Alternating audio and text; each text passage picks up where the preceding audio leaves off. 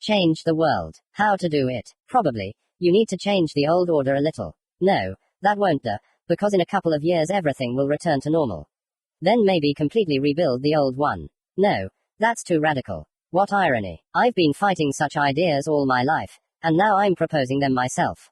All my life. Anyone else would laugh at this phrase. Yes, maybe I haven't lived that long, but I've seen more than many of the long livers. Looking back at my life, I don't see shit. Stupid running around, screaming about peace, which led, as always happens, to war. Of course, I managed to gain something, but I definitely lost more. Moreover, almost all the points from the first list smoothly migrated to the second, taking with them a couple of acquaintances. Only two things have never left me, from birth and right up until the end, that is, until this moment. Two friends gnawing holes in my body, pain and power. Sometimes they disappeared for a while, then reappeared, and usually one dragged the other along. I was getting a bit philosophical. I hadn't noticed this before. Apparently the imprint of the events I had experienced remained. Spitting out blood, I slowly began to rise. First to my knees, then, on the third try, to my feet. Putting my hand to the wound, I sent a little chakra there to burn out the infection that had gotten there from the dirty ground. Another wave of pain rolled over my consciousness, but I met it like an old acquaintance and, having only nodded in greeting, passed by. My strength was rapidly approaching zero, my own strength, of course. But I have one more ace up my sleeve. I can't handle this alone. We'll fight some more. Kurama roared inside me. You're right, one won't be able to muster enough strength to match my chakra. The mode is closed for you. I'll use an old tactic, it's always helped me out. Raising my eyes and focusing my vision, I stared at my opponents. The mask of one was almost broken, out of 3 tomo carved into it. Only one remained, there were many scorch marks on his clothes, and his body had turned into one big burn. The emperor looked no better. His armor was dented, his fingers were burned from the force they passed through themselves during our battle, there were many wounds on his face, and another large one on his stomach. He was clutching the wound with one hand, the other was engulfed in golden flame and directed at me. No, you can't take him down that easily. I folded my fingers into a familiar seal and whispered. Mass shadow cloning. The battlefield was covered by a cloud of white smoke. A second later, a gusty wind dispersed the cloud, and revealed to the world a good 1,000 clones, wounded, barely standing on their feet, but quite capable of completing the task. You want to trample us with an army of cripples. Toby grinned, although he himself was definitely not the first freshness. I did not even listen to him, as well as all my clones. We stood absolutely motionless. This confused the opponents a little. They felt a huge amount of chakra flowing to the battlefield. Only a second later Toby realized what I was doing, but it was too late. The noise with which my army disappeared rushed over the field. Damn, his fan didn't even have time to rise into the air when everything he had collected rushed towards me. I couldn't do it before, because I simply couldn't collect as much chakra as QB had. And I couldn't even think about mixing the fox's chakra with natural chakra. But now, when there is little strength left, I can collect the necessary amount. Hermit mode. The skin around my eyes stung a little, the world went dark for a second, but then it came back. Transformed. The colors became brighter, my vision became clearer, the ground under my feet began to crumble, a little further away huge cracks appeared, uncontrollable streams of chakra ground everything into dust. It was time to have fun. A sharp whistle in my ears, a turn, a blow. Toby met my palm with the edge of a huge fan. Quickly, said the emperor, sending another clot of golden flame at me. I avoided the blow, jumping to the side, but immediately rushed back. The enemy instantly released his reserves of physical strength, rushing at me with his armored hand at the ready. Toby did not keep me waiting and joined our hand-to-hand combat. I can't reach them with my fists, I need something else. And why do I always forget about it? Looking around the battlefield, I noticed a familiar thing. Instantly moving, I grabbed the scarlet hilt, entwined with a golden dragon, immediately sending a decent amount of chakra into it. Another second, and a bright red flame burst out of the guard. It was immediately entwined with sky blue. 2 streams of fire united, and, spinning into a loop, stopped. Hermit's art. Great heavenly blade. You've already tried to fight us like that. It won't help you, the emperor exclaimed, drawing his sword from its sheath. We'll see, I said, ready for a new round, and when the emperor rushed to attack, I was blown away as if by the wind. The enemies began to move faster, and distracted only for a moment, I made one dangerous mistake. The pain in my side did not take long to come. I did not even notice who struck the blow, and only instinct saved me from certain death. The wound was light. Now that new blood was spilled, my anger, multiplied by the fury of the QB, broke free. I gave free rein to my rage and stopped holding back the stormy streams of energy spilling through my body, began to dance, became death itself. Not once did an enemy weapon hit me again. I parried the blows as if I had been doing it all my life, so effortlessly, as if I were the best warrior in the world. Every attack now inevitably ended with one of the opponents being wounded, sometimes a small burn, sometimes more serious. I saw blood streaming along the ground. When they attacked simultaneously, I did not notice how one of my father's kunai appeared in my hand. I burned the hand of one, melted part of the armor of the second. Silence fell suddenly. No one moved anymore. The opponents froze a few meters away from each other. Now they were weak, wounded, unable to do anything to counter my attacks. It was time to end this. Throwing my hand forward, I threw the kunai right between them. Charging it with wind chakra, I accelerated it several times, so they would not even have time to react. The enemies did not move away. Most likely, they were stupid enough to think that I missed. As soon as the kunai was behind their backs, I reached out with my consciousness to the seal on the hilt. The world did not have time to hide in the darkness for even a split second. It's just that, one moment I'm standing on the ground, and the next moment I appear behind the opponents, raising the weapon above their heads.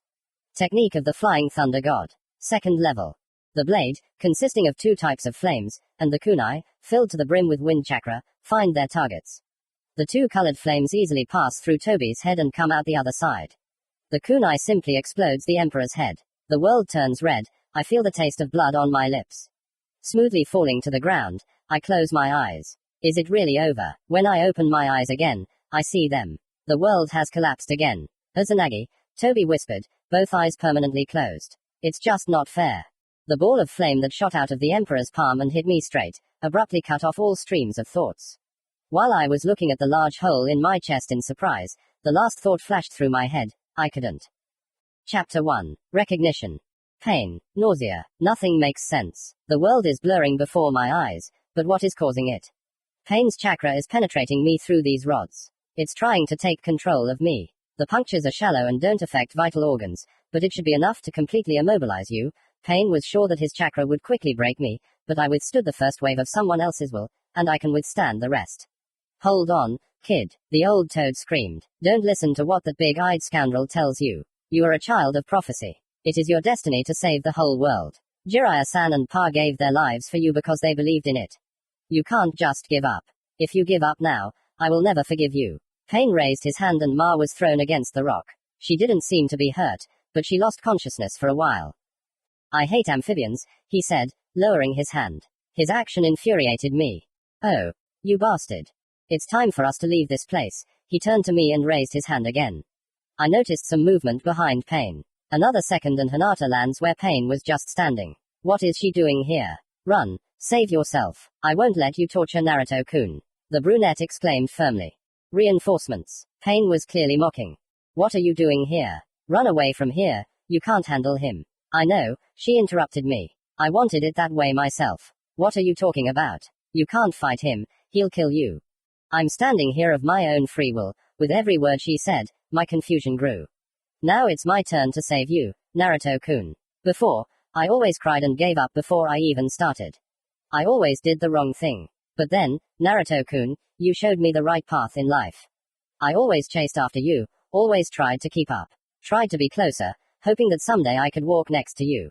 You changed me completely. Your smile, shining with happiness, saved me. That's why, in order to protect you, I'm ready to die. Because I love you, Naruto-kun. Loves. She said that she loves me. The whole world turned upside down. It can't be. I thought that I was always alone, but she loved and supported me all my life. How could I not notice it? Hinata was always kind to me, even when everyone turned away from me, she always stood facing me. Hinata got into a fighting stance, ready to fight the enemy. Another rod appeared from Pain's sleeve. Suddenly, she turned around and kicked one of the rods that immobilized me. The girl swung for another blow, but did not have time. Pain's technique threw her out of my line of sight. Judging by the cry that escaped her lips, Hinata landed badly, but quickly jumped up and rushed towards me. But she did not have time to reach, and Pain's blow caught her again. Hinata, I yelled. Now she landed worse, and began to rise to her feet with difficulty. A thin red line appeared on her face from her forehead to her chin. Pain stood between us. Hinata rose to her feet again. The air around her hands shimmered, and now the blue flames of chakra took the form of toothy heads. Soft hand. Double-headed lion fist. She rushed at Pain with a scream. Hinata struck blow after blow, but Pain easily dodged all of her attacks. He did not allow the fists to hit him. But then he opened up, and Hinata hit him right in the face. Sharply turning, she broke another rod. She raised her fist above the second rod and was again caught by the enemy's technique and flew very high. Hinata. She landed on her head.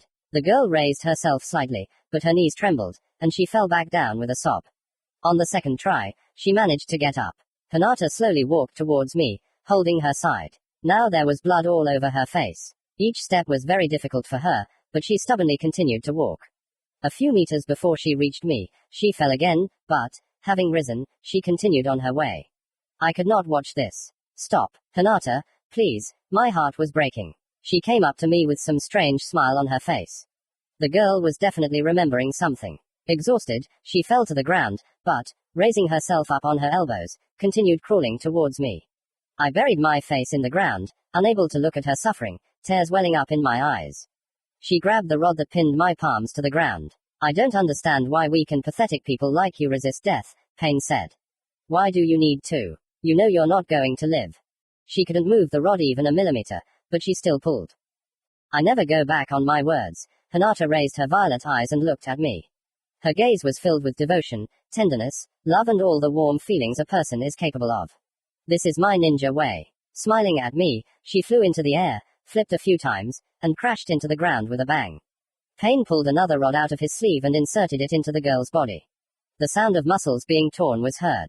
I couldn't blink, continuing to stare at Hinata. Stand up, please, stand up. Yes, that's exactly it. You, Konoha Shinobi, also killed my parents right before my eyes, said Pain. A small pool of blood appeared under Hinata. The sacrifices of people defending their love give birth to hatred, allowing us to know pain. Yes, no pain. The pool of blood under the girl was quickly growing in size. I tried to close my eyes, not to see it, but I couldn't take my eyes off the motionless girl.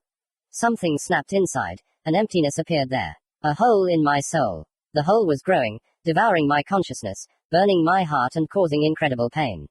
I looked around and didn't see Hinata and Pain. I found myself in a large hall with pipes sticking out of the walls. There was water spilled on the floor, reaching up to my ankle. In front of me stood a huge cage, from which a huge red eye with an elongated vertical pupil looked at me. Today, for the first time, I didn't care about this beast. Let it take my life. My mental ulcer reached here, destroying the last barriers separating my will from the nine-tailed fox. He was breaking out, and I didn't care. She was dead. The only person who loved me was dead. Memories of my worthless life flashed before my eyes. My friends. How long did it take me to get their recognition? And how many more years will it take to get everyone's recognition? But she's different. She always believed in me. Hinata. I didn't see what was happening on the battlefield. I didn't see the Kyuubi's chakra enveloping me. I didn't feel the terrible pain from the multiple internal bleedings, but I heard everything perfectly. I heard someone's heartbeat nearby, very weak, barely audible. Hinata, she's alive, but if the Kyuubi breaks out, there's no stopping it. It will kill her, maybe accidentally, but definitely. I have to do something. I can't control my body, but I still have chakra. What should I do? How can I protect the village from Pain and myself? How can I save her, who suddenly became my whole world? Yes, there is no other choice. I have to die and take this creature with me to the grave. A plan of action has formed in my head. Chapter 2. Naruto's death. I must die and take this creature to the grave with me. A plan of action formed in my head. I began to gather natural chakra. More, and even though Kyuubi is in the way, I can handle it. In sage mode, I felt the remnants of Pain's chakra in my body. I reached for it like a thread. There he was, the real Pain. Gathering my will into a fist, I struck the enemy's mind with all my strength. Having broken through the defense, I began to look for a way to save the people in the village. I found it. I didn't know what this technique did, but my intuition told me, this is what I needed. Now my will became stronger than ever, because I had to save Hinata. Pain was unable to resist me, and having activated this technique, I began to compress his soul with my chakra. In a few seconds it was all over. His soul cracked and shattered into thousands of pieces. Returning to the battlefield, I found that the body of the fake Pain was lying in a lifeless heap on the ground. And next to her lay Hinata. She had very little strength, very little chakra, a little more and she would die. The mental battle with Pain required too much natural chakra. My body, now resembling a smaller Kyuubi, began to turn into stone. The Rubicon had been crossed. Then I began to pour my chakra into hinata. And although I did not possess medical techniques, I hoped that the quantity would be comparable to the quality. Almost my entire body turned to stone, but I did not stop the flow of energy filling the girl. My hinata. And then I found myself again in the room where the cage had been.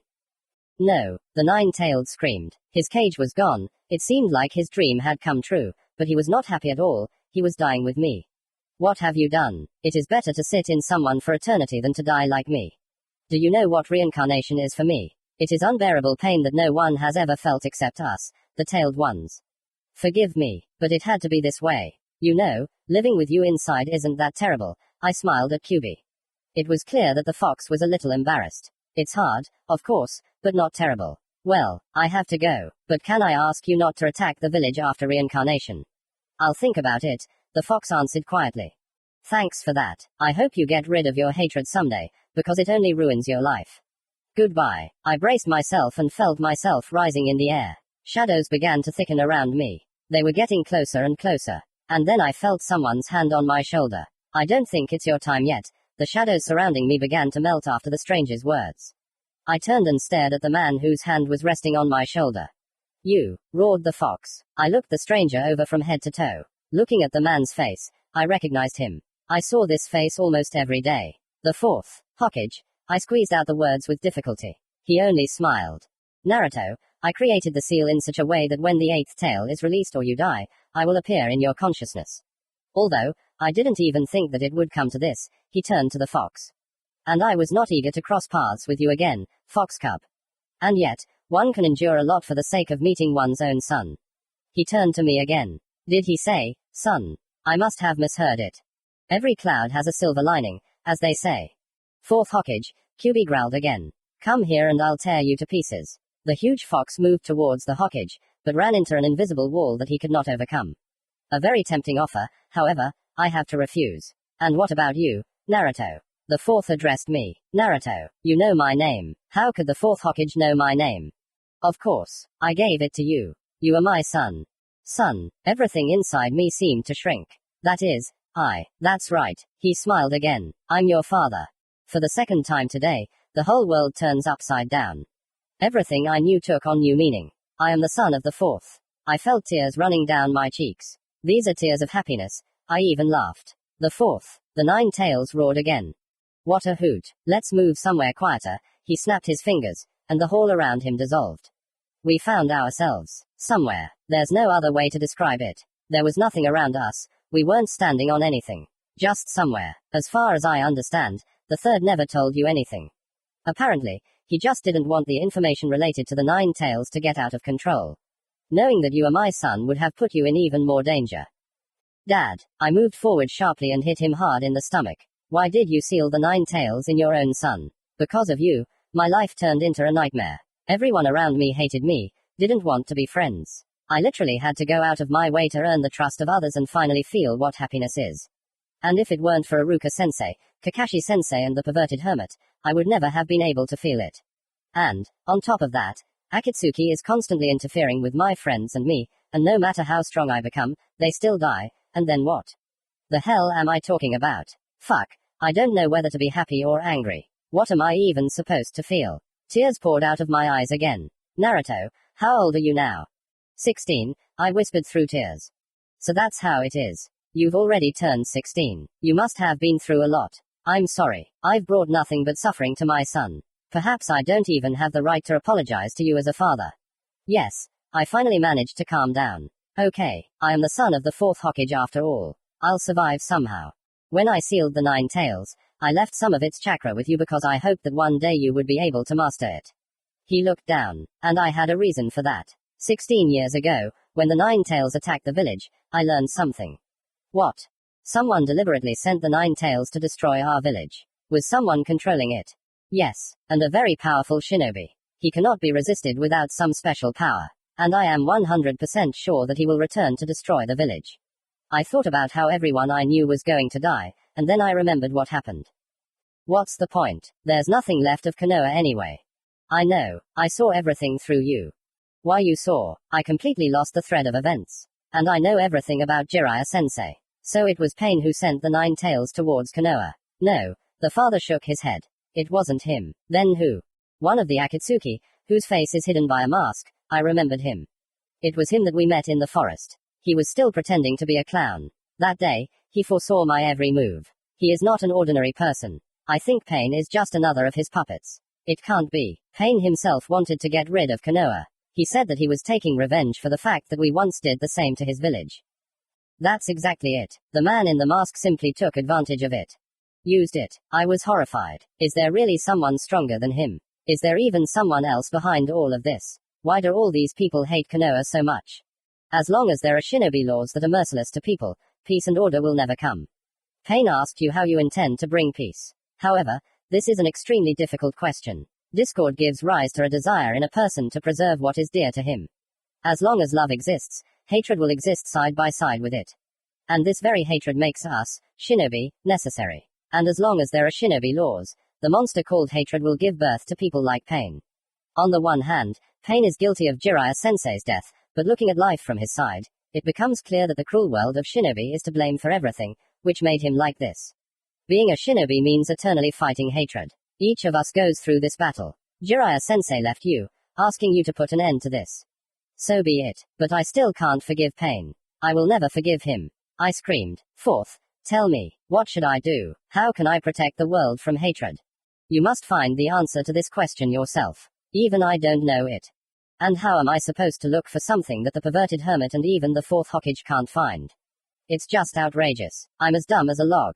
And I'm a lousy shinobi. And anyway, my father interrupted me by placing his warm hand on my head. Only you can find the answer. I believe in you. Believe in me. I wouldn't trust myself with anything other than eating ramen, but he. Do you really think I can do it? Parents always believe in their children. Stop. What are we even talking about? How could I forget about that? I'm dead. It's too late to look for an answer. Let someone else look. Didn't I tell you that your time hasn't come yet? What were you listening with?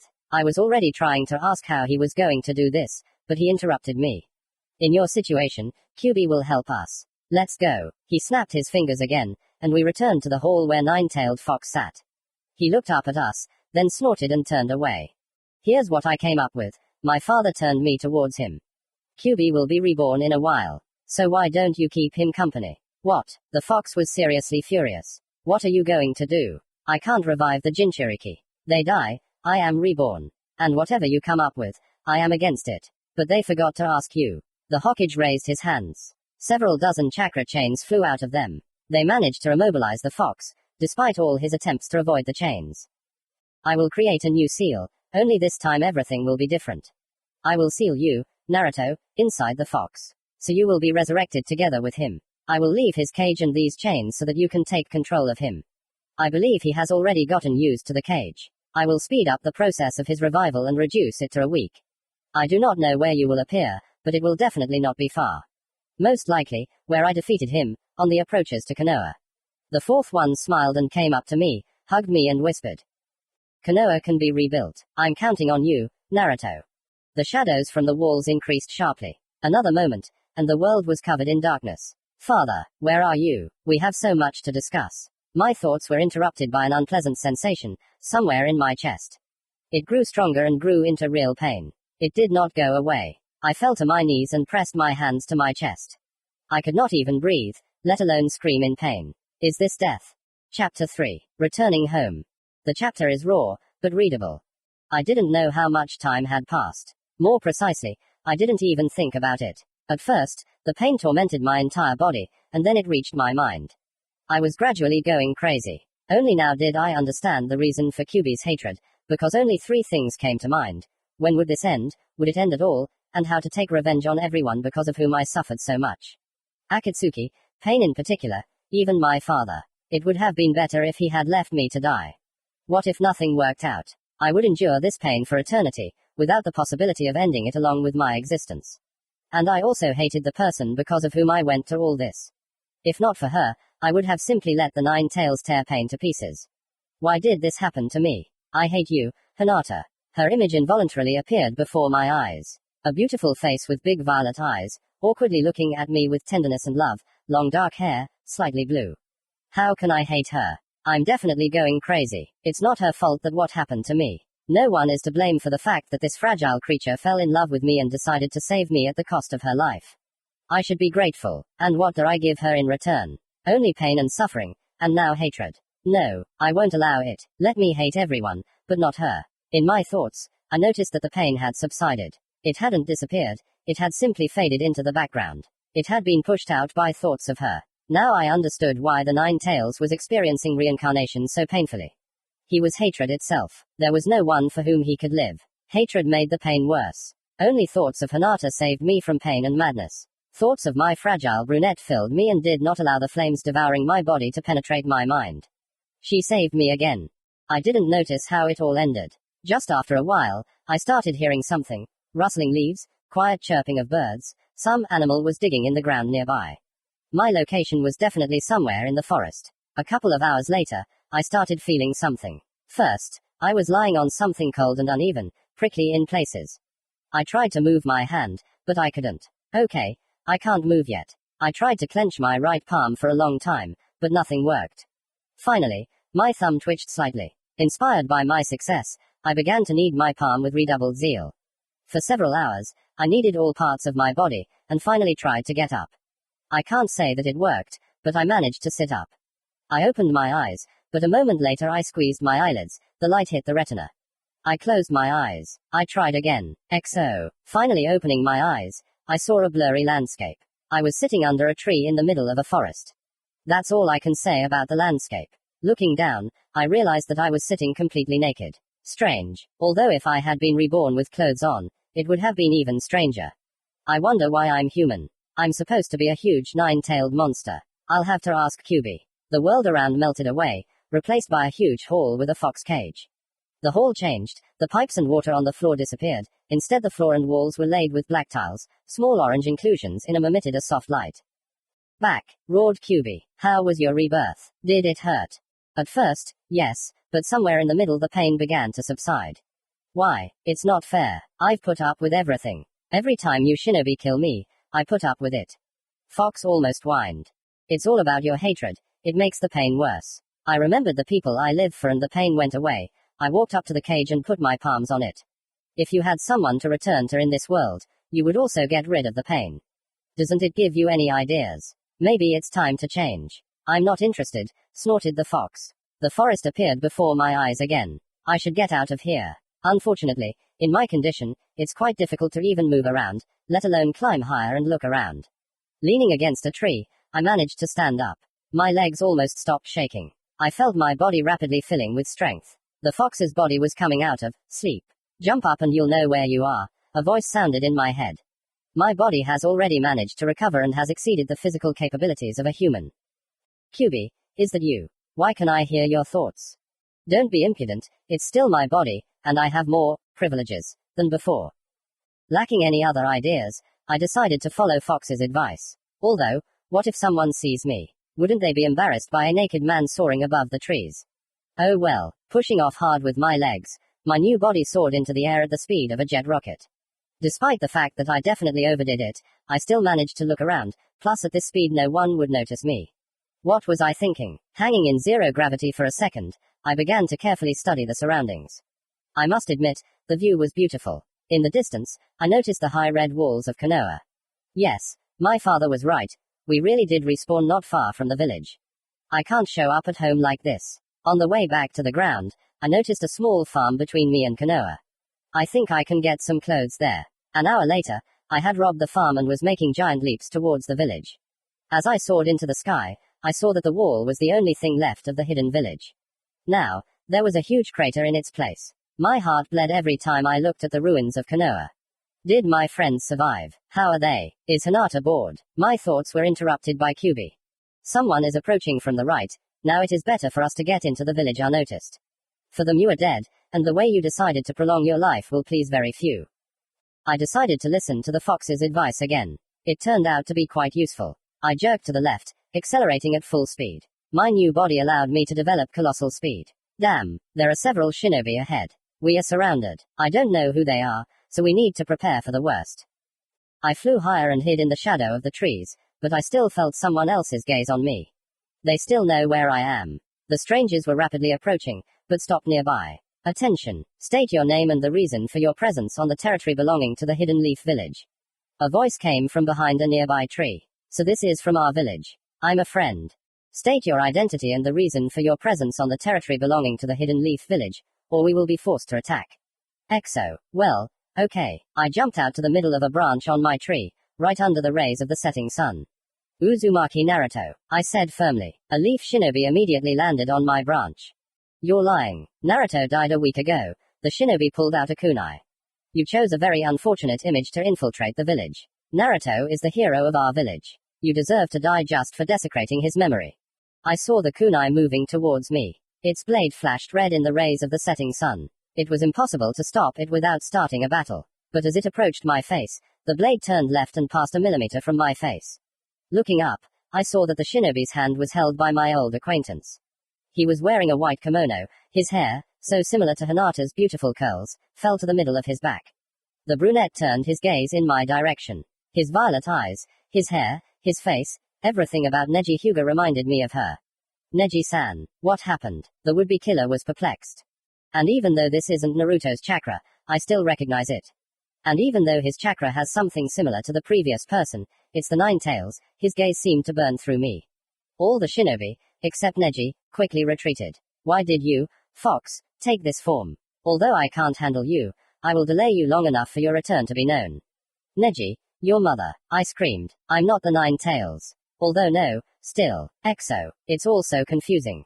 What do you mean, demon? Now his gaze was cold. He definitely hated me. Yeah, shit, I was reborn with Kyuubi. But we had to switch places to do that, I rattled off, afraid of starting a fight. Now I'm trapped in the Nine Tails, but I control it, so I was able to be reborn with it. I still think you're lying, but I don't understand why you need to. There, that's exactly it. If I were a fox, I wouldn't have used cunning to sneak into the village. Sorry, I lost the thread of the conversation. You said you were Kyuubi. Neji, are you completely out of your mind? Now I was starting to get angry. I took control of the Nine Tails. I'm not Kyuubi, I'm Naruto. You're wrong. Even if what you said is true, you're wrong. The fact that Naruto had the fox inside him doesn't make him a demon. And the fact that Naruto is sealed inside you doesn't make you one. His words hit me right in the heart. He was right, I was no longer human. Now I had finally become a monster. I no longer had the right to friendship, to love, to Hinata. I fell to my knees and covered my face with my hands. I don't know how I held back my tears. Okay, I don't think you'll attack. The sixth Hokage will sort out the situation, Hugo said just as coldly. The sixth Hokage. Who is this? I looked up at Neji. Danzo. The fifth couldn't recover from the battle with pain. And she was removed from her post. It was clear that Neji was unhappy with this decision, but was forced to obey. The daimyo and the elders chose Danzo. And although the Jonin Council hasn't officially recognized him yet, he now rules the village. Well, enough talk. Let's move. And remember, Fox, no one should see you. The brunette rushed towards the village. I followed him. The other shinobi surrounded us. Danzo is now Hokage. What could be worse for the village? And I so hoped to become the sixth. But apparently my dream is not destined to come true. I wonder how the village reacted to my death. They were probably happy. And Hinata, was she sad? Or maybe at least remembered me. I did not even doubt that she was alive. I felt that it was so. I felt my chakra, which I gave to her. She really was half of my soul. I had so many questions that I wanted to ask Neji, but I was afraid of the answers. In complete silence, we reached the walls of the village. They opened up a view of the crater, at the bottom of which they began to build new houses. Looking at all this, I wanted to burst into tears. Again, what happened to my homeland? In the center of the crater there was a small vacant lot. It was laid out with stones, and it turned out to be some kind of square. There was some kind of stone statue in the center. Now I couldn't hold back and asked, Neji, what's that in the center of the village? I turned to the brunette, and this time I saw sadness there. Don't you recognize it? This is Naruto's body. My heart sank. I looked down again and saw big ears and four tails on the statue. It really was me, but what was my corpse still doing there? His body, turned into stone, is now our monument. Danzo tried to remove it, but the villagers were against it. He had to give in, otherwise he would have been thrown out of office. Naruto is now a hero who sacrificed his life, but destroyed the enemy. The whole village grieved for him. The village was grieving. It couldn't be. They weren't happy. They were sad. I was a hero to them. They finally acknowledged me. A huge boulder fell off my soul with a crash. Now the villagers don't hate me like they used to. Neji took me by the shoulders and turned me towards him. And now I am addressing the part of Naruto that is inside you. Why did you do this to Hinata? I was scared. What did I do? Various assumptions came into my head, one more terrible than the other. But Hyuga interrupted my thoughts. Why did you save her? I know that you gave her all your chakra, and died from it. Why? Answer me. I just wanted to save her. But Hinata didn't die. You just sacrificed your life. And now no one can look at her with the Byakugan. You gave her all your chakra, without a trace. Its glow is so bright that it blinds the entire clan. With such a reserve of chakra, it was possible to collect it piece by piece. All this energy is independent of it. It wrapped Hinata in a cocoon, and protects her from any harm. Name the real reason for your actions. Why did you give my sister half of your soul? Hinata saved me, I said quietly. Even after Hyuga's words, I believed that I had done the right thing. Even if I had the opportunity to change everything, I would not have done otherwise. She went against pain alone, with no chance of salvation. Hinata followed me into the darkest corners of my soul and, as it were, illuminated them, gave me the will to win. I had to defeat pain at any cost, and not allow her to die. I had to leave her my protection, even after my death. You know, I feel my chakra now, in her. You love her, Neji said sadly, but I won't let you near my sister. You're too dangerous. I'll do everything to make sure you never get close to her. I'm grateful to you, but if you truly love her, you'll know I'm right. And although his words were like icy needles digging into my body, I felt that this was the way it should be. I can't be with her, no matter how much I wanted to. Hinata deserves someone better than a monster. Damn it, no matter how much I try to convince myself, I can't forget about her. The desire to see my Hinata, to touch her doesn't subside, but I can't do it. Before my resolve crumbles, I turn into Neji. I can't stand it. I don't trust myself. Lock me up somewhere, please. Chapter 4. Angel. I hope you like it and there won't be too many mistakes. For 3 days I saw only Anbu, who brought me food. As I was told, the Hokage did not even meet with me. He ordered to leave me in a top-secret cell under the village and forbade anyone to talk about me. But I did not waste these days. I studied my new body. Yes, my physical indicators were many times superior to the previous ones, but there were problems with the chakra. The QB chakra is sharper, uncontrollable. At first, I could not even do the simplest techniques. But the Nine Tails turned out to be a good mentor. I got the hang of it relatively quickly. It took me several hours to create the rasengan, and the result was not quite expected. Now this technique was blood red, with small tongues of flame dancing in a vortex of chakra. I was able to create it with one hand, since I now had 2 free minds. The QB concentrated the chakra, and I controlled the form. I suspect that the combat power of this technique also increased, but there was nothing to check it on. With the shadow clones, everything was now even better than before. Their control now required almost no energy expenditure. In general, I was satisfied with my new combat characteristics. On the second day, I discovered a peculiar gift from my father. He left me his knowledge of sealing techniques, as well as something very special. Yellow lightning, a technique of instantaneous movement. I did not need special kunai for this, which made me very happy. Once, I could not resist, and almost wanted to move to Konoha and see how Hinata was doing there. Later, I thanked fate 3 times that I can only move within my line of sight. This alone kept me from doing wrong. But the biggest discovery I made was on the 3rd day. I noticed that out of the corner of my eye I could see things that I couldn't actually see. Yes, you couldn't come up with a worse explanation. I noticed some faces, landscapes, buildings. Very often I saw some room and a pillow. Exactly a pillow. It was wet all the time. And I couldn't understand why. I didn't understand what it was, until I started hearing what I can't hear. It certainly sounds stupid, but there's no other way to put it.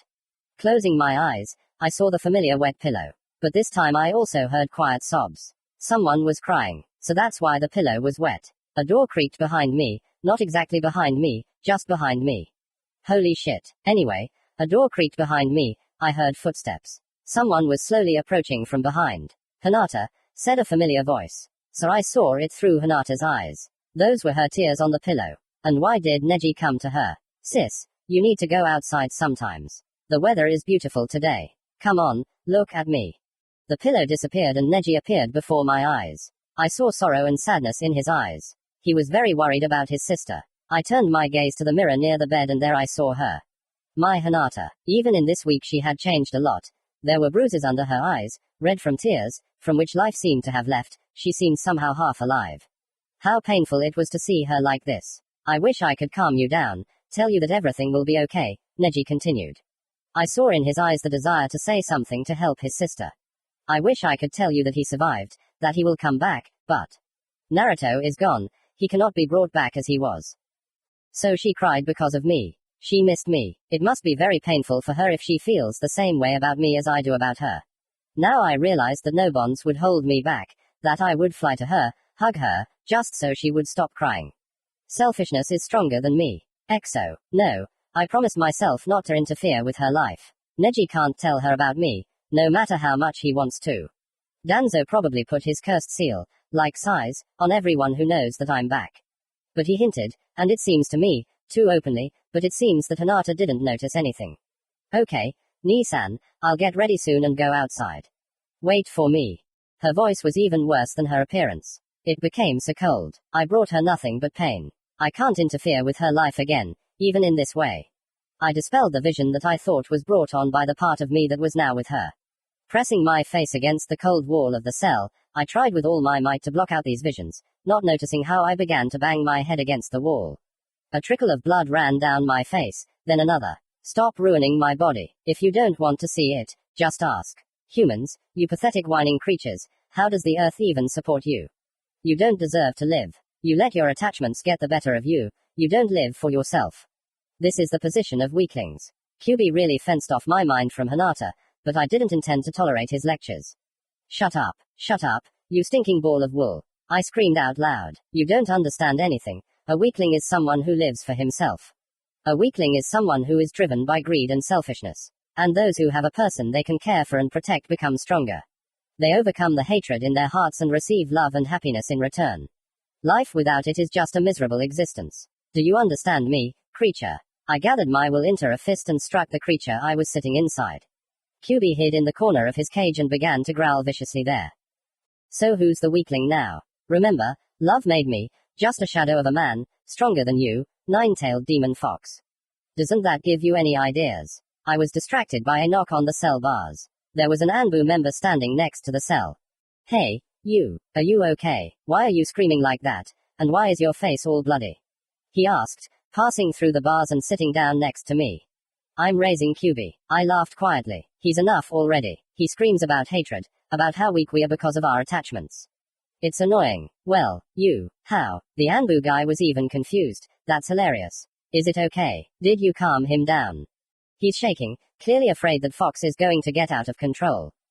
Everything is okay. Now he sits and whines like a guilty dog.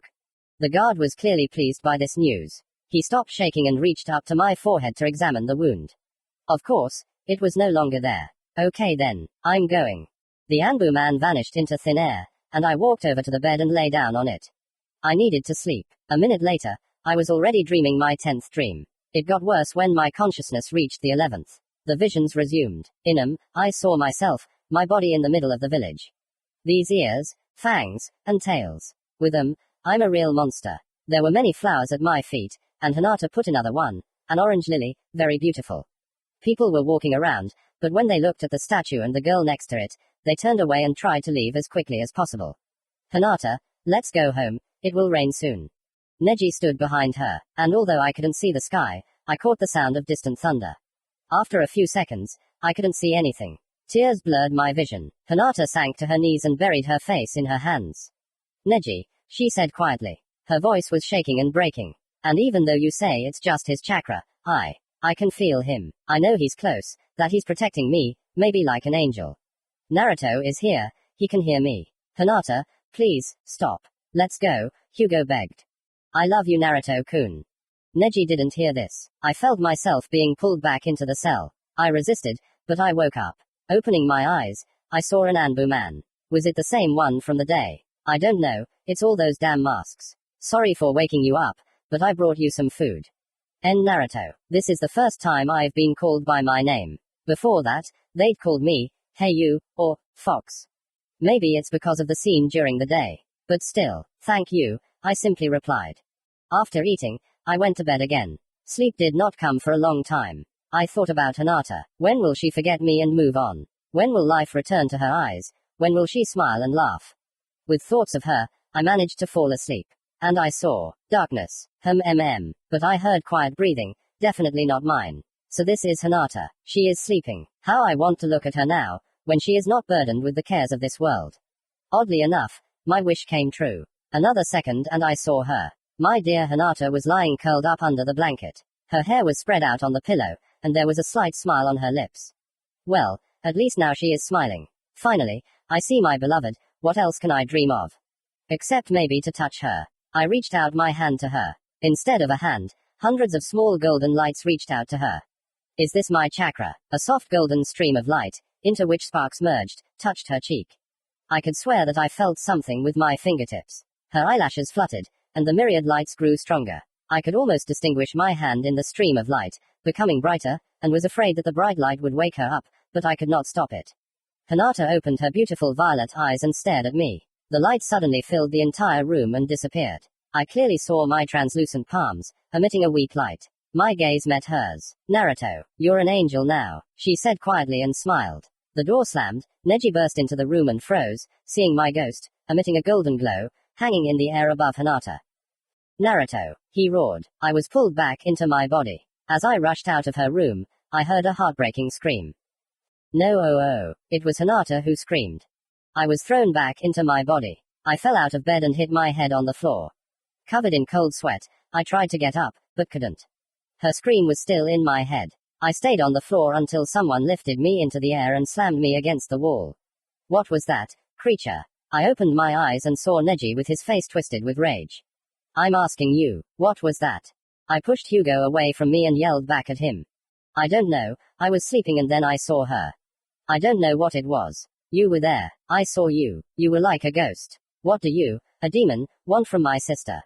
I am not a demon. I was no longer in control of myself from rage. I was ready to kill him, but looking into his eyes, the same as hers, I managed to calm down.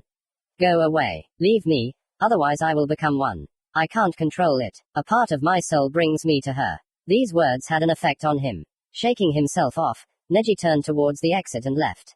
I'm sorry, but I have to do it. I have to keep her safe from you, was all he whispered. Chapter 5. I'm alive. Hope you like it. I spent a few more days lying on my bed. QB shielded me from visions of Hinata, but sometimes something would slip into my consciousness. Fleeting images and sounds, I couldn't shut them out. I heard my name often, even too often. Of course, it made me happy, but it was wrong. My promise to distance myself from her was falling apart. Trying not to think about her, I began to remember my friends. I felt ashamed that I hadn't thought about them earlier. How are they? I should find out. Hey, someone, we need to talk, I yelled, approaching the bars. A moment later, an Anbu man emerged from the floor. He kept his distance and didn't come close, probably afraid that I would kill him if anything happened.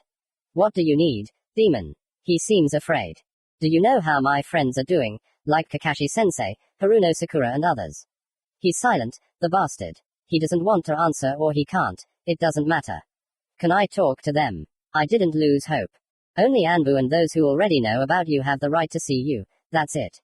Excellent. Yamato, call Captain Yamato, please, I begged.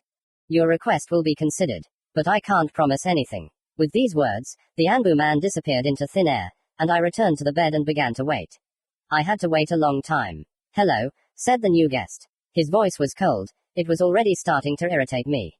Turning around, I saw that it was Yamato. Jumping out of bed, I ran to the bars. Yamato took a step back.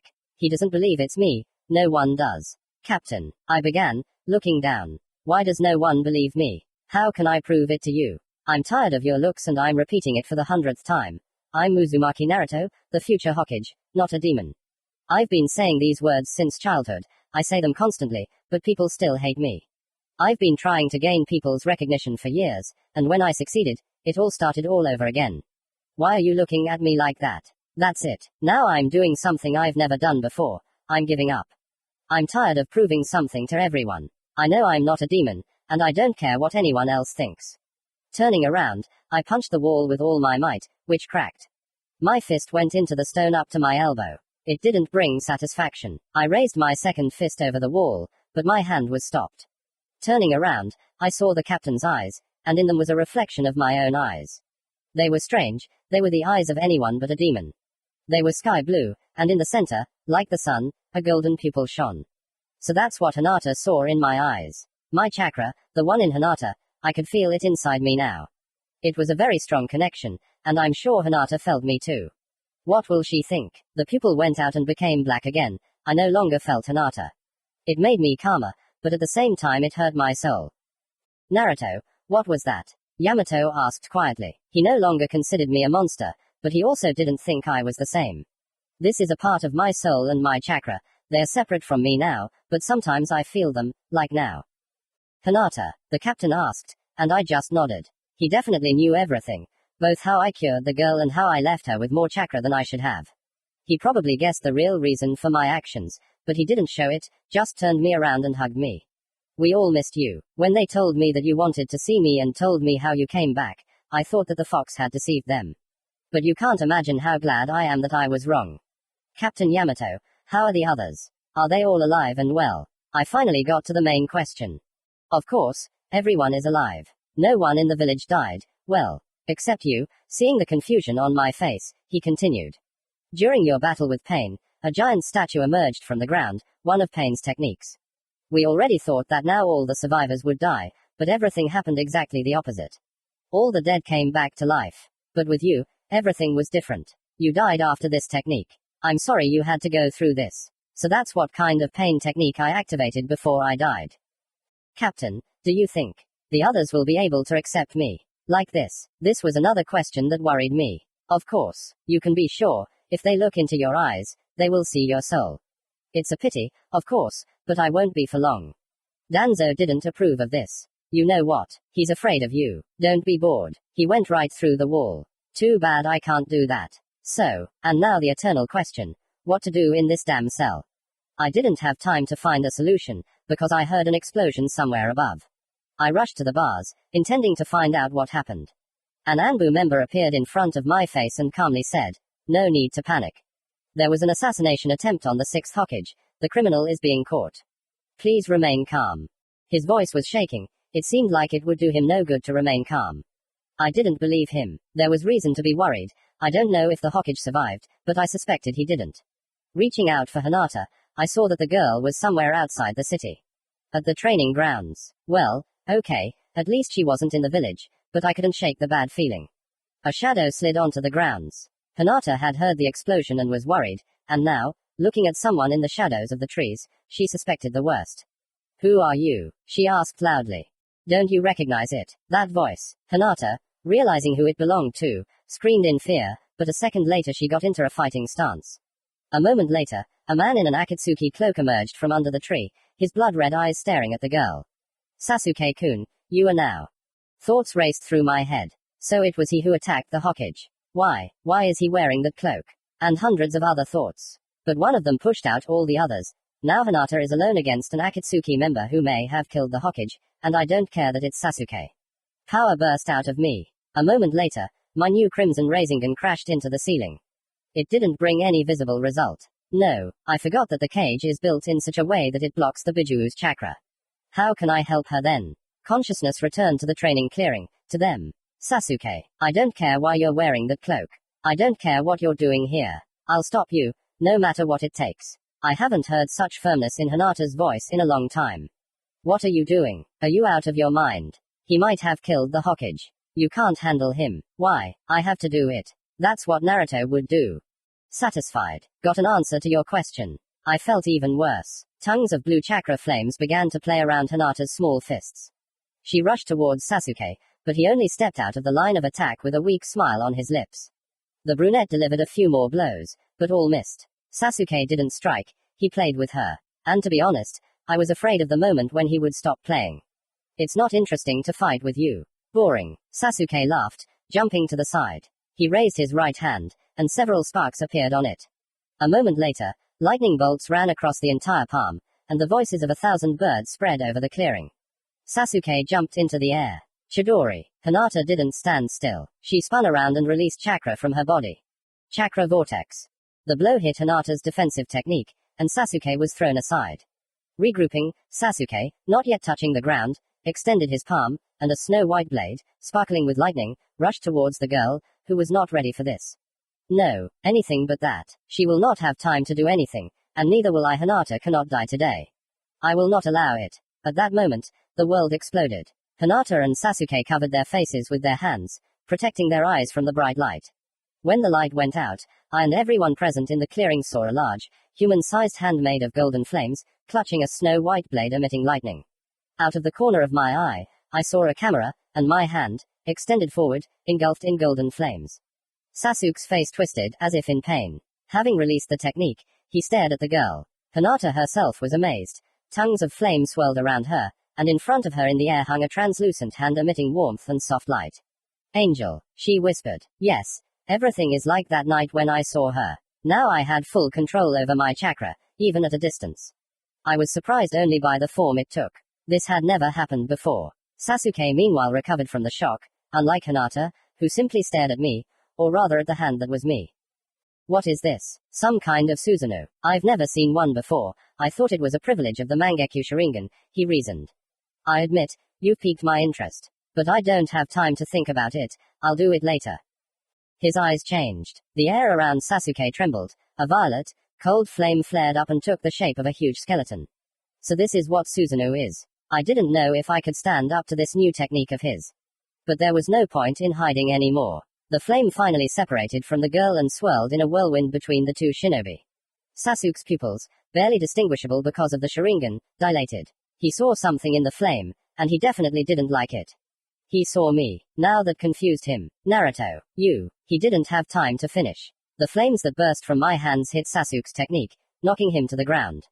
Uchiha jumped up from the ground, and Susanoo struck me with a sword made of purple flames. Meeting, the tongues of flame, purple and gold, absorbed each other. Now it's my turn. Raising the hand of my ghostly double, I gathered almost all my power. The golden flame curled into a familiar ball. I liked this rasengan more than the one made of the fox's chakra. It was so warm, like a small sun. Using yellow lightning, I appeared right in front of Sasuke. In his eyes, I saw distrust and fear. For the first time since the death of his parents, he encountered something that struck him to the depths of his soul. He did not understand how this was possible, how I could be here, but he understood that he had lost. Rasengan met Susanoo, and the world exploded for the second time, this time for real. When the dust from the explosion settled, I saw Sasuke lying unconscious at the bottom of a deep crater. And although my flames were from chakra, there were several scorch marks on his clothes. I turned away from Sasuke and turned to Hinata. She stood motionless, in the same place, pressing her hands to her chest, and crying. Her tear-stained eyes were turned in my direction. There was both happiness and sorrow in her eyes. I could not understand the reason for her tears. Flying up to her, I touched her cheek and brushed away the tears. Hinata shuddered, because we both felt the touch. She suddenly leaned forward and hugged me. I pressed her to me. What happiness to just hug my beloved like this, so warmly and calmly. Naruto. My heart was breaking from her whisper. I wanted to stay with her longer, but I felt that my time was up. I was pulled back into the body of the fox. Returning to the body, I made probably the biggest mistake of my life, releasing the remaining chakra into the ground. A moment later, I fell exhausted onto the floor of my cell, still feeling her warmth. Before my eyes was the image of Hinata and the words I had burned into the ground with my chakra. I am alive. Chapter 6. You have nothing to apologize for. Hooray, it happened. Finally got out of the cell. Fresh air, what could one dream of after being locked underground? It would seem that I should relax and enjoy the moment, but my thoughts would not give me peace. How did Hinata react to the words I left? How is Sasuke? Where is he now? My head was simply bursting with questions that urgently demanded answers. And then there was the upcoming conversation. Yesterday, some time after the assassination attempt, Yamato came. He said that someone attacked the Hokage and killed him. Aha, so Sasuke did what he came for, but why didn't Hinata tell anyone about him? So, she didn't tell anyone about me, respectively. I've already regretted 100 times that I left her that very message, which did not prevent me from regretting it further. But the captain also reported good news. Granny Tsunade woke up and was reinstated. After listening to my story from Captain Yamato, she decided to meet with me immediately. And so we headed to the Hokage's residence. Although I was assured that Tsunade believed that I was me, I was scared. A couple of jumps, and we fly into the open window of the residence on the second floor. They did not take us to the office, where there was a chance that an extra witness would come in. Only the captain remained with me. My knees were shaking, and I could not calm them down. Naruto, don't be nervous. There's no reason to worry, Yamato said calmly. I wish he had his self-control. Does he have nerves of steel? Well, I wouldn't say so. The fifth Hokage herself appeared in the doorway. You're in big trouble, Naruto. She came close to me and looked into my eyes. Now I'm going to ask you something very serious. Are you absolutely sure that you don't pose any danger to the village? Her eyes said that if I lied, I wouldn't live long. No, but does the Nine Tails have less power over you than before? She persisted. No, but it's hidden just as deep as before, and you're taking chakra from it. She looked at him defiantly. No, I answered the call. We glared at each other like that for a few minutes. Eventually she relaxed and turned towards the door. We can't tell the villagers about your return yet. We'll turn the situation to our advantage. After all, even Akatsuki thinks you're dead. You'll be housed in a hut on the mountain near the village. Even Anbu will be forbidden to go up there. So know that if someone comes there, they're an enemy. Attack them immediately, and then sort things out. You're more important now. She's already reached the door. And, Naruto, thank you for the village. You saved us all. The fact that you came back to life doesn't change the fact that you died for the village, despite how some people treated you. Believe me, this means more to me than you think. She left. Yes, a cheerful conversation. More precisely, it was like a monologue. After all, she was right. As long as Akatsuki thought I was dead, everyone would be calmer. I turned to the captain, waiting for further instructions. He pointed to the window and jumped out. I followed him. Having climbed onto the roof of the residence, he pointed to a low mountain, north of Konoha. There's a grove at the top, hidden among the trees. If you don't know what you're looking for, you'll never find it. There'll be a small hut there, with your clothes and provisions in it. I advise you to hurry, or someone will see you. Well, that's it. Go. He turned to leave, but a terrible idea came to me, and I stopped him. Captain Yamato, can I ask you a favor? Seeing a nod, I continued.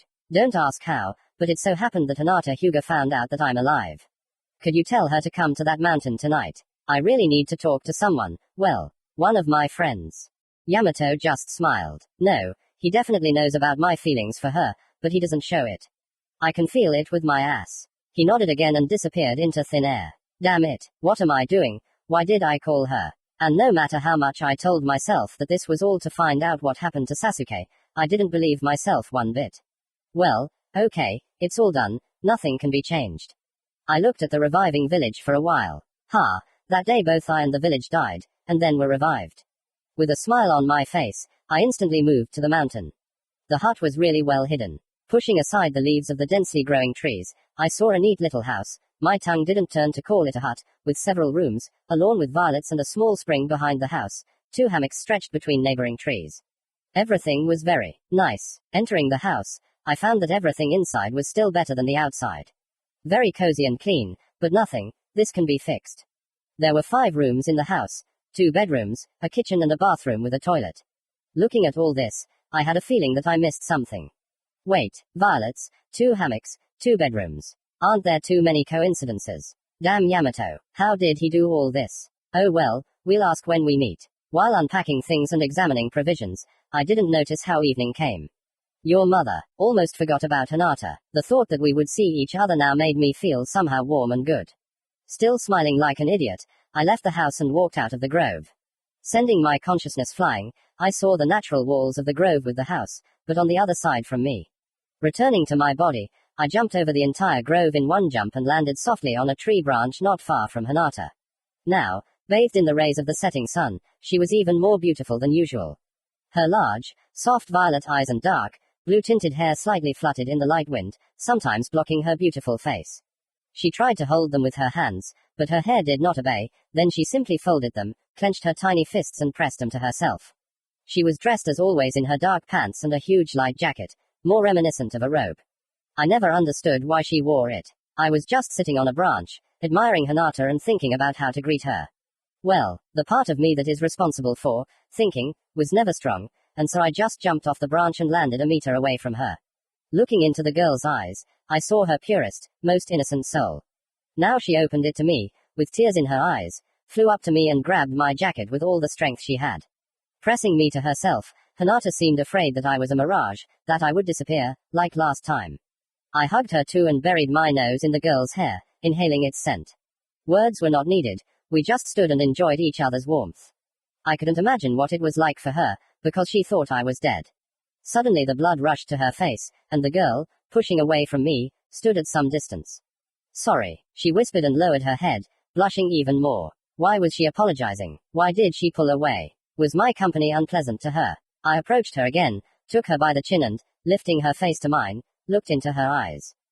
What are you apologizing for all the time? Naruto-kun, I just didn't expect to see you. How did I not expect? I was just called to the Hokage and sent on a mission, and I wanted to see you so much, I was afraid that I was dead, and you were here. So I couldn't hold back, because I missed you so much, and you. I missed you too, I said, interrupting her stream of apologies and took her hand, making her blush. How I loved this reaction of hers to my presence. Okay, let's go inside. We have something to discuss, and it's better to do it over a cup of tea. I smiled at her and headed towards the living fence around the house. You have to jump here. Having flown into the air, I dragged her along with me. Having jumped over the trees, we found ourselves on the porch of the house. This is where I am temporarily living. I think it is very nice, do you agree? Yes, Naruto-kun. It's very beautiful here, she said, but she still didn't take her eyes off me. And how did she manage to see everything if she didn't take her eyes off me? I entered the house and headed to the kitchen. Hinata clung to my hand like a drowning woman to an inflatable ring. We went into the kitchen. I sat the girl on a wooden chair in front of a small table, and I began to make tea. Aren't you hungry? I asked. Hinata still hadn't taken her eyes off me, as if she was afraid I would disappear into thin air. No, thank you. I ate at home. The kunoiki blushed again and lowered her eyes. Will she ever stop doing this? I want to see her eyes, not the top of her head. No, no, no. I put a mug in front of her and sat down opposite her with a second one. We drank a little, but it was clear that neither she nor I wanted tea. She wanted me to tell her everything, and I couldn't wait to talk to her. Well, so, where should we start the conversation? Maybe I should tell you what happened to me. She just nodded, took another sip of tea and, leaning on the back of the chair, timidly looked at me, waiting for the story. Well, I told her everything, as if it were true. Of course, I omitted the moments with the description of painful sensations, but I told her more about the role she played in my resurrection. I tried in every way to hint at my feelings, but was afraid to say it openly. Then I told her about the meeting with the Hokage. We decided to postpone the discussion of Sasuke, since Hinata said that he was alive and completely fine. During the story, I was afraid that I would see that cold look with which I had been looked at since childhood, and now there were even more reasons for it. But her eyes still radiated tenderness and warmth. From this, the ice floes that had been fettering my heart out of fear that she would not accept my new hypostasis began to melt. She did not care who was sitting inside me, and which part of me was a demon. She cared only about Uzumaki Naruto, a human. This made me like her more and more. She was very timid, but not a coward at all, fragile and at the same time strong, modest, but not letting anyone hurt her or those close to her. In a word, ideal. How come I hadn't seen this before? With every minute spent with her, I felt that my tender feelings were only growing stronger. After finishing the story, I asked Hinata to tell me what had happened to her, but she only said that she had been sad and had been sitting at home. But her words contradicted her eyes. They showed the horror and pain she felt when she thought I was dead. She was afraid to show me the depth of her feelings. The battle with pain had made her bolder, and Hinata had managed to confess to me, but now that strange, withdrawn girl from before had returned. I could imagine what she was feeling. Back then, when I thought pain had killed her, I felt something similar. It hurts me even to remember it. It's terrible that she had to endure all this. We discussed my chakra inside her for a while, but we both felt awkward and dropped the subject. So what's up with Sasuke? I finally asked. Now we've reached a very delicate topic. Well, he's alive, and even healthy. After everything, well, I spent a long time thinking about what to do with him. Then, I thought that you wouldn't kill him, so I hid him in one of the caves on the neighboring mountain. Then I stopped the flow of his chakra so that he couldn't quickly recover and escape. She looked guiltily into my eyes, expecting me to scold her. You did everything right, I reassured her. I would have done exactly the same. Hinata, can we go there now? Now, of course. I just need to grab him some food. She stood up from her chair, walked over to the sink and put her cup in it, holding out her hand for mine. I found this scene very pleasant, and I caught myself thinking that I would like this to happen every day, for the rest of my life. Oh my, I was daydreaming. I also stood up from the table and put my cup in the sink myself. Hinata was a little upset by this, but she quickly hid it. Let's go, I said over my shoulder, leaving the kitchen. It turned out badly, of course, but it had to be that way. When we came out onto the lawn in front of the house, Hinata just silently pointed to the neighboring mountain. And then I couldn't stop myself, and made a mistake. Picking her up in my arms, I pressed her to myself and instantly moved to my destination. Hinata wasn't even surprised by this movement, but she was very embarrassed that I picked her up. And now, sitting in my arms, she pressed herself against me, burying her face in my shoulder. I didn't want to let her go either, but she had a hard time recognizing the way. Having carefully lowered the girl to the ground, I couldn't move away from her. I held her hand and couldn't persuade myself to let her go. But I was overtaken. "I'm sorry," Hinata whispered quietly, and pulled her hand away. "Your mother." "Hinata," I yelled at her for the first time. "Why do you always apologize to me? I should be the one asking for your forgiveness for the pain I caused you." "No, no way, Naruto-kun. You never need to ask me for forgiveness, because you've done so much for me." The very thought of having to forgive me for something scared her. "Then don't apologize for no reason either. You don't owe me anything. You don't owe me anything. But you gave your life for me. I can't forgive myself for that." She fell into the grass, pressing her head between her knees. "If you had left me there, I still wouldn't have died. You died in vain." I couldn't look at her body shaking in silent sobs. Jumping up, I hugged her and whispered in her ear. "Do you remember what you told me then? I'm standing here of my own free will." Her eyes met mine. All the feelings she had shown only once were read in them. My promise to myself finally cracked and shattered into pieces. My soul burst like a dam. So I did it of my own free will. No one forced me. I just couldn't let you, the only one who believed in me, die. For this I gave my life, and it's not your fault. I would do it 1,000 more times, because I love you. Of course I'm very happy for you, lovebirds, but you were bringing me food, weren't you? Sasuke stood above us, leaning on a stick with a stupid grin on his face. Chapter 7. Itachi's Plan. Part 1. Koto Amatsukami. Of course I'm very happy for you, lovebirds, but didn't you bring me food? Sasuke stood above us, leaning on a stick, with a stupid grin on his face. Now it was my turn to blush. "Sasuke, you were born a moron, and you'll die a moron." I jumped up to him and punched his grinning face. Sasuke fell and hit the ground hard. "This is for leaving the village, killing the Hokage and attacking Hinata. That's my line." "Well, about the idiot," Sasuke said, spitting out blood. "It's okay, in a couple of days I'll recover, kill you too and get back to my business." "What kind of business is this? You're not going anywhere anyway." I still didn't understand why he didn't come home. He supposedly took revenge on Itachi. Well, just a little thing. Destroy Konoha. It's a pity I'm a little late. It wasn't funny anymore, but I didn't show it. "Ha, you couldn't even defeat me, but you were going to destroy the village." "Shut up, Naruto." And he is seriously furious about this. He hasn't changed a bit. I was just confused. "You know, there is your statue in the square in the center of the village, and it is very plausible. I really believed that it was your corpse, and then in the battle with Hinata, I already decided that I was fighting with your soul. And here you are standing in front of me, alive and well. But I will give you credit, you managed to sow doubts in my sanity." This is where it really started to laugh. Even Hinata made a quiet sound, like she was snickering. I even forgot that I was talking to a renegade, a criminal of rank S. "Yeah, Sasuke, Orochimaru and Akatsuki have completely dried out your brains. You won't believe it, but in the center of the village there really is my corpse, and you were defeated only by my chakra and a part of my soul. And anyway, who told you that Naruto was standing in front of you? And how it happened, I won't tell you. I think it's enough for you that I can't be killed now." It was a challenge. Uchiha read in my eyes that everything I said was true, and it threw him off track. Fear showed in his eyes, and so it was every time he realized that I had overtaken him. "Okay, enough chatter, you seem to be hungry, and we didn't bring any food with us." Having said this, I grabbed Hinata's hand, put the other one on Sasuke's shoulder and moved to our house. The movement worsened Sasuke's mood even more. In his black as night eyes there was an unspoken question. What happened to me? Where did I get this technique and so much power? He silently stood up and limped into the house. He would have no time for talking for a long time.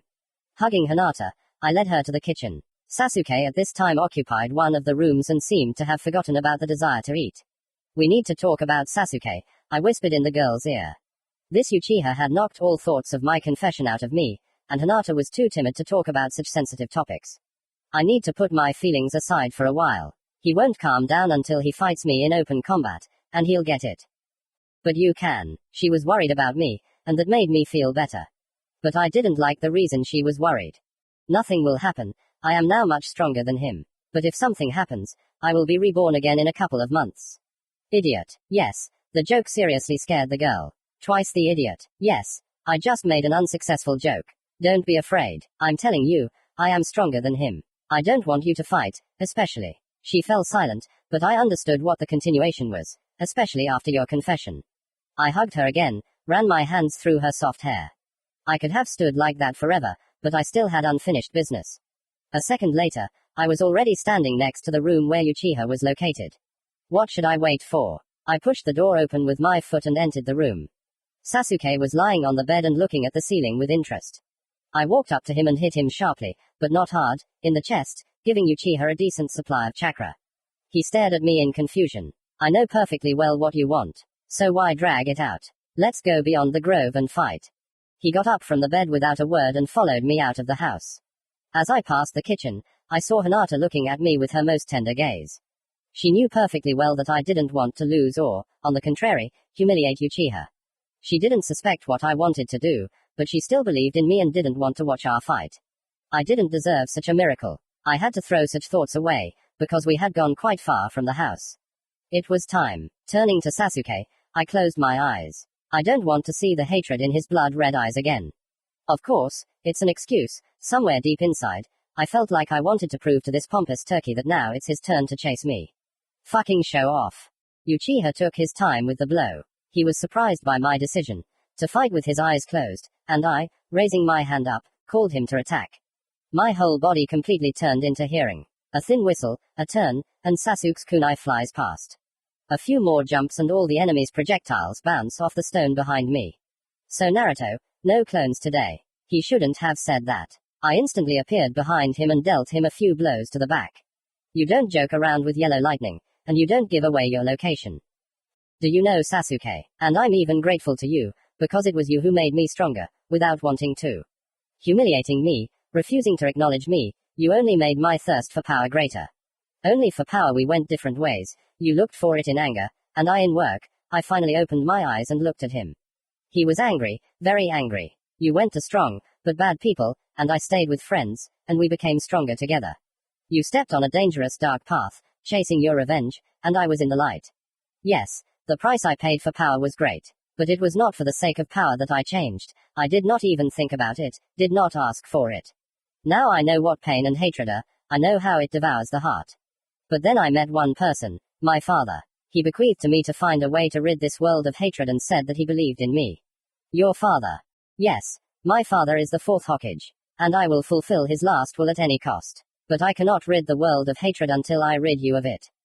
Well, try it, Chidori. Sasuke jumped into the air, wanting to fall on me from above. His palm, covered in hundreds of electric discharges, approached me. Putting a huge amount of chakra into my palm, I met Sasuke's technique with it. My palm only tickled, but at that moment a small rasengan formed in my other hand, which crashed into the Uchiha's chest. Sasuke landed a few meters away from me and was in no hurry to get up. I thought that I would feel the taste of victory, but this was different. This was a bout of vomiting. I felt something alive moving along my throat, trying to escape through my mouth. Sasuke looked at me with his new Mangekyo Sharingan, and at that moment a crow burst out of my mouth. Your mother. What the hell is this? Details of our conversation with Uchiha Itachi flashed before my eyes. You just said that Sasuke is like a brother to you. Then what will you do if he attacks Konoha? If that happens, will you be able to stop him? Even if you have to kill him. I gave you part of my power. I hope the moment when you have to use it never comes. What did Itachi leave me and why? I looked at Sasuke. He was rolling on the ground, pressing his hands to his eyes.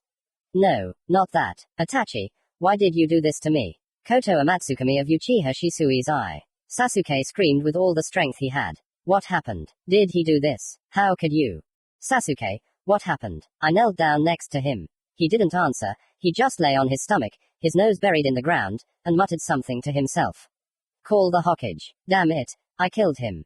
I urgently need to talk to the village elder, was all he croaked.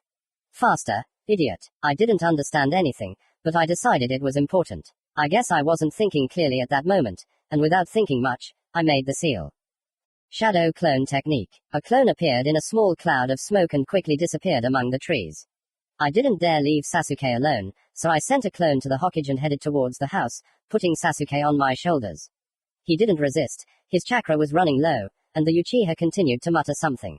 The mysterious crow flew above us, keeping its distance. We entered the house, and I dragged my cargo to his room. Having kicked down the long-suffering door again, I carefully laid Sasuke on the bed. Hinata stood in the doorway, clearly nervous, and tried to see the Uchiha over my shoulder. I didn't hurt him, I wasn't sure of my words. Something happened to his eyes, we stopped the fight, and then he sent for the Hokage. I sent a clone to the village and brought him here myself. He's not injured, just tired, I hope. Now he needs a good night's sleep, and we'll go to the kitchen, we won't wake him. As I was leaving the room, I noticed a crow on a branch outside the window, that damn crow. Hinata walked into the kitchen and sat down at the table, where a package of instant noodles was already brewed. My stomach rumbled happily, and a moment later I was already taking out my chopsticks, bending over the fragrant ambrosia. Hinata, you're a miracle. The girl blushed at my words. She was even more beautiful like that. Well, I'll have to put the problem with Sasuke aside for a while and deal with the problem with Hinata, but only after eating. You're welcome, Naruto-kun, she said quietly, even more embarrassed. Why that suffix again? Does my confession mean nothing? Slurping, I drank the broth and put the package on the table.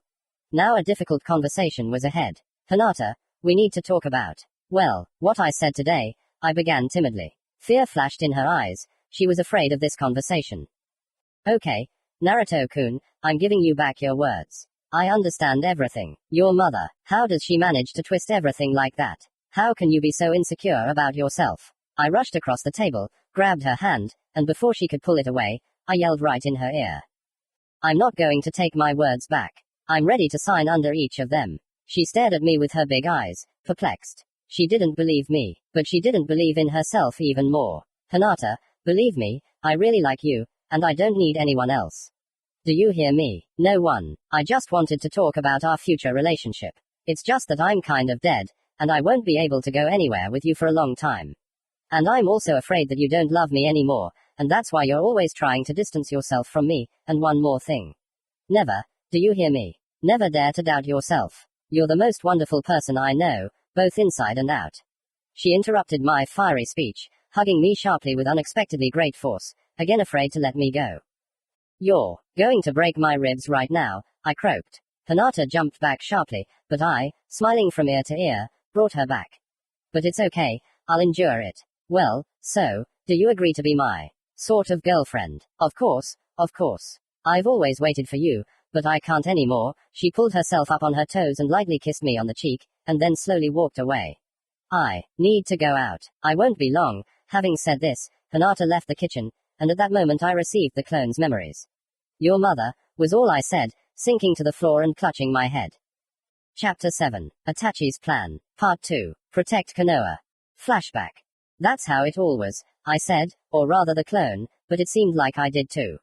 Damn, how complicated it all is. Anyway, I told Tsunade everything in all honesty. It was hard to understand what she thought about it. She was nervously tapping her fingers on the table as always. Koto Amatsukami, then. Very interesting. And what should I do with you idiots? She muttered to herself. Then she jumped up from her chair and came up to me. I will meet him, despite the fact that he is the murderer of our Hokage. This is not something to joke about. And what is Koto Amatsukami? What a stupid word, and why are you all so fussing about it? This is the most powerful genjutsu of all known. It cannot be dispelled in any way. It instills some idea in a person, and this idea kind of obliges them to follow it. I can't explain it any other way. Only Uchiha Shisui's Mangekyo Sharingan was capable of this genjutsu. I don't know why Itachi left it to you, and what idea he put into Sasuke, but it cannot be ignored. Under the influence of this technique, a person will stop at nothing to achieve the goal, or rather, will not be able to stop. Although Sasuke is a criminal, I really feel sorry for him. Tsunade was silent for a while, but I couldn't squeeze out a word. Now Sasuke, like a doll, will fulfill the will of his brother. But no Naruto, if I don't like the idea put into Sasuke's head, he will be killed. If it is acceptable, then I will let him go, most likely. He will not live like a puppet, he will simply have, so to speak, an unbreakable credo. In general, we will decide all this tomorrow. I will come to you in the morning, and we will decide everything. That's it, disband the equipment. Until tomorrow. End of flashback. It turns out that it was my fault. It was Itachi who imprisoned this thrice-cursed crow in me, with its thrice-cursed genjutsu. Because of me, Sasuke is now possessed by Itachi, a member of Akatsuki who died at Sasuke's hands, a man who slaughtered his entire clan, but left his younger brother to suffer from loneliness and a thirst for revenge. Depressed, I slowly got up from the floor, and, barely moving my legs, headed towards Hinata. How I need her now. I need her compassion and faith in me, she could definitely calm me down. The door to Hinata's room was closed. This room became hers, since we decided to sleep in separate rooms, and the fact that an S-rank criminal was currently sleeping in my room did not change that. I knocked, but heard no answer. I knocked again, then again. After a minute, I got tired of knocking, and when I had already grabbed the door handle, Hinata opened it. Her hair was wet and became even more beautiful. She must have been in the shower, so she didn't hear my knock. I wanted to touch her hair, and I couldn't hold my hand back. I gently ran my hand through her wet hair, to which she blushed again. "Can I come in?" I asked. She smiled in response and opened the door, inviting me in. She had already unpacked all her things and neatly laid them out in the closets and on the shelves on the walls.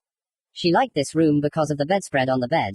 It was soft lilac, and the window opening up to the view of the spring behind the house. "It really is very beautiful here and the bed is big. I would like to stay here with her." "So stop. Drive away all such thoughts, pervert. You have serious problems, and you think with your groin." Putting aside my second thoughts, I went to the indecently large bed and sat down on the very edge. "I need to talk to you. I think I did something terrible." Hinata sat down next to me and folded her hands in her lap. I didn't like it, and I pulled her into my arms. "It's better this way." "Well, anyway, shortly before he died, Itachi planted something in me. Some technique that was intended for Sasuke to use during my fight with him. It's called Koto Amatsukami, and it's the strongest genjutsu known. It planted some idea in Sasuke's mind that he must now follow. And if it's something bad, soon it will just kill him. Why did I drag him to fight? It's all my desire to surpass him." I jumped out of bed and continued pouring out my experiences while standing. My pride made me challenge him to a battle, and no matter how much I tried to convince myself that he wanted it, I can't forgive myself. Soon it will come tomorrow and then everything will be decided. But what should I do now? Try to dispel the genjutsu. But the Hokage said that it was impossible. "Naruto, this isn't your fault," the girl said, not getting up from the bed. These were the words I wanted to hear, but without any backing, they only made things worse. Hinata stood up, came up to me and, lifting my chin, forced me to look into her eyes. Now they had the same firmness that I had seen during the battle with Pain. "Itachi is to blame for everything and only him. Sooner or later, you would have met in battle anyway. He wants to destroy Konoha, and you will stand between Sasuke and our village every time. And no matter what reasons the Uchiha has for attacking Konoha, you will still fight him until he surrenders or you defeat him. It was inevitable. Do you hear? What's past is past. Now you need, first of all, to calm down and meet the Hokage with a sober head, not filled with self-flagellation. I didn't fall in love with a weakling, so prove to me that you are the one I love or how I adore her. She's a treasure." All thoughts of Sasuke suddenly fell behind. Hinata pushed him out. "Prove. Need to prove. I love you." Leaning over, I lightly touched my lips to hers. The kiss melted my heart, finally burning out all thoughts. All that remained was the warmth of her lips and my boundless love for her. I was crushed by the surging feelings. This is unforgettable. I have never felt anything like this. This is unreal. How could I live without this before? I already needed her more than air, and what would I feel after? But I didn't want this, after, at all. I needed to stretch the moment as long as possible, and raised my hands to the back of my beloved, pressing her to me. Closer, even closer. The warmth of her skin burned me, but even this seemed not enough. I wanted to burn. And although Hinata is more important to me than oxygen now, I still need it. Moving away from her lips for a second, I felt a chill in my soul. I was freezing without her, and, sighing, kissed her again. Warmth filled me. That's how it should be. "Wake up, idiot," they yelled in my ear. When did Hinata learn to yell like that? Very similar to Sasuke. Memories of yesterday filled my mind. The fight with Sasuke, the conversation with the Hokage, our kiss. Remembering the last one, I felt so good. We couldn't tear ourselves away from each other for a long time, but Hinata said that I needed to rest, and I went to sleep in my room. Pulling the blanket off the Uchiha, I spread it on the floor and immediately passed out. "You're an idiot." Rubbing my eyes, I got up from the floor. My whole body ached unpleasantly from sleeping on such a hard floor. Uchiha also got up and was now looking at me with great displeasure. "I want to eat, that's first. Second, did you call the elder?"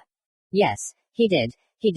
Granny Sunit came to her senses and will come this morning." "Holy shit, it's already morning." "Most likely, she wasn't here, since I don't see any destroyed walls, a clear sign that she was looking for me. And you yourself are so helpless that you can't cook your own food. You have only noodles here, and I was looking for something else. Sunit is back, you say. Well, that's good. Better her than that pig, Danzo. Why are you suddenly worried about the Hokage?" I didn't like something in his speech. It didn't match what I was thinking. Seeing that he wasn't going to answer, I went to the exit of the room. He doesn't like noodles. This isn't a restaurant. Eat what they give you. Good morning. Hinata came out of her room and smiled at me dazzlingly. She looked at Uchiha with concern for a second, but then returned to looking at me again. Jumping up to her, I whispered in her ear, "Good morning." I greeted, and kissed her tenderly. I will never get tired of this. We were interrupted by Sasuke's suspiciously loud cough. Bastard. Hinata moved away from me, all red, and slowly walked into the kitchen. I turned to Sasuke. Someday I will definitely kill you. What? I just have a cough. He spread his arms in the most innocent way, and, going around me in as wide an arc as the house allowed, smiling mockingly, entered the kitchen. No, I'll definitely kill you. Hinata had already put the noodles on to boil and was pouring tea. Uchiha was sitting at the table and looking out the window. Taking something deliciously smelling out of the small oven, the girl put it on a plate and put a whole bunch of muffins on the table. Yes, she didn't just get up. Hinata, have I told you that I adore you? I said smiling, sitting down at the table. The girl blushed again and turned away from us to the stove. Uchiha coughed too loudly again. I hit him on the leg under the table. Uchiha hissed muffledly. There will definitely be a bruise. He answered me, and we continued to bruise each other's legs until Hinata joined us at the table, placing mugs of tea in front of us. Bon appetit, I yelled, but they still didn't give us anything to eat. Naruto. Tsunade's thunderous voice rang out in front of the house, and I turned blue with fear. Everything will be decided now. Hinata touched my hand reassuringly, and Sasuke stood up, silently walked out of the kitchen. I, holding Hinata's hand, followed him. Tsunade stood in the middle of the clearing, nervously stamping her foot, a bad sign.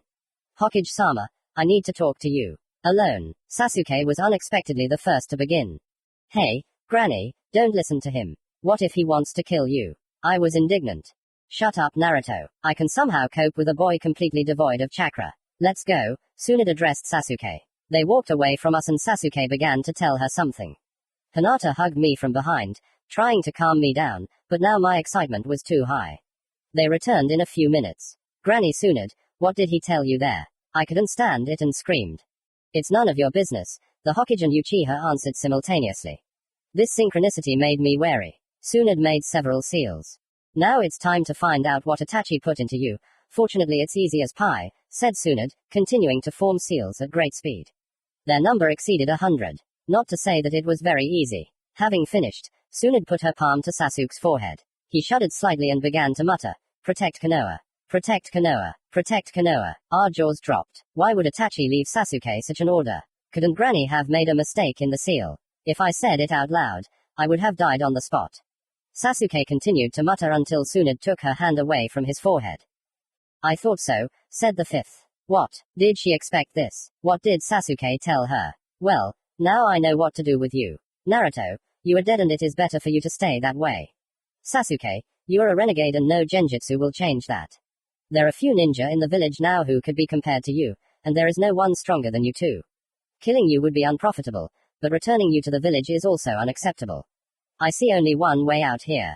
My knees began to tremble, Hinata convulsively clung to me, the Uchiha just stood there, ready for any fate.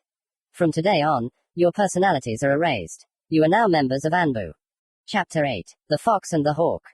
Anbu, Hinata and I exclaimed. Sasuke continued to just stand there silently. He also thought it over and realized that this was the only way out, but I didn't like this way out at all. How can you erase personalities? And what about Hinata and I? We just fixed our relationship. What kind of injustice is this? And anyway, I'm against it. Granny Tsunade, can I refuse? Huh. I'm fine here, I can wait until I can return to the village. Forgive me, Naruto, I forgot again that you are not pretending to be an idiot, Sasuke said condescendingly, addressing me, but all the time looking at Tsunade. She only nodded affirmatively, not giving me time to burst into angry cries. Uchiha continued. This is not a request, but a direct order. If you refuse, I will be obliged to kill you on the spot. There was no hint of humor in his eyes. He had already accepted the idea of being an Anbu, and I still didn't like it. I knew that the only thing stopping me was Hinata, and I wanted so much to go on missions again, to fight enemies, but how? Hokage-sama, Hinata addressed the fifth. What about me? I know that they are both alive. No actions will be taken against you. At the moment, only 3 people know who they really are. Me, you, and their new commander. He will join us a little later. Tsunade's words did not make me feel any better. She pointed at me and the Uchiha. You will be Anbu only formally and will live here, having as little contact with the outside world as possible. You will work together with your captain, and he will also notify you of missions. By the way, about missions, they will mainly be aimed at eliminating the village's enemies, but in the event of an attack on the village, you must stand up for its defense. You are strictly forbidden to reveal your identity to anyone. If this happens, send these people to me. If there are a lot of them, you will not be able to avoid problems with me, and in my understanding, a lot is more than zero. Is everything clear? Yes, we answered in unison. The Hokage smiled at our words. Well, that's good, and now I turn to you, Hinata. Once a week, you will bring provisions here, and you can also stay here as long as you wish. Your father will be informed that you are on missions, but at least come home sometimes, otherwise the Hyuga clan will kill me. I hope you understand everything, and I have to go. Your captain will arrive in a few minutes. The fifth one left us immediately, and I realized that I was starting to like Tsunde's idea. I don't think there will be many missions, but they will definitely be interesting, and the rest of the time I will be with Hinata. What a fairy tale. If it weren't for this bastard at my side, I would have died of happiness. Turning to the girl, I quickly kissed her, and then, hugging her, whispered in her ear. You can't get away from me. I wasn't planning on it, she whispered, not moving away from me. So we stood in the yard, hugging, and waited for our captain. Sasuke lay down on the hammock, looking at the sky. After a while, I felt someone approaching. Now we will find out who the Hokage appointed to this position. Hinata moved away from me, adjusted her robe, and turned in the direction from which the guest was supposed to come. Even Sasuke got up from the hammock and approached us. The branches parted, and Captain Yamato came out onto the lawn. I knew it. Who else? He is strong, smart, knows us. Almost all of us. Yamato was carrying 2 standard sets of Anbu clothing and masks. He himself also changed his Jonin uniform for the clothes of Anbu members. Captain Yamato, I knew it would be you. I shouted. Hello Naruto, Hinata. Having greeted us, he approached Sasuke. Well, here we meet, Uchiha Sasuke. I've heard a lot about you. Sorry, I can't say the same about you, the pompous turkey replied coldly. Why do you always want to punch his insolent face? It's okay, you'll recognize me later. Well, anyway, here, he handed us the clothes and masks. And although it was problematic, I still understood what kind of animals were depicted on them. Sasuke had a hawk, and I, of course, had a fox. How original. They must have thought about it for a long time. The clothes upset me even more than the mask with 3 stripes on the cheeks, just like mine. No orange at all, only gray and black. How am I going to wear this? Horror. Now I won't leave the house without this. You no longer exist. No more names. Only those that you are given for a specific mission. I advise you to come up with code names in conversations with each other, so you will get used to it faster. There are no missions planned in the near future, but starting tomorrow we will practice working in a team. Today you have the whole day free. Do your own thing. Smiling, he disappeared into thin air as always. Hinata and I turned towards the house. We didn't want to miss a minute of free time that we could spend together. He doesn't seem strong enough to me, Uchiha said thoughtfully. But it's okay, Sasuke, you'll still change your mind about our captain. I'll leave you alone. I want to train. I only supported his idea. What are we going to do? Hinata asked quietly. Well, I have a couple of ideas in mind. I smiled and pressed her lips to mine. I spent the whole day with Hinata. We told each other all sorts of stories, or rather I told them, and Hinata listened, and, surprisingly, with interest, laughing at my jokes every time. Sasuke showed up only to eat. He was all sweaty. Apparently he really had been training. Luckily, my new body didn't need training to stay in shape. During dinner, we came up with code names for ourselves, or rather, we simply named ourselves after the animals on our masks, fox and hawk. But most often, we called each other idiots, and so on. When Hawk returned from training and went to bed, Hinata, declaring that I had a hard day tomorrow, sent me out of the room. I don't want to sleep in the same room with that idiot, I protested. Really, I just wanted to stay with Hinata. Please, don't throw me out with him. I can't stand it. If you want, I'll make a bed in the bathroom. She looked at me with the most innocent eyes. You're screwed, pervert. Hinata had definitely changed. She became more open, learned to joke. I liked her even more like this. EXO. Upset, I trudged to my room. Good night. At least you'll have one. Don't be offended, I'm just a decent girl. My dad raised me well, so before the wedding no man will end up in the same bed with me. Is that a hint? My mockery was not in vain. Hinata, blushing, disappeared behind the door, and I, smiling at my thoughts, opened the door to the boys' room. Will we ever be able to live together? It's probably too early to think about it. The room stank of sweat. Hawk, without taking a shower, sprawled on the bed, and was now asleep. No way. Walking up to the bed, I leaned over the former Sasuke. Get up, idiot. What the hell are you doing lying on my bed without washing yourself? I screamed so loudly that I could wake up even the dead. Go to hell, Hawk growled. Fuck you. Go wash yourself. Touching the former Uchiha, I instantly sent him to the bathroom using my father's technique. Yeah, you can't sleep in such a stench. Opening the window, I hoped to air out the room a little, but it didn't help much. An idea crept into my head. At first I rejected it, but it became more and more attractive. With yellow lightning, I moved to Hinata's room. Now she looked more than ever like an angel who was sent to cleanse my soul from all evil. Her hair was scattered across the pillow, her face was calm, there was a slight smile on her lips. They are so gentle, soft and warm. How I want to touch them, but I can't disturb her sleep. She was sleeping on the very edge of this huge bed, wrapped in a blanket, and if I lie down on the other side, there would be nothing terrible about it. After undressing, I lay down on the other side of the bed, admiring the sleeping Hinata. The house was quiet. It was strange. Hawk decided to stay and sleep in the bathroom. I had never seen my beloved so angry. I woke up completely differently than I had fallen asleep. Hinata and I were in the middle of the bed, she was sleeping on my chest, and my arms were hugging her. The girl was sleeping in just her nightgown, so I could feel all of her.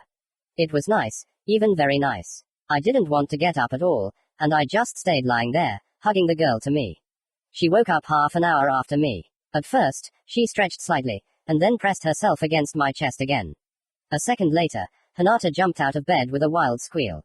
Her eyes simply shone with horror and anger. Uzumaki Naruto, how dare you? She can scream like that.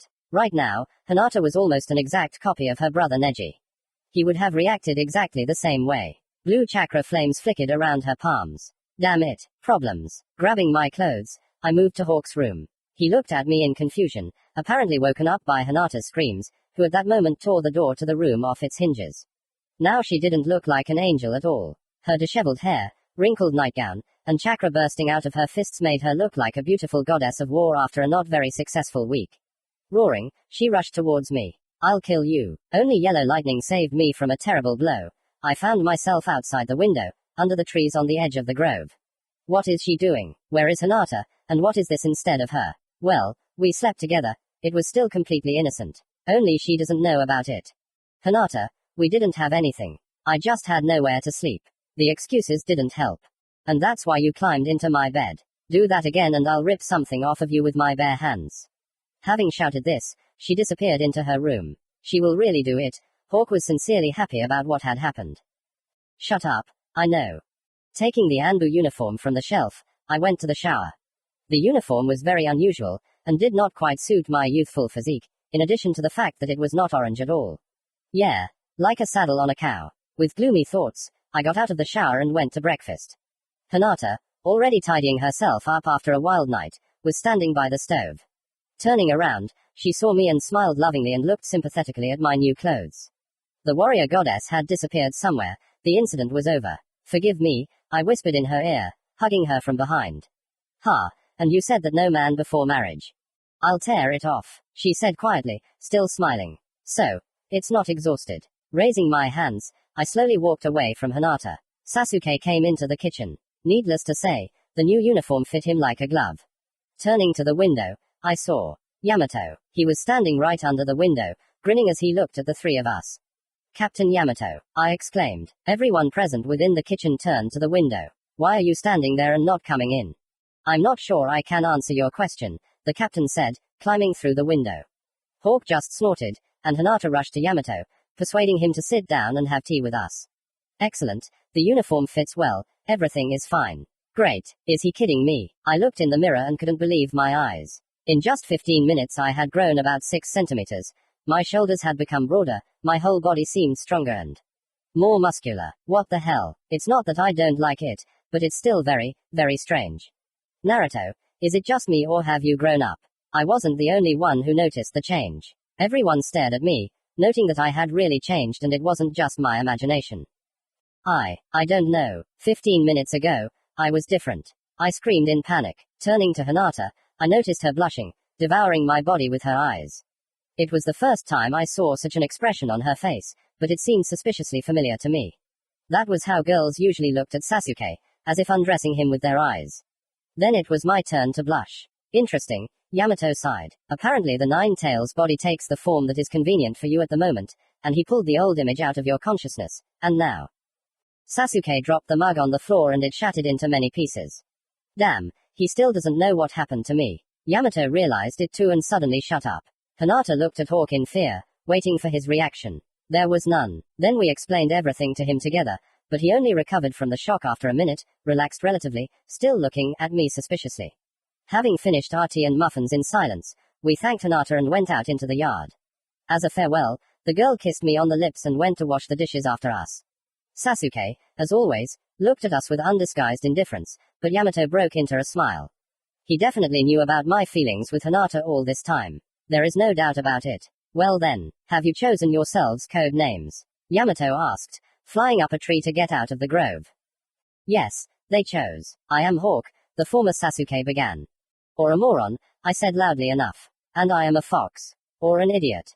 It will do, was all the captain said, stopping in a small clearing. You will call me Captain Yamato, and on missions simply Captain. Well, shall we begin training? Chapter 9. Element of the Sun. We returned late. Even I was tired, and Hawk was completely exhausted. The training plan was as follows: warm-up, taijutsu, ninjutsu, taijutsu, ninjutsu. And so on until everyone's chakra was at 0, and their bodies began to hurt. Everywhere. And Yamato only commanded, sometimes interfering with the training, but when he did. In general, even the great and terrible Sasuke respected him. Although we gave it our all, the captain was dissatisfied with Sasuke's body and my small variety of techniques, among which there was not a single strong enough one. Of course, a whole argument broke out between me and the captain, in which I lost miserably. In general, Yamato said goodbye to us, saying that he had things to do tomorrow, and we would train on our own.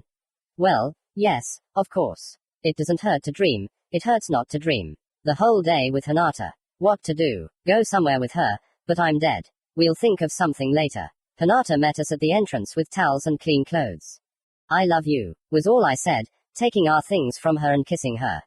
Hawk won't wash himself in this state. I'll have to put him down while he's sweaty. Damn, he'll stink again. Having laid him out on the floor, I went to the shower, grabbing some clean underwear. Hinata was in her room, getting ready for bed.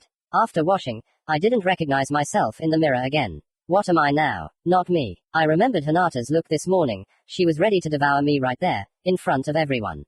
Hey, I felt like I wanted some adventures. Grabbing a towel, I moved straight to Hinata's room. She was still awake, preparing things for tomorrow. I came up to her from behind and hugged her. Tonight I'm spending the night with her again. Naruto, you won't sleep with me, otherwise I'll get really angry, was she threatening? Hinata Hyuga was threatening someone. Yes. Please, you're even more beautiful when you're angry. I leaned down and kissed her neck. Hinata shuddered, her heartbeat quickened. Are you sure you want to kick me out? Absolutely. But she was lying and gave in a second later. Turning around, she bit my lips, pressing her whole body against mine. Her heart was ready to slip out of her chest. Hinata still didn't dare to kick me out. Naruto, please don't. I don't want to. Do you want? She really wanted to, but she couldn't. It was still too early, and I understood that, but no one would stop me from kissing her. We moved to the bed. Having laid her down, I lay down on top, covering her face with kisses. Returning to her lips, I lightly ran my tongue over them. How soft they were. She grabbed my hair, pressing herself even tighter to me. She opened her mouth, sharing air with me, and the kiss grew into something more, blowing my mind. It was gentle, timid, but so sweet. I felt a strong tension in my groin. Desire drove me crazy, but there were still pathetic crumbs of conscience. She was too timid and trusting to stop, and all hope was on me. I resisted. Rolling onto my back, I lay down next to her. Damn, you're driving me crazy. I squeezed out of myself. Yeah, if I touch her now, I'll fall very low. Be careful, we have the whole day ahead of us tomorrow, but now let's sleep. Hinata laid her head on my chest, hugged me with her arms and whispered. Good night. Good night. This awakening was much better than the previous one, if only because she woke up first, and instead of screaming, she kissed him softly. Good morning, sleepyhead. You were saying something about the whole day, and you're planning on sleeping for half a day. She kissed me again, more passionately, waking me up completely. I wrapped my arms around her and kissed her back. I love you very much too, I exhaled, tearing myself away from her with difficulty. Good morning. We stood up lazily, and after kissing her again, I went to my room to get my clothes. Hinata followed me with that same look. After all, the new body has many advantages over the old one. The hawk had already gotten up and had already managed to run off somewhere. Well, that's good. After getting dressed, I went to the kitchen and put some water on to boil. Since Hinata had slept for a long time, and I wanted to eat right now, I would have to have breakfast without the signature muffins. And I'm so used to them. Hinata came into the kitchen, it can't be, was without a hoodie. Now she put on a light vest over a mesh sweater. I had never seen her figure before, but it turned out to be, well, very pretty. Hinata blushed from my gaze and decided to take my gaze away from her curves. Why don't you have muffins for breakfast? I made 'em last night, they're on the bottom shelf in the cupboard. My thoughts immediately switched. Jumping up to the cupboard, I jubilantly pulled out a whole plate of homemade pastries. How I adore you. I switched back to my beloved. The kiss distracted me from food and from everything else in the world. But my stomach growled at the wrong time, and Hinata sat me down at the table. Having poured herself some tea, she sat down opposite. At that moment, Hawk burst in, with a satisfied face. Sorry, I went for a walk. Sitting down next to me, he nudged me with his elbow. Well, how did you sleep? Did they tear anything off? No, they didn't tear me away. Don't give in to provocations. Everything is just fine. I haven't slept so well in a long time. Were you sleeping? Hinata blushed and looked down at the floor. That's it. My patience is over. A sharp movement and Hawk disappeared from the kitchen. Let him lie in the bathroom, cool down. Hinata didn't comment on his disappearance. Let the idiot be glad that he didn't send him away. We didn't even have time to finish our tea. Yamato appeared outside the window. Captain, what are you doing here? You seem to have some business. Not that. We have a mission, Yamato said calmly. No, I wanted to spend this day with Hinata. Where's Hawk? Change into your uniform and grab your gear. You have 5 minutes. We'll be there in a minute. I looked guiltily at Hinata. She just nodded understandingly. Getting up from the table, I flew out of the kitchen and into my room. Hawk had already changed. Apparently he sensed Yamato and realized what was going on.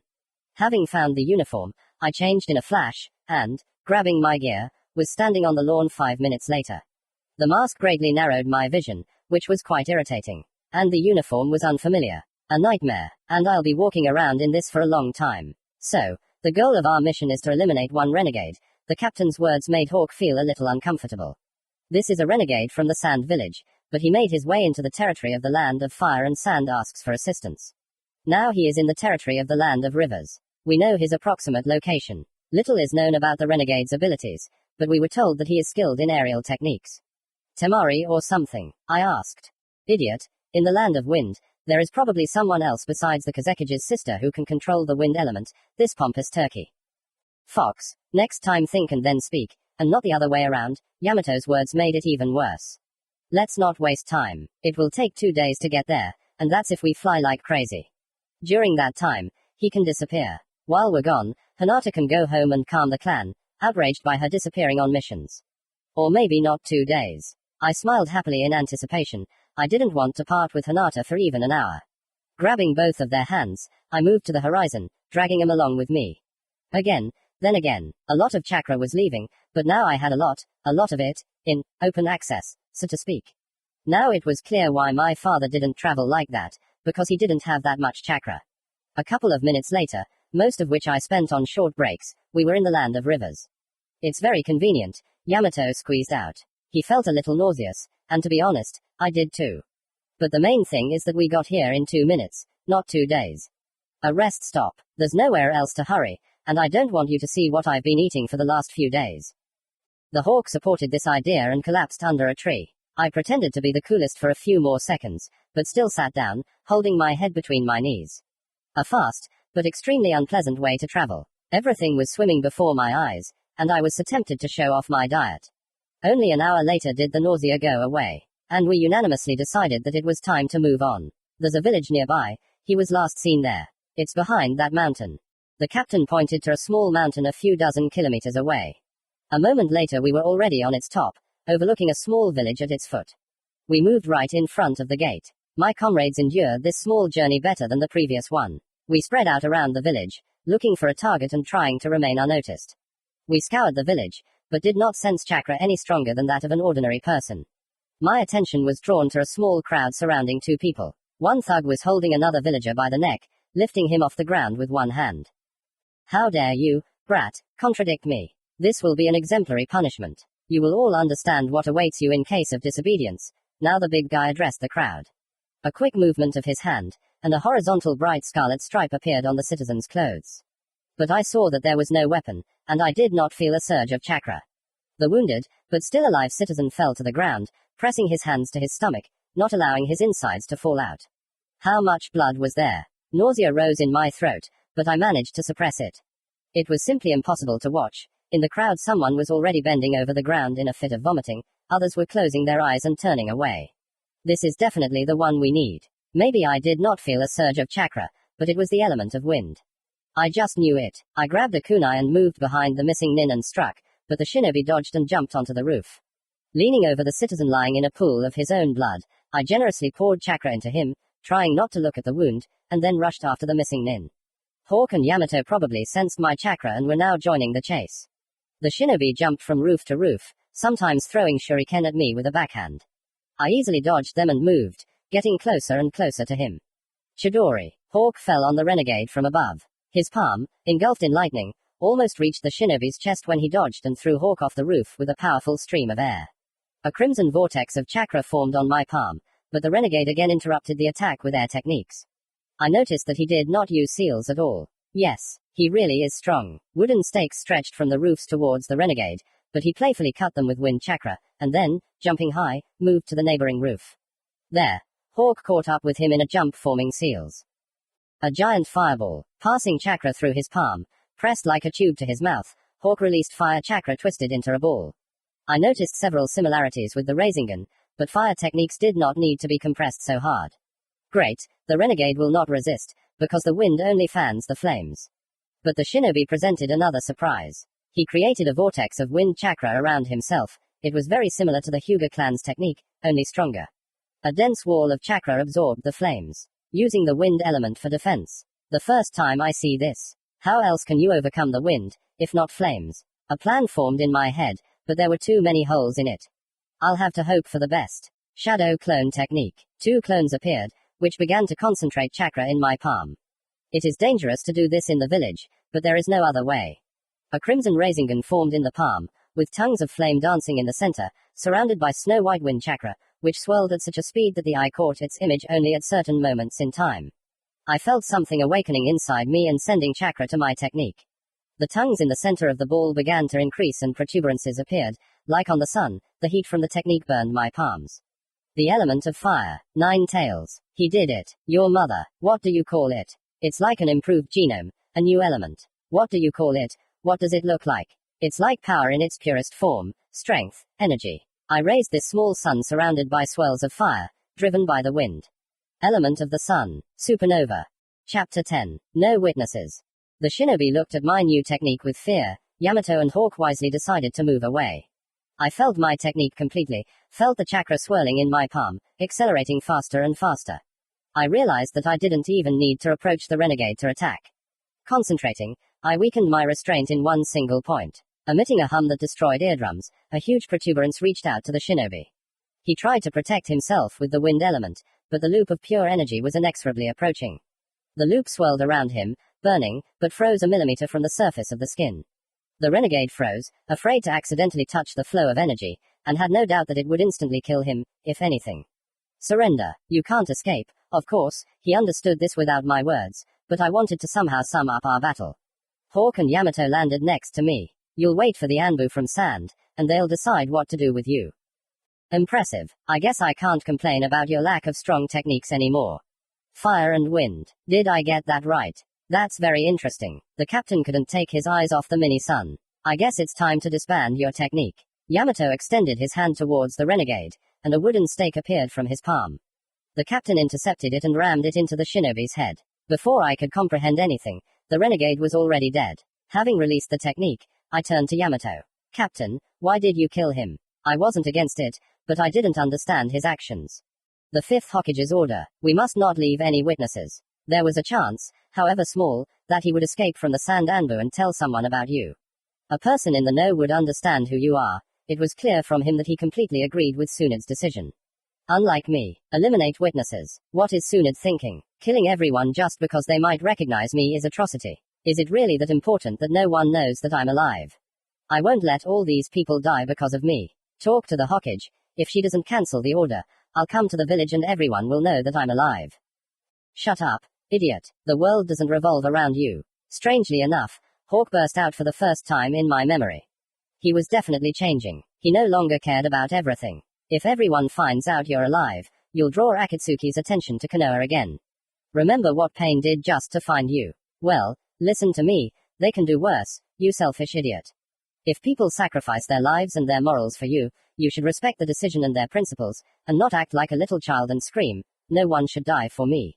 They don't die for you, they die for their families, their home and their country.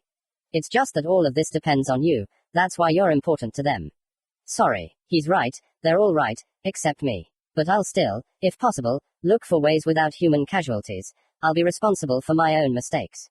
I need to get back to the wounded townsman, because I allowed him to get wounded, it's my fault. I jumped onto the neighboring roof. There's a wounded man there, I'll help him, and we'll meet at the village gates. Stop Naruto. But I didn't hear him anymore, or rather, I didn't listen. Quickly returning to the townsman, I saw a girl in a white hooded cape leaning over him.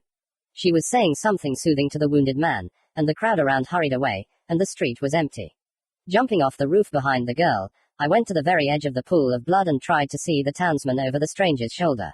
Will he be okay? The girl flinched at the sound of my voice, probably didn't hear me approach, and turned around. An emerald eye looked at me with fear, the other was covered by painfully familiar pink hair that had fallen out of the hood.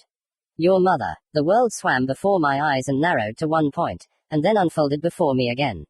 There was no longer a street, a wounded man and Sakura. How long had it been since I saw her? And only now, having met, I realized how much I missed her. I moved to the gate, where we were supposed to meet the captain and Hawk. Well, it would be better not to tell them about my meeting. I felt something grab me and press me into the wall, another second, and I was in a wooden prison, pressing me against the village fence. What the hell? How dare you disobey a direct order? The captain was angry. He could be calm, cheerful, scary, but I had never seen him so angry. For Anbu, discipline is the most important thing. In the shinobi world, violating a direct order in wartime is punishable by death on the spot. And for Anbu, wartime is always the rule. This is your first and last warning. The wooden bonds let go of me and I fell to the ground like a sack. Yamato lifted me to my feet and said, I believe our mission is complete, and we can go home. Damn, I'm going to feel sick again. Although, maybe I won't. Grabbing Hawk by the hand, I began to envelop the three of us with chakra. Imagining our little house, next to Konoha, I concentrated, remembering the smallest details of the surroundings, until a clear image of the grove and the little house in it formed in my head. It's time. The world shrank into one point again, but did not reappear. There was darkness around, crossed by rare yellow flashes. I felt the chakra pouring out of me like a river. Your mother. Together with the chakra, my life was leaving. But this did not last forever. A small light appeared ahead. All the chakra was finished. The light ahead was melting. The yellow flashes in this tunnel were melting. I need to save them. With these thoughts, I finally fell into the darkness. It hurts. It hurts. It hurts. The pain pierced my entire body. It was like, shit, did I die again and am being reborn again? So what was I doing then? I was thinking about Hinata. I tried to remember the minutes we spent together, our touches, kisses, but the pain did not go away. Still, this is not the only difference. I felt like I was lying on something soft. I heard the distant singing of birds, someone's quiet breathing nearby. I did not die. Then where am I? Opening my eyes, I saw the familiar ceiling. For several days I looked at it when I woke up with Hinata. Now it's night, and I'm at home, which means I managed to transport us here and then pass out. Turning my head through the pane, I saw my beloved face, which had become so familiar. Hinata was sleeping next to me, having put a blanket between us so as not to accidentally touch me. Her face was tense, she was probably having a bad dream. It hurt to move, and I had already slept, so I spent the next few hours admiring Hinata, trying to push thoughts of meeting Sakura far away. What if she recognized my voice? Tsunade would kill me, or maybe she had already told everyone. Your mother. How annoying is not knowing. Hinata began to toss and turn, which meant she would wake up now. Finally opening her eyes, she looked at me, and seeing that I was not sleeping, she smiled happily. Moving closer, she touched my nose with her lips. How are you? She whispered, moving away again. Everything hurts, But I'll feel better if you kiss me. I was the epitome of innocence. Blackmailer, she whispered, pressing her lips to mine. I closed my eyes, immersing myself in the feeling of the unity of our hearts. I really felt better. I felt the pain receding, and warmth taking its place. Raising my arms, from which the pain had completely left, I hugged the girl, pressing her even tighter. Now my body began to fill with strength. This was already abnormal. Opening my eyes, but not breaking the kiss, I saw clouds of golden dust and small lights circling around us, filling me with warmth and something so familiar, but as if forgotten. This was my own chakra, placed in hinata, replenishing the lost strength. Not much, but enough for my body to function normally. The girl noticed that I was distracted from her and, opening her eyes, stared in amazement at the chakra circling around us. Thank you, I whispered, kissing her again, this time more passionately. Turning over, I found myself on top, covering her face with kisses, moving down to her neck, without taking my lips off her silky skin. Her scent was driving me crazy, and her rapid heartbeat was driving my own. Hinata ran her hands through my hair. In general, we were really getting heated. It was time to slow down. And, of course, I had to do it. With incredible effort, I tore myself away from her lips and lay down on my stomach next to my beloved, trying to calm down. It would be nice if you helped me. Sorry, I just forget, she sat up in bed, blushing. I understand you so well, I whispered in her ear, hugging her from behind. By the way, what happened to me? Well, Captain Yamato and Sasuke brought you in. Alive, but very weak. It's clearly very hard for her to remember this, but I need to know what happened. I don't have any medical techniques, but the Byakugan showed that you had very little chakra. Your body rejected any chakra, except, as it turned out, your own. You slept for 2 days and did not regain consciousness. We were all worried about you, but your condition was stable. The Hokage was glad that you finished the mission so quickly. I didn't even have time to go home. I promise that next time I'll stay longer. No, she cried. I just said it. The sooner you come back, the better. I hugged her tighter and sat her on my lap. It was so nice, I couldn't even compare it to anything, but my stomach thought otherwise, and announced it to the whole room. Hinata got up from my lap and climbed off the bed. You need to eat. I cooked a lot of things. I hope you like it. You get dressed, and I'm going to shower. Having taken clothes from the shelf and put them on the bed, she headed for the exit. So, that means my things are already here. I finally moved in with her, and this idiot will now live alone. Hooray! On a wave of positivity, I jumped out of bed and rushed after the girl. I'm with you. The girl froze in the middle of the corridor and looked back at me in fear, running after her in my underwear. Her gaze moved from my face a little lower, and then even lower. She had never been so red.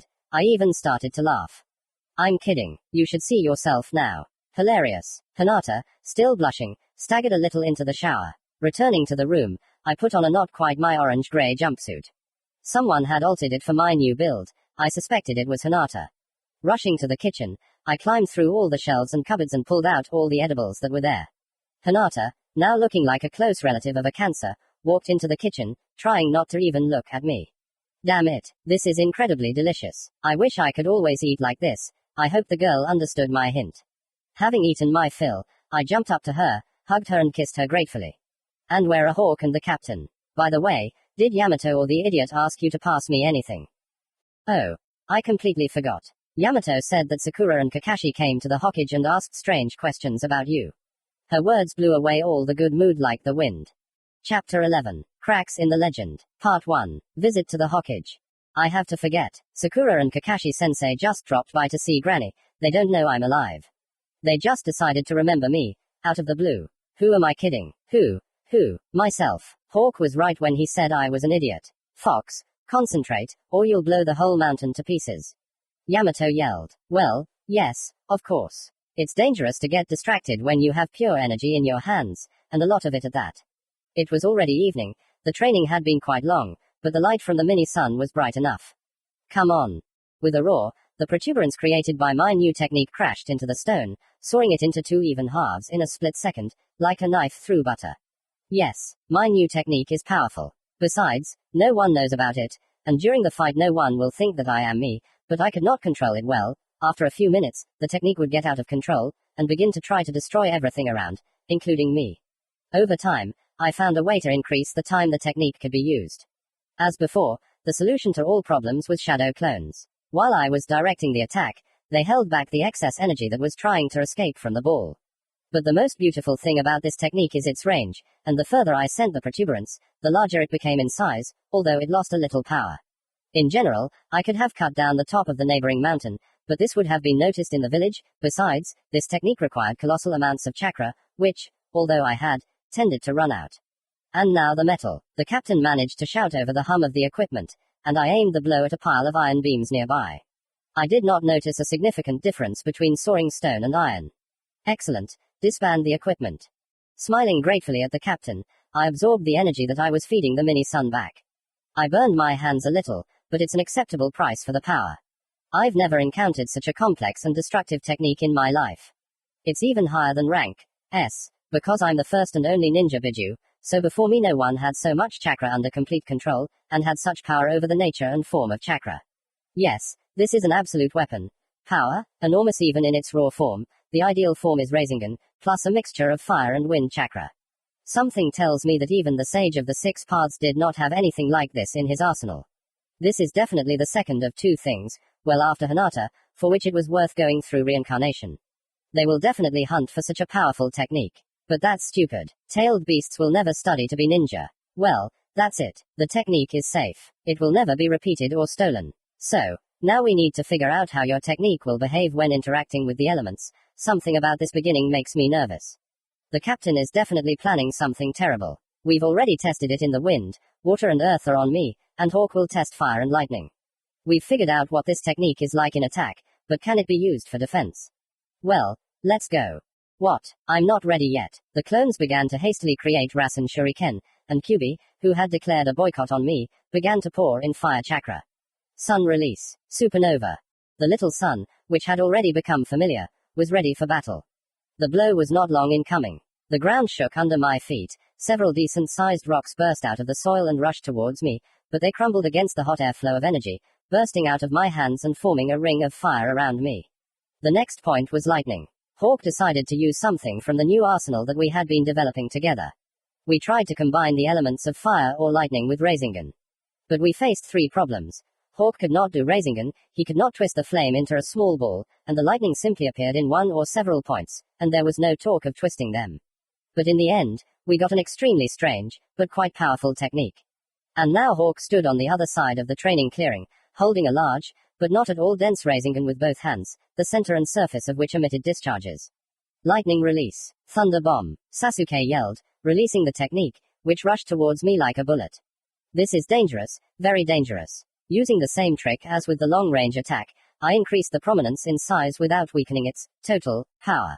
The flow became less dense, but covered me like a shield. The explosion was terrible, but did not cause visible damage. It was safe to say that Hawk's technique was successful, but it still did not reach mine. Inwardly, I was glad about this. Unlike Hawk, we need to increase the power. Again. Naruto will no longer be able to defend himself from such a blow. He used the sun release all day and he simply won't have enough chakra. Yamato read and voiced my thoughts, but, of course, I couldn't agree with him out loud. I still have plenty of chakra. Give me the rest of the elements.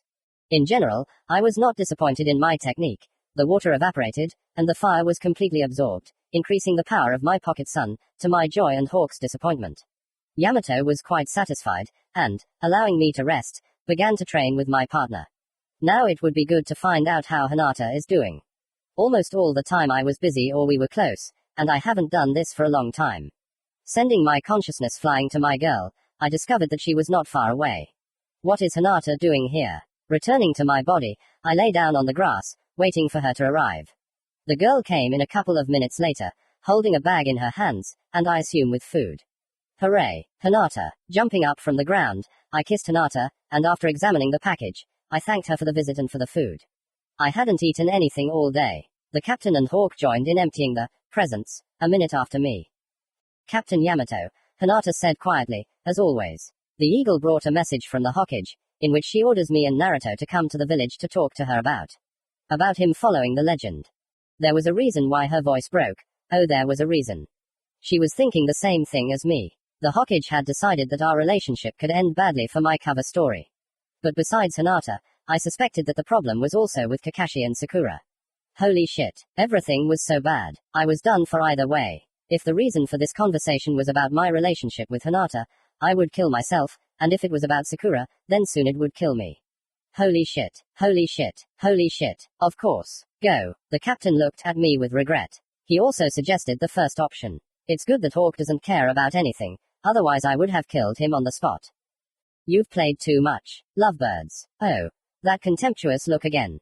Hold me 7, or better yet 7,000. SASUKE. I frankly don't give a shit about code names anymore. Only one person could calm me down, which he did. Naruto. Hinata screamed, grabbing my hand and hanging on it. The anger was gradually leaving, her touches ridding my body of hatred. Turning around, I hugged Hinata and, moving towards the village, whispered, I will never let you go. I will always be by your side, no matter what happens. I promise. The girl shuddered at my words. She knew better than anyone what these words meant to me. Hinata knows very well that I will never break my promise, even if it leads to terrible consequences.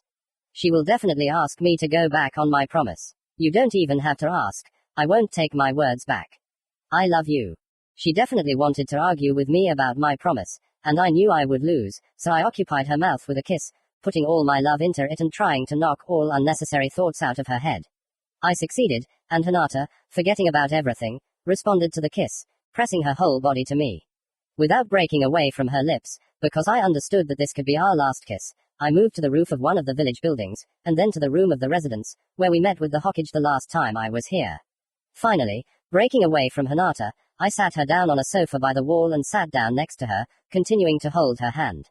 What are we going to do if our fears are confirmed? If I hadn't gotten caught like that with Sakura, then Grandma would have turned a blind eye to my relationship with Hinata, I'm sure.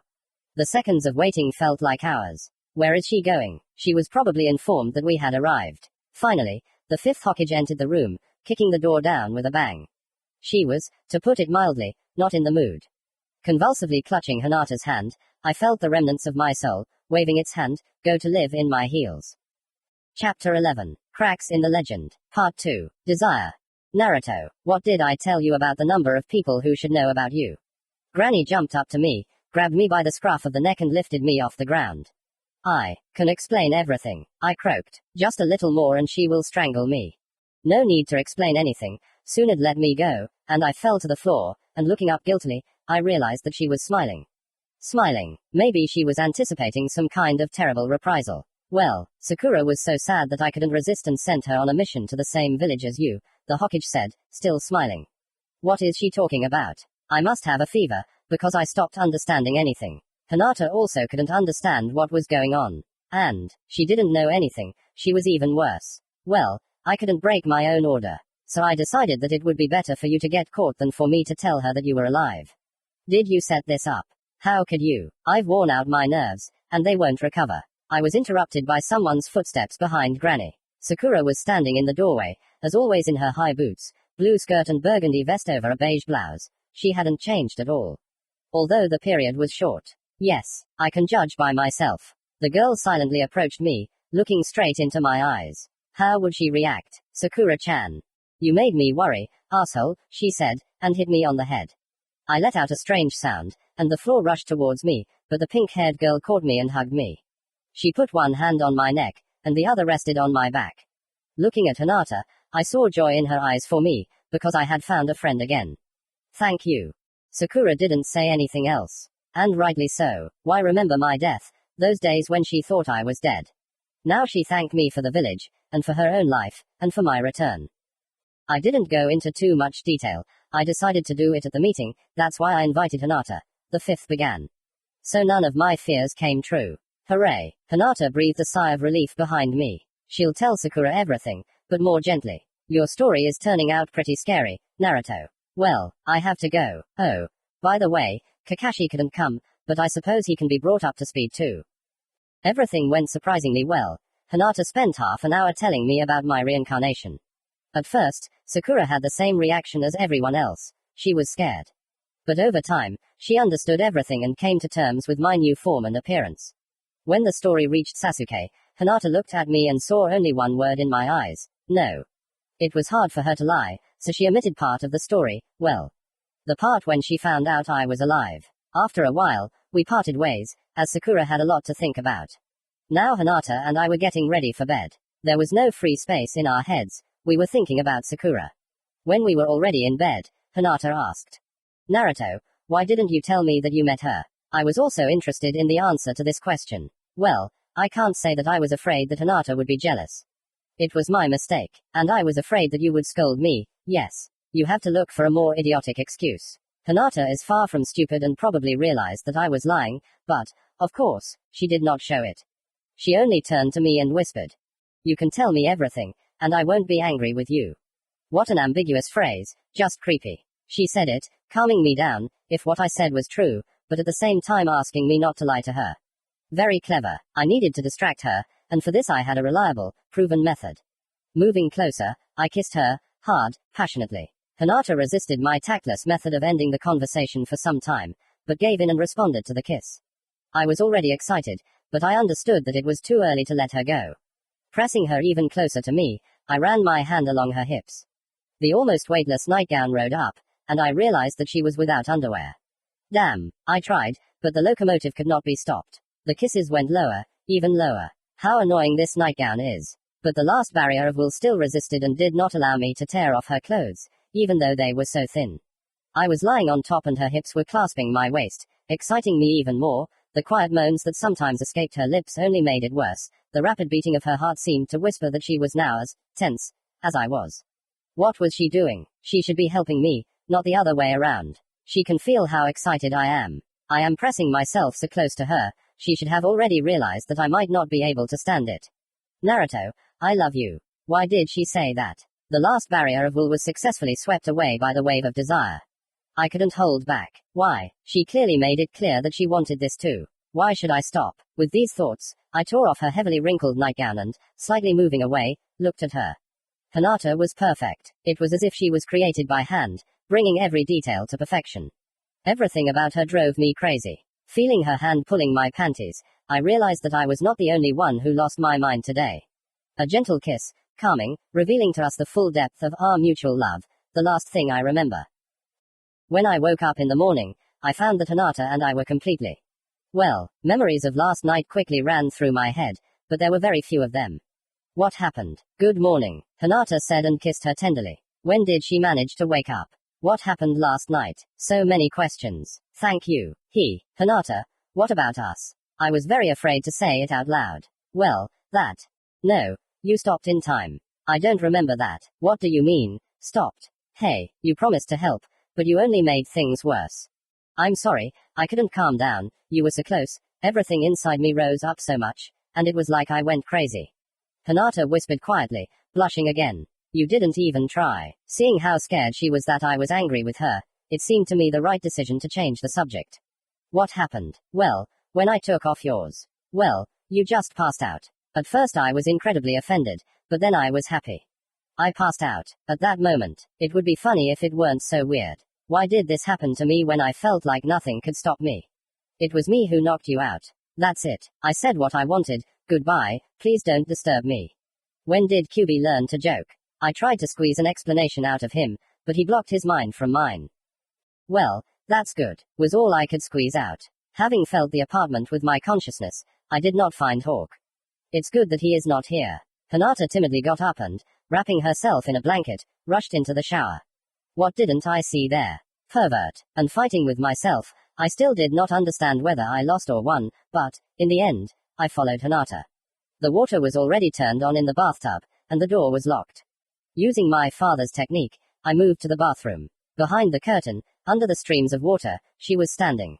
Angel, no, goddess. Your mother, not a single suitable epithet. Her very appearance made me choke with desire. My body had long since stopped obeying me, so I quietly moved the curtain and hugged Hinata from behind. I thought that I should not stop there. A shrill scream, her eyes and a terrible pain in her head, that's the last thing I remember. Chapter 12. Uchiha Madara. Everything was scarlet. The ground, covered in blood and strewn with the bodies of the dead, and the sky, red in the west. In the middle of all this carnage stood one man, not that he was even battered. He killed them, all of them. The 5 cage could not cope with him. And could I? Naruto, please don't go to him. You won't be reborn again. What if he kills you? Her voice, as always, inspired me. Now I definitely won't back down. I have to protect these two. Turning around, I kissed Hinata, gently, barely touching her lips. Take care of yourself, live for him. If I don't tell you myself, you'll do it for me. You'll explain to him why I left you. Remember, and tell him that I love you. I walked away from the most precious person in the world, clearly realizing that I would hardly return. And now take the others away. Run as fast as you can. Don't stop. Naruto, I love you. I remember your promise. Wiping away the tears with my sleeve, my love turned around, and, picking up the wounded, ran away. The remaining survivors ran after her. We need to stall for time. As long as possible. Taking a deep breath, I made a seal. Shadow clone technique. 3 clones appeared in a cloud of smoke and began to work on my right arm with concentration. The fox won't help anymore, but another clone can be used instead. Finally, the technique was ready. Sun element. Supernova. A smaller version of the celestial body flared in my hand. Satisfied, I walked toward the only man on the battlefield. Madara, I yelled. Why hide and attack from behind? It won't help anyway. A long-haired brunette in scarlet armor, matching the color of the surroundings, slightly resembling Sasuke, turned to me and looked at my new technique in surprise. This was not a person, only his shadow, possessing power, a body caused by a forbidden technique. You killed many good people today. 5 Cage couldn't handle you, but now your opponent is me. You have an interesting technique, kid. I didn't even think that something like this was possible. It's a shame that I won't be able to repeat it, but I don't feel sorry for it. You don't know how to use it. You don't even know what you're holding in your hands. I'm ready to swear that even the Sage of the 6 Paths wasn't capable of this. He was a Jinchuriki, albeit of the 10 tails, but you are a very curious young man. Direct your power in the right direction. She's already there. She's on the side opposite yours. You couldn't think of a better place for her. I was afraid, very afraid, but I simply didn't have the right to show it. Enough chatter. You wanted a battle so much. Having finished speaking, he began to quickly form seals. The last one was, Tiger, excellent. Element of fire, Goko Mekyaku. Another second and a gigantic wall of fire grew in front of me, so high and wide that it was impossible to dodge. However, it was not necessary. Several protuberances broke off from my right palm, absorbing most of Madara's technique, feeding on it. Deciding not to hesitate, I directed the energy streams to the Uchiha. He deftly dodged, carefully avoiding my attacks. Enough games. Overwhelming superiority. A second after Madara's scream, something blocked the last rays of the setting sun.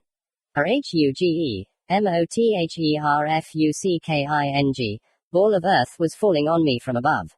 Holy shit, I can't get up. What is this? Looking into Madara's eyes, I shuddered again. Black circles on the purple iris, diverging from the pupil, Rinnegan. Eyes, the same as Pain's, hateful, making you want to rip the heart out of their owner's chest. The giant meteorite was approaching. There was no more waiting. The prominences began to rapidly circle around me. Faster, even faster. Their outlines blurred, and it seemed that I was standing in the center of a huge fiery cone. This cone, like a drill, crashed into the falling giant. Meeting almost no resistance, my technique cut the ball into thousands of pieces, which fell some distance away from me. Madara didn't even think of stopping. The world of the gods. Finally, he used Pain's techniques. The blow landed on the raging streams of energy around me. Madara was quite surprised when he realized that he was not to be trifled with. This was not just chakra, this was pure power, and it could not be simply scattered into the air. Madara might even think about escaping, but I could not allow that. One of the protuberances began to spin around us, and we found ourselves in a fiery sphere, the surface of which was dangerous to approach. The Uchiha struck it several times, but the surface of the prison only sagged for a second under his attack. This is stupid. You can't kill me anyway. We'll dance inside this fiery arena until you run out of chakra. At this speed, even you won't be able to stop the technique. Get out of here and kill me. To win, you'll have to give up the most precious thing, your life.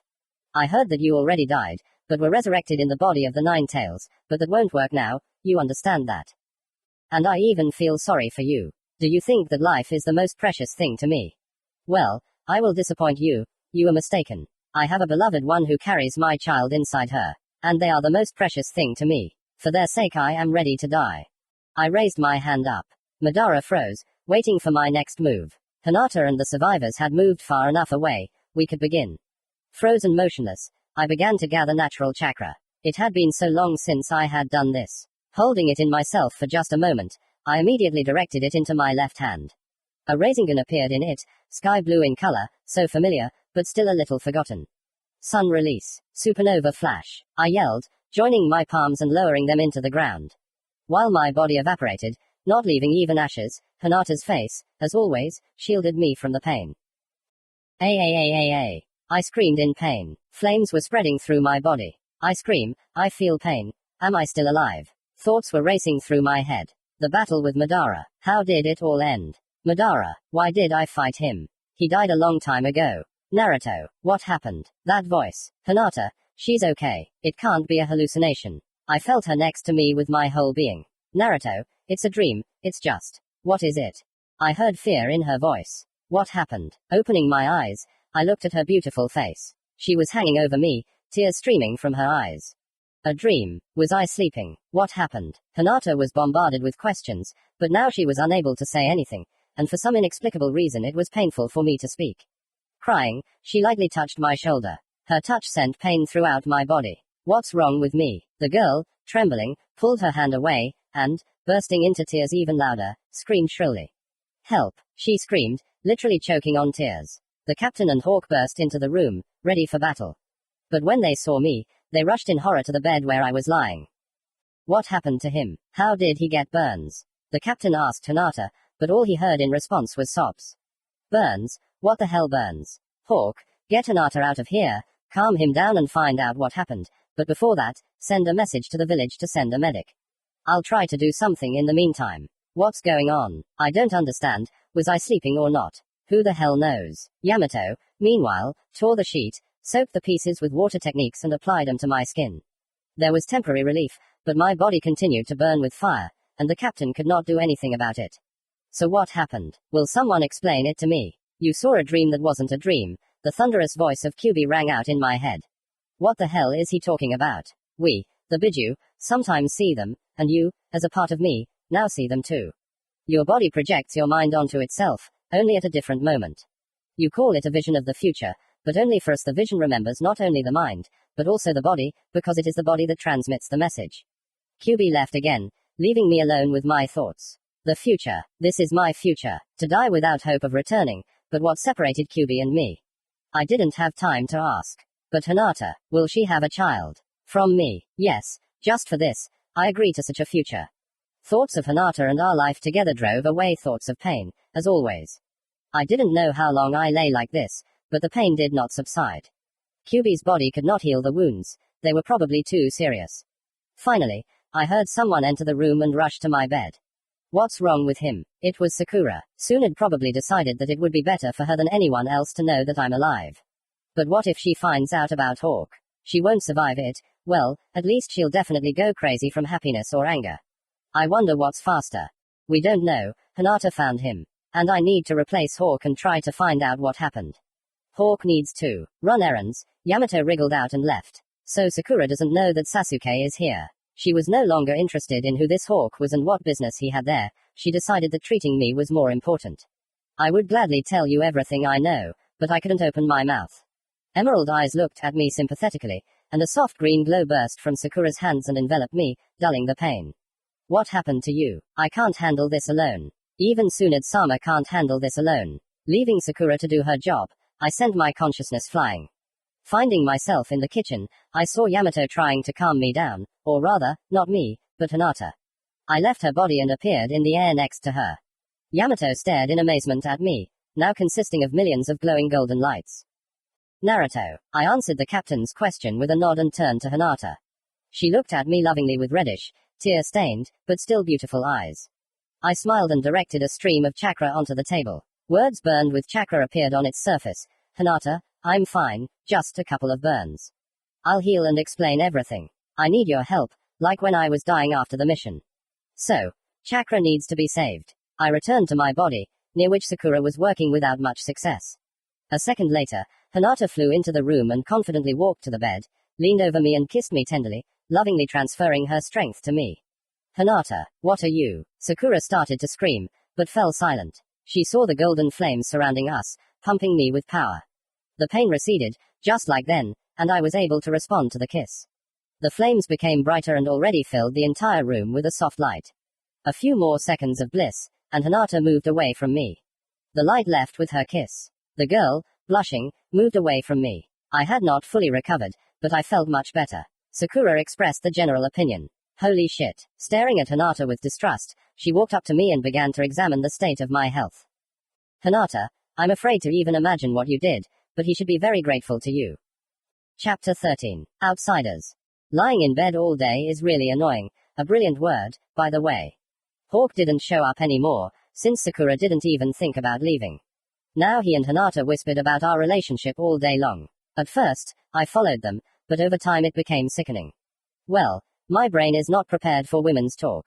Sakura reacted very positively to the fact that Hinata and I, well, sort of together. Of course, she was happy for Hinata. As it turned out, I was her longtime dream. Of course, I suspected it, but it was nice to make sure of it. What really annoyed me was the frequency with which they discussed me. Not me and Hinata, but me. Of course, I was pleased with the reviews about me, but it was a little unpleasant. In general, I no longer followed their conversations. Hinata, as before, slept with me at night, but quite far away, and this added fuel to the fire of my indignation. She slept so close, but at the same time far away. How I missed our kisses. No, she sometimes touched my lips with hers, but nothing more. Your mother, if I do not recover urgently, I will kill myself. During the healing sessions with Sakura, I gave her a lot of strength, but nothing helped. What was it that Fox said? The body remembers. Ah. Well, this changes everything. It doesn't change a damn thing. Fuck everything. In general, the days were fun. But in addition to complaining to myself, I was also thinking about my, so to speak, dream. It's all strange. What was the fox doing separately from me, but at the same time his chakra was with me? And also natural chakra. I already tried to collect it, but each attempt ended in failure. But now I know that it is better not to mix the element of the sun with anything. But most of all I thought about Hinata, there in the future. She will have a child. As soon as I was able to speak, I told Hinata about this part of the dream. I did not dare to talk about the rest, explaining the burns by close contact with the fox's chakra. Of course, when I mentioned our child, Hinata blushed, immersed herself in her thoughts, and we did not talk about it anymore. But she actively discussed it with Sakura. The pink-haired one could not find anything better to say than, let her roll her lip back. Oh. These girls, they're so difficult to understand. I sat up after a couple of days, stood up after a week, and walked to the toilet on my own without falling over after 4 more days. I returned to normal life only 2 weeks after that, sleep. Hard training began. My body needed to get back into shape, which was problematic after 2 weeks of idleness and overeating. Hinata cooked wonderfully, and for the first time in my memory, this played a negative role.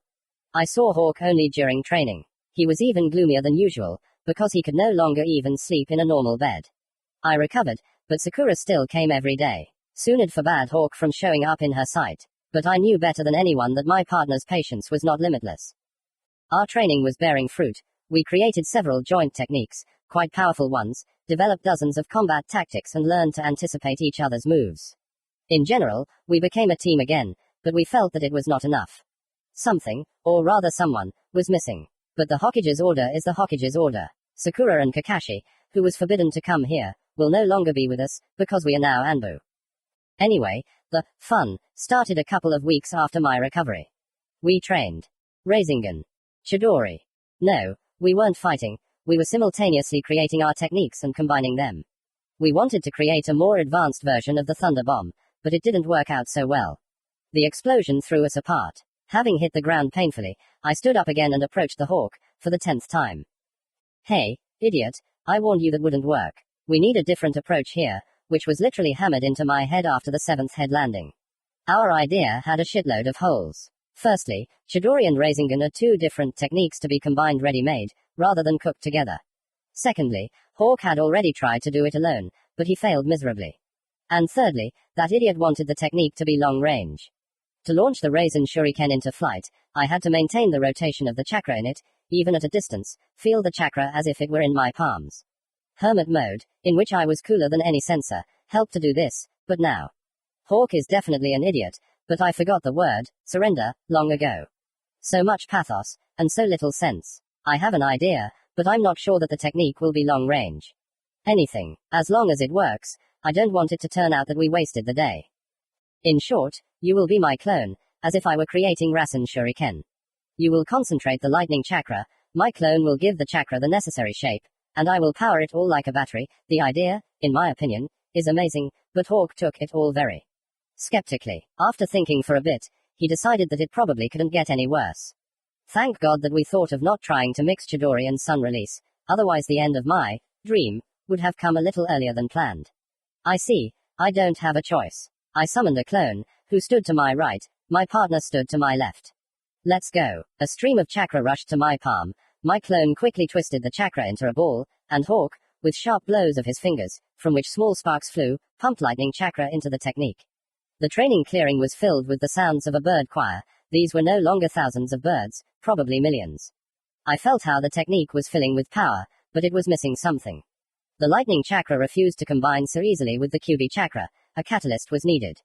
The idea came somehow by itself. My clone, having formed a seal, summoned another one. Hawk did not understand what I was doing, as I did not. What are you doing? You also feel that something is missing, and I think I know what it is. Not the most informative answer, but what it is. The second clone stood in R square and bowed his hands over what was probably another source of the explosion. The first clone returned to work. Your mother. I've seen this somewhere before. In my hands was a snow-white sphere, on the surface of which lightning discharges danced. The technique now emitted a steady, but very loud hum. It was very, very reminiscent of the element of the sun, of course, a little weaker, but still nothing. Hawk stared at the technique in amazement, and in the meantime, I, with my eyes closed, studied our creation. There were many similarities with my technique, but there were also differences. One of them was very significant. Hawk, give me your other hand. What? Give me your other hand. Put it on top of the technique. I tried to shout over the hum, and finally Hawk heard me. When both his palms closed on the ball, my clones and I let go of our hands. The technique did not dissipate, but remained in my partner's palms. You can use it yourself until it runs out of chakra. Did he smile at me? No. It was a hallucination. No. He still continued to grin, like a little child looking at a new toy. Naruto, shall we test it in a fight with yours? So this is a challenge. Excellent. The clones ran up to me, getting to work, and a few seconds later a mini sun began to blaze in my hand. Ha! Let's see what the new toy is like in action. Heating the air around itself, the protuberance burst out of my palms. A thin energy cord extended from the Hawk technique, from which sparks fell in a cascade. The clearing was divided into two parts. One was filled with blue light, the other with yellow. Nodding to my partner as a signal to attack, I directed my fire loop in his direction. Having met, the techniques entered into a fierce fight. The Hawk technique, like a whip, wrapped itself around a stream of roaring flame. In the places of their contact, numerous explosions occurred, shaking the air. The roar was exactly like in a thunderstorm, and not weak. We played like this for a few more minutes. The streams of energy touched and, tearing the air apart with explosions, bounced off each other. Attracted by the roar, Captain Yamato landed on the clearing and stared at our duel with wide eyes. And there was something to see. The battlefield was all in craters and scorch marks. Some trees around were cut down or burned, but nothing could compare to two dancing techniques. The sight was mesmerizing. Sparks of all the colors of the rainbow, small explosions flashing here and there. In general, it was insanely beautiful while it lasted. Having used up its energy reserve, the technique in Hawk's hands disappeared. I decided not to lag behind and also dispelled the technique. Yamato pounced on us with questions. He was wildly happy that now we can use these techniques, and no one will recognize us, much less run away. If you imagine for a second what these techniques are capable of, working together. It gives me shivers. We stayed in the clearing for a while, and the captain looked forward to tomorrow's training, where we would be able to test our creation. During our conversation, I felt the approach of strangers, but hoped that they would pass by. When the captain and Hawk jumped up from the ground, I realized that they, too, had sensed that strangers were coming this way. Put on your masks, now. I rushed to my things, pulled a mask out of my backpack and, putting it on, returned to Yamato. There were 3 strangers, and us 2. If these are enemies, then we can deal with them, I'm sure. The trio of shinobi came out into the clearing. The first thing that caught my eye was their cloaks. Black, with scarlet clouds. Damn bastards from Akatsuki. Sasuke, why are you hiding from us under this mask? I'll still recognize you. Chapter 14. New mission. I hadn't seen these 3 before, a young girl and 2 guys, probably new.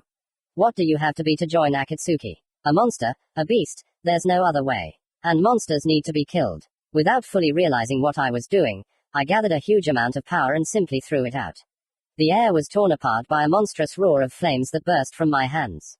But the flames did not reach their target, their path was blocked by Hawk. At the last moment, I stopped the blow. The flames dissolved in the air millimeters from my partner's chest. What is he doing? Yamato was shocked. The 3 from Akatsuki breathed a sigh of relief, and Hawk.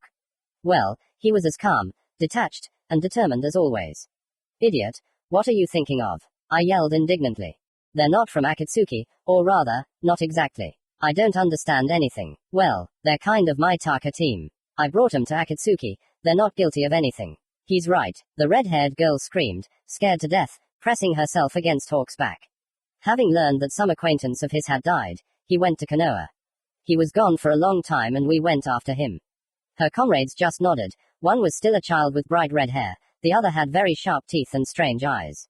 The second looked like a distant relative of Kissam. So, funny. I understood that there was no need to kill the guests, but what to do with them? Captain, what are we going to do with them? Let the authorities decide. Even if they are not on Akatsuki's side, we can't let them go so easily. A second, and the three strangers are entangled in the branches of trees instantly grown by the captain. They need to be taken to the village for interrogation. I'll take them, and you stay here. Hey, we're not going anywhere. I'm staying with Sasuke-kun. The girl screamed. She was starting to really piss me off. Sasuke, why is he ordering you around? What's that Anbu uniform doing to you? What's going on? Karen, go with the captain. It is enough for you to know that I am no longer trying to destroy the village. Hawk was the picture of imperturbability.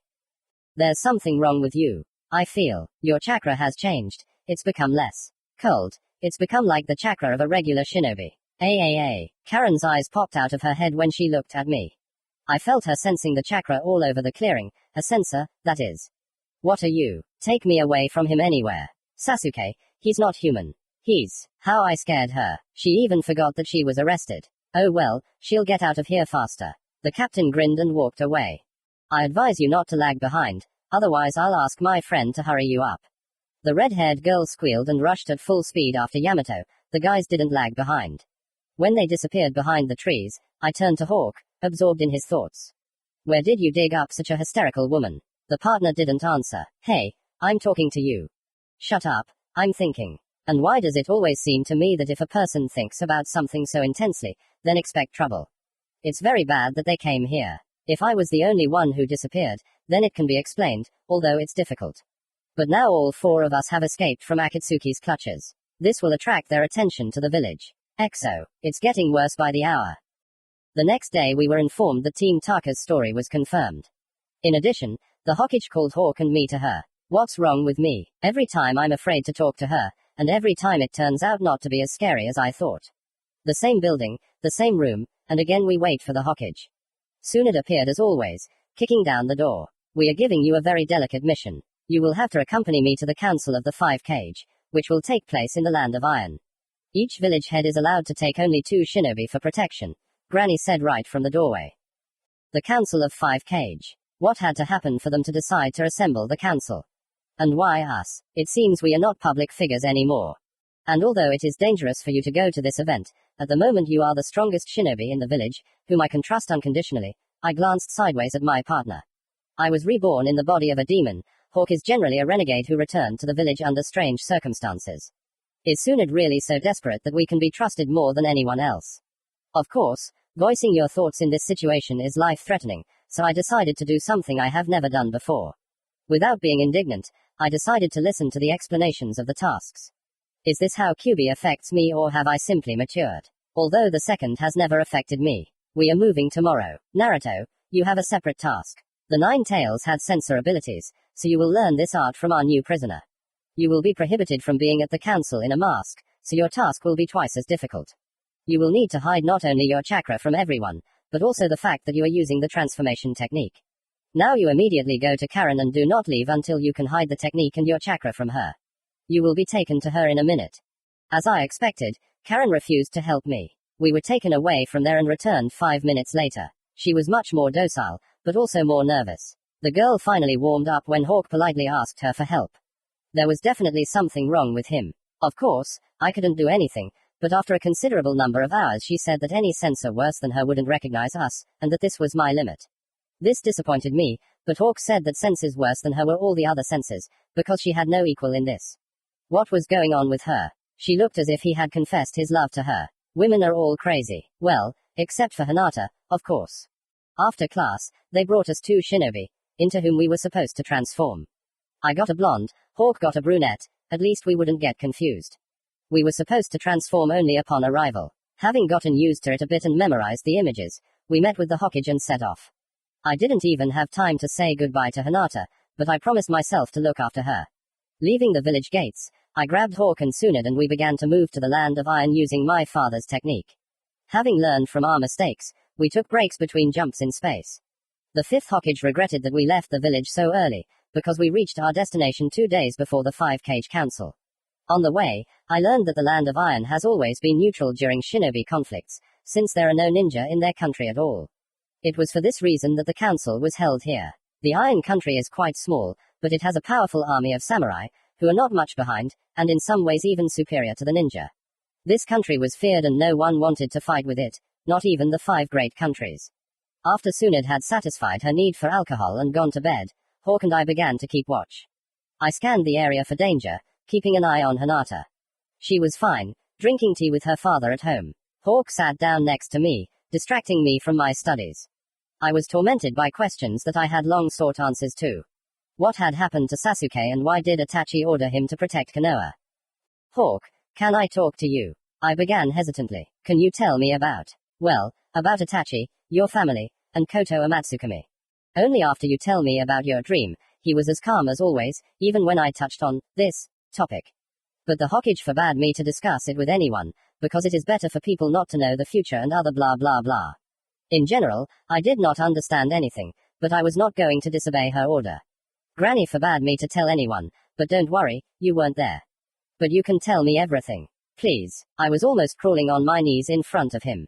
Well, I don't think it will get any worse. I'll warn you right away, this isn't a pleasant story. Taka in Japanese means hawk. Chapter 15. Council of 5-Cage. I'm warning you in advance, if you interrupt, I won't tell you. He continued only after I nodded. This story was told to me by one person and confirmed by our failed Hokage. Well, you know that my brother and I fought, and I won. Before he died, he passed on the power of his eyes to me. He did it to protect me. What? He wanted to kill you. Naruto, I told you, shut up and listen. You don't know anything about my brother. Only after a few minutes the flame of anger finally dissolved in his eyes, and he continued. For Konoha, the entire shinobi world and for me, my brother risked everything. You will learn how Itachi lived. Those who knew the truth about him were Danzo of Konoha, the third Hokage and his partners Hamuro and Kaharu, only 4. The third Hokage and Danzo died, and now only 2 old men. Although surely these 3 would never tell the disgusting truth. The truth about Itachi would disappear into the darkness forever, that's what he wanted. I thought then that Itachi was an enemy and a traitor who destroyed his clan, a member of Akatsuki.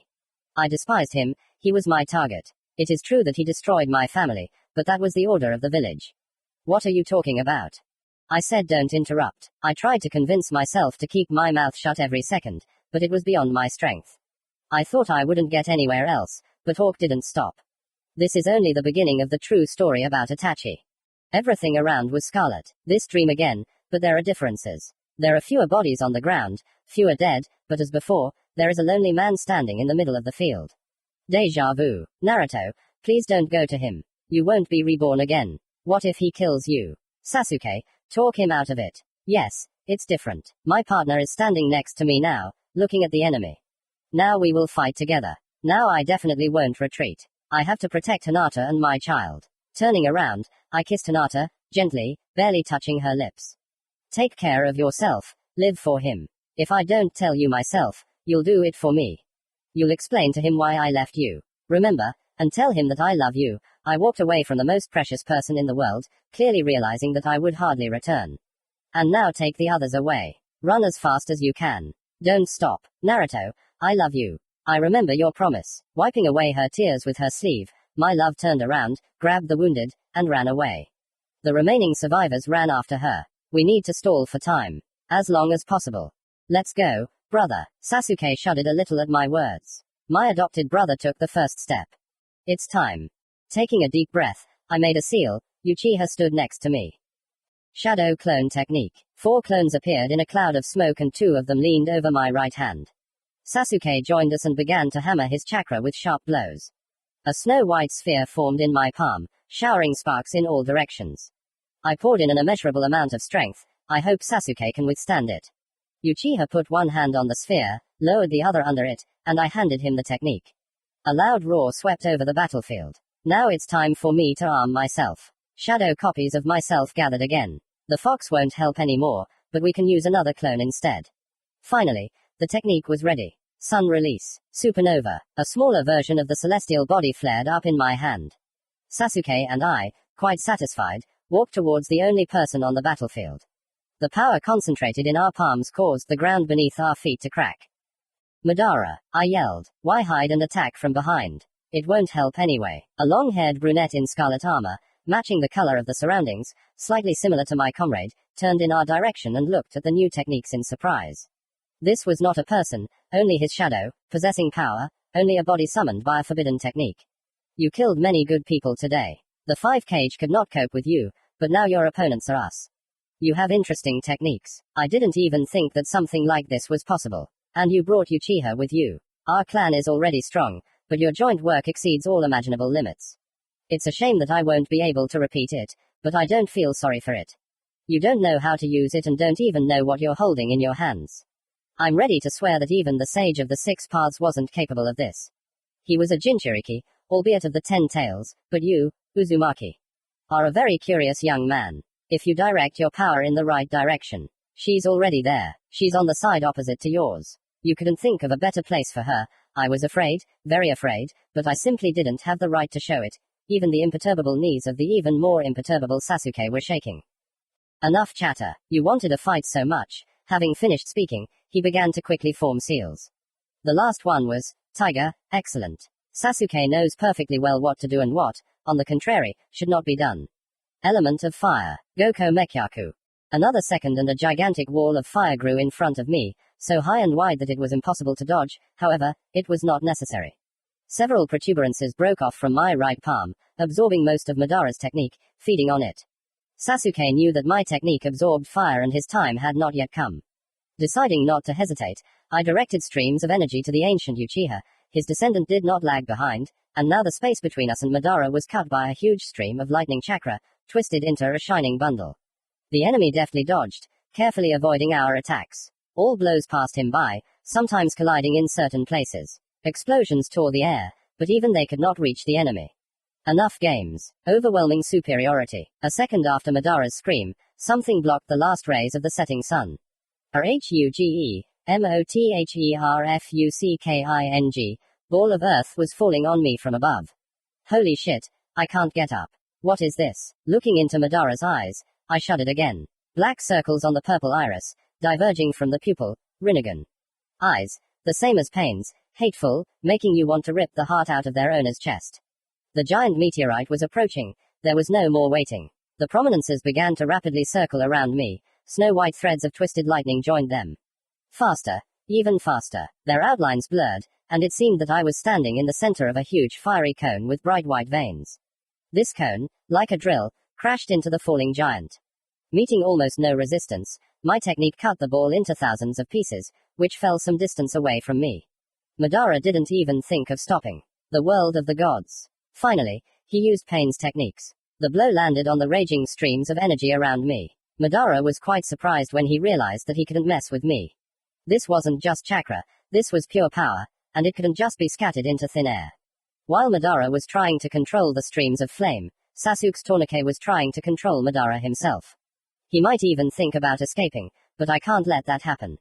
One of the protuberances began to spin around us all, and we found ourselves in a fiery sphere, the surface of which was dangerous to approach. The enemy struck it several times, but the surface of the prison only sagged for a second under his attack. Even together we can't do anything, I said quietly. Reaching out to Sasuke's palms, I intercepted his technique, and my clone grabbed the younger Uchiha by the shoulder and the two of them disappeared in a bright yellow flash. That's it, my friend is far away, safe. I've already decided everything a long time ago, back when I first saw this dream. Even if it were repeated 1,000 times, I would still do the same. This is stupid. You can't kill me anyway. We'll dance inside this fiery arena until you run out of chakra. At this speed, even you won't be able to stop the technique. Get out of here and kill me. To win, you'll have to give up the most precious thing, your life.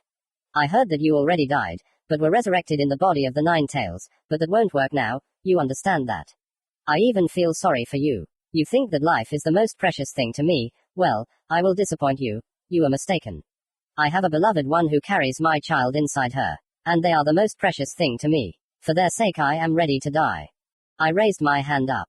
Madara froze, waiting for my next move. Hinata, Sasuke and the survivors are far enough away, we can begin. Frozen motionless.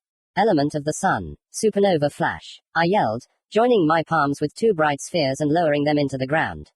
I need to wake up, so as not to lie in bed for a week. With relief, I felt something pulling me back to reality. To my life, the end of which I saw for the second time. Waking up was not pleasant, but at least nothing terrible happened. My next vision is not important. It will be later, and now I need to think about the present. Itachi's story turned everything upside down. I had so many questions, but Hawk made me promise not to blab about it anymore. But now I understood why Sasuke intended to destroy Konoha, learned that Tsunade at one time studied the effects of Koto Amatsukami on a person and learned a lot about it. While we were waiting for the council, I was frankly bored, but finally Tsunade said that it was time for us to go and left the hotel. Having transformed, we followed her. The council was held in a fortress surrounded by many rows of walls, in a high palace in the middle of the capital. We arrived first, and in the center of a large columned hall we met a detachment of armored warriors. The samurai looked quite dangerous. "Welcome," said their commander. "Ugh, I thought there was trouble again." We were led to a room on one of the upper floors. In the center there were two tables. One small and one in the shape of a horseshoe, designed for 5 people. Behind the chairs were hung the coats of arms of countries. The fire was in the very center of the horseshoe. Tsunade sat down in her assigned place, and we jumped onto the balcony under the ceiling, specially for bodyguards. Having checked the dense network of chakra hiding my and Hawk's identities, I was satisfied and was ready to meet the guests. The Raikage entered the hall. He was a huge man, blonde, but with slightly dark skin. All his movements showed strength and power. Just looking at him sent shivers down my spine. I wouldn't want to meet him in battle. His guards quickly disappeared onto the balcony, and although I didn't see them, they were excellent shinobi. A few minutes after the Raikage took his seat on the far left edge of the table, the Mizukage entered, accompanied by 2 bodyguards. One of them was a man with a closed eye, and the other was a very young swordsman.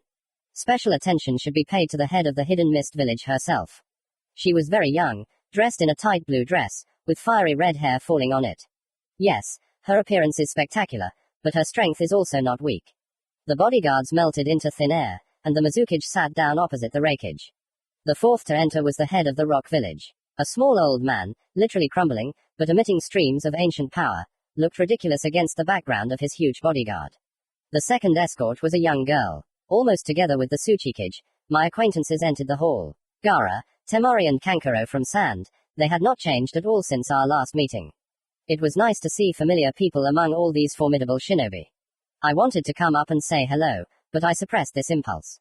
All the bodyguards jumped onto the balcony. Gaara sat to the right of Tsunade, and the Tsuchikage to the left. I did not sense a single shinobi, even of average strength. There was only the elite here. The ruler of the Land of Iron was the last to enter the hall and, sitting down at a small table opposite the granny, began the council.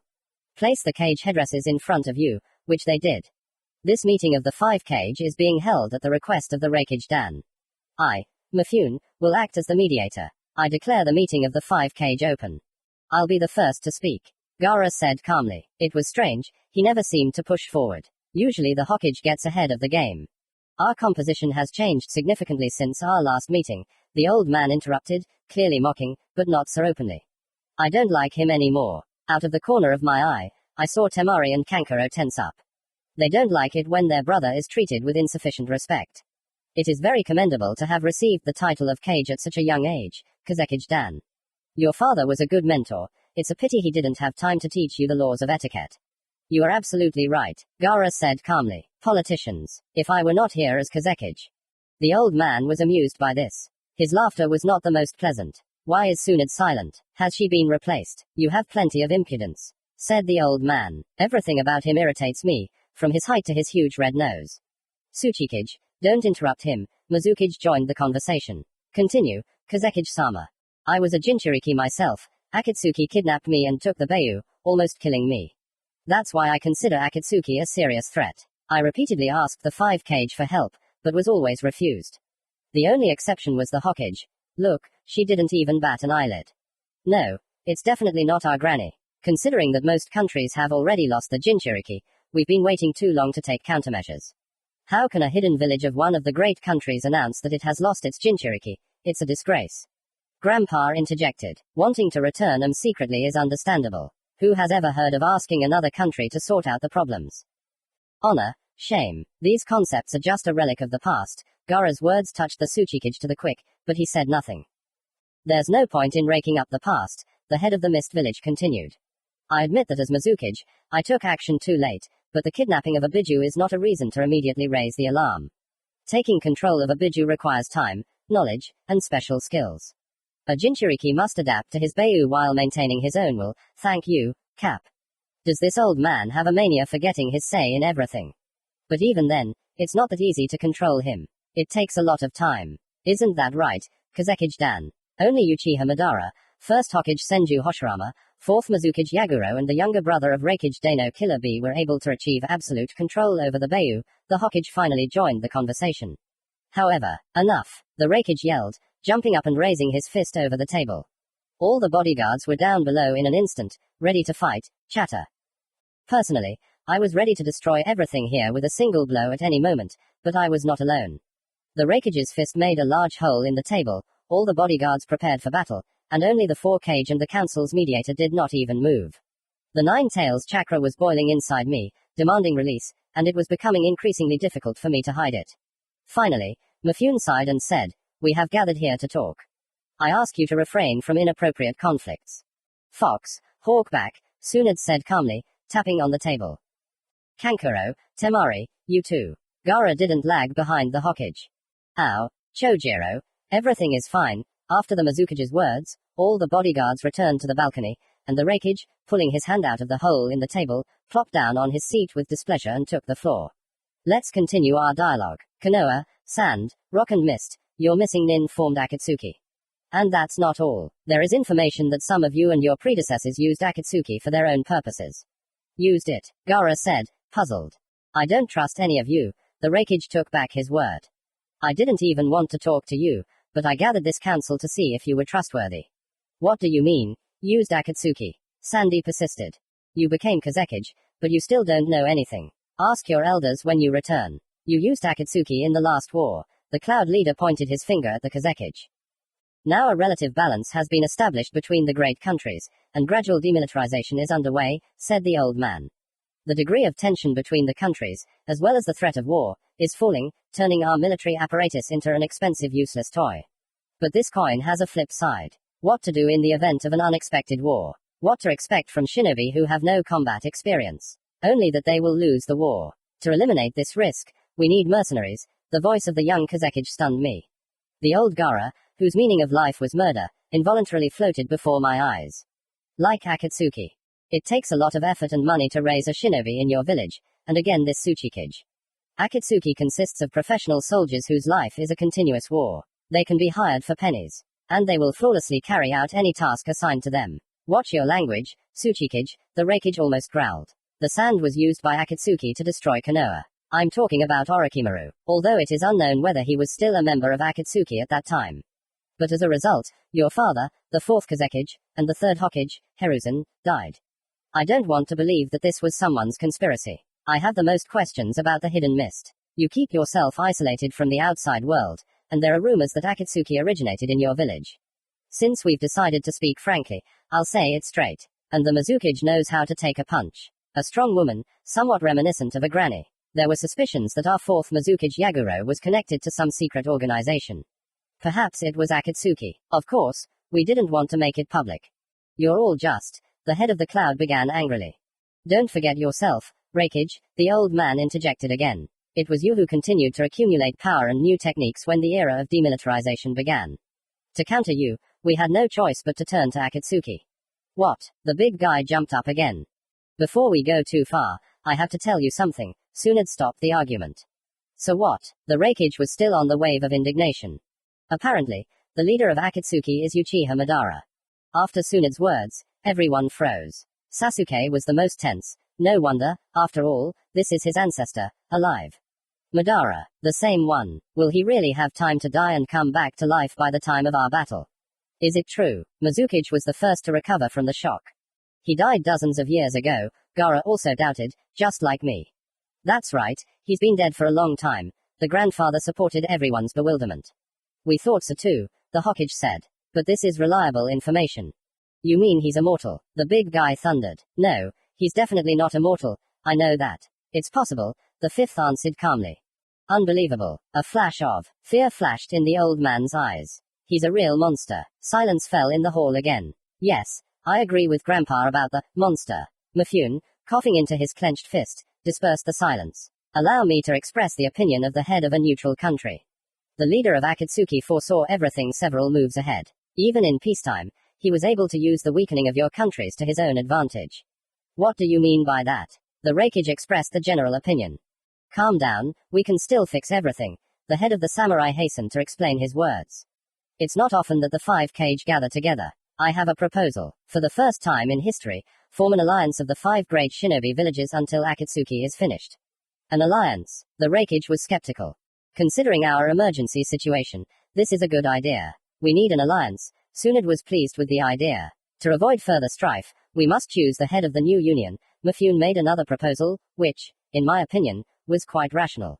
And how are we going to choose him? The old man interrupted. Mifune understood what he meant and said. Your debate on this matter will lead us nowhere. Therefore, I, as a representative of the neutral side, would like to propose the most suitable candidate from the five Kage.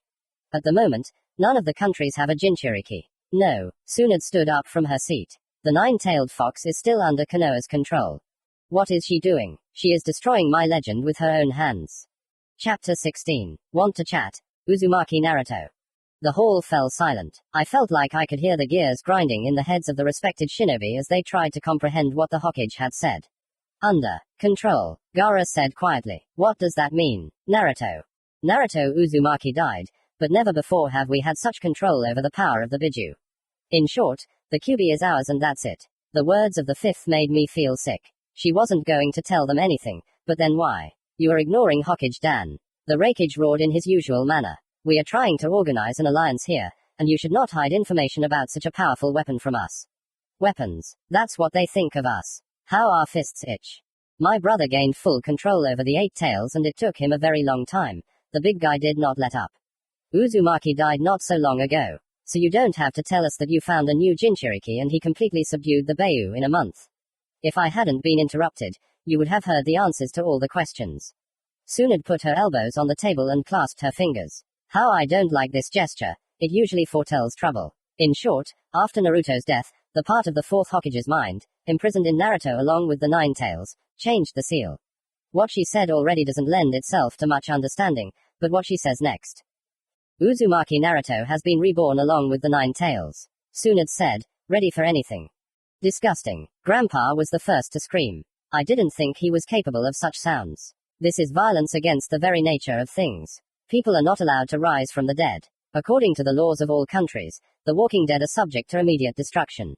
Naruto is a Konoha ninja, loyal to his village and country.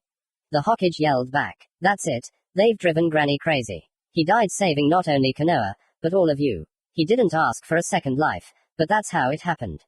He didn't rise from the dead with the help of forbidden techniques. His mind was placed in the body of the Kyuubi, and for that matter, he's not actually a walking dead man. And the Tsuchikage. If anyone dares to lay a finger on him, I promise that idiot eternal vengeance.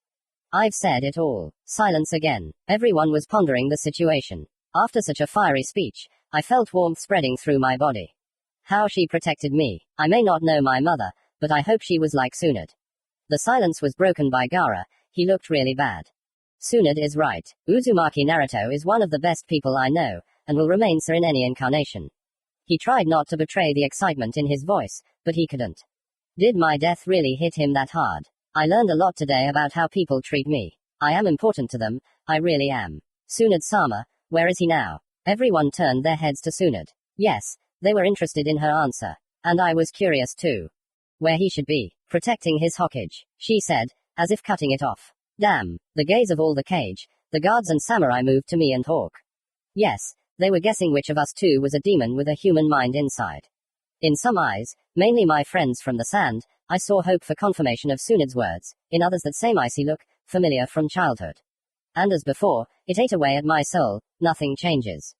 Naruto, come down to us. I didn't immediately realize that they were talking to me. Hawk nudged me with his elbow, and only then did I wake up, went to the edge of the balcony and jumped down, landing softly next to the Hokage.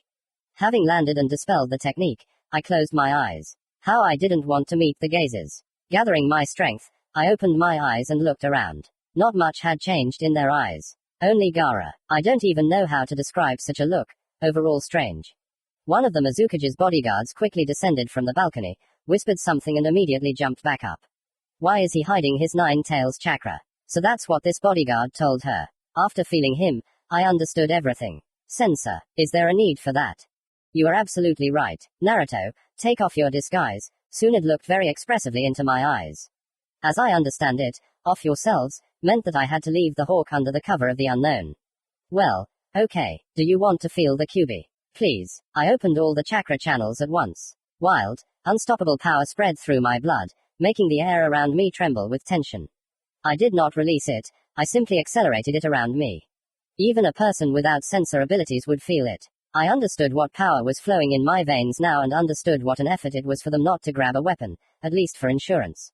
They feel him, the fox, with their liver. And they do not like what they feel, and it is quite natural that their eyes plunged into a pool of fear for a second. If I released everything that I had accumulated in myself, not even with the help of technology, but simply in its raw form, many would die. But why would I do this? They have probably already come up with hundreds of reasons in their heads.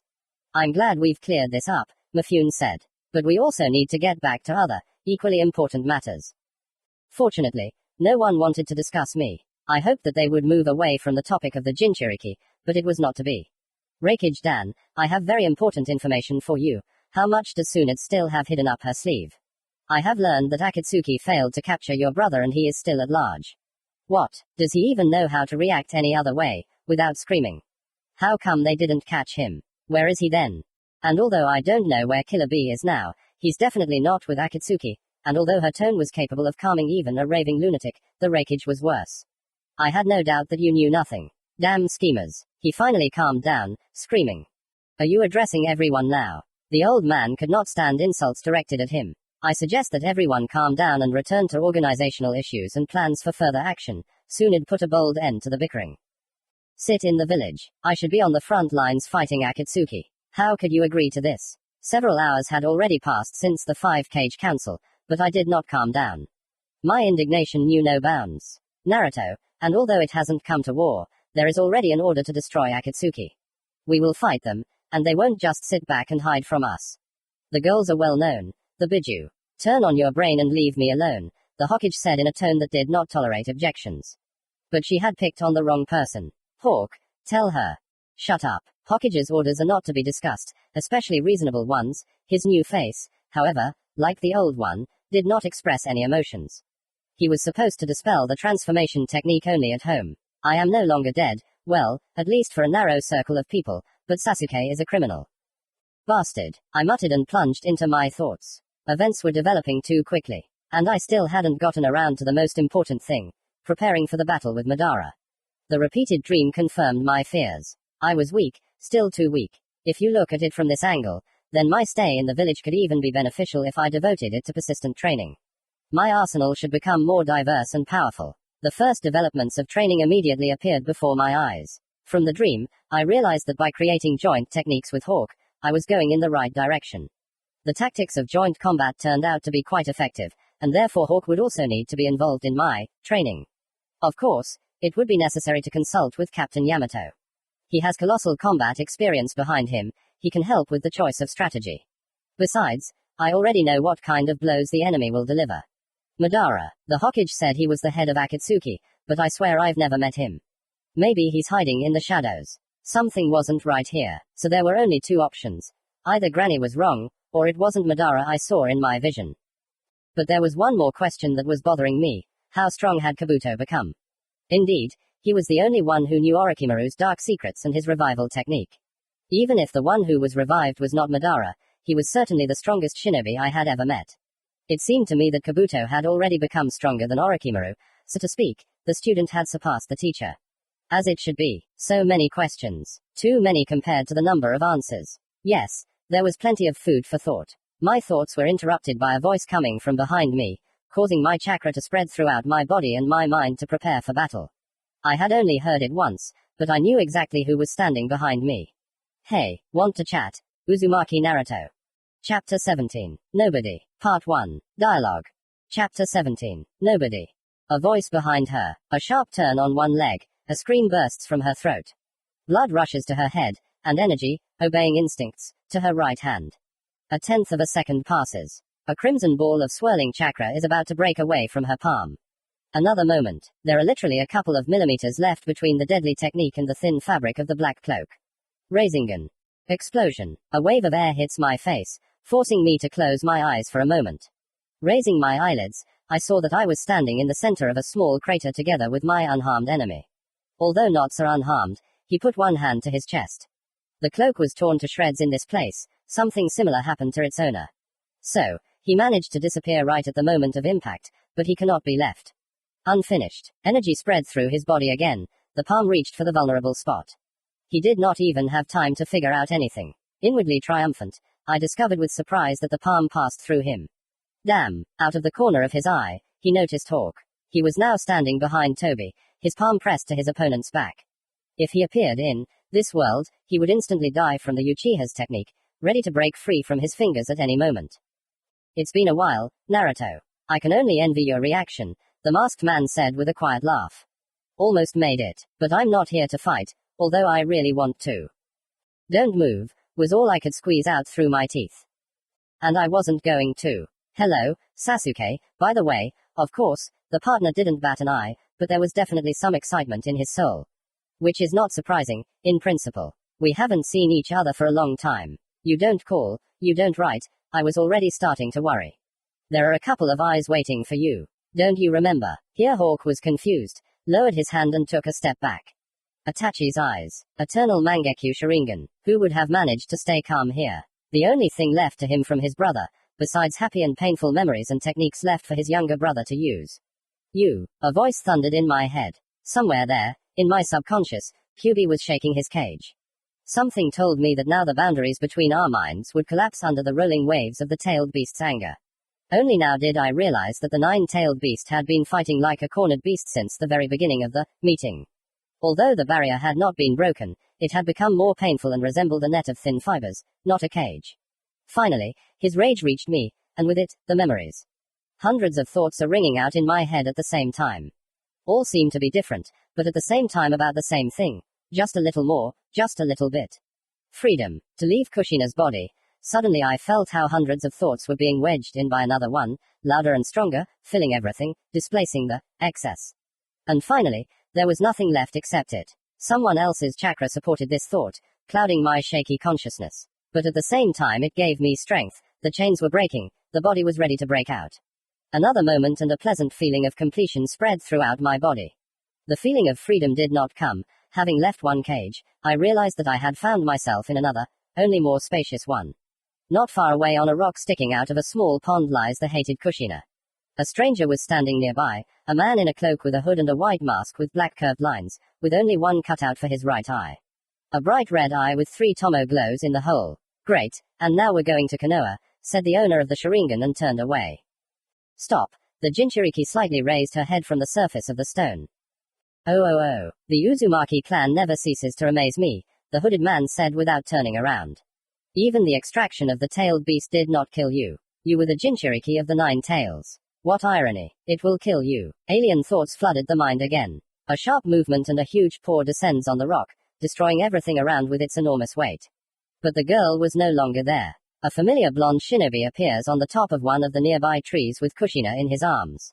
The vision ended as quickly as it had begun. Kyubi, realizing that he was sharing more than just rage and chakra, calmed down and fenced himself off again.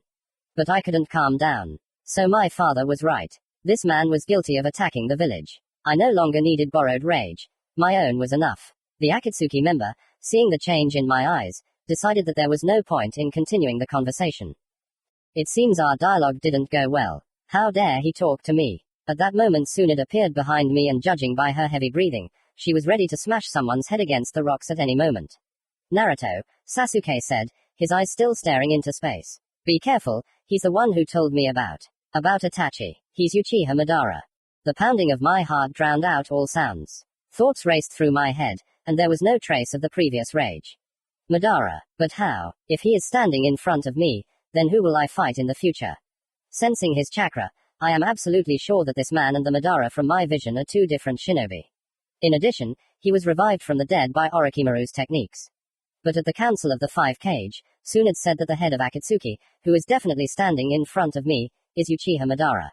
According to Kyubi, visions can be trusted, but eyes are definitely a more reliable source. But still, the one from the vision is very similar to the statue in the Valley of the End, which does not speak in favor of the mysterious guest in the mask. I do not know who he is, but I am sure of one thing. You're not Uchiha Madara. I read instant surprise in his one eye, but he quickly corrected himself and only chuckled quietly. If you want, you can call me as before, Toby. He said, my name doesn't matter, Madara, Toby, call me whatever you like. Who the hell are you? Come on, answer me.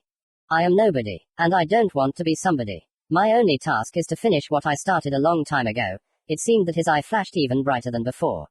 This worthless world. There is nothing left in it except suffering. You grew up as a package for tailed beasts and suffered a lot from it, didn't you? You should understand that there is suffering. A little. Life with a tailed beast inside you isn't so bad. I felt my consciousness stir. From my words, the boundary between me and the Kyubi disappeared. You can call yourself nobody, you can kidnap tailed beasts, but even in this wretched world, no one else will fall for this wretched scam. You can change masks, you can go through all the existing names, but you will remain yourself, you are only you, and you will always be alone. I have had enough. I am going to rip this mask off your face. I'll have to work hard, but still not now. It's a pity we couldn't talk normally, but I have to go. And you, Sasuke, come with me. I didn't even have time to react. Nobody turned sharply, grabbed Sasuke, and disappeared into the spiraling space. I stood motionless for another second, trying to comprehend what had happened. Gone. Again. Chapter 17. Nobody. Part 2. The Keeper. The thoughts disappeared. No. At first I was actively engaged in mental activity, but then I gave up. Run to who knows where and search. What's the point? I have no idea where this Toby and Sasuke are now, respectively. The Hokage also needs protection. I can't send her to get to the village alone. As soon as I came to this decision, all thoughts disappeared, simply dissolved. The only thing I realized was that on the way, Fifth and I didn't say a word. But I realized this when we had already approached the village gates.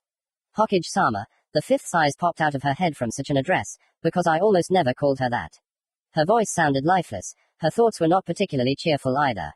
I'm going home for now, but I'll be back later. We need to talk. About. Okay, you can go. She tried in vain to hide the emotion on her face. Sasuke's disappearance had affected her, although not as much as it had affected me, but it had also left its mark. Sharply turning on her heels, she headed towards the village with her usual confident gait. It was time for me to go too. Pushing off the ground, I flew into the air. Ah, that feeling of flight. My eyes caught sight of the mountain that had become my home. A sharp whistle in my ears, then another, and now my foot was landing on the threshold of my refuge. It was already evening, and I was afraid of waking Hinata, so I slowly opened the door and quietly entered the house. The light was on in the kitchen, which meant she was not sleeping. Passing Hinata, I went to the table and sat down on a chair, lowering my head between my hands. Small palms gently, almost weightlessly, fell on my shoulders. Hinata understood that something had happened to me, but she was too shy, kind and understanding to ask directly. In her heart, the girl felt that I was incapable of dialogue, so she simply stroked my head, trying to push out the sad thoughts that were not there. Neither bad nor good. Nothing. Emptiness. The jagged wound in my heart that appeared after the collapse of the 7th team made itself known again. I looked into my soul and saw nothing there, again. In the midst of this kingdom of darkness, a small flame smoldered, made as if from pure gold. What is it? Reaching out with my consciousness to the flame, I lightly touched it. Warm. From my touch, it began to flare up a little stronger. The warmth began to spread throughout my entire body, and its source was the hands on my shoulder and in my hair. Hinata. She was healing me again, only this time it was not my body that was wounded, but my soul. Myriads of the same lights began to appear in my consciousness and rushed to the miserable remains of my soul. Once again, her love shielded me from pain. How I need it, especially now, when I feel so bad. Hinata simply helped as best she could, without even trying to shake the reason for my worries out of me. I understood that now I felt only the warmth emitted by the fragment of my soul, imprisoned in her body. But love and tenderness intensified this feeling many times over. Not enough. A cold room can be warmed up, but without a constant source of heat it will become cold again. Now I just need to feel my wholeness again. I need my soul. Jumping up from my chair, I turned to Hinata and pressed my lips hard against hers. To bring back the warmth, to bring back the soul, I needed to become one with the guardian. Yes, guardian was the right word. I need you, I breathed right into her ear. The space around us flared up so brightly that I had to close my eyes. The small flame in my consciousness turned into a huge fire, the heat of which reached the darkest corners of my being. QB stirred in his cage. I doubt he liked the fire next door. I love you, Hinata whispered, breaking away from my lips. Only you, forever. Picking her up in my arms, I moved into the room in a flash and laid the girl on the bed. My body tensed up. It begged and called. It wanted to always feel this flame inside itself. I can't drag it out any longer. It doesn't make sense. We love each other and we will never stop loving. Today we will be together. Nothing will stop me on the way to my soul. Naruto, the fox roared inside. The scarlet flame of his hatred spread through his body, displacing the warmth and replacing it with a scorching heat. The heat was real, not imaginary, and it was getting stronger. You want warmth? Just ask. Get it. My consciousness exploded, tearing apart the pathetic shreds of my personality. My scorched mind tried to gather itself and fight back, but the QB had already gained access to my body.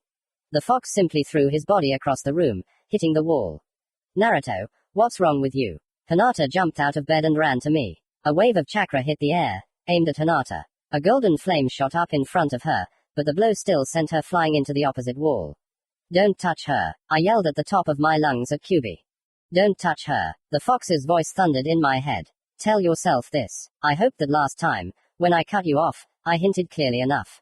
You don't control yourself when you're near her. I just want my soul back. I screamed again. What business is it of yours? How dare you hit her, you creature? Shut up, brat. Think about who you're talking to. Do you really think they just called me a demon? The only one of all the tailed beasts. If you stay near her, I'll kill her. Kill her, my Hinata. How dare he? I won't let you. I'll put you back in your cage. Hinata and I will always be together, and I'll get my back. Are you sure? Was all he said. Hinata got up from the floor. It seemed she hadn't hit herself too hard. Everything was fine with her except her gaze. There was fire in her eyes, the golden flame of my soul. She had gained control over it, but I, on the contrary, had lost control over my body. My hand rose against my will, power rushed through my veins, sweeping away the barriers of will. A scarlet ball of swirling chakra appeared on my palm. I'll kill you. Hinata, run. It's QB. I shouted through force. I know, she said. Her gaze, the same as in the battle with pain. And I will stop him. The young kunoiki raised her hands, which burst into golden flames. A stream of fire hit my chest, immediately plunging inside, pushing the nine tails chakra back into its cage. The technique in my hand dissipated, the Biju's hatred began to recede. But then a monstrous roar burst from my throat, which my throat was not designed for in principle. A wave of scarlet chakra struck in all directions, destroying the house in an instant. Hinata stood in place, in the middle of the ruins, completely unharmed. Do you think the pitiful remnants of a dead shinobi's strength can stop me? The chakra ball appeared in my palm again. It grew and grew until it became bigger than me. Prepare for her death. No, wait, I'll do what you want. Just leave her, I've never felt so bad, so much pain. You are pathetic creatures, the tailed one said laughing. For her sake, you gave up your own soul. It turned out to be easier than I thought. You have 5 minutes. If you don't leave, she will die. Why? Answer me, why? But QB didn't answer my question. Hinata. Naruto. The girl jumped up to me and helped me stand up. What was that? Hinata, listen, I took her face in my hands and looked straight into her eyes. Now they were so beautiful and so sad. They reflected fear, not for myself, but for both of us. But I can't stop, I'll have to hurt her even more. I can't stay with you. It struck her like lightning. What are you saying? She felt, understood everything, but she couldn't just resign herself to it. No, I don't care, I won't let you go. I love you. Can you hear me? I love you too, and that's why I have to go. It's dangerous around me, I don't control the fox. He said that if I don't go, then I fell silent, unable to say it out loud. They're leaving my life, why should I lose her too? What will he do? She was choking with tears. He will harm you. After my words, the girl only pressed herself closer to me. Inhale her scent, while there is still an opportunity. I must leave, because you are more precious to me than anything in the world. If something happens to you, it's painful to even imagine. QB hit the most painful part, the wounded heart. Something tells me that it won't survive this blow. Naruto, You promised that you would always be there. You can't break your promise. The person I fell in love with would never. I will always be with you, in your heart. I am probably the only person who said these words knowing for sure that it is true, but it does not make it any easier. You are the guardian of my soul. Take care of it, and it will take care of you. Live on, but never forget how much I love you. After kissing her one last time, I disappeared, but I wasn't planning on showing up anywhere just yet. What is this feeling in my chest? Is it pain? But where is it? There's just an empty space here. There used to be something here, but I can't remember what. Oh. Right, my heart. Chapter 18. Another, New, Life. Part 1. Chance. It was dark all around, I would even say very dark, but sometimes bright yellow stripes crossed the space. QB was screaming something hysterically in his cage. What a voice. All the screams remained in the background, and in the foreground. The foreground, oddly enough, was empty. Where am I? I don't care. Who am I? There's no need for this information either. What will happen next? Not interesting. Yeah, the remnants of my mind unconsciously picked out one word from the fox's screams. It definitely means something to me, but what? This is the first question in a long time that I wanted to find an answer to, and to do so I had to listen to the stream of QB's screams. Naruto, jump out quickly. I don't want to die again. Jump out quickly, I beg you. He never said the word that had intrigued me so much. Well, we'll wait. My chakra is at 0. The technique is sucking the life out of me. Out of me. Why is it always so difficult with you people? Release the technique. What is he talking about? And again, I don't care. He so stubbornly does not repeat that word. Damn you, you and your hinata. Here it is. Memories hit my head. 1, 2, 3. Replacing each other, they flew before my eyes. The last memory came home, slamming the door with force. From this the walls of consciousness shuddered. A wave of changes went along them, literally throwing me into the real world. Real. I don't need it now. At the moment they're waiting for me in another place. Having moved to the subconscious, I found myself in front of a huge cage. To say that the fox was furious is to say nothing. But what is his hatred compared to mine? QB was about to open his mouth for another stream of accusations, but did not have time. A giant shock wave, generated only by my will and rage, forcefully threw the nine-tailed fox onto the bars of the cage. And you call us pathetic? I lied to that Toby back then. Believe me, life with a Bayou inside is terrible. You are beasts for whom there is nothing to live for. You simply exist, bathing in a sea of blood. You have been sitting in a cage for decades and screaming non-stop about your hatred. You don't even know what it is. The surrounding space was shaken by a blow again, and QB, trying to get up, was knocked over again. Power was rushing around me, ready to break loose at any moment, at the first call. Not chakra, but power. Should I list all the reasons why I hate you? Let's start from the beginning. My parents died in battle with you, when you attacked our village. Naru. Shut up. Another wave, stronger than the previous ones, simply nailed the huge fox to the walls of the dungeon.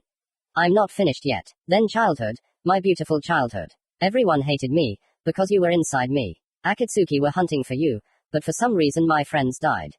Do you hear? People close to me. A perverted hermit died because of this. And then I died too. I alone suffered, not even for two, but only for you alone. I bore the stigma of hatred for your actions. And when I managed to find my happiness, you, unable to utter anything else, I simply sank to my knees. The hatred left, well, I was not made for it, but in its place came the pain that my entire existence rested on. I accepted it as my own. After so many years it is difficult not to get used to it. Physical, mental, spiritual, I became very familiar with all its forms. But the worst thing is, I can't hate you. I'm too empty for that. The sound of tearing paper, the clang of metal, and then the Bayou cage just falls apart. With difficulty raising my head, I looked at the fox. My eyes met the eyes of the nine-tailed fox. In I saw a storm of emotions, but I couldn't make out a single one. Nothing behind, nothing ahead, and even now there is emptiness. That's what I need. It was hard to get rid of all the thoughts, but I managed to do it. I'm just a mind, and as we know, a mind must have thoughts. Finally, when there was only one left in my head, one hand unbuttoned his jacket, the other reached for his stomach, on which a seal appeared. 4 fingers lay on different points of the drawing, gradually filling with golden light. I hope that you will someday get rid of the hatred that devours you from the inside. When it devours everything and leaves nothing, you will remember my words and understand that you missed your chance. Well, my ninja path ends here. It's time for me to go. Goodbye, Kurama. I stared at him in confusion. What does this mean? Kurama, that's my name. Do you even have a name? Why didn't you tell me earlier? There is still something left in my life that I can be surprised by. You didn't even ask. You shinobi have always seen us as a source of power, a weapon, but not as living beings.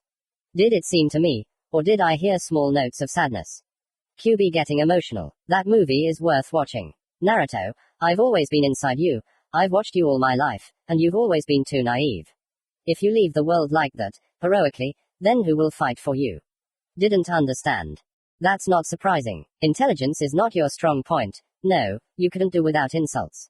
Who will fight Akatsuki and bring Sasuke back instead of you? The question left me stumped. Indeed, who?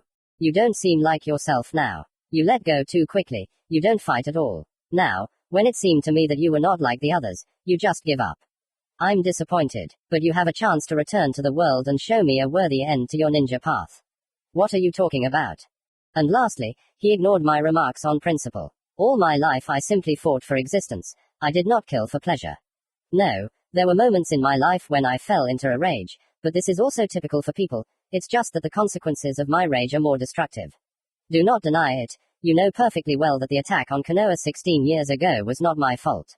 I have no desire to measure the strength of mutual hatred with you, just remember, I did not just decide to separate you from Hinata on a whim. The last words were a blow below the belt. What could have been the reason? Everything was completely mixed up in my head, but one thing was clear, it was too early to die. Plus I had another, quite feasible goal. I hope to one day deal with all the hatred that's inside you, I said, smiling. You really did put me through hell, but being consumed by all that anger. It sucks, trust me, I know. Is there a limit to your stupidity? I am the nine-tailed demon fox. I have not yet fallen so much that I can feel sorry for myself. I am a living accumulation of malice. And although he said this with great faith in his words, I again caught notes of regret. QB wanted to change, but he could not admit it, even to himself.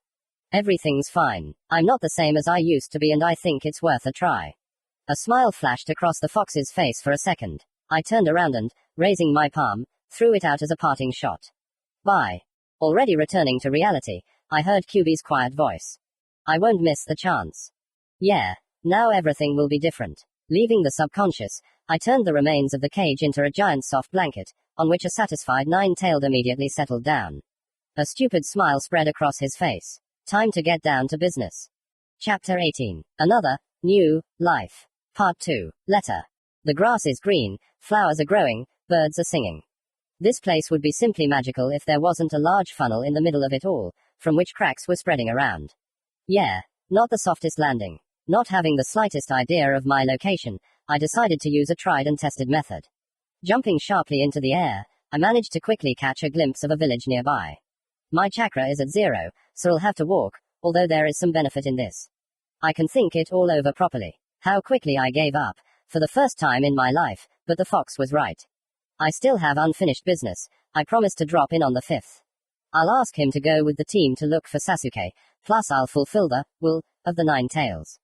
The main thing is to stay away from Hinata and find myself another place to live not far from Konoha. This won't do. What is he unhappy with now? You must leave the village, you must be far away from it. But why? What about the village? Should I become an apostate? Besides, with the technology of movement, the concept of far increases by an indefinite distance. If necessary, I will find it at any moment. I know, but the whole point is that she doesn't find you. He's making up these conditions on the fly. Although, on the other hand, he's right in some ways. If it's so dangerous with me, then the further she is, the better. And what do you offer me? I'm not suggesting anything, think for yourself. But we're not staying in Konoha, period. Damn, QB fenced himself off from me again and went to sleep. I suspect that he's gotten really good at it over the years. By this time, I was already approaching the village. The first task was to find out my location. The second was to eat. I did an excellent job with both tasks. It turned out that I was thrown out in the south of the Land of Fire. It's a pity that I'll have to walk part of the way, but I wasn't too upset about it. I couldn't move any other way before, but now even that is much faster than before. And so for half a day, as soon as my chakra was restored by 100th, which is already more than an ordinary shinobi, I began to use my father's technique. And although I had no time for experiments with such a small amount of chakra, I couldn't resist. Having released energy from all tenketsu at once, I set the technique in the approximate direction of Konoha, while recalling its image in my memory. Small golden discharges ran through my body. There were more and more of them. And because of the density of chakra dissolved in the air, the ground under my feet began to crumble. This is not exactly my father's technique, but having studied my unsuccessful experience, I worked a little on the idea itself. Flying Thunder God technique. Instantaneous movement. Along with the scream, a loud bang shook the air, and at that very second the whole world was washed away into one solid line, which was crossed everywhere by bright yellow flashes of energy raging around me. A moment later, the space around me returned to normal, but this was a different part of it. I stood in a circle of charred grass. Discharges were still running through my body, but in smaller quantities, and before my eyes appeared such an unfamiliar panorama of my native village, the destruction did not do it any good.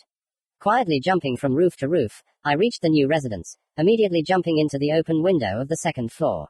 The fifth was already waiting for me, for quite a long time, because I promised to come yesterday. Naruto, finally, where have you been? And what happened on the mountain? Hinata refuses to say anything. Everything is destroyed there. Why are you silent? Damn it. How can I get a word in here?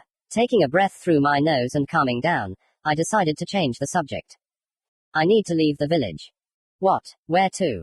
Well, it's not like I did it. Lowering my head guiltily, it was easier not to look her in the eyes, which I did not forget to take advantage of. QB said that he would kill everyone if I did not leave, and the mountain is like a demonstration. I had to dramatize. If I had said that this was all just for Hinata, she would have killed me on the spot. The fox inside growled. He didn't like that I dumped everything on him. Sunad was already thinking of being indignant, but she realized that it was useless to argue with me, and even more so with the fox. I have to leave, and I just thought I might as well do something useful for the village.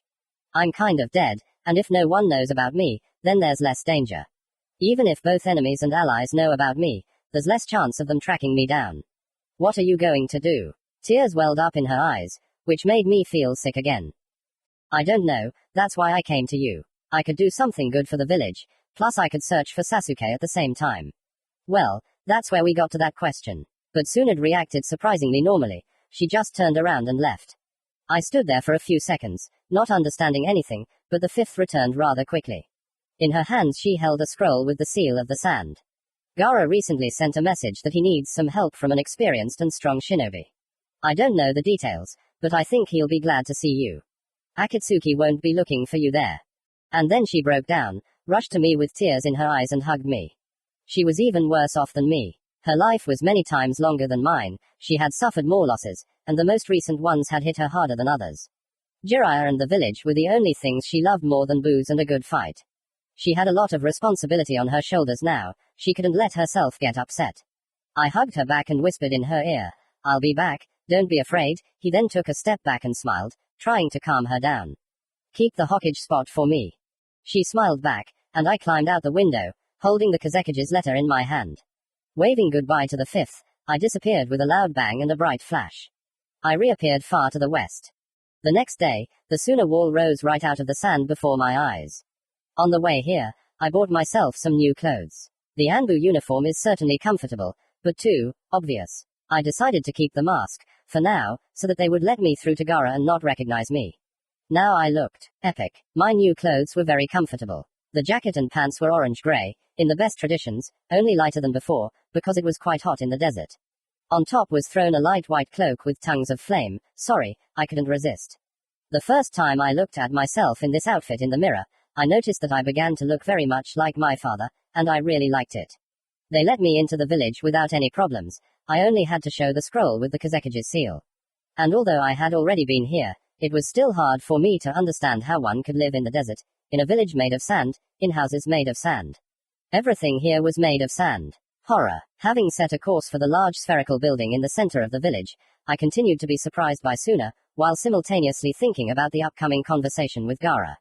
The first problems arose in the residence. The woman at the reception did not consider the letter from the Kazekige to Konoha a sufficient reason to let me see the ruler of the village. I hate all this bureaucracy. Temari, who went down to the reception room, saved the woman from a terrible fate. The kunoiki stared with interest at the guest from the Konoha Anbu. Here was my chance. I had to lift my mask a little so that the Kazekige's sister could see my face. When she did, she was shocked to the depths of her soul and demanded to let me in immediately. What are you doing here? She asked as we walked up the stairs. I came to visit. Don't be silly, she's obviously not in the mood. Spit it out. I don't know anything myself. Sunad said that Gaara needs some help. Maybe you know. I haven't heard anything like that. It's strange, we had already reached the Kazekige's office when she turned around and went down again. I hope we can talk later, otherwise I'm busy right now. Having said this, she instantly disappeared from sight. What's wrong with her? I've never seen her so strange. Well, now I have to find out the purpose of my arrival. Chapter 18. Another, New, Life. Part 3. Gaara. Inhale, exhale, inhale again, then exhale again. I'm a bit nervous, this is not right. I need to apply standard tactics, a strategy proven over years of practice. Kicking down the door, I burst into the sand cage's office, but I didn't have time to do anything because of the wave of sand that threw me back into the corridor. Looking out from behind the pile under which he was buried, I noticed that Gaara was calmly sitting at the table, and his student was standing next to him with frightened eyes. Apparently, no one in this village dares to just drop in on the cage. And anyway, how does he greet his friends? Damn it, I'm wearing a mask, although the Sandman didn't even raise his eyes from the documents on the table. When his bright green eyes finally looked at me, I saw absolute indifference, calmness, composure in them. His gaze slid higher, and the pressure from the sand decreased. Apparently he saw the Konoha symbol on the mask.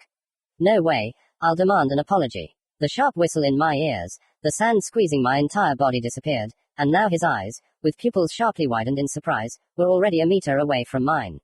Deciding not to keep my old friend in suspense, I took off my mask and smiled impudently.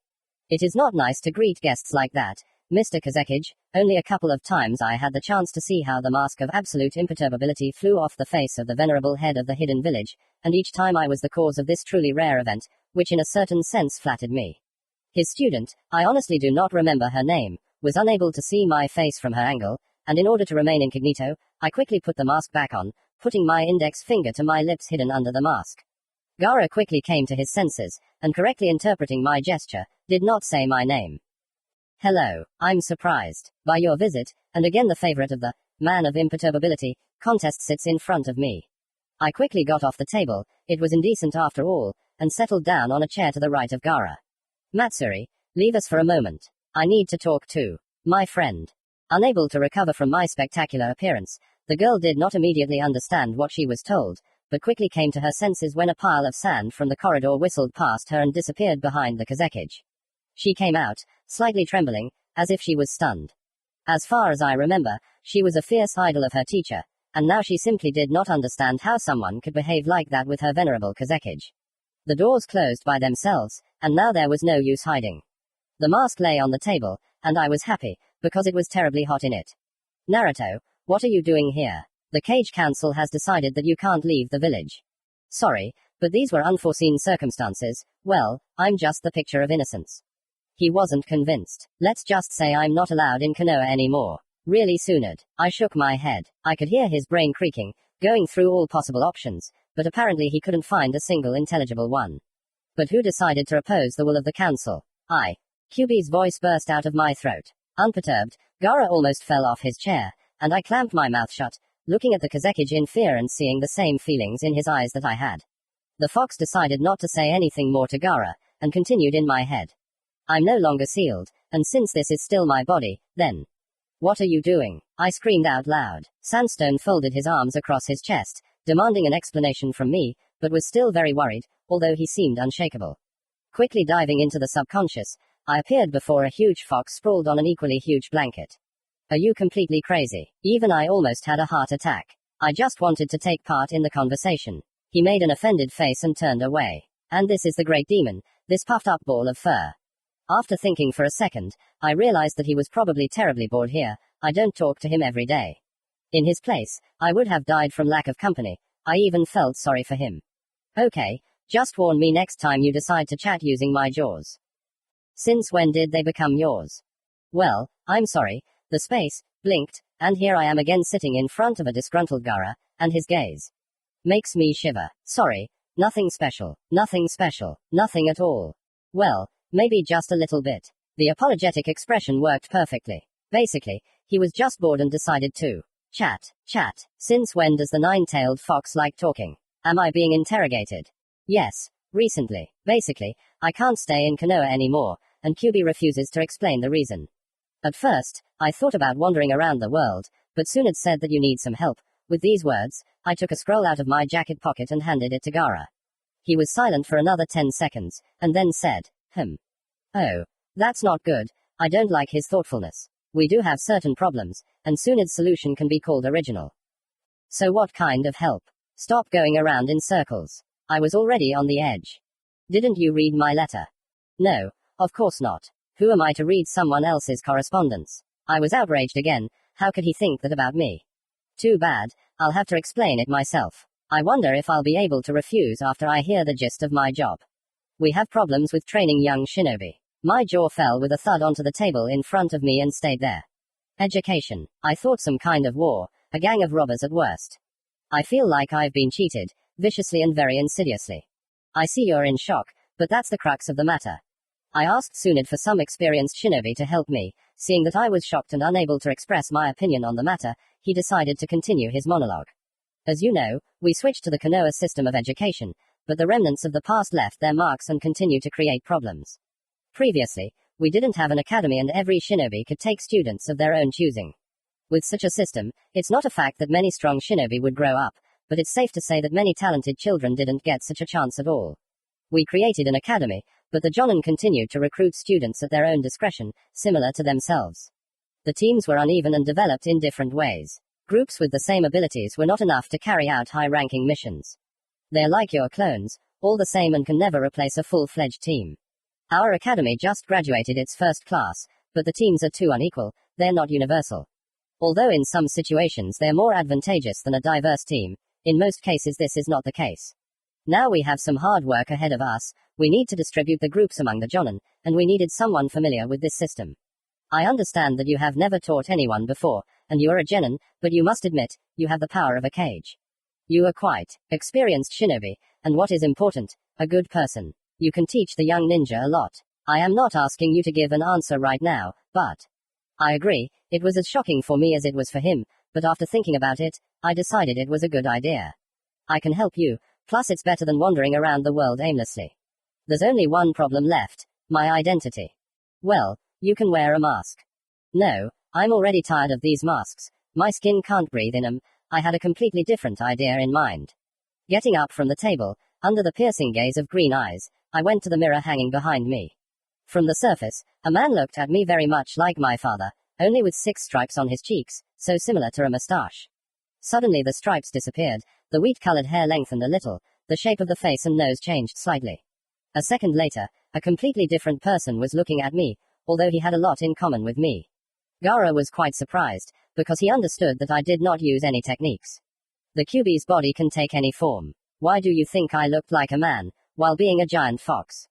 Well, it seems the issue with appearance has been resolved. What name will you choose for yourself? I hope Fox won't be offended. Kurama. My name will be Kurama. Chapter 19. Survival Training. Gaara leaned over, opened a drawer in his desk, and pulled out 3 folders of papers.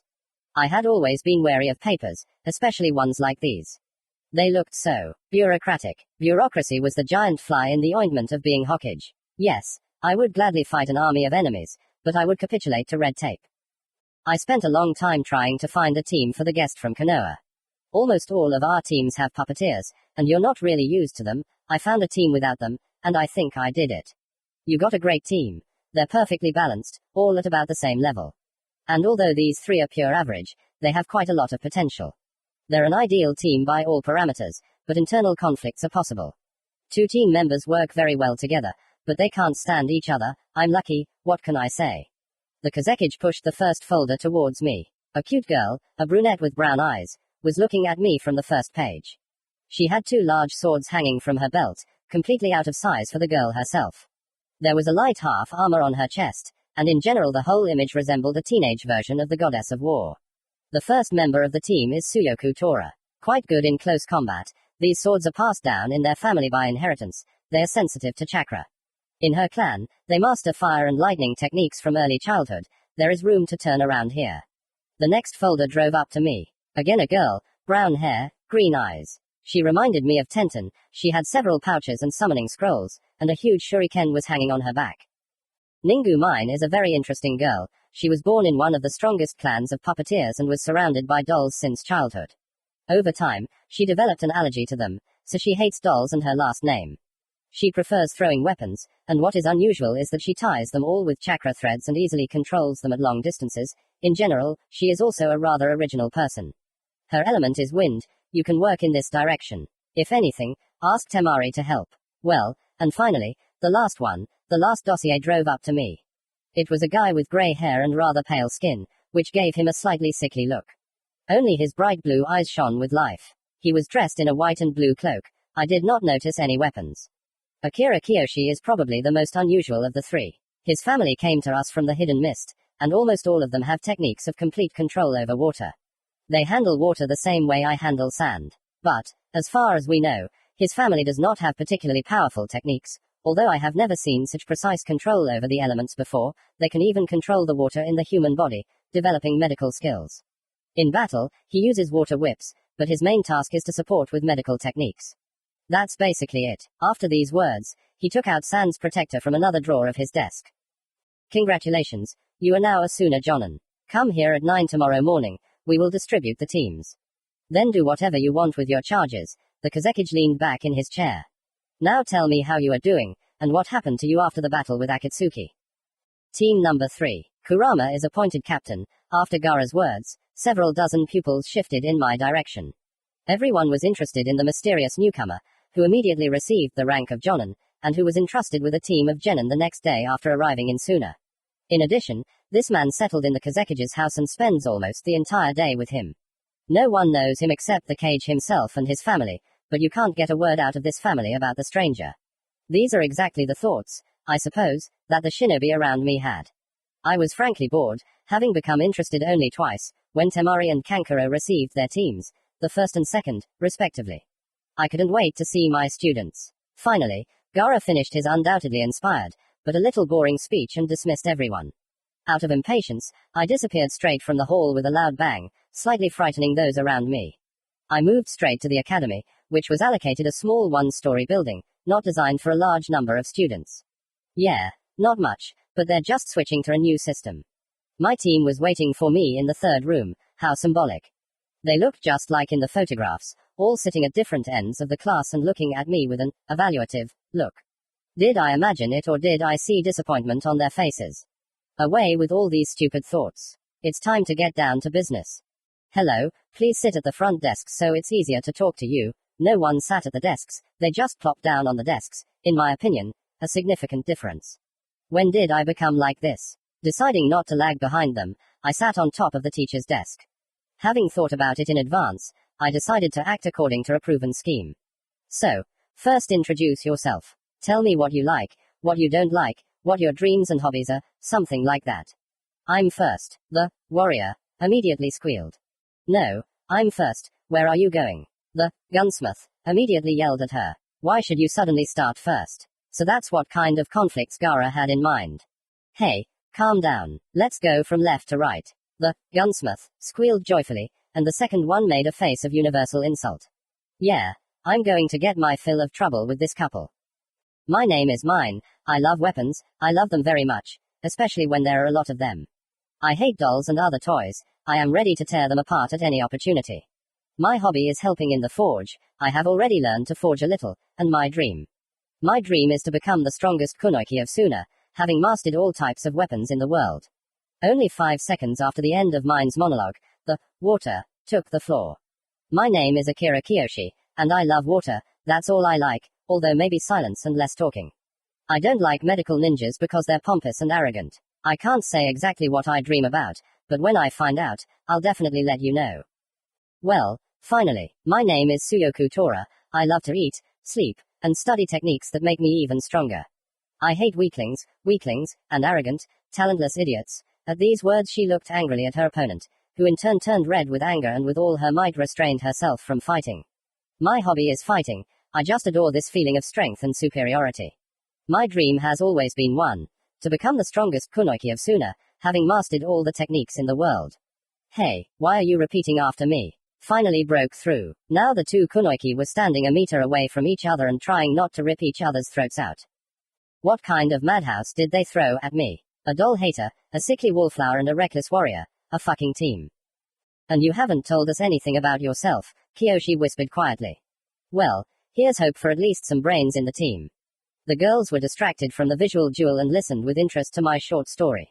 Well, my name is Kurama. I love ramen, actually I just adore ramen, and also cup noodles. I hate those 3 minutes it takes for them to brew, and my dream. It's better for you not to know about it. I think that's informative enough, and I've almost opened my whole soul. Hey, you didn't tell us anything except your name. Tora yelled. I wonder if she has other tonalities. Well, we also understand that you'll spend more time on noodles than on us. That's enough discussing my personality. We don't have time, but we have a task. Interest lit up their faces. Survival training. The interest faded, and while we were beginning to be indignant, they took it all more humbly. This is not an easy training. Only 2 of you will be able to pass it. The 3rd will go back to the academy. What the hell? Tora was the first to react again. What kind of training is this? You don't have to shout so loudly. My ears are already hurting. The warrior calmed down and sat back down at her desk. Let's go. It's time for us to go. Now they were a little upset, thoughtful, but with a hint of determination. None of them were going to lose so easily. So we left the main gate and walked a couple of kilometers away from the village. Although I was not in a hurry, I still moved quickly enough. It seemed that none of them were exhausted. That was good. So, let's begin. They carefully examined the surrounding bare desert and tried to understand the essence of the upcoming training. I pulled 2 bells out of my pocket and jingled them in front of their faces. It's 10 o'clock in the morning. You have exactly 2 hours to take these bells from me. As you can see, there are 2 of them here. The one who manages to get them will pass my test and remain a genin, and the one who fails will go back to the academy. It is quite possible that all 3 of you will fail, but I will give you a piece of advice. If you want to get them, you must try to kill me. I authorize the use of any weapon. Begin. A second later they were no longer visible, although I have no idea where I could hide. There is nothing around. There were no morons like me among them, which is good. No one rushed at me headlong, waving their fists. I didn't have to wait long for the attack. My attention was drawn to a barely audible rustle behind me. Crouching down, I saw a huge sword flying above me, and the second one flying a little lower, straight at my head. A sharp turn, a jump and I am out of the kill zone. Tora got hot and so did the blades. Small discharges flickered on one, the other one became red hot. I wonder what will happen to me if the kunoiki hits me. She rushed at me headlong, waving her blades at incredible speed. The unimaginable trajectories of the blades deceived me at first, but there was still a system in her blows. I wouldn't say that dodging was problematic, but in my old body I would have had to sweat. The warrior kept increasing the pace. It was unclear how she managed to lift those cleavers at all. She poured in more and more chakra, which increased the speed of her attacks. When she thought that she had danced enough with me, Tora hit the sand with her swords with all her might, releasing chakra from the blades at once. A small explosion thundered, and here the girl stands in the center of a circle of sand that had turned into hot glass. I was not in this circle, I was standing about 20 meters away. The attack was carried out well, but slowly and predictably. What? You won't attack at all? She was very angry that she didn't even touch my cloak fluttering behind me. She wanted to know if I could do anything other than dodge attacks. Are you sure you can withstand at least one blow? This question confused her a little, but I definitely grew a little in her eyes. I was distracted from contemplating the upset student by a thin whistle behind me. Tilting my head, I let the kunai pass me. Having flown a couple of meters, it turned sharply and flew back at me. How reckless. A loud bang, and I stand behind mine, under the astonished gaze of the weapon maker, and Tora, who had not yet managed to hide. You can't show your location so openly to the enemy. Even when you move, any sufficiently experienced shinobi will notice the chakra threads you've attached your kunai to. The girl quickly gathered herself and threw a dozen shurikens at me at once, and while I very gracefully dodged, mine managed to run away from me, continuously throwing various throwing equipment. The battle site began to look like a large hedgehog. Quickly taking out her huge shuriken from behind her back, the kunoiki threw it at me. It was not difficult to dodge, but at the last moment I noticed the second one, hidden in the shadow of the first. Having disappeared from sight for a split second, I reappeared a couple of meters from my original position. Shadow shuriken. Not bad. Who's next? Right after these words, Kiyoshi flew out from behind me, directing a powerful stream of water towards me. I dodged, but with a slight movement of his hand, he made the water swirl around me. Gara was right, I had never seen anything like that either. His movements were unhurried and smooth, each of them had its own meaning, which I had not yet figured out. After making several passes with his hands, without seals, the genin collected all the water into a sphere and sent it at me with great speed. This could kill, but it was easy to dodge. Before it reached me, the sphere exploded and thin streams of water flew in all directions, released under such pressure that I had no doubt in their ability to cut metal. And the boy was not so simple, but I will be more difficult. Embraced by the scarlet flame of chakra, my hand met the streams, evaporating them all in a second. Now he is completely unarmed, he has little water left, there are not many places in the desert where he can get it, and he does not have enough chakra to reach the underwater water or condense it from the dry desert air. It is time to motivate these three to act. Energy rushed through his body, a small scarlet ball appeared in his palm, which smelled of danger. Kiyoshi realized that he could not counter my technique, and I quickly moved towards him with my palm raised. My hand did not yet reach his head, as Tora carried him right out of the blow, and mine threw a kunai with an explosive seal attached to it. I did not intend to hit Kiyoshi with the rasengan, but since he was no longer under my feet, my palm rushed further towards the ground. When the sand raised in the air settled, my students saw that I was standing inside a salad bowl. The technique created a small crater and heated the edges. Well, I finally got what I wanted from him, all that's left is to secure it. Are you crazy? Thora screamed again. There would only be pieces left of him. And I was hoping that you would be able to pull it out, and you justified my hopes. I just smiled at the three dissatisfied children. Having created the rasengan again, I stood in front of them, waiting for the attack. Ninjutsu is one of the foundations of the ninja art. Without this. But I wasn't allowed to finish. Kiyoshi started waving his arms very actively, which at first made me laugh a little, since he looked like an epileptic in a fit. But when I realized that the remaining water was lining up into intricate images, constantly changing and so alluring, I had to change my mind. Genjutsu, then. Well, if that's the case. Having collected more chakra, I released it, the energy spread throughout my entire body, the air around me became hot, and the illusion, unable to withstand the pressure, shattered into pieces. You should have seen the children's faces, how funny. Having felt the huge amount of chakra I was releasing, they were seriously scared. Not bad, quite an original genjutsu, the chakra in my body settled down, and the tension disappeared from the students' faces. Illusions are the second basis of our art, but I don't recommend using it on me. Well, what are you standing there for? Let's attack. Nodding to each other, they rushed at me from different directions. Did I really get what I wanted from them? They were working together, and it didn't matter to them that one of them had to leave. Finally, they weren't fighting for themselves, forgetting about their quarrels and misunderstandings. Mine and Kiyoshi threw a couple of kunai at me, easily dodging them. I ran into Toru, who was swinging her blades. I ducked under both swords and deflected her hands to the side, and delivered several light blows to different points on the body, not covered by armor. Taijutsu is the final foundation on the path to mastery. Kyoshi immediately grabbed her after my words, and mine distracted me with explosive seals. Hallelujah, you passed, all three of you. I yelled. How funny it was. Their faces were so perplexed. But we didn't manage it. Mine declared. No, she's still arguing, she would be happy. In theory, you were supposed to fight only for yourself and get in the way of others, but you still united, attacked together, and saved your comrade instead of abandoning him. That's why you passed. In the shinobi world, those who failed the mission are called trash, but those who betray their friends are even worse. Their faces, although happy, were still a little stunned. They are so different from us as children, I hope because of this, our fate does not await them. Tomorrow, at this same place, at this same time, I will make you into real shinobi, who the whole village will be proud of. But it will not be easy, for you or for me. Goodbye. Turning towards Suna, I teleported straight to the village, leaving the happy students behind. This was going to be interesting. Chapter 20. Rain. Do you think they can handle it? It's been an hour since I've been able to convince Gaara to send my team on a C rank mission. If I tell the guys that we've been given another stupid thing, they'll kill me. They're not very experienced yet. Gaara, I train them day and night, they could pass the Chunin exam right now. Temari and Kankuro's teams have already gone, although my guys are stronger. That's it, this is a victory. Family is a sore point for the Kazekage. Sand has no right to pretend that he favors relatives more than others.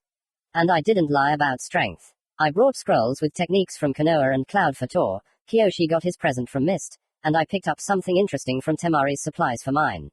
Fortunately, shadow clones exist, so they could train each of my students individually. It became even better when I taught them this, and I myself could improve my skills at the same time. Unfortunately, they could easily work with only one clone, but this reduced the training period by half. With the help of shadow clones, I sped up the training process several times. And I also did something completely unusual. After these words, even Gaara became seriously interested. Well, of course, my methods are a breakthrough in the education system. And each of my reports to the Kazekage includes some new, incredibly useful addition to the training system. Sandy had already said 100 times that I was a better teacher than anyone could imagine, which flattered me immensely.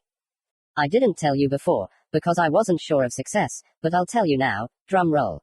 Surprisingly, QB was very useful, because over the many years spent in my body, he, out of boredom, studied the human chakra circulation system, CCS, better than any doctor.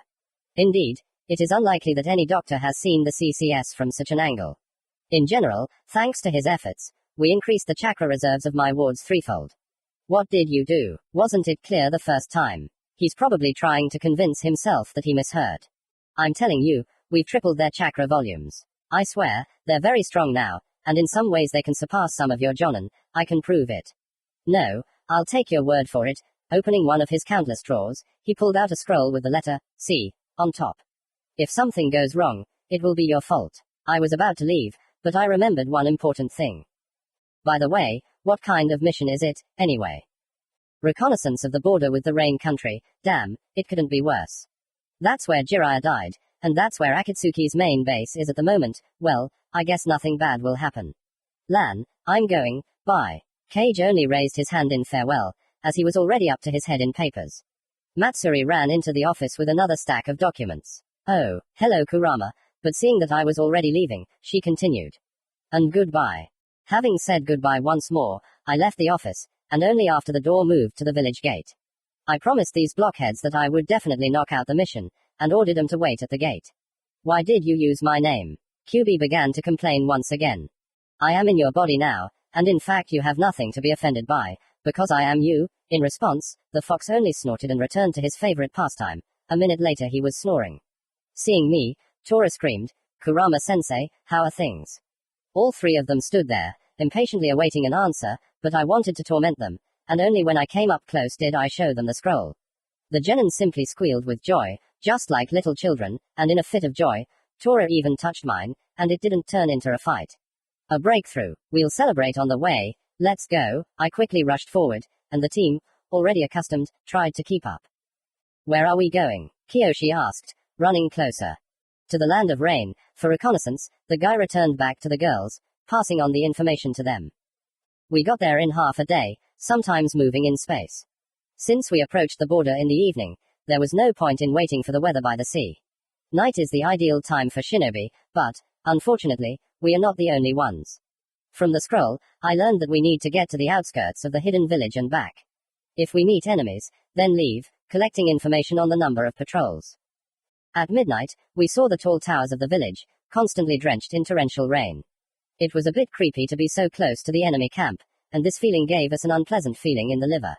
We didn't notice any patrols at all, which surprised us a little. How do they guard the borders then? We need to get closer. I gave a hand signal and moved forward, the students following behind.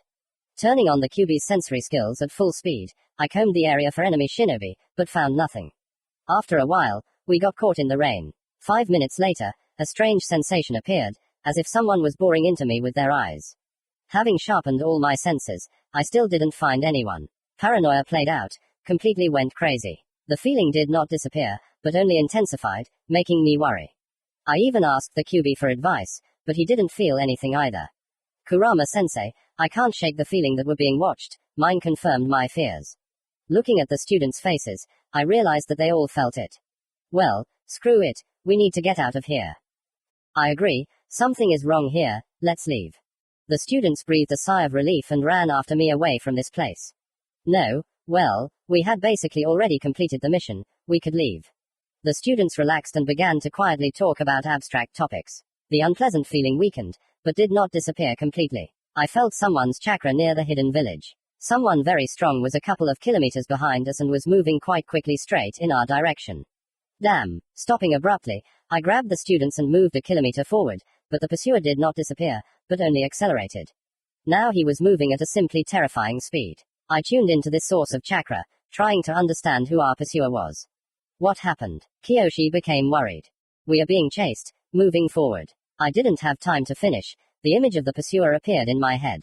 Rage boiled in my body. Anger passionately wanted to spill out onto the figure in a cloak with red clouds, flying on huge wings.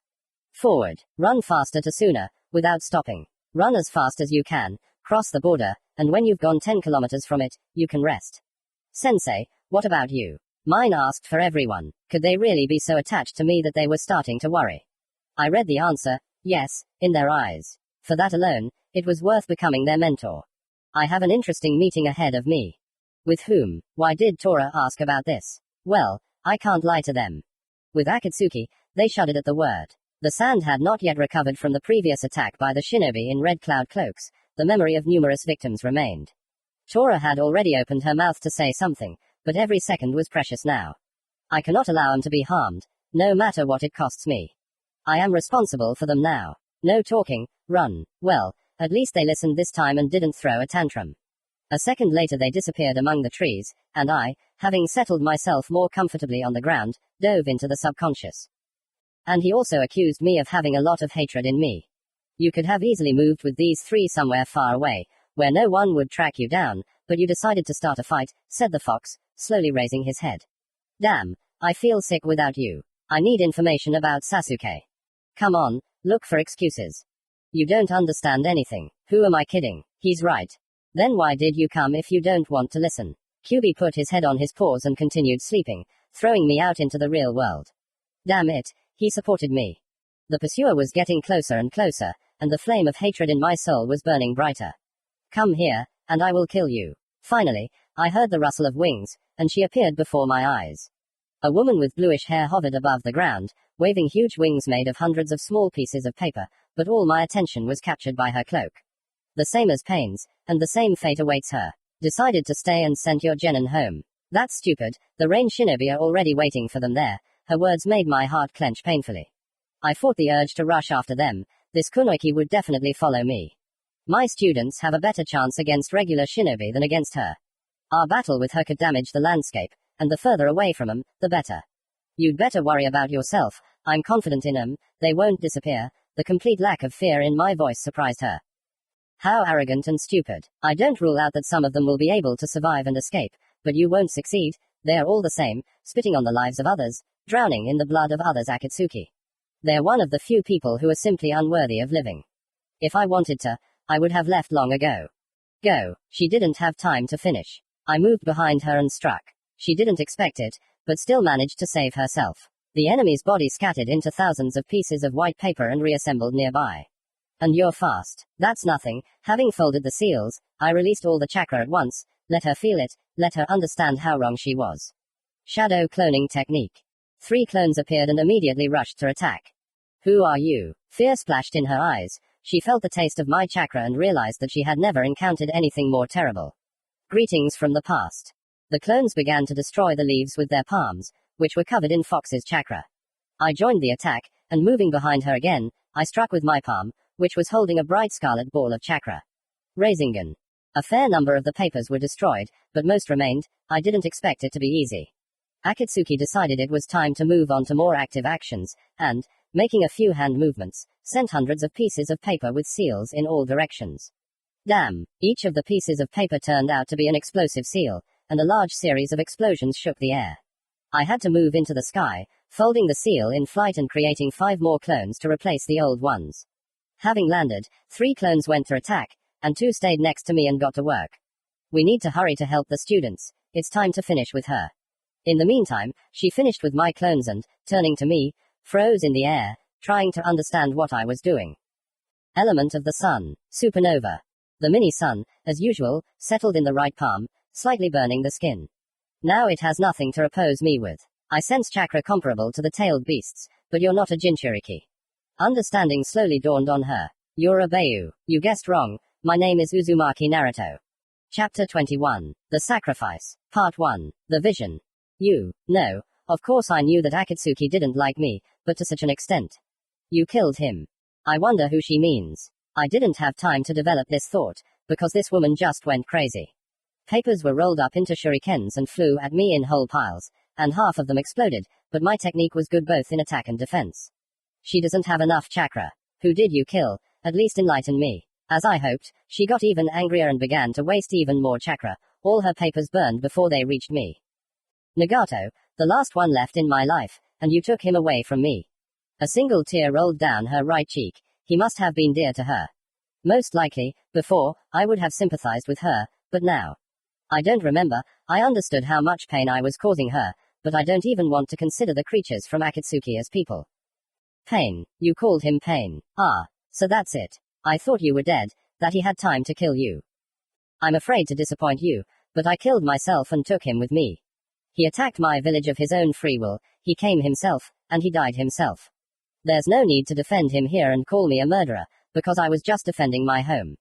Nevertheless, he died, and you, her speech finally turned into something incomprehensible, tears were already flowing in streams, she now seemed so weak.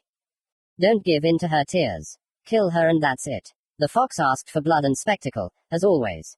I died too, now you are talking only with the remnants of the mind of the former man in the body of the nine tails, this did not calm her down much. Can I ask you one question? She remained silent, only sank to the ground and, kneeling, continued to shake with sobs. That guy, Nagato, said that he was also Jiraiya's student. Who do you have to be to raise your hand against your teacher? How can you defend him? Jiraiya was my teacher too, she whispered through her tears. Was it my imagination, or did she say what she said?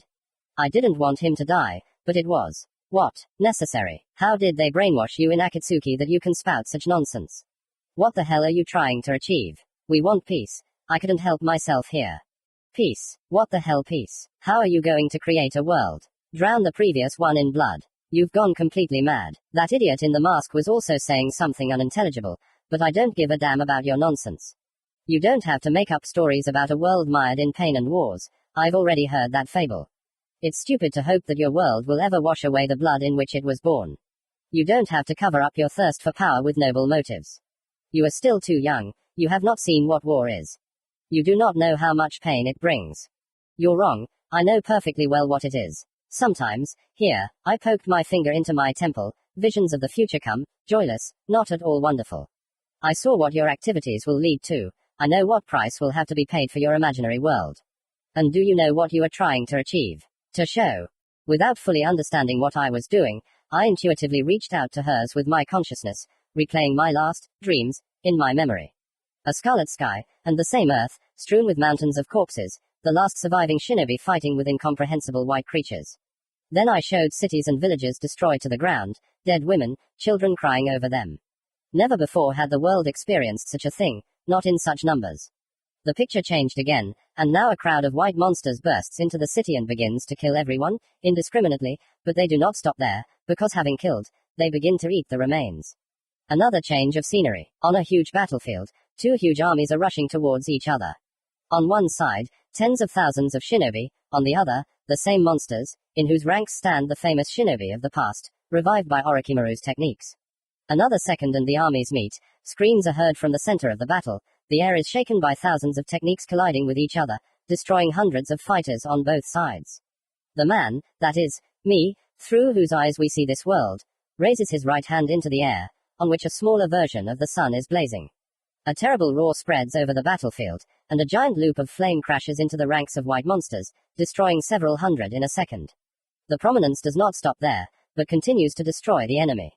Answer, the shinobi retreated back, and the witness remains alone against many thousands of opponents, but this does not bother him much. He silently walks forward, and the loop of fire destroys everyone around him. Shinobi revived by the universal resurrection technique are destroyed immediately upon contact with the stream of flame, they do not even need to be sealed. Among those revived were his acquaintances, and this began to bring tears to his eyes. After a while, there is no one left, and the witness falls to his knees, no strength left, but the knowledge that he managed to save so many people warms him. He did what he promised, took the wrath upon himself, thus closing the circle. The question of that guy from Akatsuki comes to mind. Now the former Jinchuriki knows how to rid the world of hatred. Pain, he will just feel it, for everyone at once. Physical pain, Kyubi's body can handle it. Mental pain, no problem, he has no soul. Heart pain, nothing has been beating in his chest for a long time. The job is only half done, there is still so much to be done, but at least the shinobi who stand behind him will have a chance. A chance to live in peace. People will see what the dark path has led to, and even if he fails to do everything himself, there will be others who can continue his work. There will be people who will fight for peace correctly. The earth began to tremble, and somewhere a few hundred meters away, a giant, ugly statue grew out of the ground. On its shoulder stands him, the one in the mask. You lost, Uzumaki Naruto, and your world lost with you, someone spoke from the statue. Stop fighting, no one wants this anymore. You left me no choice, I will have to destroy Absolutely everyone. I haven't lost yet, you're wrong, but the voice was weak, contradicting the words. You have no strength left, even the nine tails chakra supply is not infinite. You won't even be able to stand up. The eyewitness tried, but failed. What should he do? How should he fight on? You are alone, you are the only one who wants to protect your world. Doesn't that give you any ideas? Those shinobi behind you don't care about anything, they are scared, they are not capable of self-sacrifice, they can only sacrifice others. And now it is you, and then it will be some family, and then a city. Then they will put an entire country on the sacrificial altar of peace. I am only trying to speed up this process by sacrificing the world at once. I won't let you, the victim said, coughing up blood. What can you do alone? I would gladly believe that you will find the way to peace. Now I know for sure that you have found it, but you still do not have enough strength. Since you are so weak, I do not see another possibility. But we see, a familiar voice proclaimed. The victim was surrounded by shinobi. There were friends, acquaintances, and simply unknown people. At the head of the group stood she. Golden flames swirled around her, and the air trembled from the energy spilled in it. Her dark hair fluttered, although there was no wind. We will build our own world, we will decide our own destiny, and we do not need anyone's sacrifices for this. Our world will be as we want it, but there will be no place for you in it. I think that's enough. Withdrawing from her mind, I looked at her in reality. She was shaking, her eyes filled with terror. These visions were too clear for her. Did you like your creation? Did you like the world you helped build? Everyone is so happy there. There is no pain, no suffering and no wars, isn't there? Even the tears dried up in her eyes. She couldn't move away from what she saw. I see this every night, and each time it's different. Every morning I experience what you are experiencing now. These visions tear my soul apart, but I can't stop them. And now tell me, do you still think that you are fighting for a just cause? I'm sorry, she said, barely audible. Forgive us all. Right before our eyes, she began to crumble. Her skin seemed to peel off into thousands of white leaves. Stop. Tell me where Toby is keeping Sasuke. This was the last hope. I don't know. With these words she finally disappeared, and thousands of paper butterflies flew away in all directions. I pricked up my ears with hope. Maybe after today it will return. But no, there was still no heartbeat. Chapter 21. The Victim. Part 2. The Forbidden Topic. I should probably run after the kids. Damn it, I completely forgot about them. Yeah, I'm like Choji is a ballerina as a teacher. Damn, what am I thinking about? My team could have been killed already, it's time to go after them. Having moved a couple of kilometers towards the sand, I scanned the area and didn't find anyone. Having made a few more of these jumps, I managed to spot them, all three of them, which means no one died. Although this is encouraging, it is also alarming that they are not moving. There was a lot of residual chakra spilled in the space around the students, and this trail stretched back about a kilometer. They must have been running away, exchanging techniques with their pursuers. I didn't notice any enemies around. Apparently after our conversation with the woman from Akatsuki, the range shinobi received an order to leave my charges behind. Having reached the battle site, I noticed my students leaning against a boulder. They weren't wounded, but according to my newly acquired sensory abilities, they were extremely exhausted. As I got closer, I could still make out a few cuts and burns, but nothing serious. As it turned out, they were asleep, which was extremely risky and even reckless. Don't judge so harshly, their chakra is almost at zero, they can't even move in such a state. This was a fight to the death, you should be proud of them, not reproach them. QB expressed his most authoritative opinion. I looked around and indeed, the entire clearing was as if plowed, dug up by techniques familiar from training. In addition, there were suspiciously many puddles here, which indicated that Kiyoshi had surpassed himself, once again. But what surprised me most was the reaction of the fox. When did you become a lawyer? I've noticed lately that you've somehow softened up. I failed to tease Fox, he took it all quite calmly. You become like the people you hang out with, he said and cut me off. I wasn't mistaken, Lise really did cut the channel, and fenced himself off from me with a wall. That's always how he is, no matter how I start a conversation, it immediately ends, like I'm talking to a wall. Although, why, how? Having decided that the kids really needed to sleep, I spread out the sleeping bags and put them to bed, and went to train myself. It was impossible to sleep anyway. I trained all night and was quite satisfied with the results. When I finished, I noticed that these three blockheads were not sleeping at all, but were watching me, with their eyes wide open, sitting on the bags and quietly whispering. Well, how long have we been awake? The children were a little confused at first, but quickly gathered their thoughts. Not really, we just haven't seen you train before. Tora said, first as always. Since you're torturing yourself like that, we think you're still kind to us.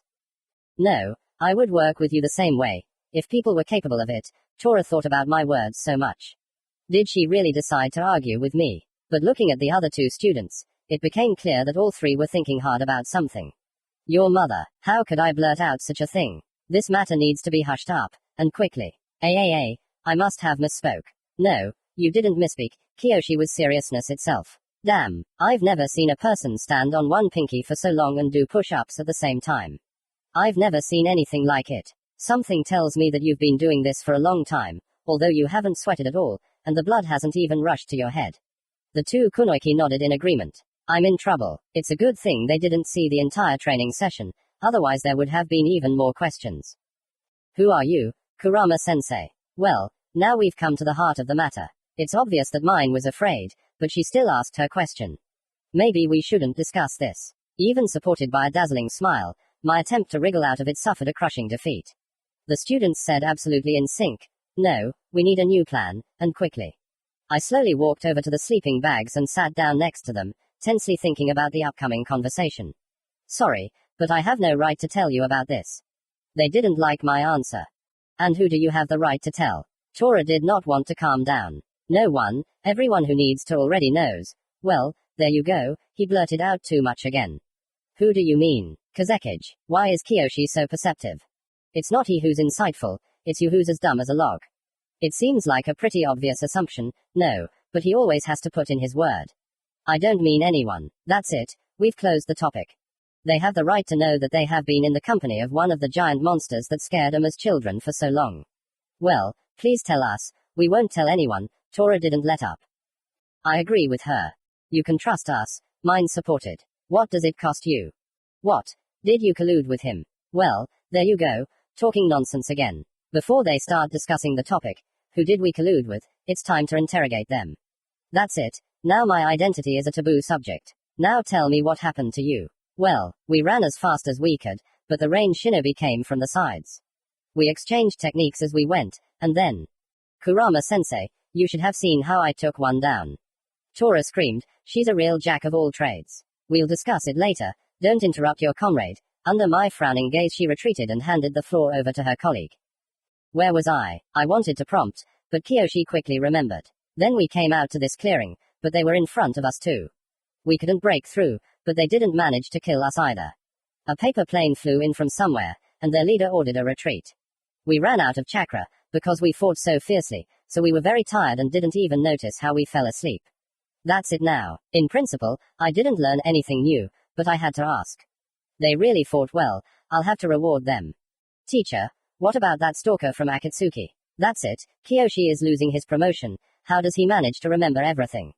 I think we'll also add this discussion to the list of taboo topics, and again the angelic smile didn't save me. Teacher, they screamed in unison. If only they would always work so harmoniously. Meanwhile, three figures, wrapped in hooded cloaks, stood in the shadows near the battle site. An impressive young man. We'll definitely take him, we'll need fighters like him, said the first one. And how are you going to do that? He has every chance of smearing us in a thin layer over the landscape, said the second. Reuben, tell him. What should I tell him? I agree with him, said the one they called Reuben. We just need to find the right moment, plus we need to find someone else. We brought one last time, and they almost tore our heads off. It's too early. Where will we find a second one? Shinobi very rarely break the rules, the first one picked up. Anyway, we haven't seen anyone like this for a long time. He will make a splash, and we will get rich. I'm sick of this job. I want a big house, a family and lots of kids. Roll your lip back. The second one took the floor again. By the way, Topaz, there was a rumor about a kunoiki who has abilities similar to yours. Impossible. Shinobi have never been able to command souls. Topaz began to be indignant. They managed to imitate your arts, Sapphire. But they can't even be compared to us. What's stopping us from checking the rumors? If they're true, we'll take her. I think it's clear to everyone that she wouldn't have gotten such abilities naturally. Sapphire concluded the discussion.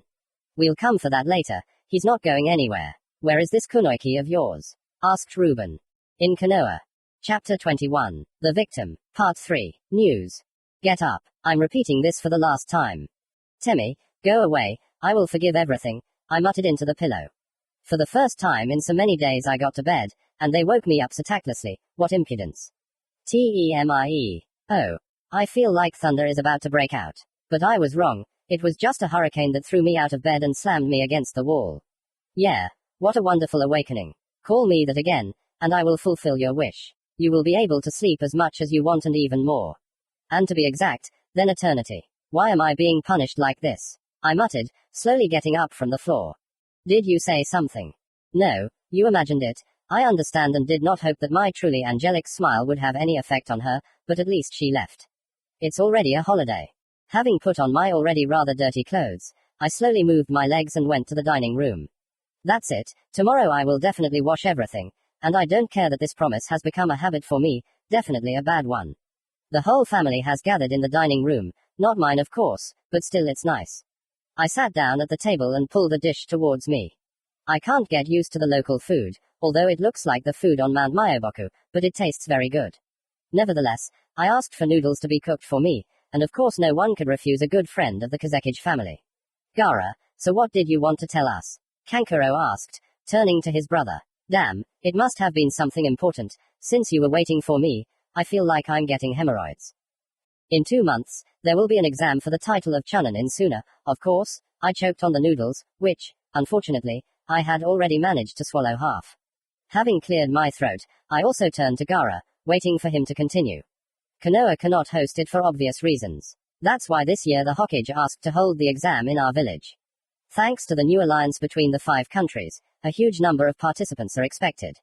Cloud, Mist and Stone promised to send their strongest genin. And there are always a lot of participants from Konoha. In general, I need your advice on which team we will send.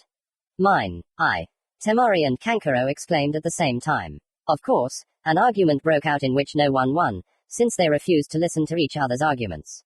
When things were about to turn into a fight, Gaara decided that he would need us alive. Please calm down. Feeling the waves of calmness coming from him, we also calmed down and, like the guilty, lowered our heads to the floor. Excellent, and now, I want to hear from each of you an explanation of why your team should participate in the exam. But you must understand that your students have only recently become genin and may simply not cope. We nodded our heads in unison, disagreeing with his opinion. Okay, let's start with you, Temari. So, I'm not going to repeat myself, so listen carefully. Hagase promised all conceivable and inconceivable punishments to anyone who tried to break her rules. My team knows the most techniques and is more experienced, because we have the most missions under our belt. My students work perfectly in a team, very harmoniously. They know all the weaknesses and strengths of each other, which will allow them to completely control the situation during the tests.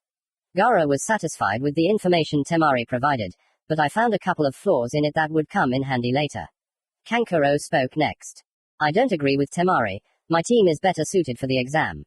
Although their arsenal of techniques is not so diverse, my team knows how to use them. They have amazing chakra control. They don't waste a lot of extra energy. My guys are the best fit for the tournament, the 3rd stage. They know when to use techniques at the most appropriate moment. It's no wonder that Kankuro made the same mistakes as his sister, something that our Kazekage should pay attention to. Well, now it's my turn. Temari, you said that your team has completed the most missions and is the most experienced, but at the same time they have no real combat experience, unlike my team. Maybe your students are good in a team, but in the 3rd stage, they will be alone. Kankuro, your guys may have excellent chakra control, but they don't have much of it, and in terms of chakra volume, my team surpasses yours combined by about twice as much, approximately. And although your team has some advantage in duels, they may simply not reach it due to poor teamwork. To summarize all of the above, I want to say, 3 of my guys, without any injuries, emerged from the battle with the Rain Shinobi, giving them a pretty good beating. Thanks to the Shadow Clones, they learn twice as fast, and the techniques I teach them will help them win. I think you understand that I have some knowledge of techniques, the power and effectiveness of which you have seen more than once. In short, the choice is obvious. I'll think about it, Gaara said. How could he? I've laid everything out in its place. Sandy got up from the table and left with a thoughtful look. May the strongest win, Temari said as she left the building. The next day Gaara still hadn't made up his mind, and the day after that too. He's been silent for 2 weeks now. Giving up is not in my rules, so I had to increase the intensity of training these blockheads. If we do end up taking the exam, we simply can't go unprepared. We need to teach them something special, and for that we need a lot of balls. So, listen carefully. I attracted the attention of the students, placing 2 bags on the sand next to me. One contained water balloons, the other just rubber ones, but stronger. Today I will begin to teach you one special technique. What rank is she? Is it really that hard for Tora to listen to the end at least once? She's just like me. Please do not interrupt me, or our training will end now. My frowning look instantly relieved them of all their questions. Putting my hand in front of me, I created a rasengan in it. The children stared at the scarlet ball in my palm and studied it closely, although most likely they were just admiring it. They had already seen how I used it, so the desire to learn this thing increased several times. This A-rank technique is called rasengan, but when using it, you must be very careful. No one should see how you use. But why? This time it was Kiyoshi who asked the question, which surprised me. But after thinking about it, I realized that this question was really important to them and didn't start scolding. Is it forbidden? No, it's not forbidden, just very rare. Apparently they didn't understand anything. Although I explained it somehow incomprehensibly. In general, in some circles it is quite famous. If someone sees it, they will think it's me, and this is not recommended. Why? Mine asked. And this is already a taboo topic between us. The 3 genin were offended again. What's the point of us learning a technique that we can't use? Thora was indignant. I didn't say it wasn't allowed. It is allowed, but only as a last resort. And even then, try to do it in such a way that no one notices. Well, shall we get started? The students nodded reluctantly. Taking a ball of water out of the bag, I raised it to the eye level of my students. The training will take place in 3 stages. Thanks to my advice, they mastered the technique quite quickly. They didn't have to figure it out on their own like I did. I already had experience learning the rasengan, but by correcting the mistakes of the past, I trained my team faster than Konohamaru once did. Now, 2 days after the start of training, the guys were spreading sand heaps with blue balls. They still hadn't found out about the exam. I didn't want to give them hope ahead of time, but they felt that something very important was approaching. The training was going well, everything was fine, but then I felt someone approaching. Someone is approaching us. There was no need to explain anything. The genin immediately stopped training and went to the far end of the clearing to have a snack. They remembered our conversation perfectly well, and no one found out about the secrets of our lessons, although the guys admitted that they were approached more than once with questions about my teaching methods, but they never got anywhere. Finally, the sand shinobi showed up and headed in my direction. The Kazekage is calling you. He is waiting for you at the main gate. Having conveyed the message, the shinobi immediately set off on his way back. Has Gaara really matured? Leaving the clone with the guys for explanations and training, I moved straight to the main gate.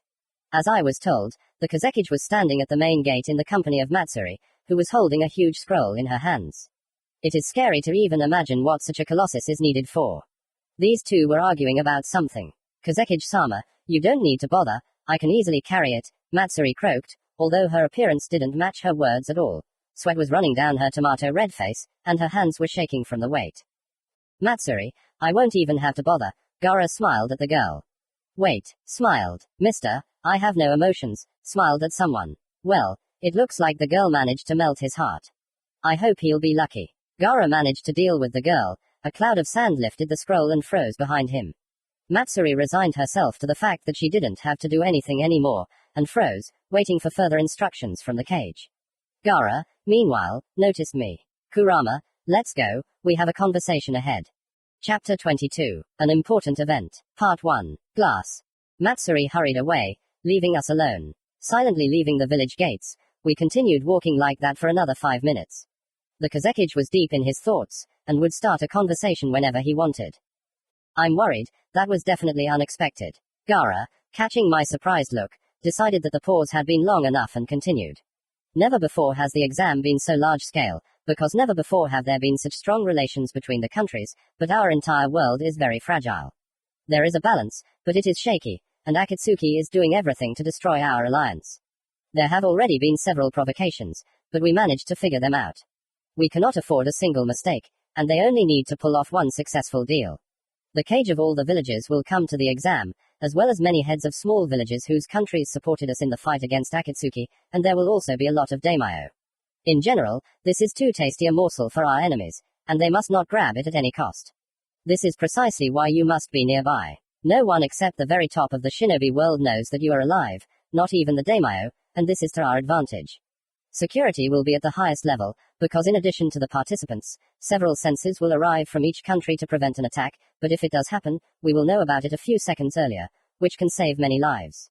You must understand that in the event of a battle with Toby or Madara, from your vision, we will only rely on you. I do not think that Akatsuki is so reckless as to come alone, so the cage will have something to do. Considering all of the above, I have decided that your team will take the exam.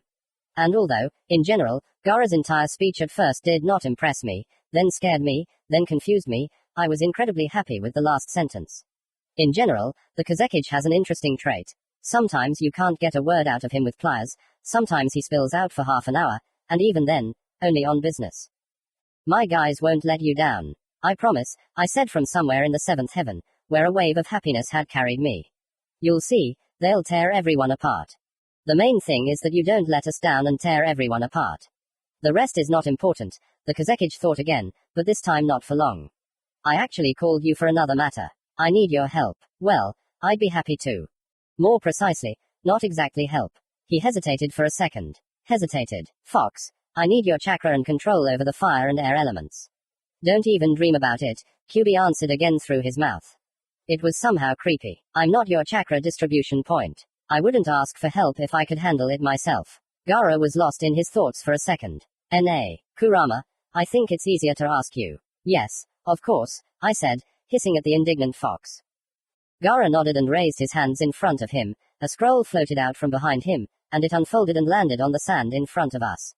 Even folded, it seemed huge, but now, the scroll was divided into two parts. There were two clusters of thousands of hieroglyphs, various figures, partially familiar seals, connected, like ropes, by strings of small hieroglyphs. Yes, it would take a whole team a month to draw this. And what is this anyway? Yeah, it'll take a lot of chakra. Apparently I was the only one who didn't understand something in this nonsense. Gaara made several passes with his hands, so complex that learning all of this was probably harder than drawing these scribbles. Obeying his movements, several small clouds rushed to one half of the image, as if layering on it, taking the same shape, and then, taking off, stopped in the air, creating a three-dimensional, but not very understandable, copy of the drawing. Several more clouds rushed to the second part of the scroll, repeating the procedure. Now I'm going to need your help, Gaara hissed quietly. His entire face was covered in sweat and flushed from the strain. Indeed, it must be difficult to shape sand into such an absurd shape. It's not like throwing it in piles. I could feel that he had used up a significant portion of his chakra reserves, and quite a lot. Put your hand on my shoulders and slowly give me your chakra. No, Kyubi roared. But why? Do you feel sorry for me? I asked my neighbor. Idiot, my chakra is poisonous and will simply kill him. Tell him I'll infuse it directly. Gaara, I don't understand anything, but it seems like my chakra is poisonous, and the fox said that he can handle it himself. Okay, he was already wheezing. We need to hurry, otherwise he'll overexert himself. Having handed over the control to Kyubi, I simply watched what was happening with all my eyes, and there was something to watch. At first, I felt a simply terrifying amount of energy gushing out of my body. Compared to the total reserve, it was not even a large part, but not a small one at all. But the most interesting thing was happening not inside, but outside. For a couple of seconds, nothing happened, and then it began. A huge amount of sand shot up into the air, swirling into two funnels. Having glanced at the sky, I did not see it. Sand seemed to be flying from all over the desert into these whirlwinds, which were spinning faster and faster. It was arriving from everywhere, destroying the dunes, leaving only a flat surface, which immediately turned a little red. The whirlwinds disappeared, and now two huge mountains of sand hung in the air, constantly changing. One began to resemble a giant cylinder, the other an even cube, no smaller in size, with only one vertex facing the ground. A bright light was pouring from inside this whole pile. Waves of heat were rolling towards us. It wasn't burning, but it wasn't pleasant either. I was afraid to even imagine what they were doing, but it was something of simply colossal proportions. If it was technology, then it was hard to imagine its purpose. If it was something else, then basically the same question. The sand began to gradually disappear, first from the sky, then from the ground. Only some incomprehensible metamorphoses were still happening with the piles. Finally, these things sank onto a smooth surface. The cylinder simply sank, and four shoots grew out of the cube, rooted to the ground. The sand finally disappeared, revealing a view of a red-hot something. My hands rose by themselves, and a decent amount of chakra disappeared again in an unknown direction. Although no, in a known one. A powerful, very fast wave of air burst from my hands, followed by another, and then another and another. A chill blew. Kyubi, who uses the wind element to cool his creations. As it turned out, I was right. In front of me stood two huge buildings. The cube was completely made of glass. I saw a huge number of corridors, at the strangest angles, but due to the transparency of the walls, it was impossible to understand anything. The purpose of this structure was also unclear. But with the second one everything is clear. It was the arena. Gigantic in size, also with glass walls, but with layers of sand so that nothing could be seen through. It was beautiful, even very beautiful. The buildings shimmered in the rays of the sun, but it is impossible to describe it properly. You can't build something like this even in 40 years, and it took us 10 minutes at most. I can't say that it was easy, but we did it. Holy shit. Stop. Why did we do it? We had no place to hold the exam, Gaara said, anticipating my question. There's not much time for construction, and sand is the only available building material.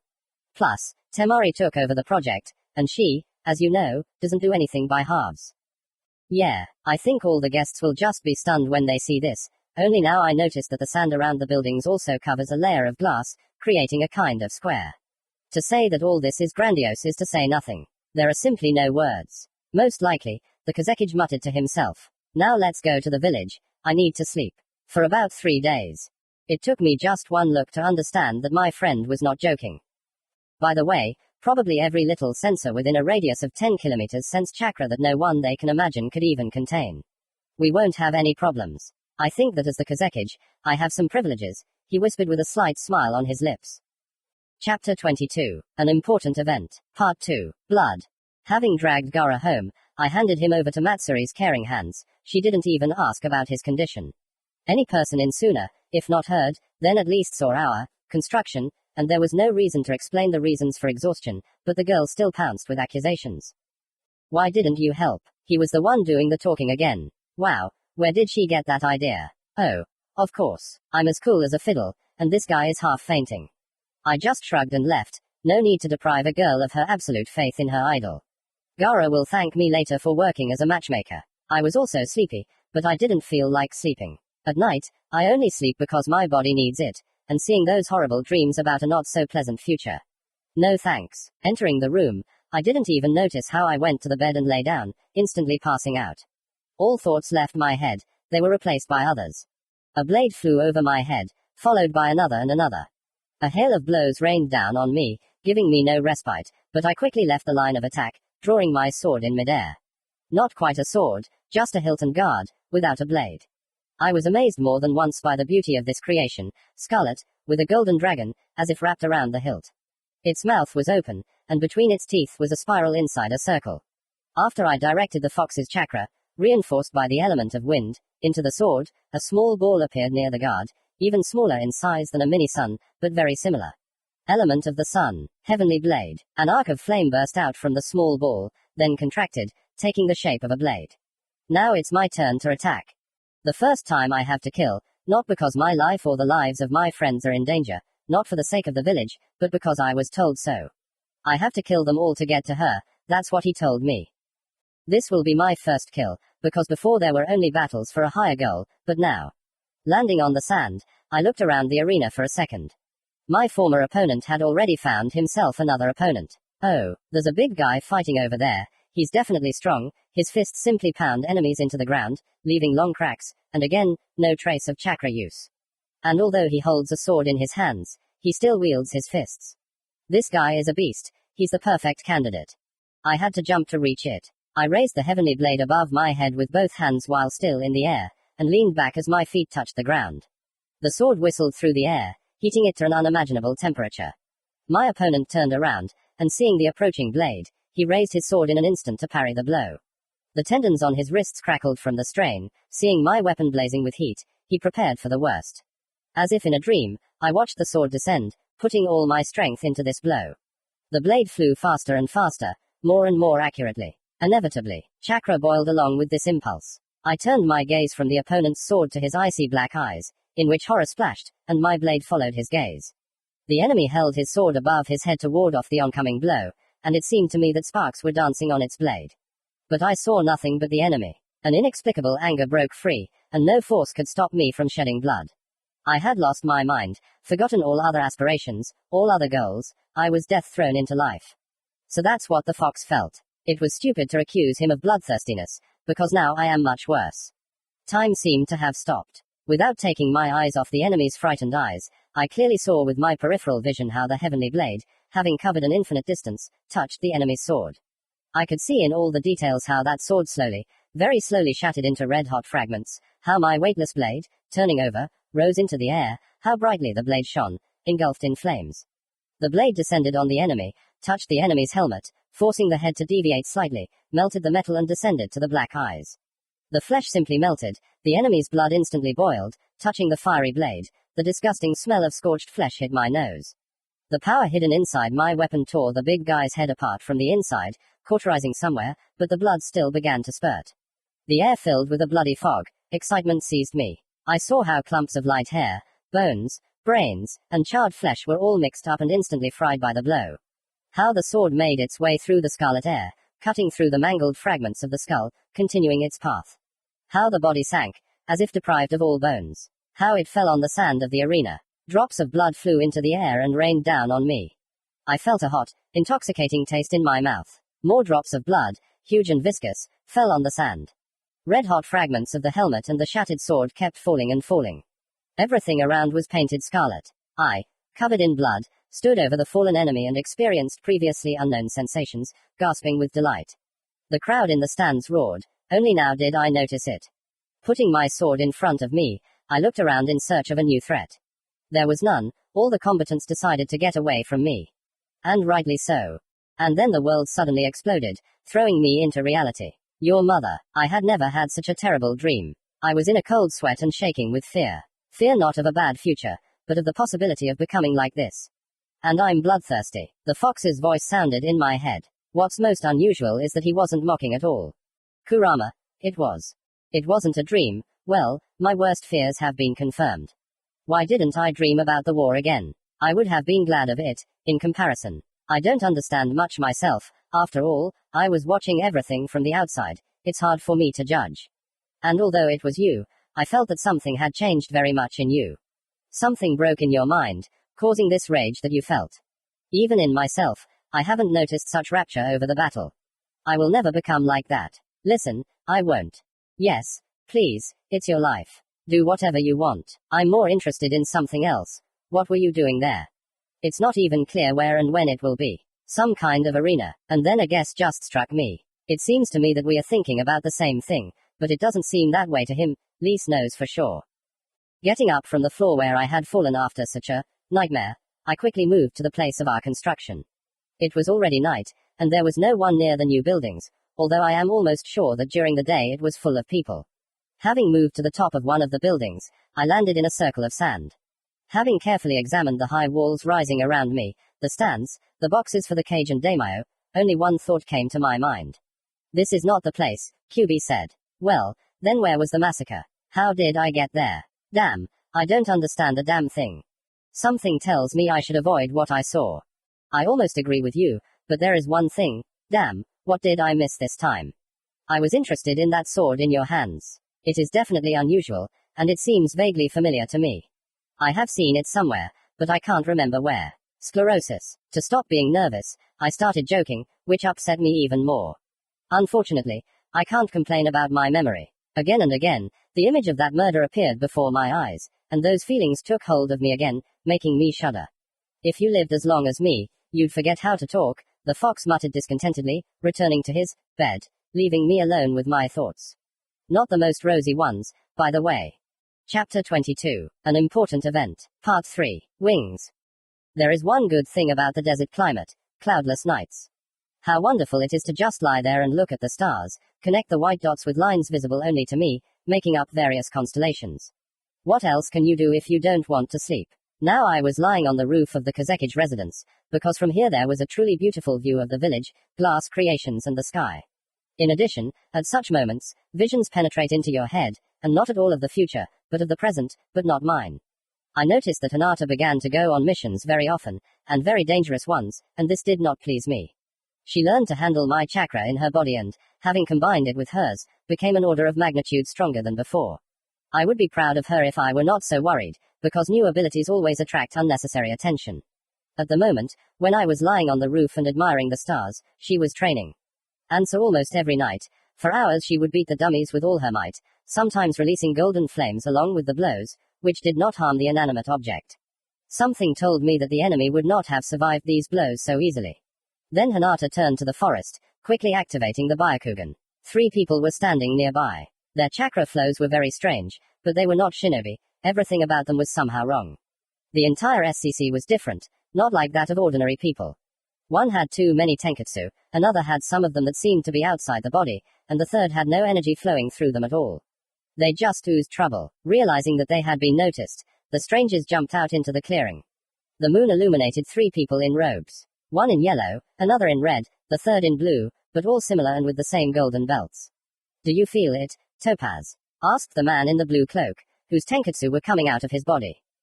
Oh yes, Sapphire. The rumors were confirmed. The stranger in yellow answered, in whose body there was no energy at all visible. My dear, may I ask how you learned to control the soul? Do they mean my soul? How do they know? It looks like she's in trouble. Should I go or not? If I go, the fox will get angry. If not, she might get attacked. She's strong, she'll handle it herself. The fox confirmed my thoughts. Sit still and don't move. I obeyed, because it was dangerous to argue with QB, but I continued to watch. He couldn't forbid me to do that.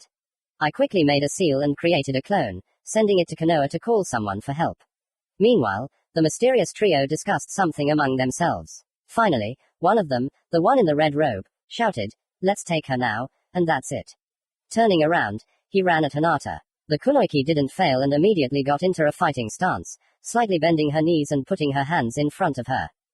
Ruben, stop. The guy in blue didn't have time to finish shouting, as a stream of dense golden fire hit his partner in the chest. The red one was thrown to the side, hitting him hard against a tree. Idiot. The girl did not stand still, already approaching the remaining 2 opponents. But before she could deliver a new blow, a thick wall of earth grew in front of her. Sapphire stood on top of it, making incomprehensible passes with his hands. These were not seals at all, but a moment later a fireball tore off from his hand, rushing down with a roar. I was distracted for a second, as I realized that my fingers were about to cut right through my palm. Blood was coming out from under my fingers, but this trifle definitely did not matter, especially now. I returned to the Konoha training field just in time. Chakra vortex. The flame, hitting the dense dome, dissipated. Hinata jumped to the side, but stone blocks, controlled by the same enemy in the blue robe, were sent after her. At that moment, a third enemy burst into the battle. Bright yellow sparks were flying from his hands in streams, trying to reach the kunoiki at great speed. Having made several passes with his hands, he sent a branched golden lightning towards the girl, which she dodged with difficulty. The first time I see something like this. Hinata did not take risks and simply destroyed everything that tried to get close to her. Topaz stopped the attack, freezing in place, and the girl prepared to respond.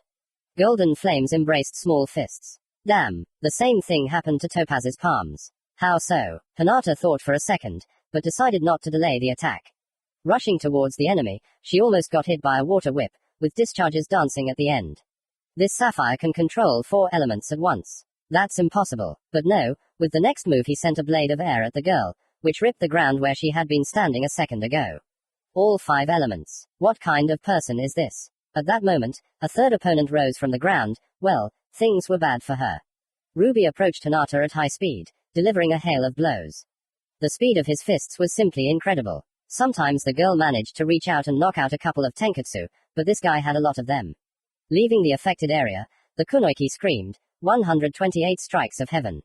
Phew, here comes the heavy artillery. It was simply impossible to follow the movements of the little fists now. 2, 4, 8, 16. The air around the combatants trembled, with each blow blue and gold flames burst from Hyuga's fingers. The enemy could do nothing under such pressure, I know from my own experience.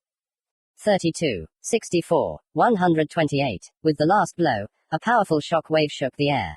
When the dust settled, a deep furrow became visible on the ground, leading from the girl to the stranger in the scorched red cloak, who had crashed into a tree again and lost consciousness. She knocked out one, again. But the other 2 were very strong opponents, and she had almost no strength left. Well, that's what it seemed like at first. Hinata froze for a second, a hum was heard from behind her. Another second, and from the next blow of the air blade, she was covered by wings of golden flame. Stop, wings. Pushing off the ground, the girl rose into the air, held by huge wings. The 3 strangers stared at the kunoiki in amazement. And she called me an angel. Topaz, in my opinion, she has surpassed you, only officers can compete with her, Sapphire said, approaching her colleague. You're right, run, I'll distract her, said the guy in yellow. Two golden wings also grew behind him, not as big as Hinata's, but still. Sapphire grabbed Ruby in an armful and rushed away at great speed. How could a shinobi master her soul to such an extent? You can't look inside yourself so deeply. Who are you? I am the guardian. Oh. Who knew she would take my words so seriously? And I don't control my soul. Topaz's pupils widened in surprise just as Hinata took advantage of this to strike. Only his wings, which covered him at the last second, saved him. The golden flames that had kept the enemy aloft faded, but did not disappear completely. You know how to surprise, we'll meet again. Hinata was about to deliver the next blow when the yellow one suddenly shouted. Barrier of will. A translucent wall separated the combatants, preventing Hinata from finishing off her enemy. It took some time to break through, and by the time the kunoiki managed to break through, the enemy had already flown far away. Softly landing on the ground, the girl managed to take a few steps before her knees buckled, and she fell on her side, instantly falling asleep. Hopefully, reinforcements from Konoha will arrive quickly. Chapter 23. Whirlpool. Naruto, take a break from your dear Hinata, we still have things to do. QB screamed once again, hoping to rid my head of thoughts. And there were a lot of these thoughts, and they all boiled down to one well-known girl and 3 attackers. For several hours now I have not been able to calm down, and now, lying on my bed, I listened to the screams of my traveling companion. This was already the 10th attempt by the fox to return me to the ranks, which again did not bring success. We need to discuss that sword from your vision of the future. He managed to interest me after all. The bright red guard without a blade appeared before my eyes again. Could it be that the ancient demon strained his brain, which had straightened out a couple of 100 years ago, and remembered something? Has the sclerosis gone away? I asked a sarcastic question. You'll get it right now. He didn't pass. The involuntary chuckle made the fox even more furious. I mean, I didn't have him. Justify yourself. Justify yourself. Naruto. Okay, I get it, I won't do it again, and who am I kidding? I won't be able to forget the way I made fun of him for a long time. So what did you remember? I didn't remember anything, I just thought for a long time. With great difficulty I still managed to keep to myself a comment about his mental abilities. Having weighed all the facts known to me, I came to the conclusion that this sword is somehow connected with the Uzumaki clan. Uzumaki clan. I don't understand anything again. Well, exactly, I'm a log, not a human. I'll make allowances for your intelligence and start from the beginning. Ignoring the insult, I focused on his words, afraid to miss something important. Firstly, the Uzumaki clan is an ancient line of shinobi, possessing gigantic reserves of chakra, and an equally enormous will. Members of your lineage, on your mother's side, of course, were never the strongest shinobi, but in any direction of the ninja art, especially in sealing techniques, they reached unprecedented heights. And although geniuses were rarely born in the lineage, their average level was the strongest in the world. They lived on the territory of the Land of Whirlpools, but the clan was destroyed during the last Shinobi War.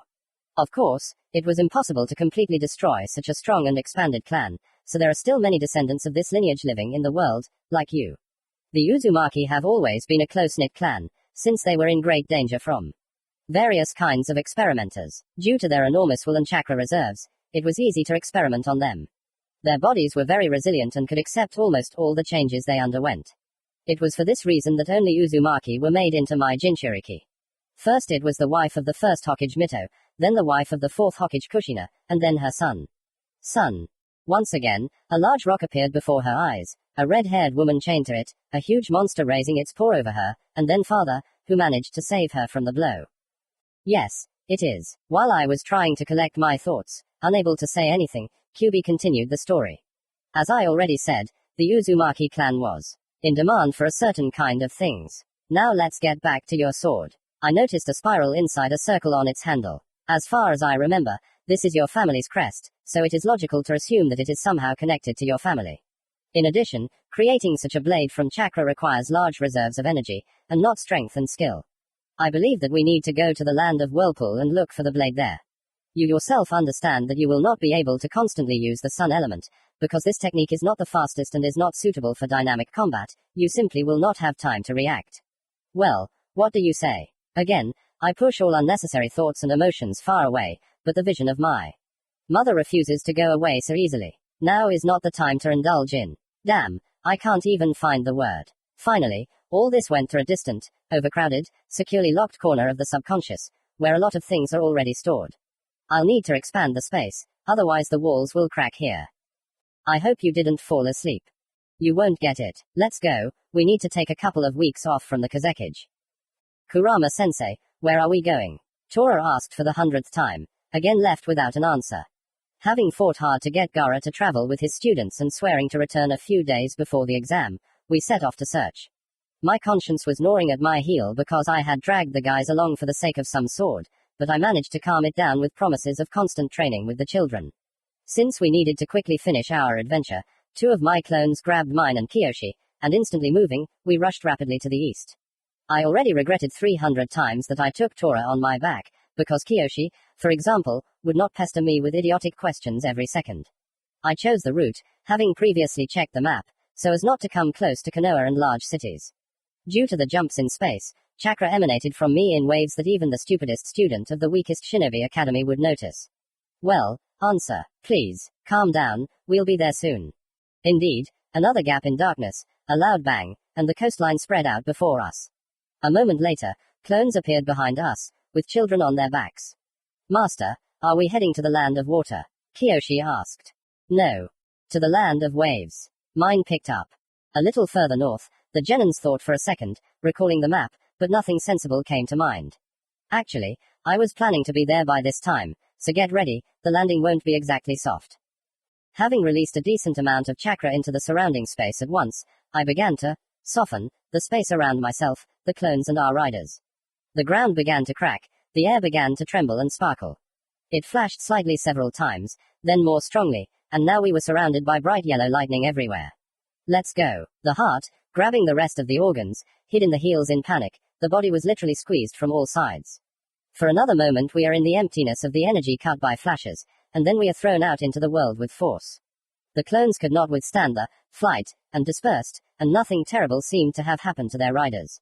Having risen from the ground, which was a little problematic with the load on my back, I first examined the genin, and realizing that everything was fine with them, I allowed myself to look around.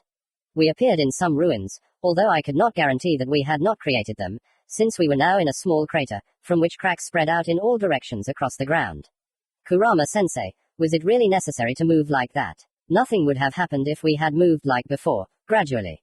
Where are you going in such a hurry? She sure knows how to irritate. Calm down, breathe deeply. Inhale, exhale, inhale, exhale. It didn't help. Am I the only one here? WHO wants you to go to this damn examination. I stopped short, feeling a rapidly approaching source of strong chakra. Someone's coming, get ready. All arguments were instantly forgotten. The genin quickly stood in a stance, taking out their weapons and concentrating their chakra, ready to unleash their techniques on their enemies at any second. After our training and experiments with their SCS, they had become much stronger than before. What's more, they were many times stronger than our team when we took our exam. And now, feeling the streams of power emanating from them, I was unimaginably proud of myself. If my plan came true, then by the exam they would be ready to become even Junin. The unknown shinobi was already close and was approaching from the side covered by Kiyoshi, who in turn did not miss this either. Around his palms, drops of water began to condense right out of the air. This was already familiar to me. If the unknown attacked us, then he would get it in full. Finally, from behind one of the destroyed walls came out an old man, and although he didn't look young, everything about him spoke of the great power hidden in his body. A straight back, long gray hair, but most importantly, his eyes. Gray, penetrating, frowning from under thick eyebrows. Kiyoshi had little real experience and relaxed a little at the sight of the old man.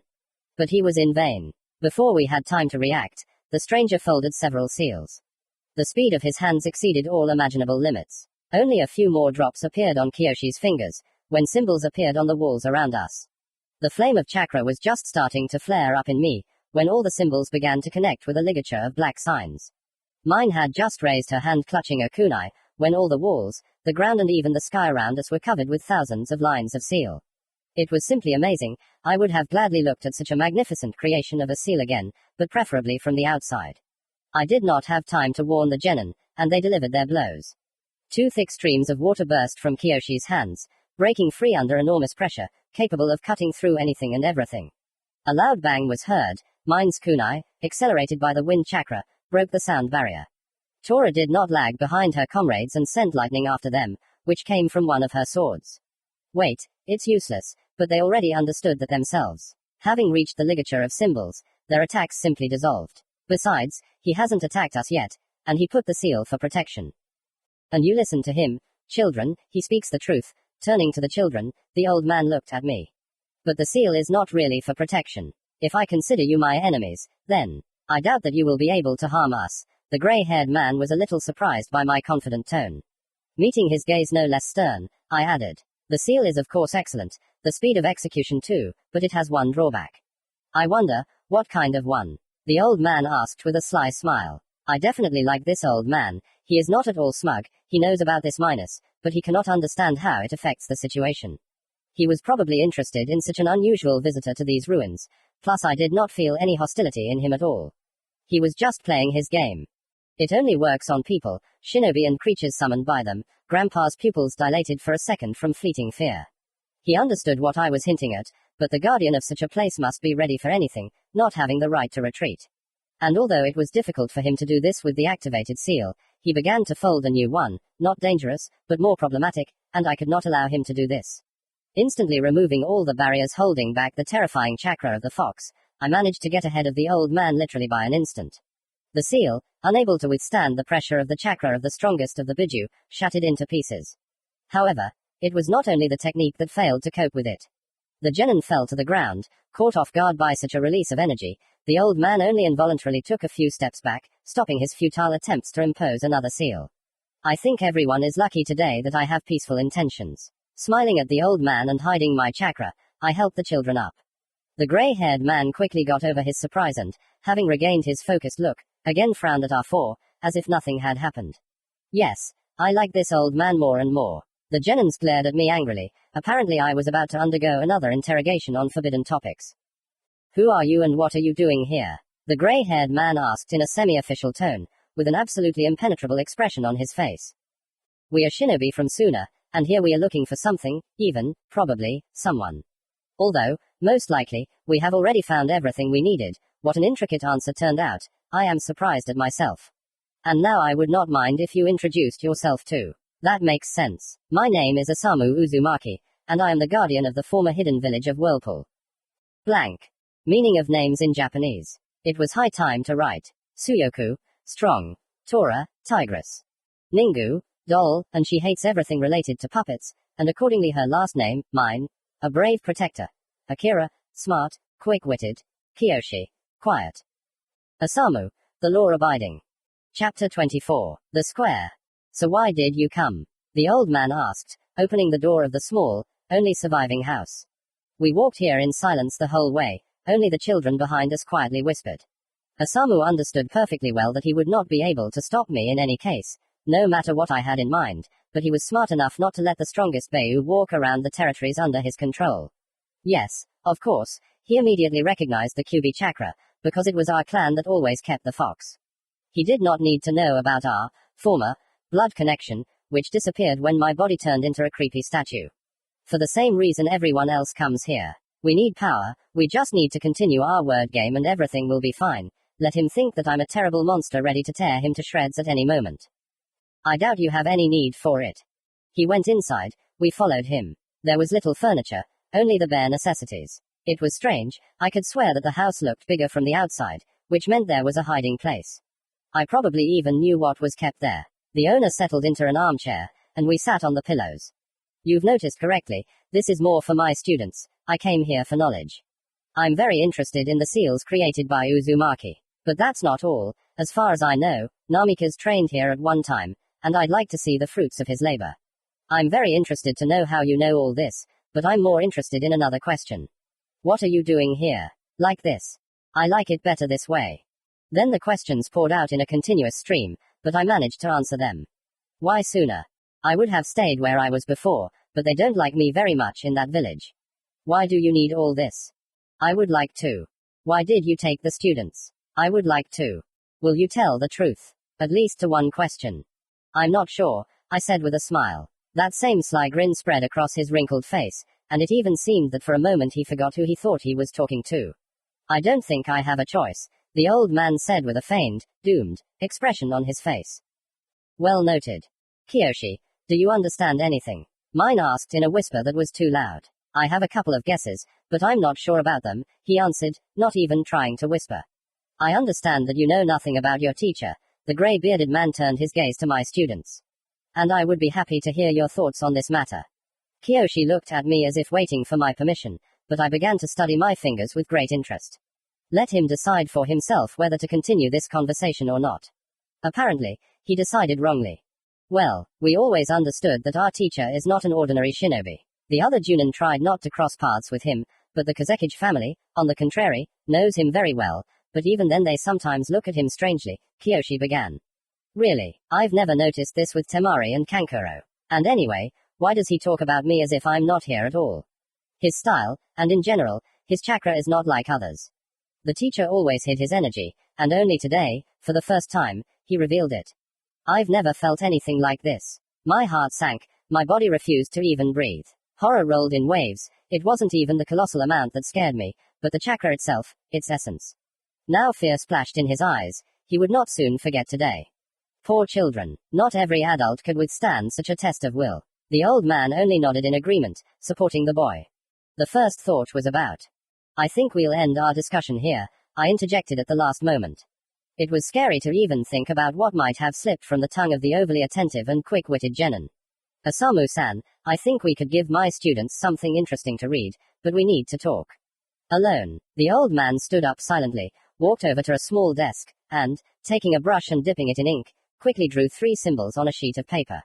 With a soft pop, 3 large scrolls appeared from small clouds of smoke, which the old man immediately threw to his students, 1 for each. I had the opportunity to observe your techniques. I think this will help you. The first scroll was given to us by Leaf. You can find a lot of interesting things about fire techniques there. I think you can also find a couple of lightning elemental techniques there, Uzumaki said, addressing Tora.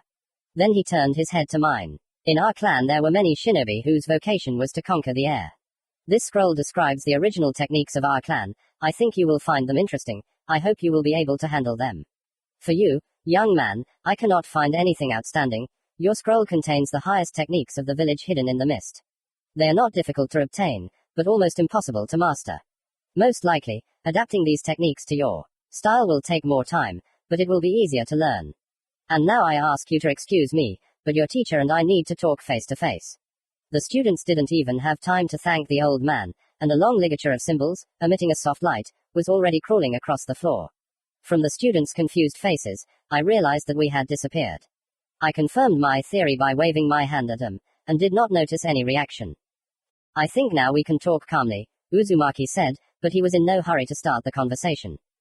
As I said, I would like to learn something. I never imagined that it was even possible to just sit and talk to a Bayu, especially you. It's very strange. Yes, I think that's the best word for it, Osamu just chuckled in response.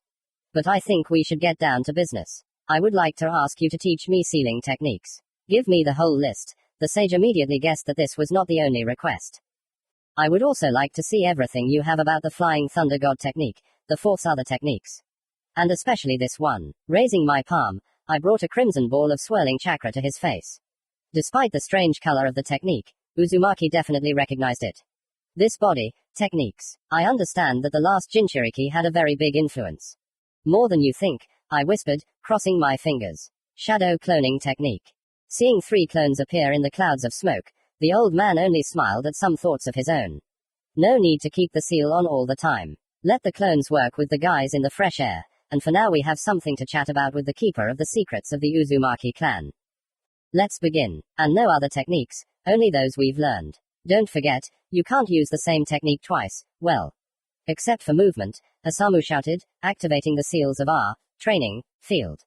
Together we developed a complex system of seals that turned the destroyed area into a terrible minefield. Instead of mines, we had kunai accelerated by wind chakra, explosive seals, and various terrible techniques. The entire complex was fueled by my chakra, since the old man would never have had enough for even a tenth of it. I was allowed to use only the developments, and the official ones at that. Of course, Osamu didn't know that every night a couple of hundred of my clones wandered around the area, perfecting old ones and developing new ones. Only the hardy body of the QB allowed me to constantly train at such a frantic pace. By the way, Lise also made his contribution.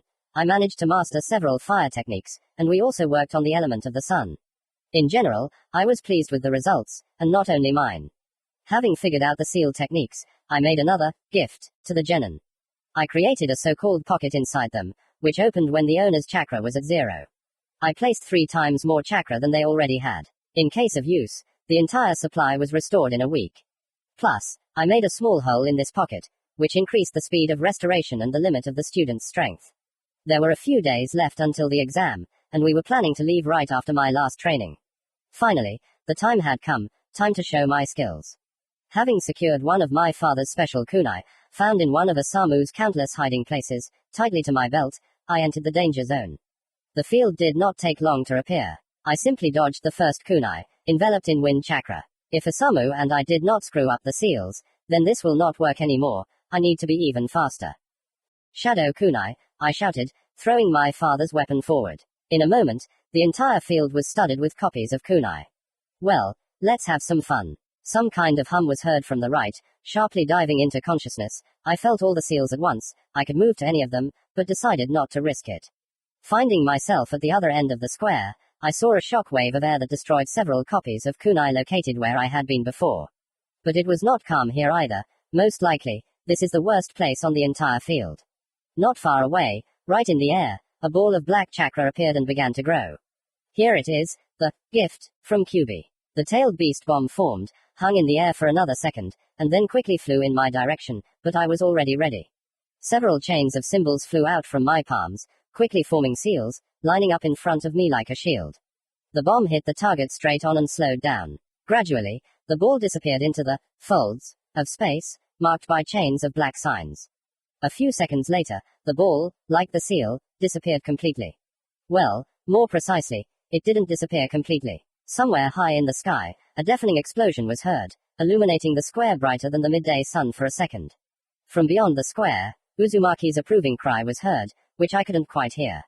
It was too early to relax, it was better not to be here, it was too destructive, plus I would run out of techniques so quickly. Having moved to a randomly chosen kunai, I immediately pulled the wind element to my hands, as I felt the lightning chakra gathering. At the last second, 3 dense air blades, spied on mine scroll, managed to tear apart the approaching thunder bomb.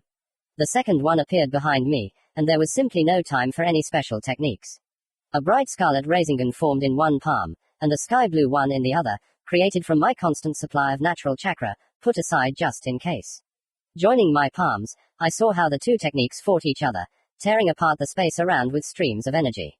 Now it was dangerous to hold in my hands. Throwing the unstable spheres forward, I shifted once more. Finally, the techniques exploded, destroying part of the network of seals around. Of course, this was not the end of the training. I felt the next burst of energy right under my feet. Jumping to the side, I dodged the blow. The ground cracked and a large water dragon broke free. Water is a great way to try out one of my new techniques. And who said that fire is weaker than water? Solar wind, I whispered the command to release the technique of my new element. For a moment nothing happened, and then, the dragon immediately boiled and exploded into a cloud of steam. With the help of the sun element, I dissolved the fire chakra in the wind element, releasing a wave of heat capable of evaporating even a small lake. At the same second, 2 stone slabs rose into the air, separated from the walls of the adjacent buildings, and rushed towards me from both sides like a press. Okay, I need to come up with something new, but so that all the shinobi from neighboring countries don't come running. That will be difficult, I remembered, reflexively folding the seals, and how can you not develop reflexes if you do the same thing 1,000 times in a row? I touched the paving stones under my feet with 2 fingers. 2 snakes of seals crawled out from under my fingers, emitting a bright blue light. Having hit the barrier, the slabs collapsed to the ground, raising clouds of dust. I don't think this will take you down, Osamu shouted. Let's see your fighting skills. Before the last word had even left his mouth, I was attacked. Tora's fiery blade passed within a millimeter of my skin, slightly scorching my clothes. Moving a couple of meters to the side, I found myself under a hail of kunai, immediately thrown back by a small wave of air. A flash from the right. Deftly dodging, I avoided the fireball that flew very close. As soon as the flame disappeared, a large branched lightning bolt, previously hidden behind the fire, appeared before my eyes.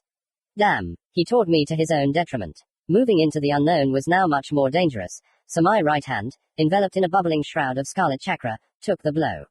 The lightning simply bounced off, hitting the sender. Tora exploded in a cloud of smoke, from which 2 more warriors immediately jumped out with cleavers at the ready. Clones are a bit more serious. Another fleeting movement of the hand, and both Thors fly back into the smoke, driven by the shock wave. You won't win the exam. You are capable of more. As if in response to my words, a powerful stream of water hit me, which was instantly destroyed by the rasengan on my right hand. Of course, Kyoshi did not expect this attack to be successful, which I was convinced of a second later, when the scattered drops of water merged into thin blades that struck into the void. I appeared a little further from the scene of the action, and the first thing that caught my eye was the sly smile of the water shinobi. His hands made an unimaginable number of passes, they were joined by smooth movements of the whole body, with each movement he threw chakra into space, preparing some kind of terrible technique. The paving stones under my feet trembled and cracked. With a loud roar, several dozen powerful geysers burst from under the ground, the water from which rushed somewhere behind Kyoshi. The other students hurried to get away. This is not good. Water element. Tidal wave, the genin said quietly. Apparently the training on the scroll was successful, to my regret. Judging by the name, it was something big and scary. There was only one option. His hands formed a simple seal on their own, and the words themselves flew off his tongue. Chakra rushed to his hands like a river, trying to create the technique in time. Meanwhile, the water had already covered half the sky. Another second and this sea would fall right on me. Kyoshi continued to make intricate movements. Most likely, it took a lot of effort to control such a giant. I bet that even in old age he would not have enough chakra to create something like this. Of course he had potential, but this. Finally, the wave reached the right size, and all those tons of water rushed down, trying to finish me off. I'm sure if it had been someone else in my place, they would have been rolled out in a thin layer over the area, but I am me. Now the wall of water hid my student from view, approaching me faster and faster. Another second, and Kyoshi would have made it. Element of the sun. Supernova. As if trying to shout down the roar of this deadly waterfall, I screamed at the top of my lungs. Echoing my scream, the roar emitted by the protuberance that had burst out of the mini-sun spread over the ruins of the village of the whirlpool. Another one joined the huge loop of swirling flame, and another. The equipment in my palm trembled, threatening to dissipate, but I kept it in obedience with an effort of will. The flow of water did not end, the fiery strands spun faster and faster, evaporating more and more water, which did not decrease. In the end, too much steam had collected under the water, and all of this exploded with an ear-splitting roar, dousing everything within a kilometer of the surrounding area with water. 4 pairs of eyes stared at me and my equipment in amazement. It was understandable, because it's not every day that you see the sun, which fits in the palm of your hand and releases huge streams of fire, twisted so tightly that only a bright loop of light is visible, emitting hellish heat. Mine was the first to come to, and rightly so. She hadn't dealt me a single serious blow and hurried to fix that. Shouting something unintelligible, but very warlike, she threw a kunai at me. The only one, but pumped up with wind chakra to the limit possible in this world. With a loud bang, breaking the sound barrier, the dagger became white hot from the acceleration transferred to it, heating up only from friction with the air. All the water around evaporated from the energy transferred to the air. Thanks to my vision, I saw how the kunai began to move faster, even faster than before. As it approached me, it had already lost its shape, and now a stream of molten iron was flying at me. The former kunai collided with the protuberance, blowing up half the area to hell. Although the technique saved me from the blow, it didn't help from the shock wave. Regrouping in mid-air, I landed on my feet a few dozen meters from the edge of the square. When the dust settled, and it took a minute, I managed to make out the square, or rather the former square. Now it was a crater, a stone mess around the crater, and even more ruined than before ruins around it all. That thundered. Tora, you don't have to attack, I shouted, realizing that now my warlike protégé would want to demonstrate her most powerful technique to us. I'm afraid the island wouldn't survive it. I understand that you also want to demonstrate your skills to us, but believe me, it won't work. It's better to give us a surprise in the future. And one more request, don't use these techniques during the exam, you might be misunderstood. The audience will think that you want to kill them, not fight each other. Well, Kurama-sensei, this is not fair, Tora yelled back, crawling out from under the rubble. Time for the exam. Too bad I still haven't found the sword. Chapter 25. Final preparations. It was very hard to part with Osamu. I really liked the old man, and the students were delighted with him. As it turned out, he was a very kind person, able to cheer up anyone. Uzumaki was always hungry. The guys did not understand how he could fit so much food, but the old man was so thin that I wanted to give him more, just to gain weight. Most likely, a passion for food, especially tasty food, is a family trait. With all this, enemies should not expect gentleness and good nature from him. He reminded me of the perverted hermit, only more adequate. Of course, Osamu treated me with distrust, but over time he almost forgot that in front of him was not a young, smiling shinobi striving for knowledge, but the nine-tailed demon fox. Sometimes he remembered this fact and looked at my behavior, but quickly moved on and began to teach hundreds of my copies with redoubled zeal. It seemed that the old man had set himself two goals: to eat everything that others would not eat, and to teach me the most complex seals in a week. For the record, both goals were quite within his power. We said goodbye for a long time. The Genins didn't want to leave the place they loved so much. And let's be honest, I also became attached to these ruins. There was something special about them. I don't even know how to express it. In general, in order to take the students away from the land of the whirlpool, I had to swear that we would return. But Osamu said that he was getting pretty tired of these ruins, and he was going to visit us at the exam. He wouldn't make it in time for the beginning, but he promised to be present at the third stage. The old man had no doubt that all my students would make it to the end, just like me, in principle. I really wanted to ask him about our family, but something stopped me every time at the very last moment.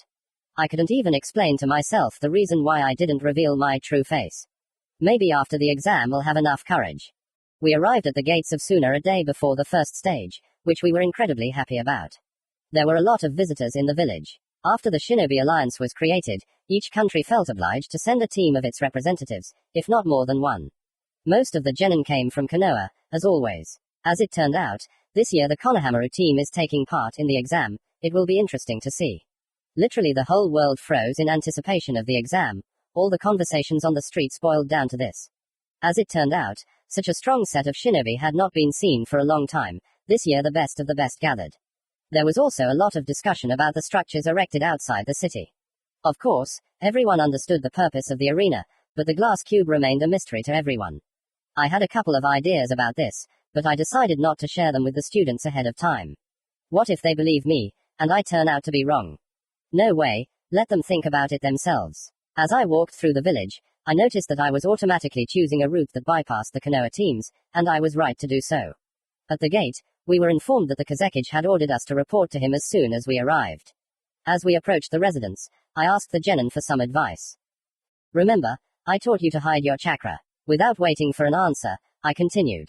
When we enter the Kazekage's office, you will have to remove all concealing barriers. You need to show all your strength, demonstrate how much you have grown and how well prepared you are for the exam. Is everything clear? Goose. Thora answered for everyone. Well, that's great, I said, smiling. Of course, I didn't want to show Gaara how much they had grown, I just wanted to brag. Temari and Kankuro probably knew that we had returned and would come to see the team representing the village hidden in the sands. And there was something to see. On the way, I decided to make my charges more presentable. I clad Toru in light but very strong armor, over which I had personally conjured. It was necessary to apply the acquired knowledge in practice. Under the armor, she wore a black shinobi uniform. All this was complemented by a huge scabbard on her belt. The look was extremely warlike. Mine put on a comfortable white uniform, on which I asked to make several patterns in gray. Behind her back hung two huge scrolls, which we had made together, using very complex seals. In addition, she had many more pockets filled with weapons and various scrolls. The standard set was simply not enough for her. Kiyoshi was dressed in a loose blue robe with silver, curvy lines stylized as waves. He was the only one not wearing a headband with a forehead protector. The village symbol was located on his silver braces. As a tribute to Kyubi for helping him, each of them had a patch in the form of a scarlet eye with a vertical pupil next to their heart on their uniform. It was worth changing them just to see their happy faces when they first saw their new clothes. Oddly enough, it was the patch that caused the least questions. The genin paused for a second in front of the doors to the Kazekage's office, concentrating on their SCP. They were now removing all restraining barriers, literally mixing blood with energy. The feeling of powerful chakra spread in waves from the three of them. I'm sure that everyone not too far away noticed it. Even here I could feel Gaara's chakra, but it was not so pronounced, because he was not trying to show it off. Finally, I opened the door and entered the office. The Kazekage was sitting at the head of the table. Temari and Kankuro were on his left and right. Matsuri was standing by the window with a pile of papers in her hands. Several more Junin were sitting at the table, and all of them were looking at the door. Those in the office sensed the chakra of the genin, and they were curious to see who had it. Hello everyone, I said, raising my palm in a welcoming gesture. Kurama, we were just discussing you and your students. The Kazekage leaned over to look at the guys frozen in the doorway. So we're on time. I hope you haven't changed your mind and sent another team yet. No, of course not, Gaara said, folding his hands in front of him and resting his chin on them. It looks like it was in vain, Temari muttered, her whole appearance expressing displeasure and not paying attention to her brother's displeased look. We thought you wouldn't show up. I think you wanted to say, hoped. I clasped my fingers behind my head and smiled with all my teeth, just like before, in childhood. She noticed this gesture, embarrassed for a second. Apparently now I looked very much like myself. Kurama, we would like to know about your team's readiness for the exam, some unfamiliar, but definitely high-ranking shinobi recited. Ready like no one else. I promise they'll be head and shoulders above the other genin. Well, we still have to find out. The same shinobi stated. I don't like him for some reason. And why is that? I don't quite understand what you mean. Of course, everything is clear, but it's better to know the details. Before the exam, we will test your students' abilities. Gara took the floor. Now they will be taken to training, and I need to talk to you face to face. Not what I thought, but something similar. Guys, remember how we talked about the techniques you will demonstrate at the exam? Having waited for a nod, I continued. Well, then show what you are capable of. Of course they remember that long conversation. I made them swear not to use the rasengan, shadow cloning, or overly destructive techniques unless there was a clear danger to life when there was no other way out. Matsuri put a stack of papers on the table and walked up to the guys. I'll show you the right training field, the Kazekige's assistant said with a smile, pointing to the door. The genin nodded, glanced in my direction, and left. As soon as the door closed behind them, Gara opened a drawer in his desk and pulled out a scroll, immediately laying it out on the table. It was a map of the village, with 2 new buildings already marked on it. There is a high possibility of an attack. The exam is the only public event attended by the heads of almost all countries and villages, and now that the alliance has been formed, the situation is even worse. We are taking all security measures, even asking for help from allied villages. We need to develop a plan to protect the village. I still don't understand what he's doing here, the nasty Junin yelled, pointing at me. Kazekige-sama, we turned a blind eye when you gave him the title of Junin, even though he just arrived in the village. I don't know about you, but I personally don't trust him, and I don't think he belongs on the war council. Akamu Dono, don't you think that I'm the one making this decision? For your information, I trust Kurama more than most of you. This is insulting. You cannot doubt our loyalty. Akamu screeched, rupturing my eardrums. I'm not talking about loyalty, but about trust. I've never fought shoulder to shoulder with you, and I can't know if I can rely on you in a difficult moment. After Gara's words I even felt a little proud, though not for long. I hope we can finally move on to more important matters. The disgruntled Junin leaned back in his chair, frowning and folding his arms across his chest. The Kazekige made several seals and touched the map with 2 fingers. Several silver stripes jumped out from under his fingers and ran across the city. They were joined by several more red, blue, brown and yellow ones. When all the lines fell into place, it became clear that there were most of them around the arena and the glass cube, but the rest of the village was not left without attention, especially the wall. The density of multicolored dots near the gate was even greater than in the arena. This is the location of our patrols, as well as the shinobi teams provided by other villages. As you can see, the exam venue is the most guarded place, but we also haven't forgotten about the gates and the residents. I think there won't be any arguments here. Kurama, so where will you be? And what did he ask about? He glanced at the map again, came closer and leaned over the table. I'll be here, then here and wah. How are you planning to be in 5 places at once? Akamu cried out indignantly. How he annoys me. Calm down, calm down. He's just an old senile man who likes to get on everyone's nerves. Actually, at 6, I can't leave my team to deal with all this alone. I didn't answer with a devilish smile. Akamu turned red as a tomato, probably about to burst into another stream of discontent, but I didn't intend to listen to his voice again. Kazekige-sama, do you still need me? Gara quickly realized what was going on and decided to save his office from destruction. That's all, but we still need to talk. In the evening. It was nice chatting. I raised my hand in a farewell gesture and disappeared in a yellow flash, accompanied by a loud bang. For a moment there was complete darkness before my eyes, and a second later I was already standing in the clearing where the genin were training. The kunai with the seal I gave to Kiyoshi was under my feet. A fireball was flying at me from the student's side. Shit. In a split second, the chakra passed through my hand and went on. The scarlet bubbling hand met the fiery technique with its claws, instantly destroying it. When the smoke settled, the part of the shroud that had escaped evaporated. Well, WHO did this. I yelled at the top of my lungs. Kurama-sensei, I'm sorry. Tora started to apologize as she ran up. We were just training. I used a technique, and you. You appeared right in front of her. I no longer had a chance to stop her.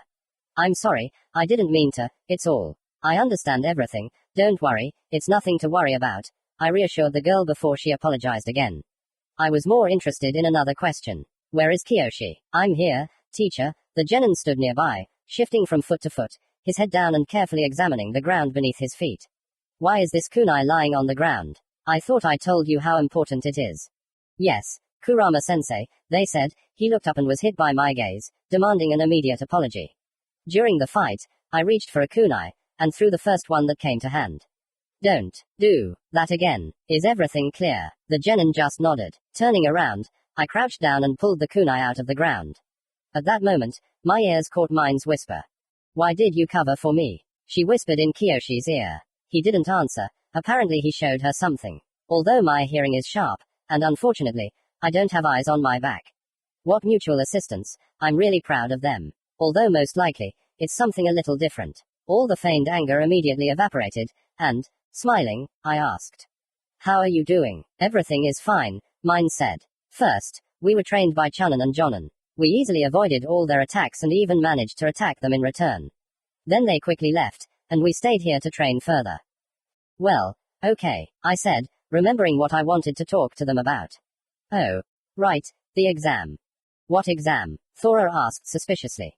We need to discuss it. Sit down, the conversation may drag on. I sat down first, right on the ground, setting an example for them. When the children sat down, I continued. So, now listen and remember. All questions later, otherwise you will distract me from my thoughts. Understood. Yes, they answered in chorus, sitting down comfortably and preparing to listen. So, let's start with the first stage. I don't know exactly what will happen this year, but most likely there will be a test of some of the qualities of a shinobi. Maybe it will be a test of will, determination to complete a task, loyalty to the village or comrades. In general, your principles will be important here. But I warn you right away, these are all my guesses.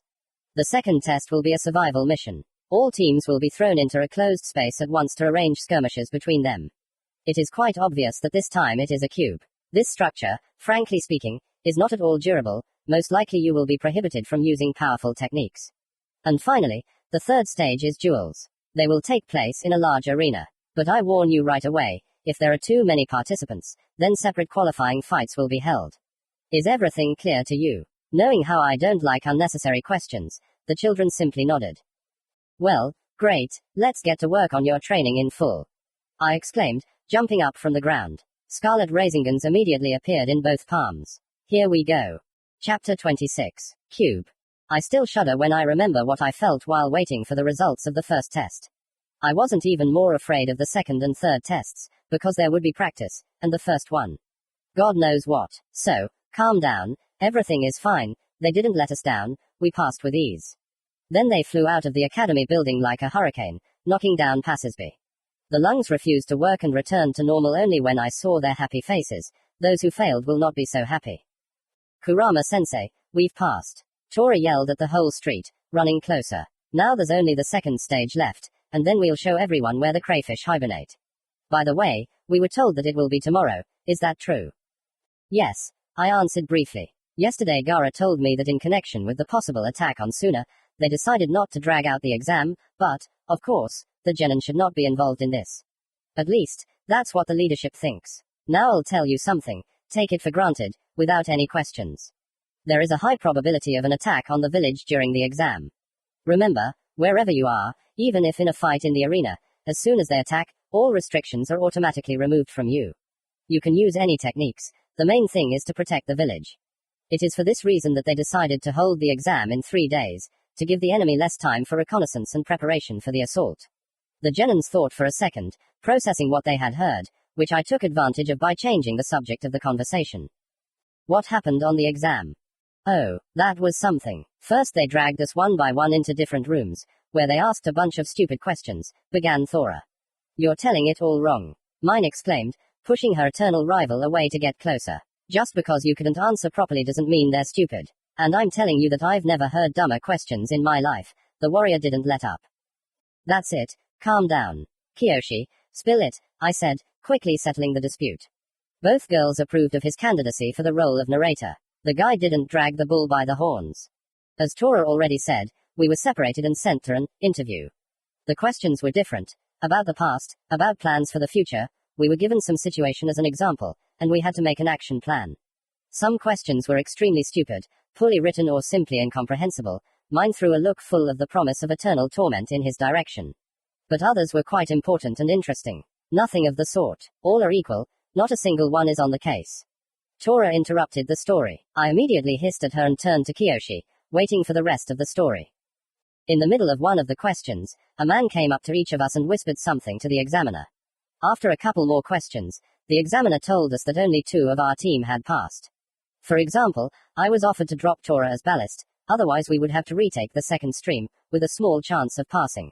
When we met, it turned out that the same thing was told to each of us, and that we all refused to abandon our comrade. A little later, we were told that the whole team was allowed to the second stage of the exam. And now, standing with the students in front of the huge glass cube, I was shaking with anticipation. We had slept soundly all night, resting before the competition. Well, at least we had tried to. I was terribly tired, since my clones had not slept all night, keeping watch and giving me fatigue during the changing of the guard. There are 16 teams in the second round. I am told that out of 48 people, only 12 should remain. Only 4 teams will make it to the finals, either in full or in parts. The participants went ahead, and the spectators were left at a distance from the exam venue, including me. The examiner was hammering something into the participants, actively gesturing with his hands. As far as I could understand, the test was as follows. You need to get to the center of the cube through a 3-dimensional labyrinth faster than others, cutting down competitors along the way. Since the cube stood only on one vertex, it could be assumed that there was not a single horizontal corridor inside. As I understood, it would be impossible to use 2 strong techniques, because the glass structure can hardly be called strong. Most likely, the structure will be strengthened, but they will not take risks. Finally, the students were told their task and placed around the cube. With my new vision, I could see everything very well. There was Tora, clutching the handles of her cleavers in anticipation. Next to her, mine was shifting from foot to foot and whispering something, trying to cope with her nerves. Kiyoshi helped her with this, trying to calm her partner. Near the opposite side of the cube, gathered in a circle and discussing tactics, stood Konohamaru, Mogi and Udon. Intuition told me that they would certainly pass this stage and meet my students in the final. This is what I was afraid of. Attention! Temari's voice rang out over the square, its volume increased several dozen times. It's good that I was positioned far away from her, otherwise my keen hearing would not have been able to withstand such a strain. It even seemed to me that the crowd suddenly parted, and not a soul remained around the Kazekige's sister. She was not at all worried, and she continued. The second stage of the Chunin exam begins. Even her voice was drowned out by the roar of the crowd as all the teams jumped in at once, each from their own entrance. The space was small, with many chances for teams to meet and, as a result, fight. My attention was completely taken by 2 teams, the others were of little interest to me. Although the glass walls distorted what was happening inside, the general features could be discerned. Unlike many teams that rushed headlong towards the center, hoping to choose the shortest path to the goal along the way, my students stopped, intending to act logically. Kiyoshi stepped forward and began to make unimaginably complex passes with his hands. In the end, he stopped, bringing his palms together, but leaving a small gap between them. A powerful stream of water flew out from his quickly opened palms, rushing forward along the slanted corridor. Having reached the nearest fork, the stream split into 2, flying along 2 corridors at once, while the stream did not end, stretching to Kiyoshi like a thread. The same thing happened at all the forks, covering the cube in one network. This is very clever, he will simply create a map for himself. But this map was far from complete. Due to the large number of branches, it moved along the labyrinth very slowly. The team was still standing, waiting for the thread to reach the center.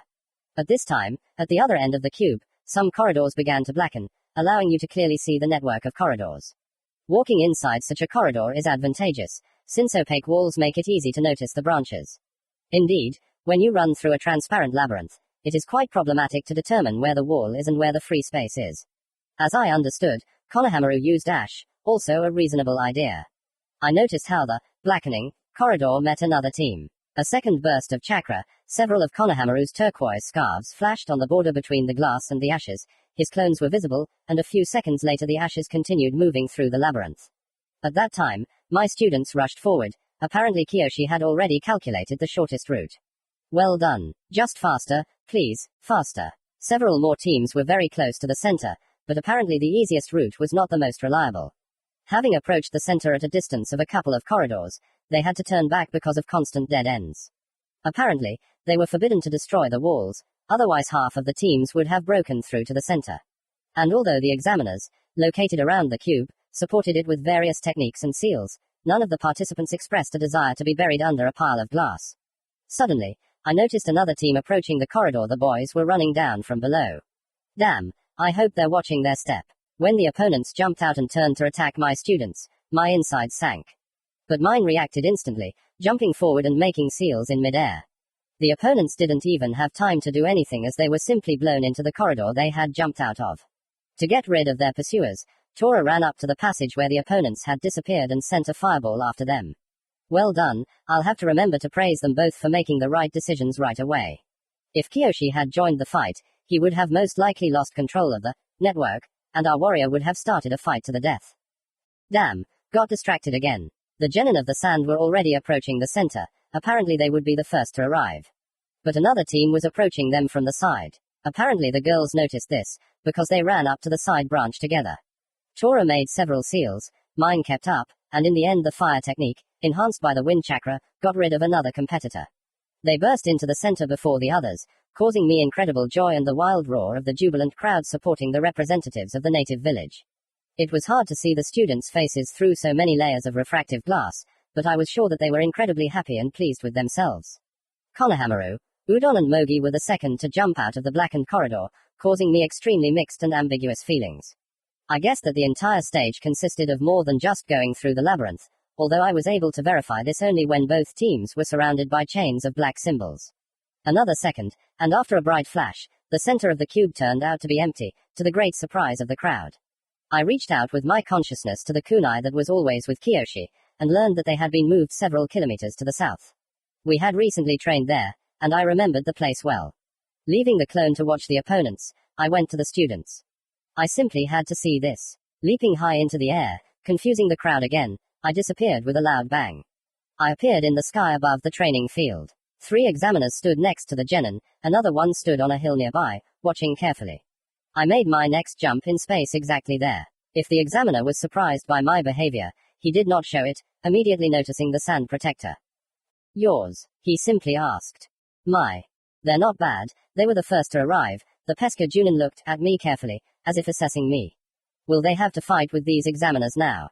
The Jonin said nothing, simply nodding towards my students, as if to say, you'll see for yourself. The half of the teams that arrive earlier will have to show their skills. I, together with the team of examiners who will fight, will give each genin a grade on a 10-point scale. Then another half will go through, those who had higher grades. Thus, we will leave a quarter in the final, and the weak participants will not be able to go through under the cover of their teams. The test is carried out in the order of the arrival of new teams, each with its own opponents, but everyone has equal conditions.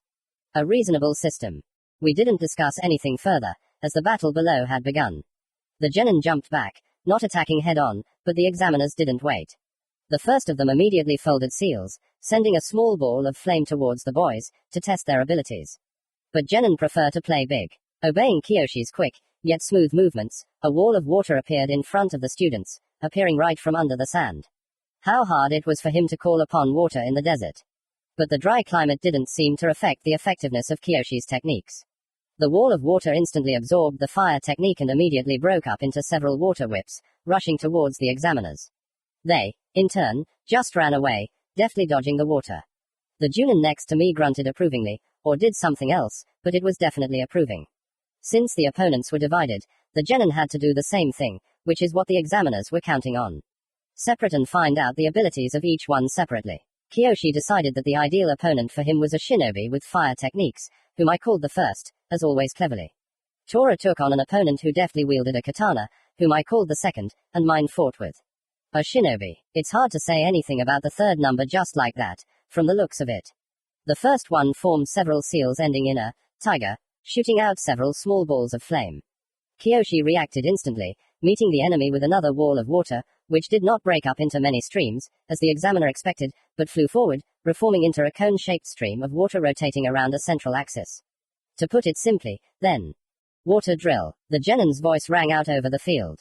The examiner was confused for only a second, not expecting such manipulations with water from a low-ranking shinobi. Fire element. A giant fireball. Of course, the first knew that it takes much more fire than water to evaporate it. The continuous stream of fire met the drill and nothing more was visible. A cloud of steam covered the place of their battle. While they disappeared from sight, I turned my gaze to Tora. Although the second wielded the blades much better than the girl with two huge cleavers, he was constantly hampered by the fiery arcs and electrical discharges constantly breaking off from Tora's blades. The examiner jumped back, creating several dozen copies, but these were illusions, not shadow clones. The girl, in my opinion, did not understand this, because she did what I strictly forbade her to do. Mass shadow cloning technique, Tora shouted, crossing her fingers. The second's face stretched, his eyes almost bulged out of their sockets, looking at least 20 clones of Tora. To say that he was surprised is to say nothing. Come on, girls, together. The clones nodded and all shouted at once. Fire fangs. Having raised all the cleavers up and filled them with fire chakra, the clones suddenly lowered them sharply. 40 swift, blazing with heat, fiery crescents covered the poor examiner and his illusions. At the last moment, a slightly burnt second slipped through the gap between the two techniques. Now my attention was drawn to the terrible clang of metal. Turning around, I saw two rains of metal colliding. Kunai, shuriken, senbon, and many other weapons of various shapes and sizes collided and flew apart, showering the sand with sparks. Mine grabbed one kunai when it almost reached her forehead, simply snatching it out of thin air.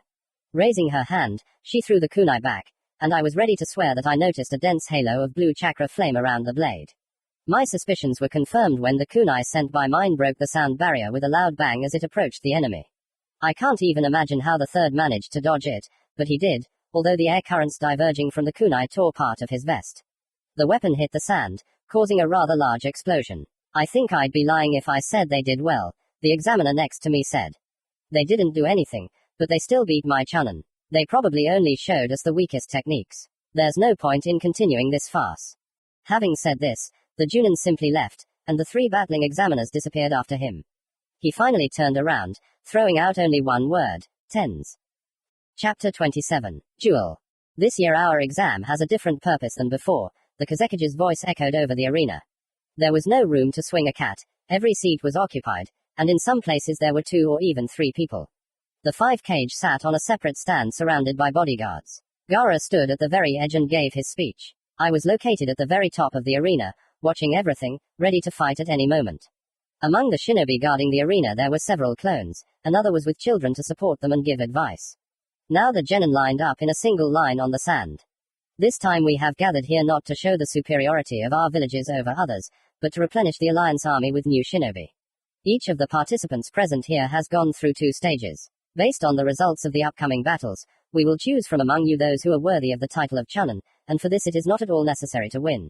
We don't choose the strongest, we choose the worthy. Good luck to you all. The stands greeted the cage's words with loud and prolonged applause. Probably every second person was shaking with impatience, well, at least I was. When Gaara sat down on his throne, Temari stepped forward. I will explain the rules of the stage. You will fight one-on-one. In any fighting style, you must show all your skills. Opponents will be chosen randomly. When the first fights are over, everything will start over, only with the winners. And so it will continue until the winner is determined. She said a lot more, but I missed it all, since at that time I was scanning the area for the enemy's chakra. Not finding anything, I again turned my attention to Temari's speech. Attention, now it will be announced who will fight whom. Take your places. 2 names appeared on the big screen. Phew, at least they didn't start with mine. Mogi and an unknown to me shinobi of the rock came out to the center of the arena. The girl was clearly nervous, as the guy was quite big, just huge, to be honest. The shinobi of the hidden rock looked with undisguised contempt at the little red-haired girl, who was taking leather gloves out of her pocket. This reminds me of something. Most likely, Sakura gave her a couple of lessons. Well, let's see what comes of it. Shikamaru walked out to the 2 genin with his usual lazy gait. Raising his hand, he said, P, and, lowering his hand between the opponents, he quickly retreated. The genin did not stand on ceremony, attacking immediately. Having made several seals and shouted something unintelligible, the shinobi from the rock lifted into the air and threw at the girl. A rock? Well, who would have thought? Although I wonder, where did he get the rock? There's sand all around. How do you like this? Mogi rushed forward with a scream and hit the stone with all her might, crushing it in a second. The pink-haired kunoiki clearly had a hand in training this red-haired beast. Apparently, another Tsunade-like kunoiki was growing up. The genin clearly did not like such a surprise from the fragile-looking girl. After performing a few more manipulations with his hands, he sent 6 boulders flying. Fool, wasn't it immediately clear that you can't take her with this? But the boy was not so simple. When Mogi was already ready to hit one of the stones, they all exploded. Small stone chips flew in all directions like shrapnel, capable of causing considerable injury. The kunoiki jumped back at the last moment and deflected some of the small stones with a kunai. Clearly angry, Mogi abruptly rushed forward and struck. The fist passed a millimeter from the enemy's face, and, crashing into the sand, raised a cloud of dust. Nothing was visible, but the ringing of weapons was clearly heard. Apparently, they had switched to close combat. Finally, a kunoiki jumped out of the cloud, with a small wound on her shoulder. A boulder was rushing after her at great speed. For a second, a sly grin appeared on Moeji's face, and a spark of glee lit up her eyes. Quickly twisting, the girl hit the stone with all her might. It did not fly apart, but flew in the opposite direction, and faster than before. Its speed could be compared to the flight of mine's kunai. Of course, the kunoiki did not want to kill the enemy, so the stone passed by, but, nevertheless, having hit the surface of the arena, it caused a shock wave that pinned the genin to the wall of the arena. Apparently, he was not going to get up. The winner of the first fight, the rest of Shikamaru's phrase, who quickly appeared in the arena, was drowned out by the jubilation of the crowd. The stands seemed to have gone crazy, impressed by such a short, but extremely interesting fight.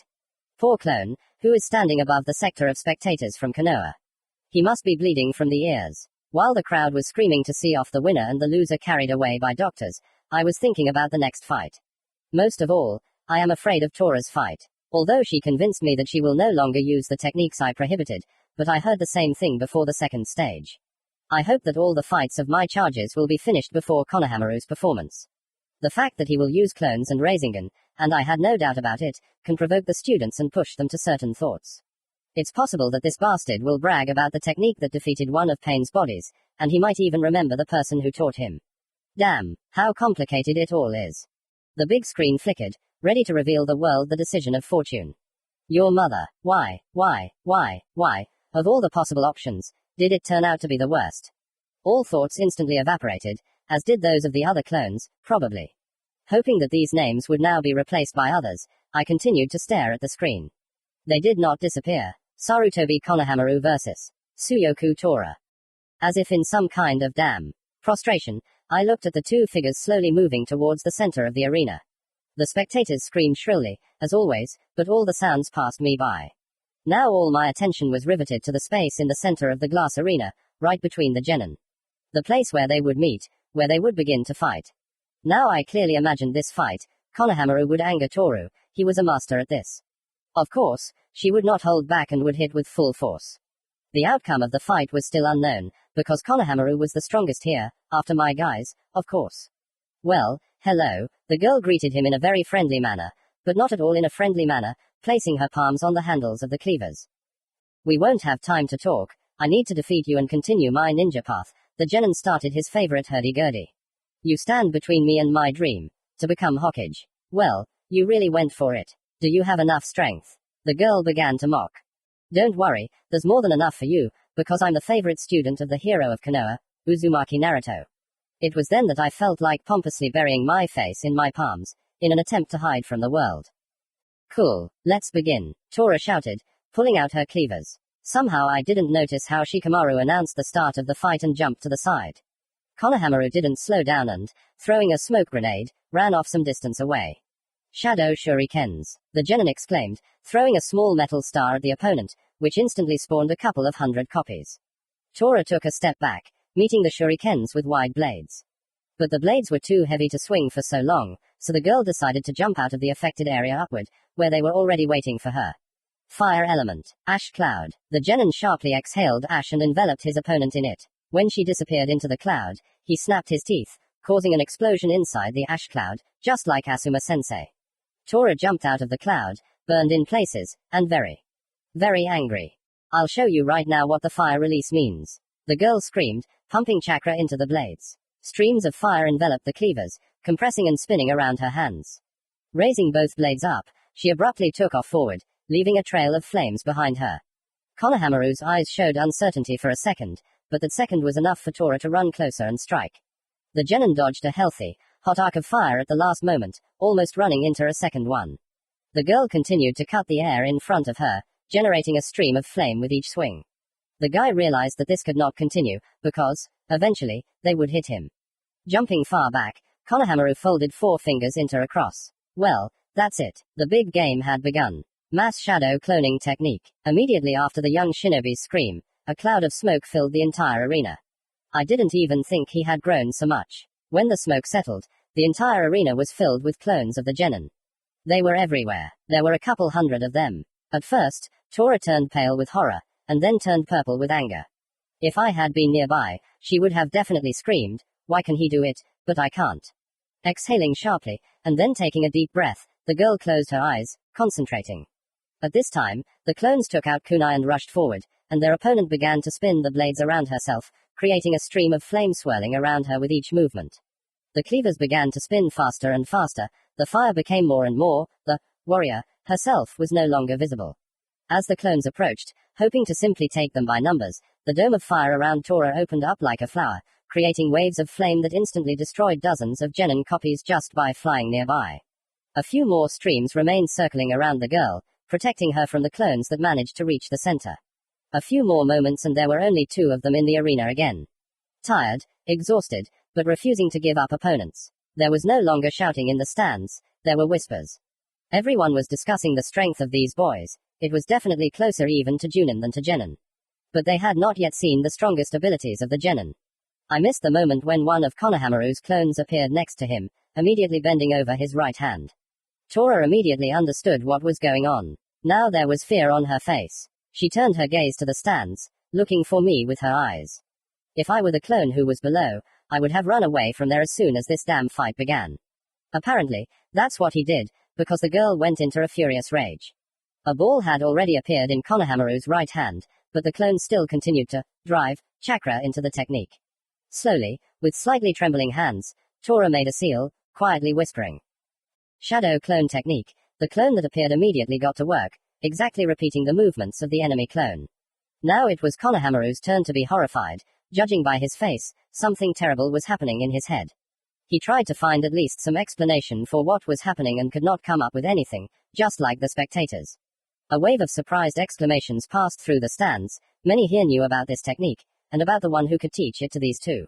I'm ready to swear that the 5 Kage, Temari and Kankuro are trying to make holes in the clone guarding them with their eyes. The ball in Konohamaru's hands grew, but Tora quickly caught up with the enemy due to her large reserves of chakra. Finally, the clones disappeared, leaving the originals with healthy sky blue balls in their hands. The opponents suddenly rushed at each other, raising their hands to strike.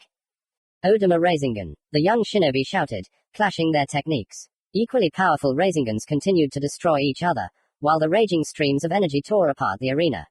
The same second I noticed the appearance of foreign chakra in the arena, 2 of my clones disappeared with a loud bang.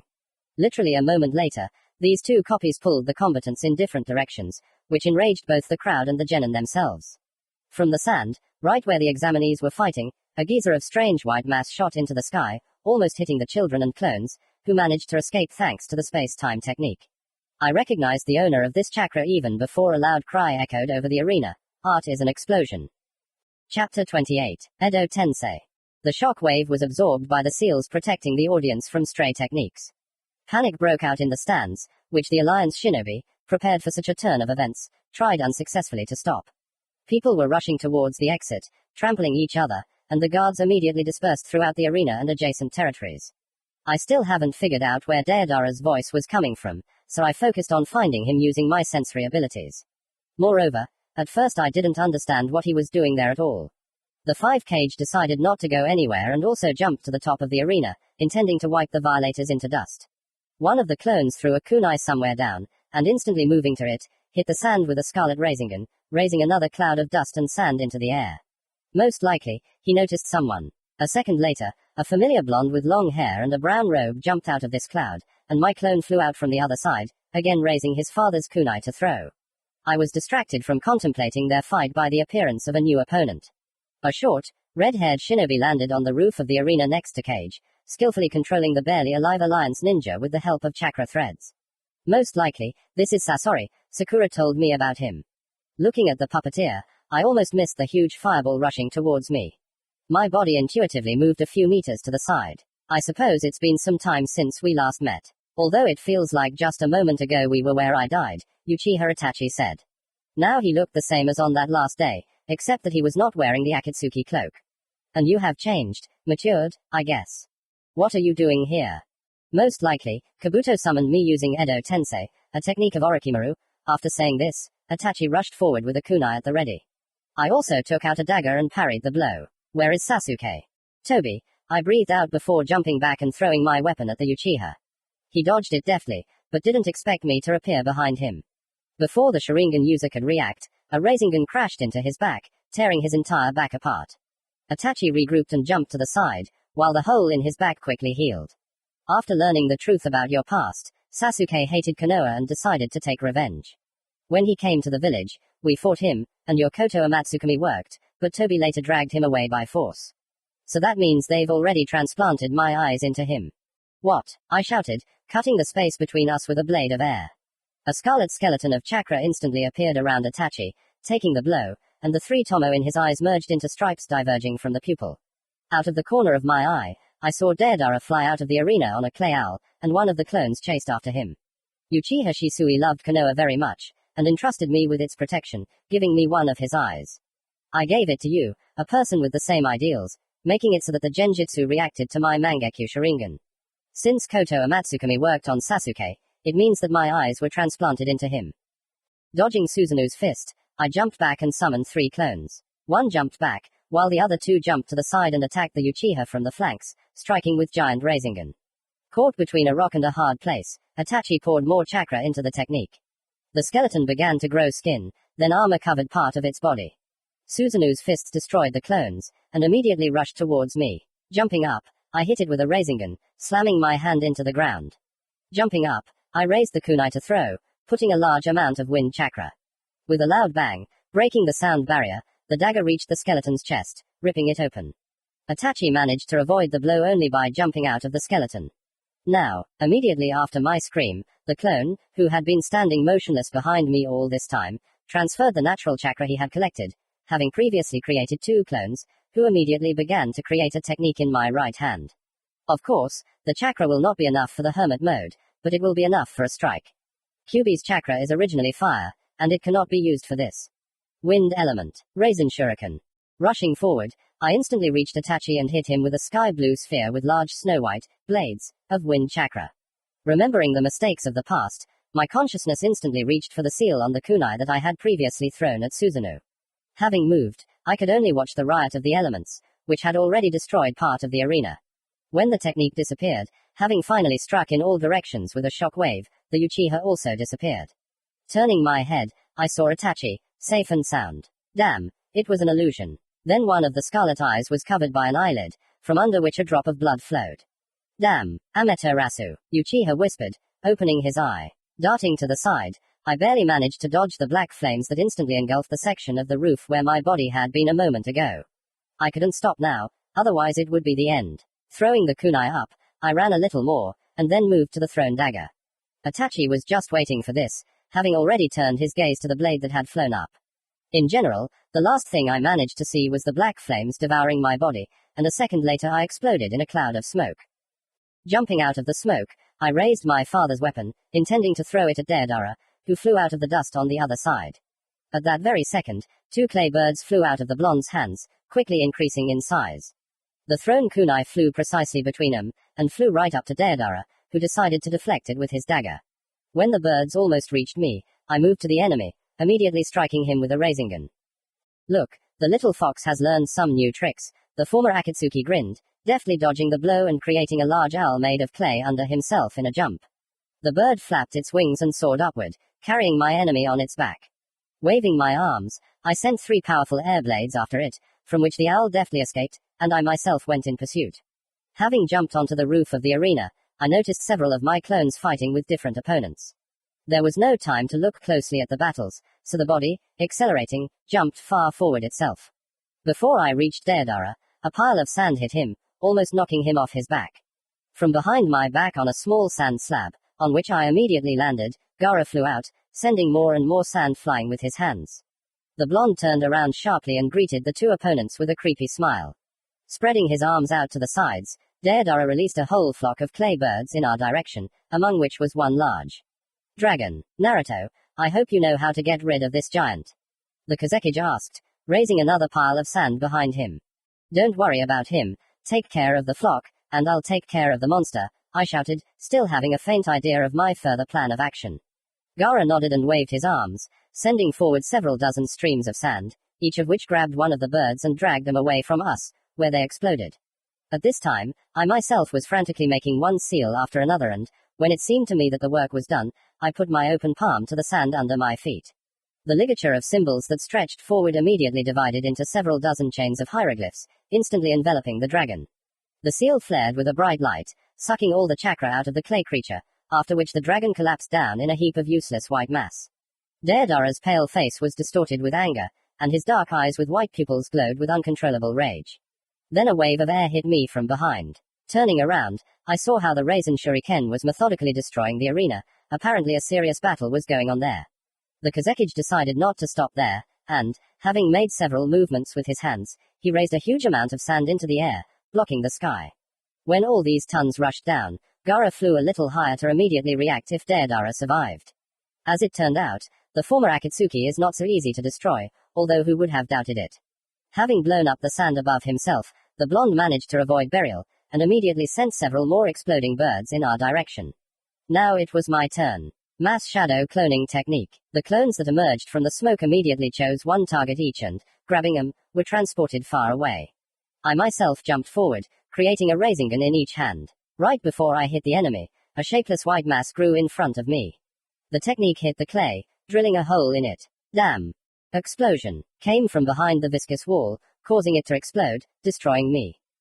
Before even a shadow of a smile could appear on Deodara's face, another clone in a white cloak appeared behind him, raising a ball of twisted chakra, much larger than himself, to strike. The chakra inside the technique was unstable, it would not be possible to maintain it for long, it was simply impossible to put any more energy into this technique. Ultimate Rasengan. I was patrolling the gate when I heard explosions in the arena.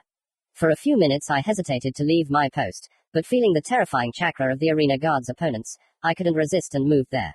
It was something else. On the roof, one of the clones was fighting Uchiha Itachi. At some distance another one was fighting Deodara with Gaara. The guards were falling in stacks under the blows of the mad red-haired puppeteer. What's going on here? There was a battle going on between the Tsuchikage and some strange shinobi. The Mizukage was nearby dousing the enemies trying to attack the daimyo with lava. Somewhere in the stands, I felt a familiar chakra, and I've never met it before. Some name was on the tip of my tongue. Damn, I should ask Kyubi, but he only communicates with the original on principle. Jumping there, I saw a dark-skinned big guy in stupid glasses holding Samehada in his hands. This is something completely incomprehensible. As I got closer, I felt some kind of kinship with him. Concentrating, I probed his chakra in more detail. There it was. Damn, it was the Eight Tails Jinchuriki. What was he doing here? A kunoiki from Cloud was sitting next to the big guy, trying to bring him back to his senses. What happened here? The girl looked up, examined my protector, and only then spoke. When the attack began, a scary shinobi with blue skin and gills jumped out of Bai-sama's sword. Grabbing the sword, he sucked out the teacher's chakra and disappeared. Reikage-sama ordered not to touch the sword, so that it would not suck out my chakra too. I don't know. Her voice was drowned out by the growing rumble from above. I looked up to see one of the clones about to strike Itachi with a Raisin Shuriken, who was standing right above us. Shit. I rushed forward, grabbed the girl and the Jinchuriki and began to throw a huge amount of power into space, making it seem softer. When the time was up, I had to instantly dive deep into my consciousness to find some kind of seal nearby and move to the first one I came across. Space instantly collapsed, and we disappeared right before the wind chakra destroyed a sector of the arena. We moved to one of the kunai that were given to each cage. It was Tsunad's kunai. The Hokage herself was in the village, leading several defense squads. Her face twisted in surprise when 3 shinobi appeared in front of her in a bright flash. Taking a closer look, she recognized one of them. Naruto. Hello, Granny, pass these 2 on to the Reikage. Goodbye. Before she could say anything, I had teleported towards the arena again. After a few jumps, I managed to reach the battlefield, when one of the clones hit Deodara with our strongest Rasengan nearby. The shockwave threw me back, sand got right into my mouth, making me spit. And rapidly approaching the wall, I managed to throw a kunai up, immediately teleporting to him. Hanging in the air for a second, I managed to assess the full scale of the tragedy. The ultimate rasengan left a huge crater, the arena was completely covered, all battles temporarily stopped because the opponents were trying to get out from under the sand, and it turned out that I was the last remaining clone. Where is the real one? He should have returned yesterday. What could have delayed him? Out of the corner of my eye, I noticed how many small pieces of paper were gathering together at the bottom of the crater. The kazekage, who had been in the air until then, quickly moved there. Teleporting to him, I asked, "What is this?" Deodara, seeing the bewilderment in my eyes, Gaara continued. "He is dead, and now he has been summoned by Orochimaru's Edo Tensei technique. The bodies of those summoned are restored from any damage, and they can only be defeated by sealing the soul or immobilizing it." "I see," I said, and, pushing off from the sand under Gaara's feet, quickly flew down, making seals as I went. As soon as my feet touched the ground, a chain of symbols burst out of my palm, describing a circle around the partially restored Deodara. "Sand burial," the kazekage's voice came from behind him. The sand beneath the dead Akatsuki's feet rose up and hid him from view. At the same moment, the circle on the ground split into two, and a copy of it rose above the sand hill.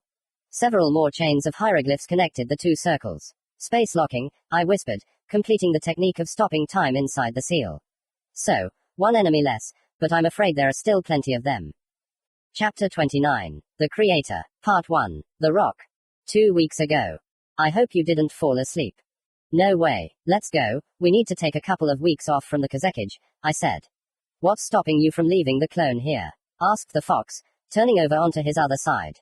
"Because I'll send a clone to the Whirlpool country. I have other things to do," QB only snorted mockingly at my words. "If I go there, I'll probably get into the wrong place. And the clone can be given specific instructions. So what are your plans?" "No, don't think that I'm worried. I don't care, I'm just curious. I'm thinking about the summoning technique. The contract with the toads is now invalid. It was made with my blood. Jiraiya sensei told me how he got to the toads for the first time, but first, I made a seal and said, 'The shadow cloning technique.' A clone jumped out of the cloud of smoke that appeared, disappearing instantly. Now that there was someone to look after the children, it was time to begin. Turning my gaze to the desert near the village, I quickly moved there and, without wasting time, placed my palm on the sand. Summoning technique. Several chains of symbols immediately burst out from under my fingers. The size of the seal grew larger and larger, and when it almost reached the walls, the space around me suddenly shrank. For a second I was surrounded by raging streams of energy, and then a hard rocky surface appeared right in front of my face. Damn, it hurt. Rising to my knees and shaking myself off, I looked around. "Your mother, where are we?" "Well, at least we're on the mountain." I appeared on top of a cliff sticking out of the clouds, and judging by the difficulty breathing and the low temperature, very high indeed. The cliff was surrounded by a powerful vortex of wind, clouds were rapidly swirling around, among which flashes of lightning were constantly flashing, accompanied by deafening thunder. Approaching the edge of the cliff, I looked down and immediately jumped back. The entire view was blocked by black clouds. It seemed that this piece of cliff was in the center of the most terrible hurricane in the world, which had a small spherical, calm zone, instead of an eye. "You seem smart, so tell me where we ended up." "I am a biju, not an encyclopedia," the beast growled. "And in vain," I whispered, to which the fox growled threateningly. "Is someone here, huh?" The hurricane responded to my scream with only a few more thunderclaps. Well, since no one was answering, let's try another way. Activating all my sensory scanners at once, I immediately closed them. The clouds around me seemed to consist of purest chakra. This sensation could be compared to trying to look at the sun. You can, of course, but not for long. Since there's no one here, then what the hell am I doing here? Of course, the question was rhetorical, but Kurama decided to answer it. Perhaps there is someone here, but he is hiding. I feel something familiar, but long forgotten. But you said that you don't forget anything, I said, smiling. I guess they made me forget about it, the fox growled, already a little angry. Well, come on, justify yourself. I continued to mock, settling down on the stones. It's uncomfortable, of course, but I have no choice. Naruto, don't push me, QB roared, causing the walls around him to shake, and accordingly my mind. After such a shake, my brain quickly caught something strange on the left with my peripheral vision. There, look, I said to myself. The fox immediately focused on what our eyes saw, instantly forgetting about his anger. After my head turned to the left, this, something strange, disappeared. Turning away, I noticed it again. The clouds in that place seemed to ripple, making one extra curl. Having prepared myself, I sharply threw my hand to the left, from which a powerful air blade broke loose, ripping through a dense stream of clouds. A terrible roar drowned out the sounds of thunder, and then a powerful wave of air hit me, destroying my equipment and almost throwing me off the cliff. Clinging to the ledge, I quickly pulled myself up, avoiding an encounter with the airflow, which crumbled part of the cliff below. The clouds around began to boil, sometimes among them, here and there, a strange silhouette of some huge long creature flashed. The next shockwave was met by my own and I managed to stay on my feet. Wind. So that's how it is. Taking a deep breath, I sharply exhaled the contents of my lungs, fully seasoning it with chakra. Fire element. Giant fireball. Fanned by sharp gusts of wind, the technique intensified many times, turning the storm around into a hellish inferno. The creature immediately roared, and it seemed that more from anger than from pain. Feeling the growing threat coming from above, I managed to avoid meeting the water bomb at the last moment. Having collided with the surface of the rock, it exploded into millions of splashes. The drops began to gather again and also spun in this whirlwind, forcing the fire to go out. Literally for a second I wanted to get out of here, but you know, when you go through all this, you already become interested in what will happen next. And then it only got worse. The drops continued to connect and take an elongated shape. Literally a second later, all the water was covered with an icy crust, and now hundreds of ice spears are flying in my direction. Pushing the energy outside my body, I met the attack with a huge hand of bubbling orange chakra. The instantly created cover evaporated all the spears and disappeared. Now I could clearly see 3 creatures circling around me. But then my gaze caught the long tail of another one, and at the same moment a large branched lightning struck from the side. For a second, a memory of the missing nin we caught in the land of wind flashed before my eyes. Releasing wind chakra from my palms, I quickly spun around, creating a powerful barrier of compressed air around myself. The lightning simply crumbled when it met the technique. I was already starting to feel sick, and I wanted to stop spinning, when a powerful stream of flame hit me from above, very powerful, almost liquid. The way out was found almost instantly. Frankly speaking, I never thought that meeting pain would bring me anything good. Sharply throwing even more chakra into the surrounding space, I stopped, forcing the air around me to expand and rush away from me. A shock wave of enormous force blew away the stream of hostile fire, destroying the storm around it. When the clouds dispersed, there was no one around, now only stars surrounded me, not even the moon was visible. Approaching the edge of the cliff, I looked down, but saw nothing, only slowly floating clouds somewhere far below. Who are you? A low, barely understandable voice rang out. It could even be mistaken for the howling of the wind, as if many voices were merging into one. Why are you here? Looking around, I still couldn't find the source of the sound, and my sensory abilities didn't help me either. My name is Kurama. If you think about it logically, which I do once every decade, then I am no longer human. I don't really feel like lying to this incomprehensible voice, in case something happens again, and the name won't give him anything anyway. 9 tails, how does he know, and what the hell is going on here? So what are you doing here? Could you explain where this, here, is? Because I don't quite get it, I continued, smiling into the void like an idiot. You're Kurama, but at the same time you're not. Interesting, we need to think about it.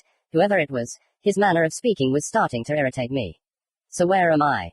Who are you? The voices asked thoughtfully. Have you already forgot? A furious scream escaped my lips, as always, bypassing my brain. We don't forget anything. Yeah. One furry sclerotic person already told me that. Answer this question for yourself. Are you a biju or a shinobi? Sorry, but I don't really want to get philosophical here. I used the summoning technique without signing a contract and was transported here. My teacher said that's how he got to the mountain to the toads. So, does that mean you should become my summoned animals? We make no contracts, said a single voice. A huge creature, clad in scarlet, glowing scales, with a long tail, small paws, huge wings, and a pair of whiskers, landed on the edge of the cliff next to me, looking at me with its giant gaze. We are dragons, creatures born with the elements, living as long as this world exists. We make no contracts. No. Percent hash. I cursed, looking at the giant creature from the legends. I don't understand your speech, the dragon said, snorting, while releasing a thin stream of flame. Hello, was all I could squeeze out, continuing to stare openly at the huge lizard. But you didn't just appear here. Never before has anyone except Shinobi tried to make contracts with various creatures and entities. Who can a biju make a contract with? Obviously, no one. I had no choice but to silently listen to his reasoning. The summoning won't work on us. We are not material. Our bodies are pure energy. That's it. You've tired me out. Goodbye. Talk to the new guy. He has a pretty lively mind. Let him think about this riddle. Before I could object, the dragon flapped its wings and jumped down from the cliff, instantly disappearing. Somehow I didn't really understand anything. Because I'm stupid, that's why I didn't understand, said the fox. Greetings, creator. A voice came from behind me. Turning sharply, I saw a small dragon, well, of course, compared to that red one. And this one was. I don't even know how to describe it. Its scales were golden, but shimmered with shades of red. Soft light poured from the cracks between the scales, and it was very beautiful, especially its eyes, how much fire and light there was in them. If dragons are born together with the elements, then I can guess who is in front of me and why it called me creator. Chapter 29. The Creator, Part 2, The Last Clone. For about an hour, the dragons sold me stories about their origin, life, and their role in this world. I didn't understand half of it, but I got the gist. Dragons are the living embodiment of the elements. My native element was wind, QB's was fire, and when mixed together, they got the element of the sun. Since this element didn't exist before, there was no corresponding dragon. He also said an unimaginable number of incomprehensible words, remembered the sage of the 6 paths, Madara, the first Hokage, and talked a lot about the Tsuchikage, but I didn't understand half of it. Maybe it was because of his manner of communication. The dragon was arrogant, haughty, considered himself the center of the universe. In general, he reminded me of someone. When it came to contracts and summons, he didn't tell me anything smart, he only mentioned that a person cannot conquer the elements. After I mentioned that I was not, in fact, human, he sent me such a vicious look that it seemed he wanted to literally incinerate me, and I think he was quite capable of doing so. Eventually, we stopped talking and moved on to a battle of the eyes. There are other dragons here who want to talk to you, he suddenly said and decided to quickly get away from the cliff, as 2 large dragons landed on it. Smaller than the fire dragon, but definitely larger than the sun dragon. These 2 were completely different. Although they were the same size, their ages were definitely different. The young one was pale yellow, or rather beige, with sand grains moving quickly along its rough scales. The other was brown, with a wood pattern on the scales, and green inclusions. In general, it looked somehow sickly. There was no talk about the elements of these 2, but I would like to know more about the reason for their conversation with me. We feel a friendly trace of our elements on you, they began simultaneously. Maybe they speak synchronously, this is their hobby. Yes, I am familiar with shinobi who possess your elements. I already understood that greetings are not in use here, it is easier to stupidly answer the question posed. My element is dying, the last one to possess it is being kept alive artificially, used in experiments. There are still a few adepts who have gained the ability to control my element in an unholy way, and only one uses it the same way the first Hokage did. You know him by the name of Yamato. To be honest, I panicked when I heard that Hoshirama Senju was alive and somehow missed the rest. I feel a threat hanging over him. Honestly, I want to keep him alive. I won't hide it, mainly out of selfish motives. Tell him this. The tree dragon closed its eyes and stood still, gathering its power, and after a few seconds, a large forked tongue appeared from its mouth, and between its tips was a bright green sphere, somewhat reminiscent of a rasengan. The dragon waved its tongue and the sphere quickly flew towards me and, before I could dodge it, entered my chest.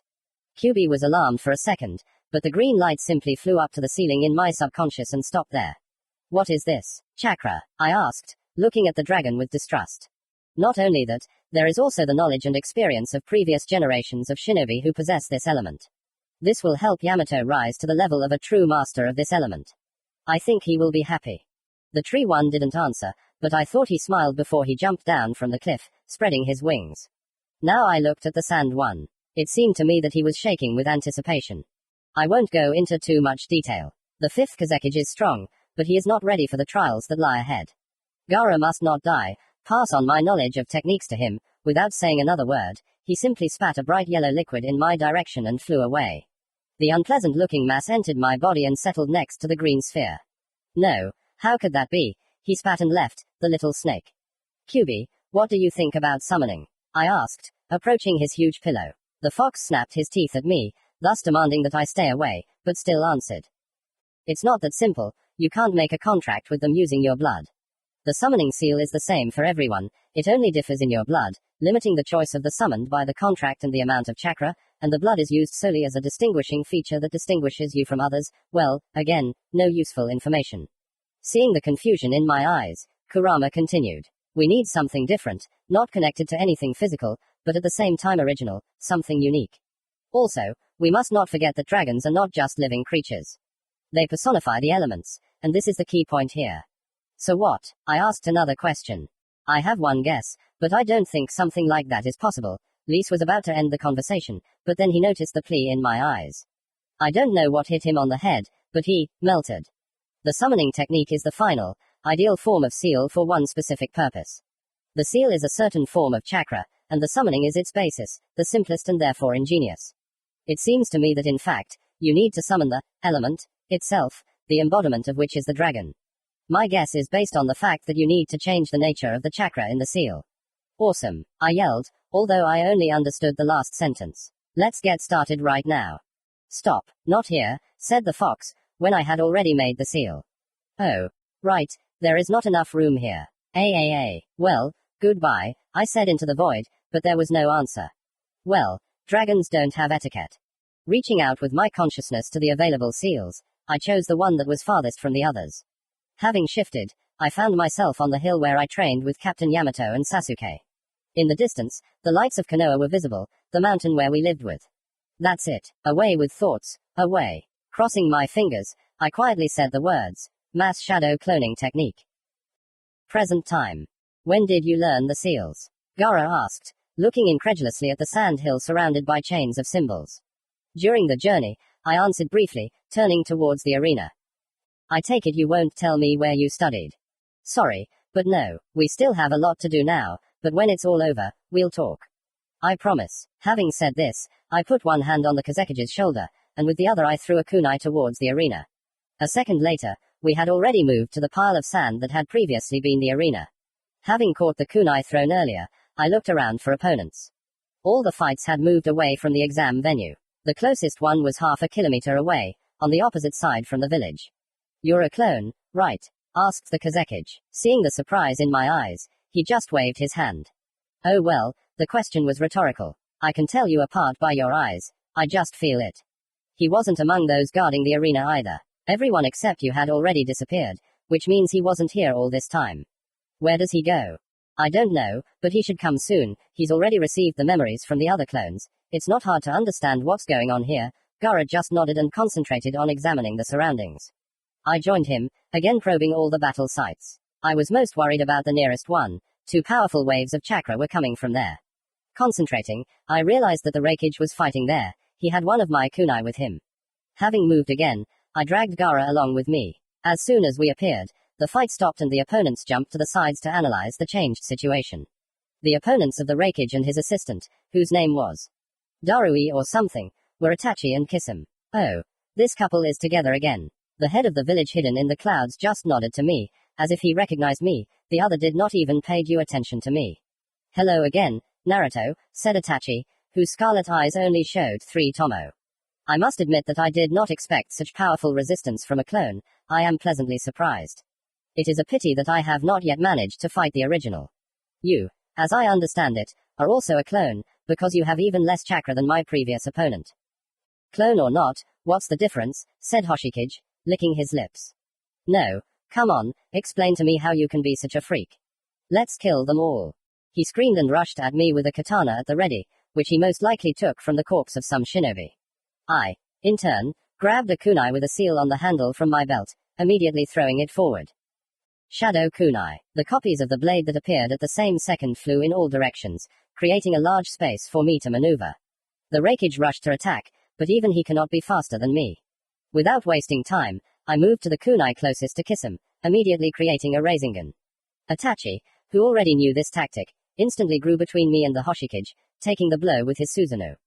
Kisame only smiled his creepy smile and turned to the Raikage, who had just appeared next to him, believing that Itachi would quickly deal with me.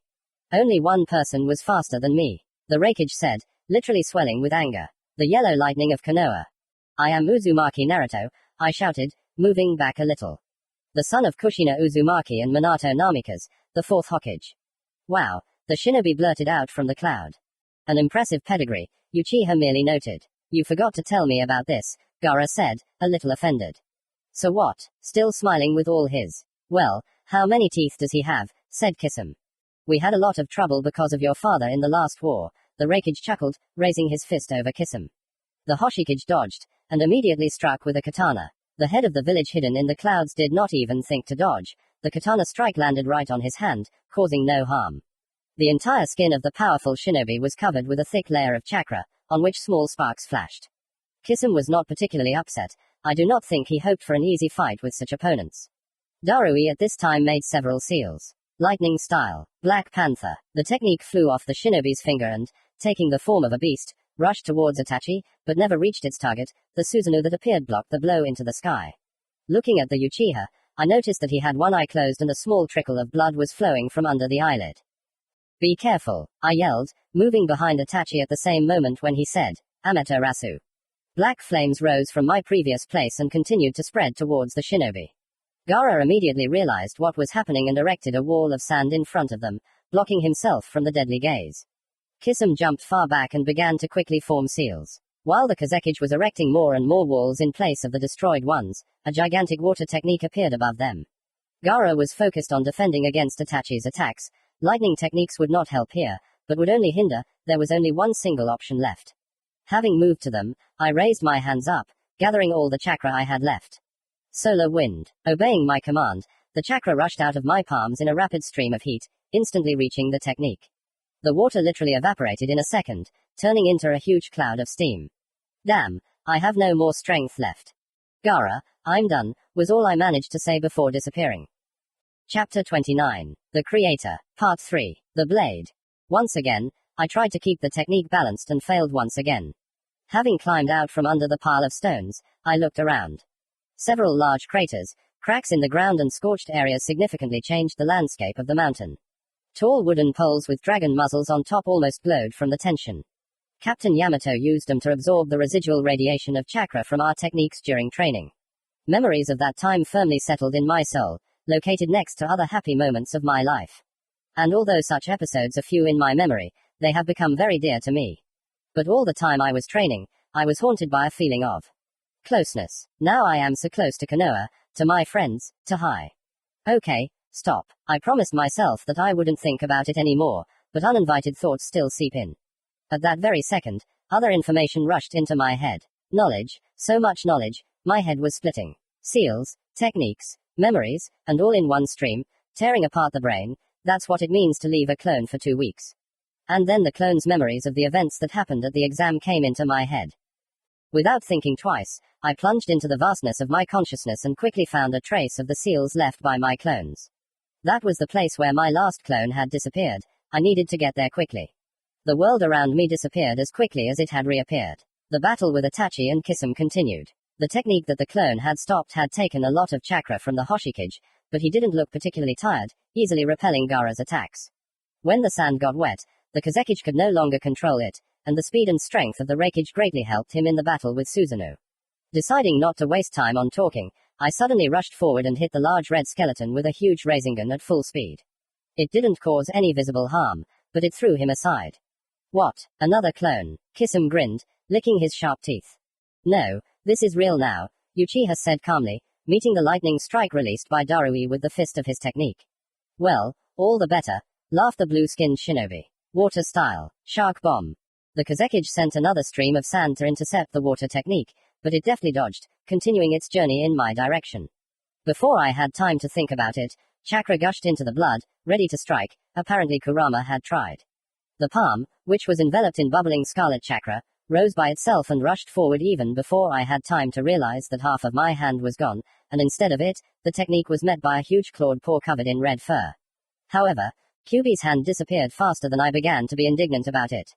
I could have handled it myself, I told Lise, walking away from the fireball launched by Itachi. Shut up already and fight, you'd better say thank you, Kurama growled. Thank you, I said. Are you happy? The fox decided not to answer, and I didn't really want to hear his answer. There were more important things to do right now. Here Itachi dodged Gaara's attack and, jumping back even further, made several seals. A loud bang was heard, accompanied by the appearance of huge clouds of smoke. When the smoke settled, the combatants saw Itachi surrounded by 7 vertically standing coffins. The lids of the coffins fell and shinobi came out of them, each of them smelling dangerous. Looking more closely, I noticed at least 2 familiar ones among them. Oh, they are my brothers after all, said the Hoshikage. The 6 former swordsmen of the mist and Haku, I yelled, looking at my former enemies. Everyone turned towards me, then towards the small shinobi, who had quite a bit of strength. Before anyone could say anything else, A huge wooden pole burst out of the ground, and split into many smaller ones, rushing towards the opponents. Almost all of them dodged, but each of them found their opponent. Captain Yamato, Kakashi-sensei, burst out of my throat at the sight of these two. The white-haired shinobi attacked Zabuza with all his weapons. His eye patch was moved, revealing a bright red eye with 3 rotating tomo. Out of nowhere, 2 taijutsu masters jumped out, both in tight green suits. Strange, and once I thought this was cool. One of the opponents froze, looking in surprise at the shadow reaching towards him from a pleased Shikamaru. Before the swordsman with a strange sword similar to a large needle rushed at him, Tenten appeared, instantly releasing several dozen kunai with explosive tags from her scroll, forcing the opponents to retreat for a second. Then, out of nowhere, Neji, Choji, Kiba and Akamaru fell, the 4 of them trying to push back the enemies. The swordsmen of the mist were definitely not weaklings and managed to dodge the attacks, not forgetting to strike back. Now it was the turn of the enemy reinforcements. Kakazu came running from somewhere on the side, surrounded by 4 creepy black creatures in masks. All 4 masks opened, ready to attack at the same time. No one liked this arrangement, and all the Konoha shinobi who had read reports on the destructive techniques of this shinobi with 5 hearts, hurried to get out of the line of attack.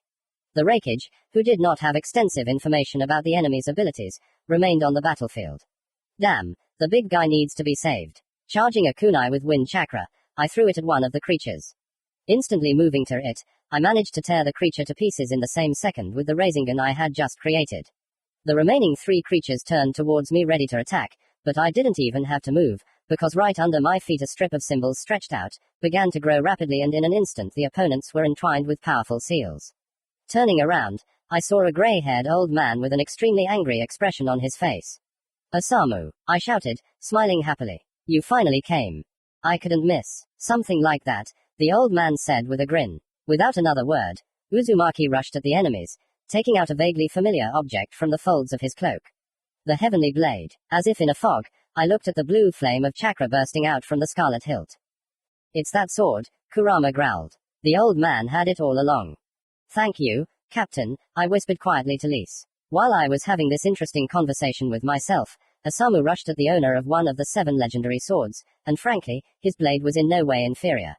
My conscience gnawed at me for not greeting any of my old friends, but something told me that now was not the most wonderful moment for this. "Osamu, give me your sword," I said, jumping up to him and throwing the enemy back with a powerful wave of air. The old man stared at me with an uncomprehending look, but I didn't say anything else and simply held out my hand, palm up. And then my hearing caught a painfully familiar sound coming from somewhere to the side. No longer understanding anything, I simply snatched the handle from the indignant old man and instantly disappeared. This sound guided me, I had never moved, guided only by sounds. It was risky, but at that moment my brain refused to work. The voices of 1,000 birds filled my soul, guiding me in the right direction. With a loud bang, accompanied by the release of a huge amount of chakra, I fell out into the real world, not far from 4 fighting shinobi, very familiar to me. 3 against 1, but even so the odds were not on their side. No matter how I prepared them, they would not cope with this enemy rushing towards them with a palm embraced by lightning discharges. Don't touch them, SASUKE. Chapter 30. Battle. Part 1. Dragon Hermit Mode. As if it had come to life, the chakra boiled inside me, rapidly bursting out. A powerful wave, generated only by my voice, threw the combatants in different directions. Uchiha, turning over in the air, landed softly, while the genin fell, and not quite successfully. But I only saw this out of the corner of my eye. All my attention was captured by the brunette standing nearby. He had a rather relaxed look, one hand on his belt, the other on the hilt of the katana. But still, he clearly underestimated my students. Judging by his clothes, face and hair, the genin had managed to batter Sasuke, and they were lucky that he did not answer seriously. But what the hell difference does it make? What is he doing here? I thought he was captured, tried to find him, and he just appeared and attacked 3, albeit not harmless, but still genin, my students. "I didn't mean to attack them," Sasuke said calmly. "I just wanted to find you, but they didn't like my intentions." Heightened senses caught some movement behind. Apparently the genin are coming to their senses. "It's time to get out of here." Literally tearing apart the space separating me and Uchiha, I transferred the 2 of us as far away as possible. Instantly reacting, Sasuke jumped back. If I had decided to attack him, he would have dodged, but the technique captured all the space around itself within a radius of 2 meters. "Who were they? Do you know them? Or is this another heroic impulse of yours?" Uchiha said, giving me his favorite grin, slowly pulling his katana out of its sheath. I thought Toby had captured you and was holding you captive, I shouted, creating a rasengan in my hand, putting into it all my anger, pain, and partly the joy of seeing an old friend. Or rather, not even joy, but an elusive warmth somewhere there, on the edge of consciousness. I rushed forward, raising my palm to strike, but the technique was met by a katana, on the surface of which lightning bolts danced. When our attacks met, they created an explosion, as always. Flying apart in different directions, we immediately regrouped and headed towards each other. Well, that's how it was. The whole time we didn't see each other, he was fighting Koto Amatsukami, Sasuke said, immediately activating the Sharingan and grabbing the katana for a new stage of the battle. Only now I noticed that I was convulsively squeezing some object in my left hand. Taking the scarlet hilt with my other hand, I needed a split second to send a powerful stream of chakra into the sword. Heavenly blade, I whispered, releasing the scarlet flame of chakra, which twisted into a thin bundle and seemed to freeze, taking the shape of a blade. It seems his labors were not in vain. On the contrary, he failed, the genjutsu is still there, Sasuke shouted, sending lightning chakra down the blade of his katana again and raising it to strike. The blades met, creating a shower of sparks and a loud roar. Then why the hell are you looking for me? Fueled by anger, the flames of my sword grew even hotter, forcing the Uchiha to retreat. I have to catch you, Sasuke said with difficulty, as if some part of him was resisting it. How did this Toby manage to do this? It was clear that if this idiot in a mask caught me, it would not help, protect Konoha, in any way, but the opposite. But how could I hammer this into Sasuke? If I don't catch you, he'll wipe out the rest of the village from the face of the earth. Do you think that when he gets the Biju chakra, he will use it to protect peace and order? Idiot. Angry at Toby, at my comrade's stupidity, at the whole damn world, I tried to get that idiot again, but his Sharingan saved him. So, his reaction is much higher than mine, so it's time to take it with speed. Jumping back, I immediately moved to him, but his scarlet eyes caught that too. The whole world is not converging on you. If they catch you, there will still be a chance to protect the Hachibi, a chance to save Konoha, and how could anyone believe this nonsense? At first I didn't take it seriously, but believe me, this man knows how to convince. I didn't really know what I was angry about, I just felt an ocean of hatred boiling inside me. I don't even know who I hate more, Toby or Sasuke. The man who threatens to destroy the world or the friend, comrade and traitor. If he hadn't left the village then, if he hadn't joined Orochimaru, everything would have been different. I thought that the time we lived and trained together on the mountain had changed something in you, that it wasn't just about genjutsu, that you had turned away from your dark path. That's how it was. Uchiha's voice wavered again, only for a second. But now I have no choice. Koto Amatsukami worked against you, I can't resist it, I have to catch Kyubi. And how, tell me, are you going to defeat the strongest Biju? Now Kurama spoke through my lips. My hatred only gave him strength, in it he felt more confident, becoming what he really is, the nine-tailed demon fox. Chakra of terrifying density burst out of all Tenketsu at once, of which, by the way, there was an unthinkable amount. A rising vortex of chakra lifted me into the air, and the sand under my feet rose up, diverging from me in waves, creating a funnel under me. This was no longer the Biju's cloak at all. The chakra bursting out of my body took the form of a huge fox with 9 tails. It turned out that I was in his mouth 10 meters above the ground, and strangely enough, I did not feel uncomfortable. The giant body and tails seemed to be an extension of myself. Memories, or rather Kurama's habits, quickly filled my consciousness, and this whole structure ceased to seem massive and unwieldy. Stronger, more terrible and much more convenient than Susanoo, this chakra body literally burned bright red from the power spilled in it.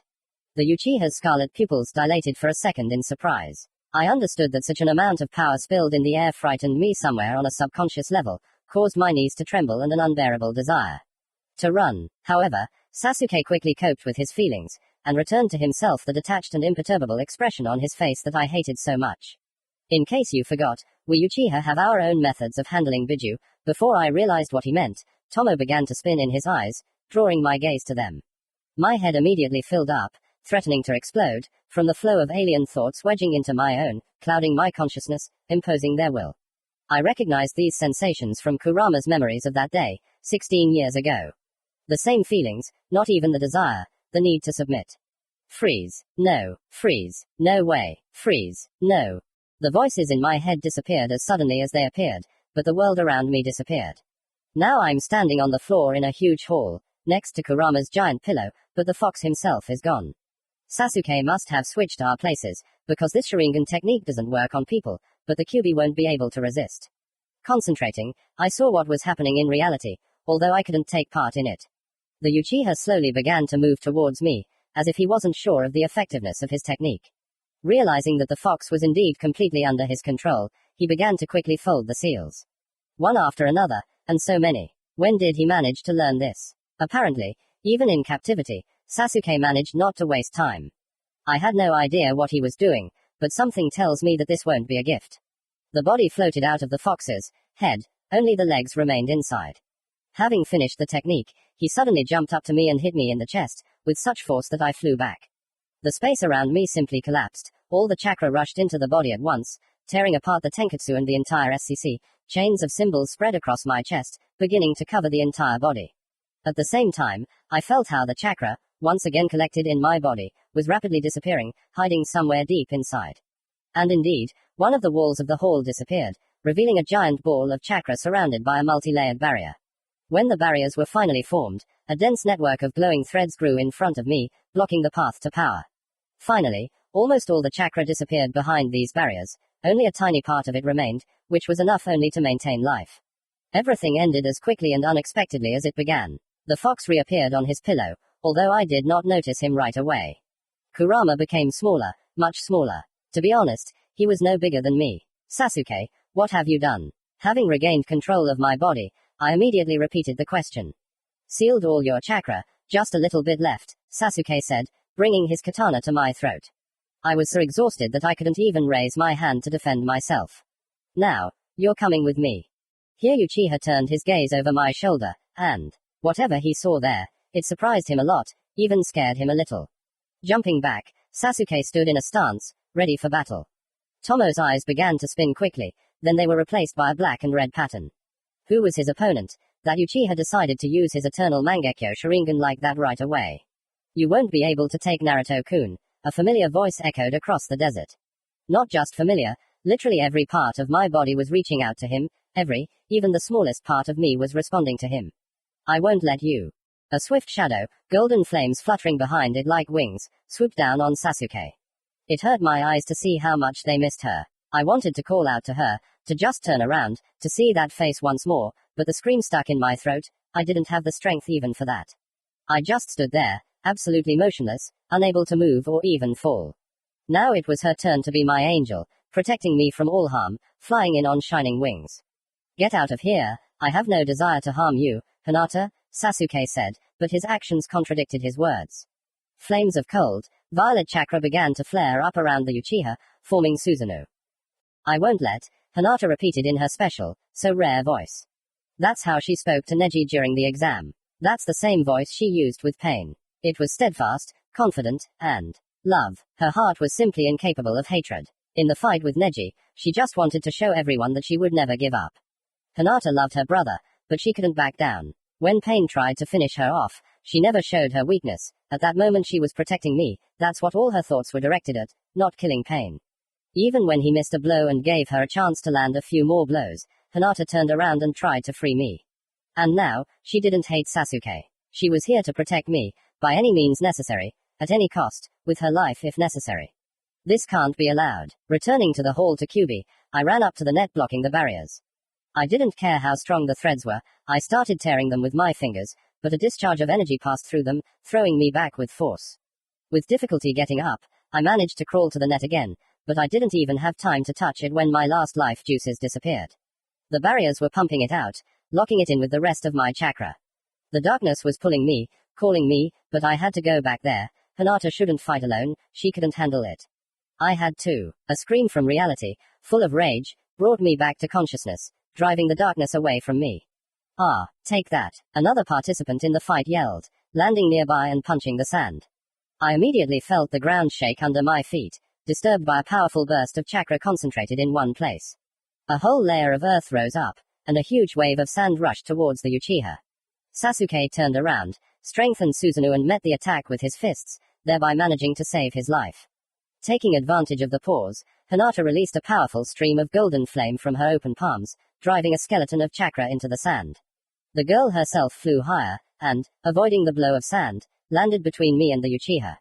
Right next to her, a pink-haired kunoiki from Konoha landed, adjusting her gloves. Sakura, Hinata whispered quietly. No, it will hurt you, I understand. No, everything has changed. Haruno snapped, her whole body now radiating confidence and steadfastness. She was truly ready to fight. Turning for a second, Sakura looked at me, just to make sure that I was not injured. After Naruto's death, I realized that I could no longer hide behind his promise to bring back Sasuke. Something broke inside me, at least it seemed that way, but in reality it was not so. I grew up, I realized that I myself would have to bring back Sasuke. But you're still. Hinata spoke again. Yes, I still love him, Sakura said quietly, barely audible, clenching her fist so hard that her gloves began to crack at the seams. She continued in a louder, more confident voice. And that's why I have to stop him. The two kunoichi suddenly rushed forward, ready to attack, but Sasuke wasted no time either. The skeleton transformed into a warrior with a large bow, who immediately released an arrow of purple flame ringing with power. Chakra vortex. Hinata screamed, spinning on the spot and covering the girls with a dome of blue and gold flames. A powerful explosion shook the desert, raising clouds of sand into the air. How I wanted to rush there, just to make sure that everything was okay with them, but my body still did not obey. Faster than I managed to notice, a dense stream of chakra and golden flames burst out of the curtain of sand that had not yet completely settled, and flew at Susanoo, cutting the technique, forcing the Uchiha to spend more and more chakra to maintain it. But the owner of the eternal Mangekyo Sharingan could not have little strength, which he hastened to prove.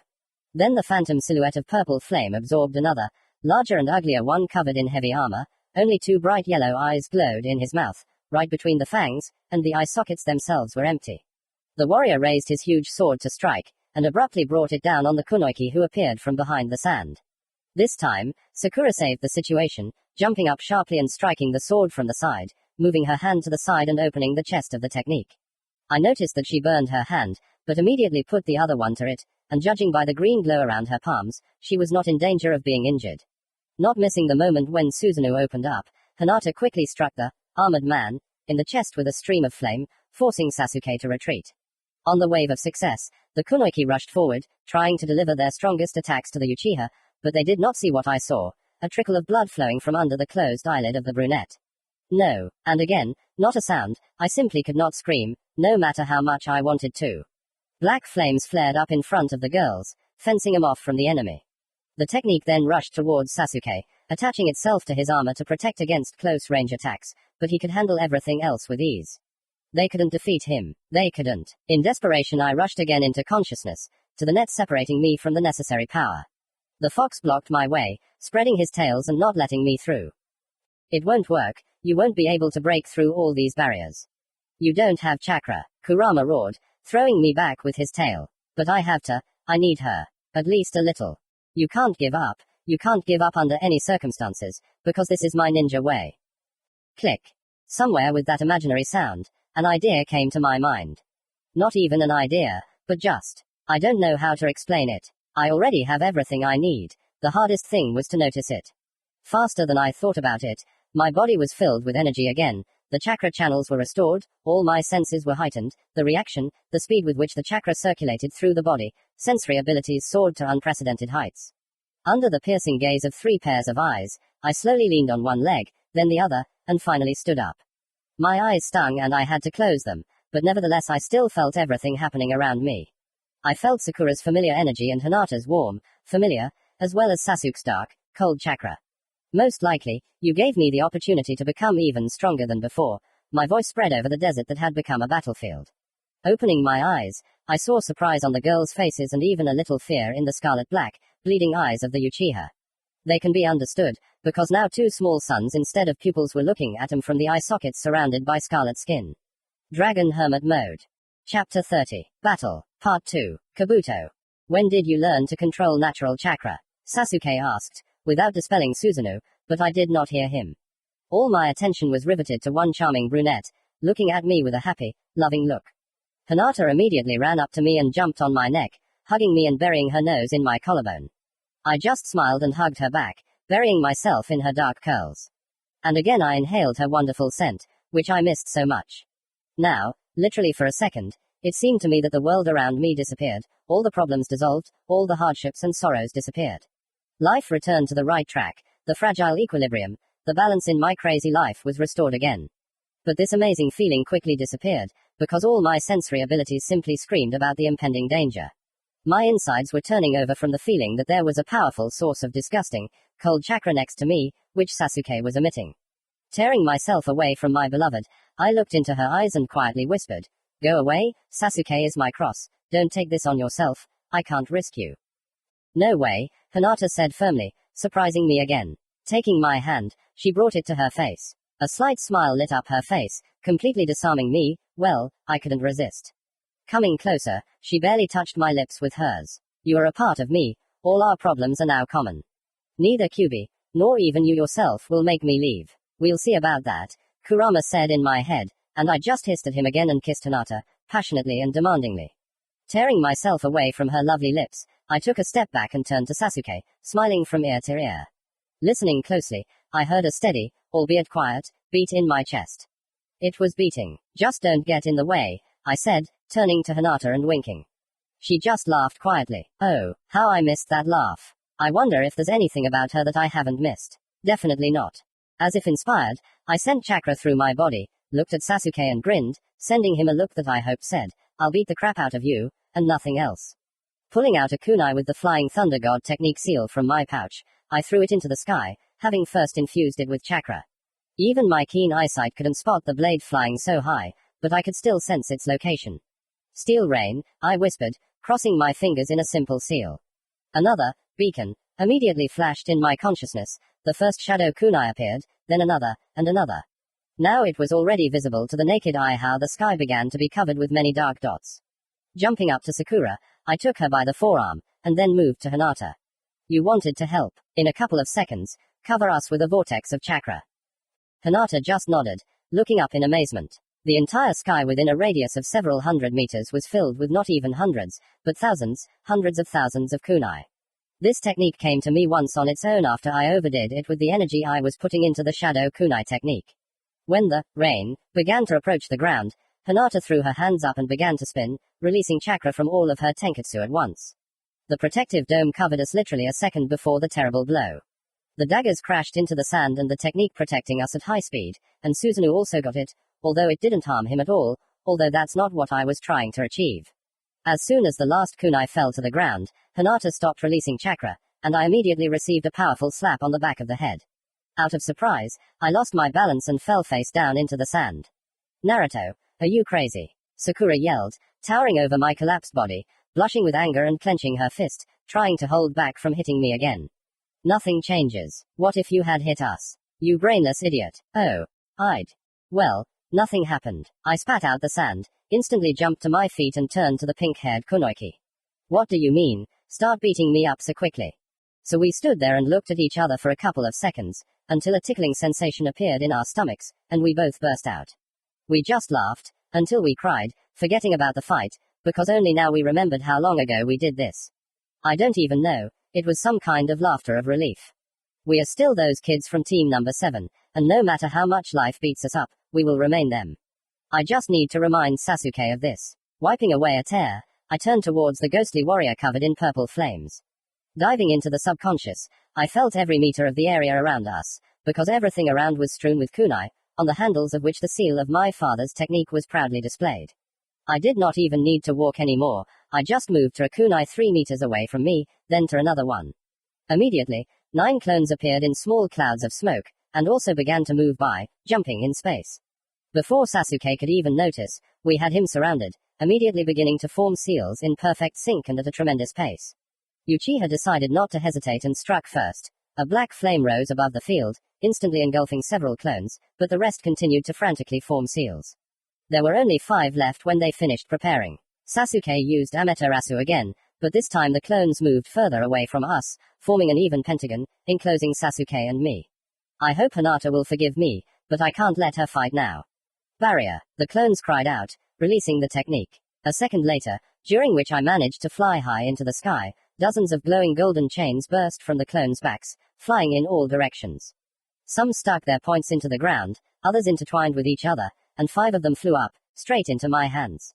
Having completed the technique, I literally stuck the chains straight into the air. Another moment, and the entire space between the chains was covered with a seemingly thin, golden, translucent film. "Are you afraid I'll run away?" Sasuke asked, casually looking around the barrier. There's no point in me leaving without you. I did it so that we wouldn't be disturbed. Of course he knew the reason for my actions, but this is Sasuke, he always needs to be teased. Crossing my fingers and calling 5 more clones, we all began to quickly move from one kunai to another, without stopping for a second. Uchiha peered with all his might, straining his dojutsu, but even the eternal Mangekyo Sharingan was not able to keep track of me and the clones. Having moved behind Sasuke, I threw one of the kunai up, and a second later one of my clones repeated the same. Our actions went unnoticed, and Uchiha did not see when the 2 of us appeared right above his head. At the same second, the clones below moved to the kunai from 4 different sides, and the clone next to me quickly began to create a technique in my right hand. The clones below moved even closer to Susanoo, and now each of them had a healthy ball of spinning chakra in their hand. The art of the hermit, the clone next to me said loudly. Ah, one clone cried out, striking the hands of the ghost warrior who was covering Sasuke with a sky blue rasengan. Zoo, the second one picked up, hitting Susanoo on the back, and forcing the Uchiha to spend more and more energy on maintaining the technique. Ma, the third one yelled, trying to reach the brunette covered in purple flame armor with the rasengan.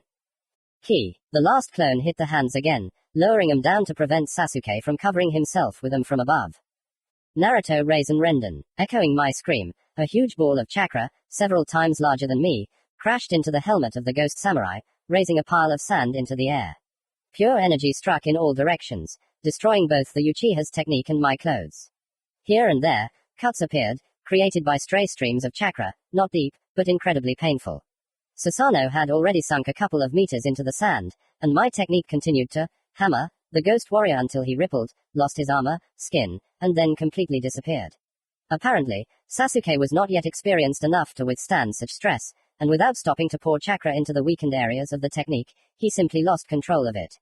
Before the raised clouds of dust and sand settled, Sasuke jumped out of the pit and rushed at me with a katana, drilling me with an evil look of black and scarlet eyes. The hand itself snatched the scarlet hilt right out of the air, from which a stream of chakra immediately burst out, taking the form of a blade. Surprisingly, the sword itself jumped into my hands, an amazing thing, no wonder I was so drawn to it after that dream. It seemed that each of its curves was created especially for me, the hilt had already become an integral part of the hand, its extension. And now, as if by its own will, the blade became even denser, more powerful and more dangerous. Sasuke fired a bolt of lightning down the blade of Kusanagi and crossed the blades, creating a shower of sparks. Another movement, and the blades collided again, then flew apart again. A blow, a turn, another, moving to the kunai from the side, a blow from below. Unfortunately, Sasuke's Sharingan managed to notice my movements, albeit with difficulty. I had to be even faster. Intercepting the handle, I moved to the kunai behind Sasuke, preparing to strike. I see, Uchiha cried out, moving the katana behind his back, preparing to parry, but I was no longer there. That time I allowed him to notice me, and now I moved back, and here he is standing in front of me, completely defenseless. His sword is behind his back. No matter how fast Sasuke is, he will not be able to keep up with me. The hand itself reaches forward, a small sphere of blue chakra appears on it in a second. Although the hand does not have time to save the Uchiha from the blow, the eyes see everything perfectly. A sharp release of chakra to the legs and Sasuke dodges the blow, sharply jumping back. Then he jumps even further, starting to quickly fold the seals. I repeat the entire sequence exactly, and for this I do not need dojutsu, because I already know this technique. We finish at the same time, the fingers freeze on the tiger, and the lungs fill with scorching air, inflating to incredible sizes. Fire element, giant fireball, we shouted simultaneously, releasing the technique from the leash. 2 streams of fire collided and began to fight each other, trying to reach the target.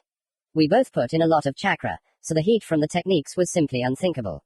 We won't be able to hold out like this for long. It's time to stop this stage of our battle, it won't lead to anything good anyway.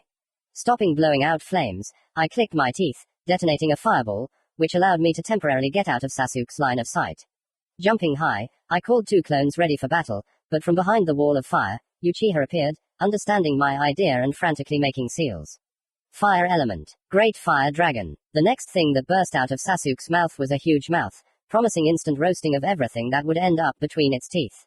I didn't like this prospect, and moving to the ground, I rushed at Sasuke again with the clones, trying to get on top. But then the Uchiha ejected another dragon from himself, and a couple more in pursuit. Having flown in all directions, they still hit my clones, and I managed to avoid them only by moving to the barrier itself. As luck would have it, I found myself next to the place where Hinata was furiously hitting, trying to come to my rescue. Seeing me nearby, the girl froze for a second, but then, looking away from me, she continued the breakthrough with redoubled zeal. Meanwhile, the fiery hell stopped, and all the techniques rushed into the sky, leaving behind a scorching heat, as if the heat of the desert itself wasn't enough. Sasuke stood in the same place, breathing with difficulty, but still with the same evil look. Leaning over, he grabbed the wrist of the other with one hand, releasing chakra outward. When electric lightning appeared in his palm, he abruptly took off in my direction, raising clouds of sand behind him. Well, if that's what he wants. Having created a rasengan in my hand, I rushed towards him. We both know how this will end, so why the hell do we keep stepping on the same rake? Apparently Sasuke thought so too, because when we approached each other, he suddenly extended his hand forward. Chidori spear, the lightning blade that had torn from his palm had to be met with a rasengan, and while the technicians, as always, began to fight each other furiously, throwing out more and more energy, I managed to step aside and move behind Uchiha's back. He didn't need an invitation. Turning around, he met my fist with his own and immediately responded with a foot. So we dealt each other blow after blow, but all to no avail. He saw my movements and could block them. I, in turn, felt all his movements on a subconscious level.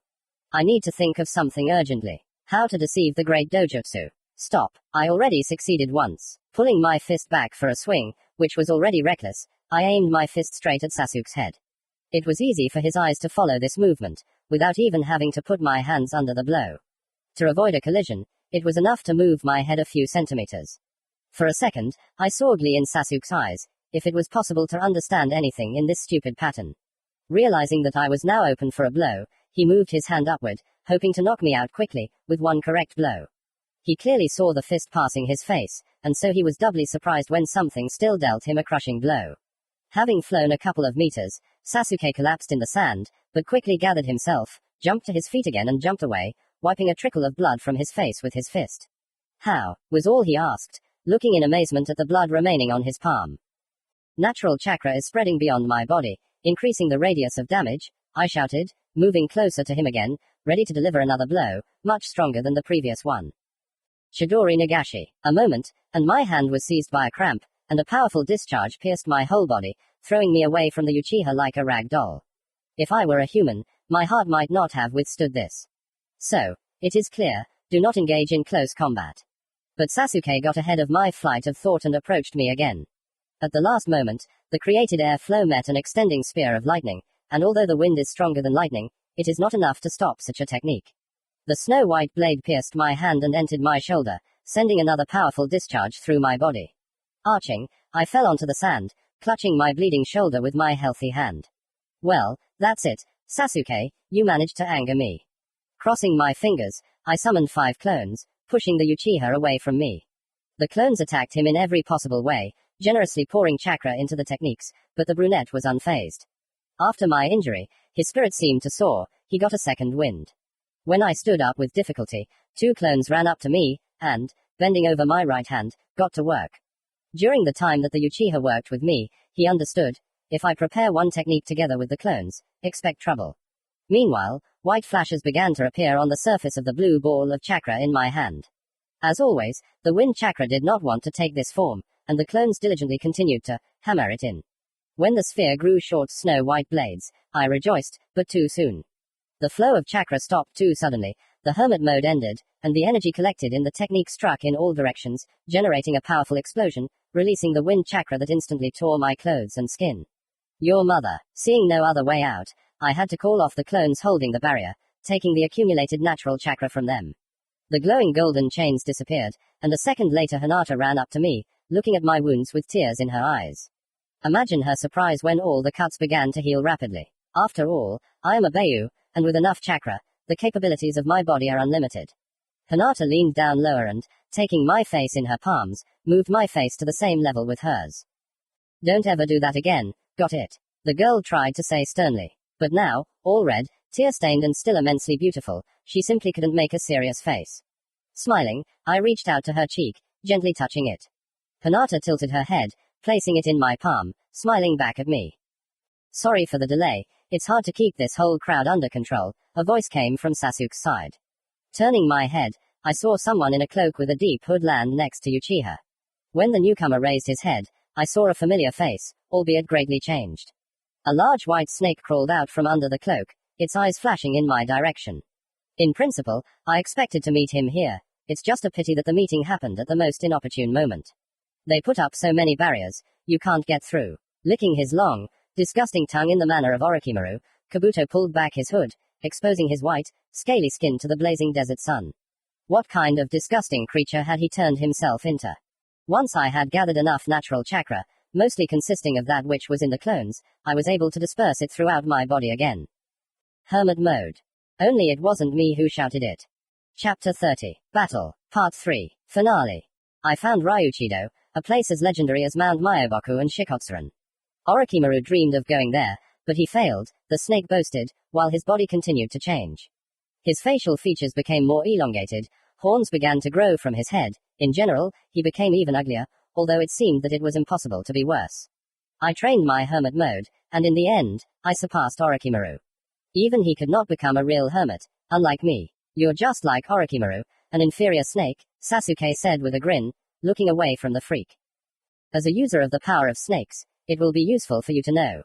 Kabuto whispered, looking at his white scales with adoration. I am no longer a snake, the forces of nature helped me shed my skin. Now I am a dragon. An uncontrollable laugh escaped my mouth. The victim of numerous genetic experiments glared at me with a look full of hatred and bloodlust. He stuck out his huge tongue again and licked his lips, opening his terrible toothy maw. No, I understand, this is a great achievement for you, at least in something you really surpassed Orochimaru, and did not just steal someone else's ability. Apparently, in this snake cave they forgot to tell you that perfect control of natural chakra should not change the body so much. Oh no, he was wrong. Judging by how angry he was, Kabuto knew everything perfectly well, but the newly minted hermit could not say that he was still an incompetent, barely controlling his abilities. While he is not angry enough to make any mistakes, he must be finished off. And since when do earthworms become dragons? Closing my eyes, I immersed myself in the flow of forces of the world around me.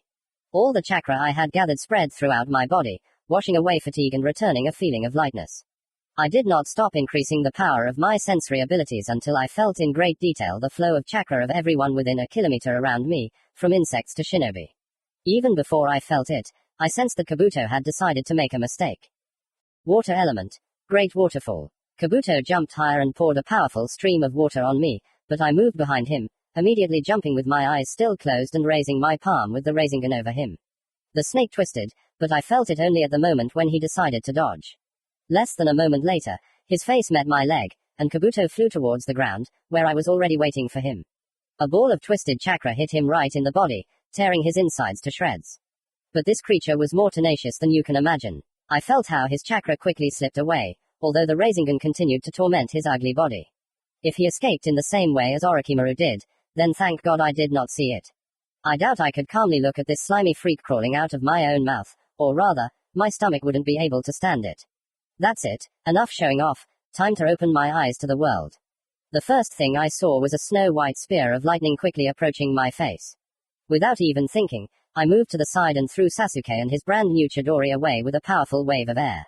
The Uchiha regrouped in the air, but at that very second Sakura flew up from behind, punching the block that had been put in place at the last moment. Of course, no block could save him from the crushing power of the fifth student. She almost certainly broke all of his bones. In any case, I imagine the pain was unbearable. Roaring in rage and pain, Sasuke jumped away, under the cover of Kabuto. As if he could protect him. As if to confirm my words, a stream of golden flames burst from Hinata's palms and shot at the snake, but he managed to dodge and respond with another water technique. But you can't take my girl with such nonsense. Without any visible effort, the created chakra dome covered the kunoiki, and then quickly disappeared, giving way to an even stronger volley of golden flames. Running closer to Hinata, I joined the shelling, sending various fire techniques, reinforced by wind, at Kabuto. No matter how strong and dodgy he was, the freak couldn't dodge everything. Once he answered us, when the same bone shinobi with whom I fought during the pursuit of Sasuke crawled out of his chest.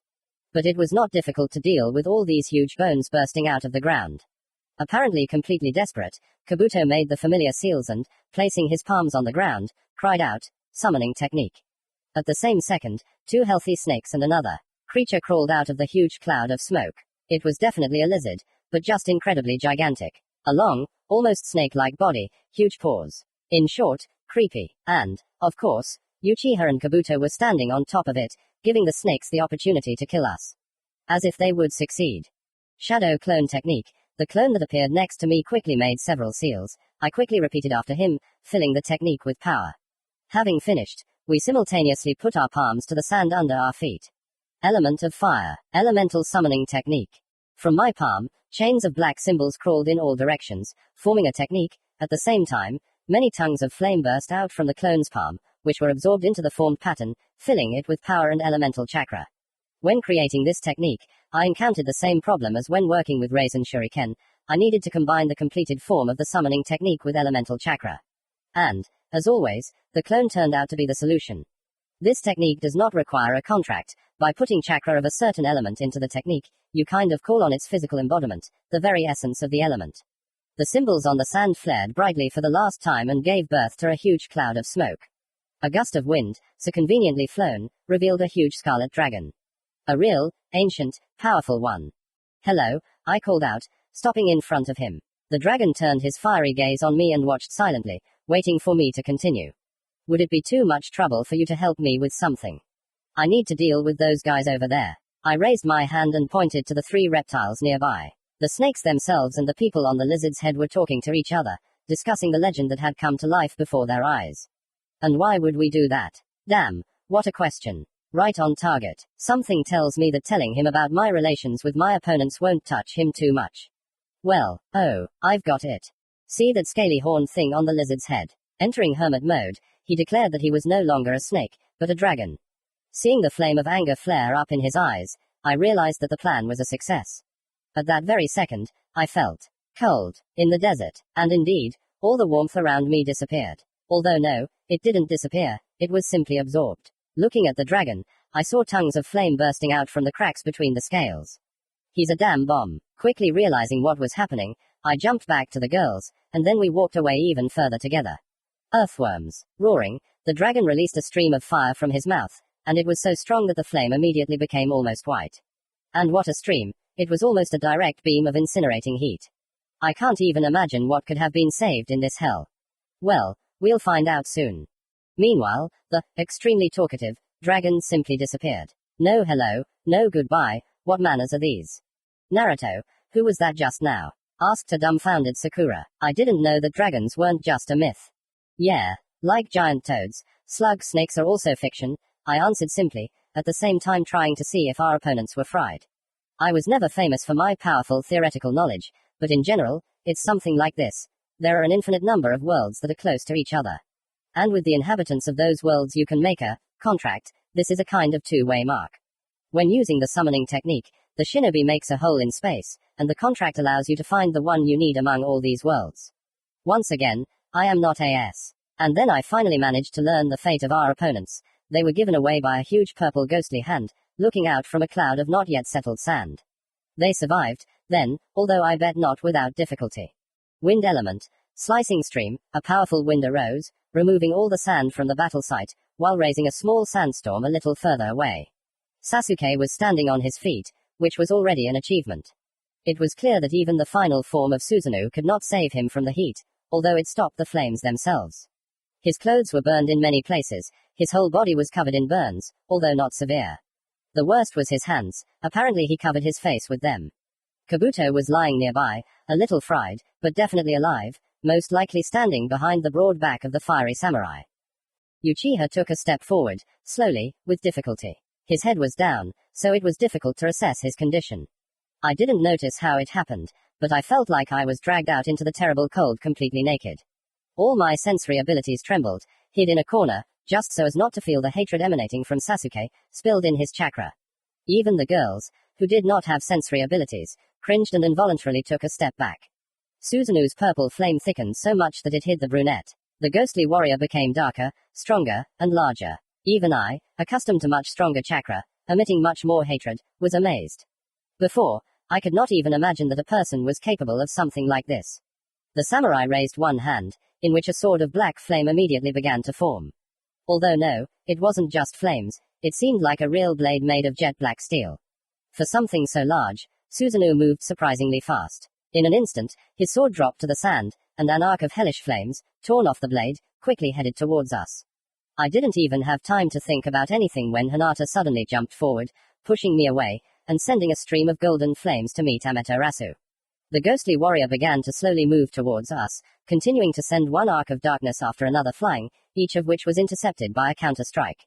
Damn, Hinata will run out of breath so quickly, and as if to prove my words, the girl missed one blow, but at the last moment managed to cover us with a heavenly whirlwind, seasoned with tongues of golden flame. Grabbing Sakura's hand, I put my hand on Hinata's shoulder, and moved us further behind Suzanu's back. He, as if he was waiting for this, without even turning around, swung his blade in our direction.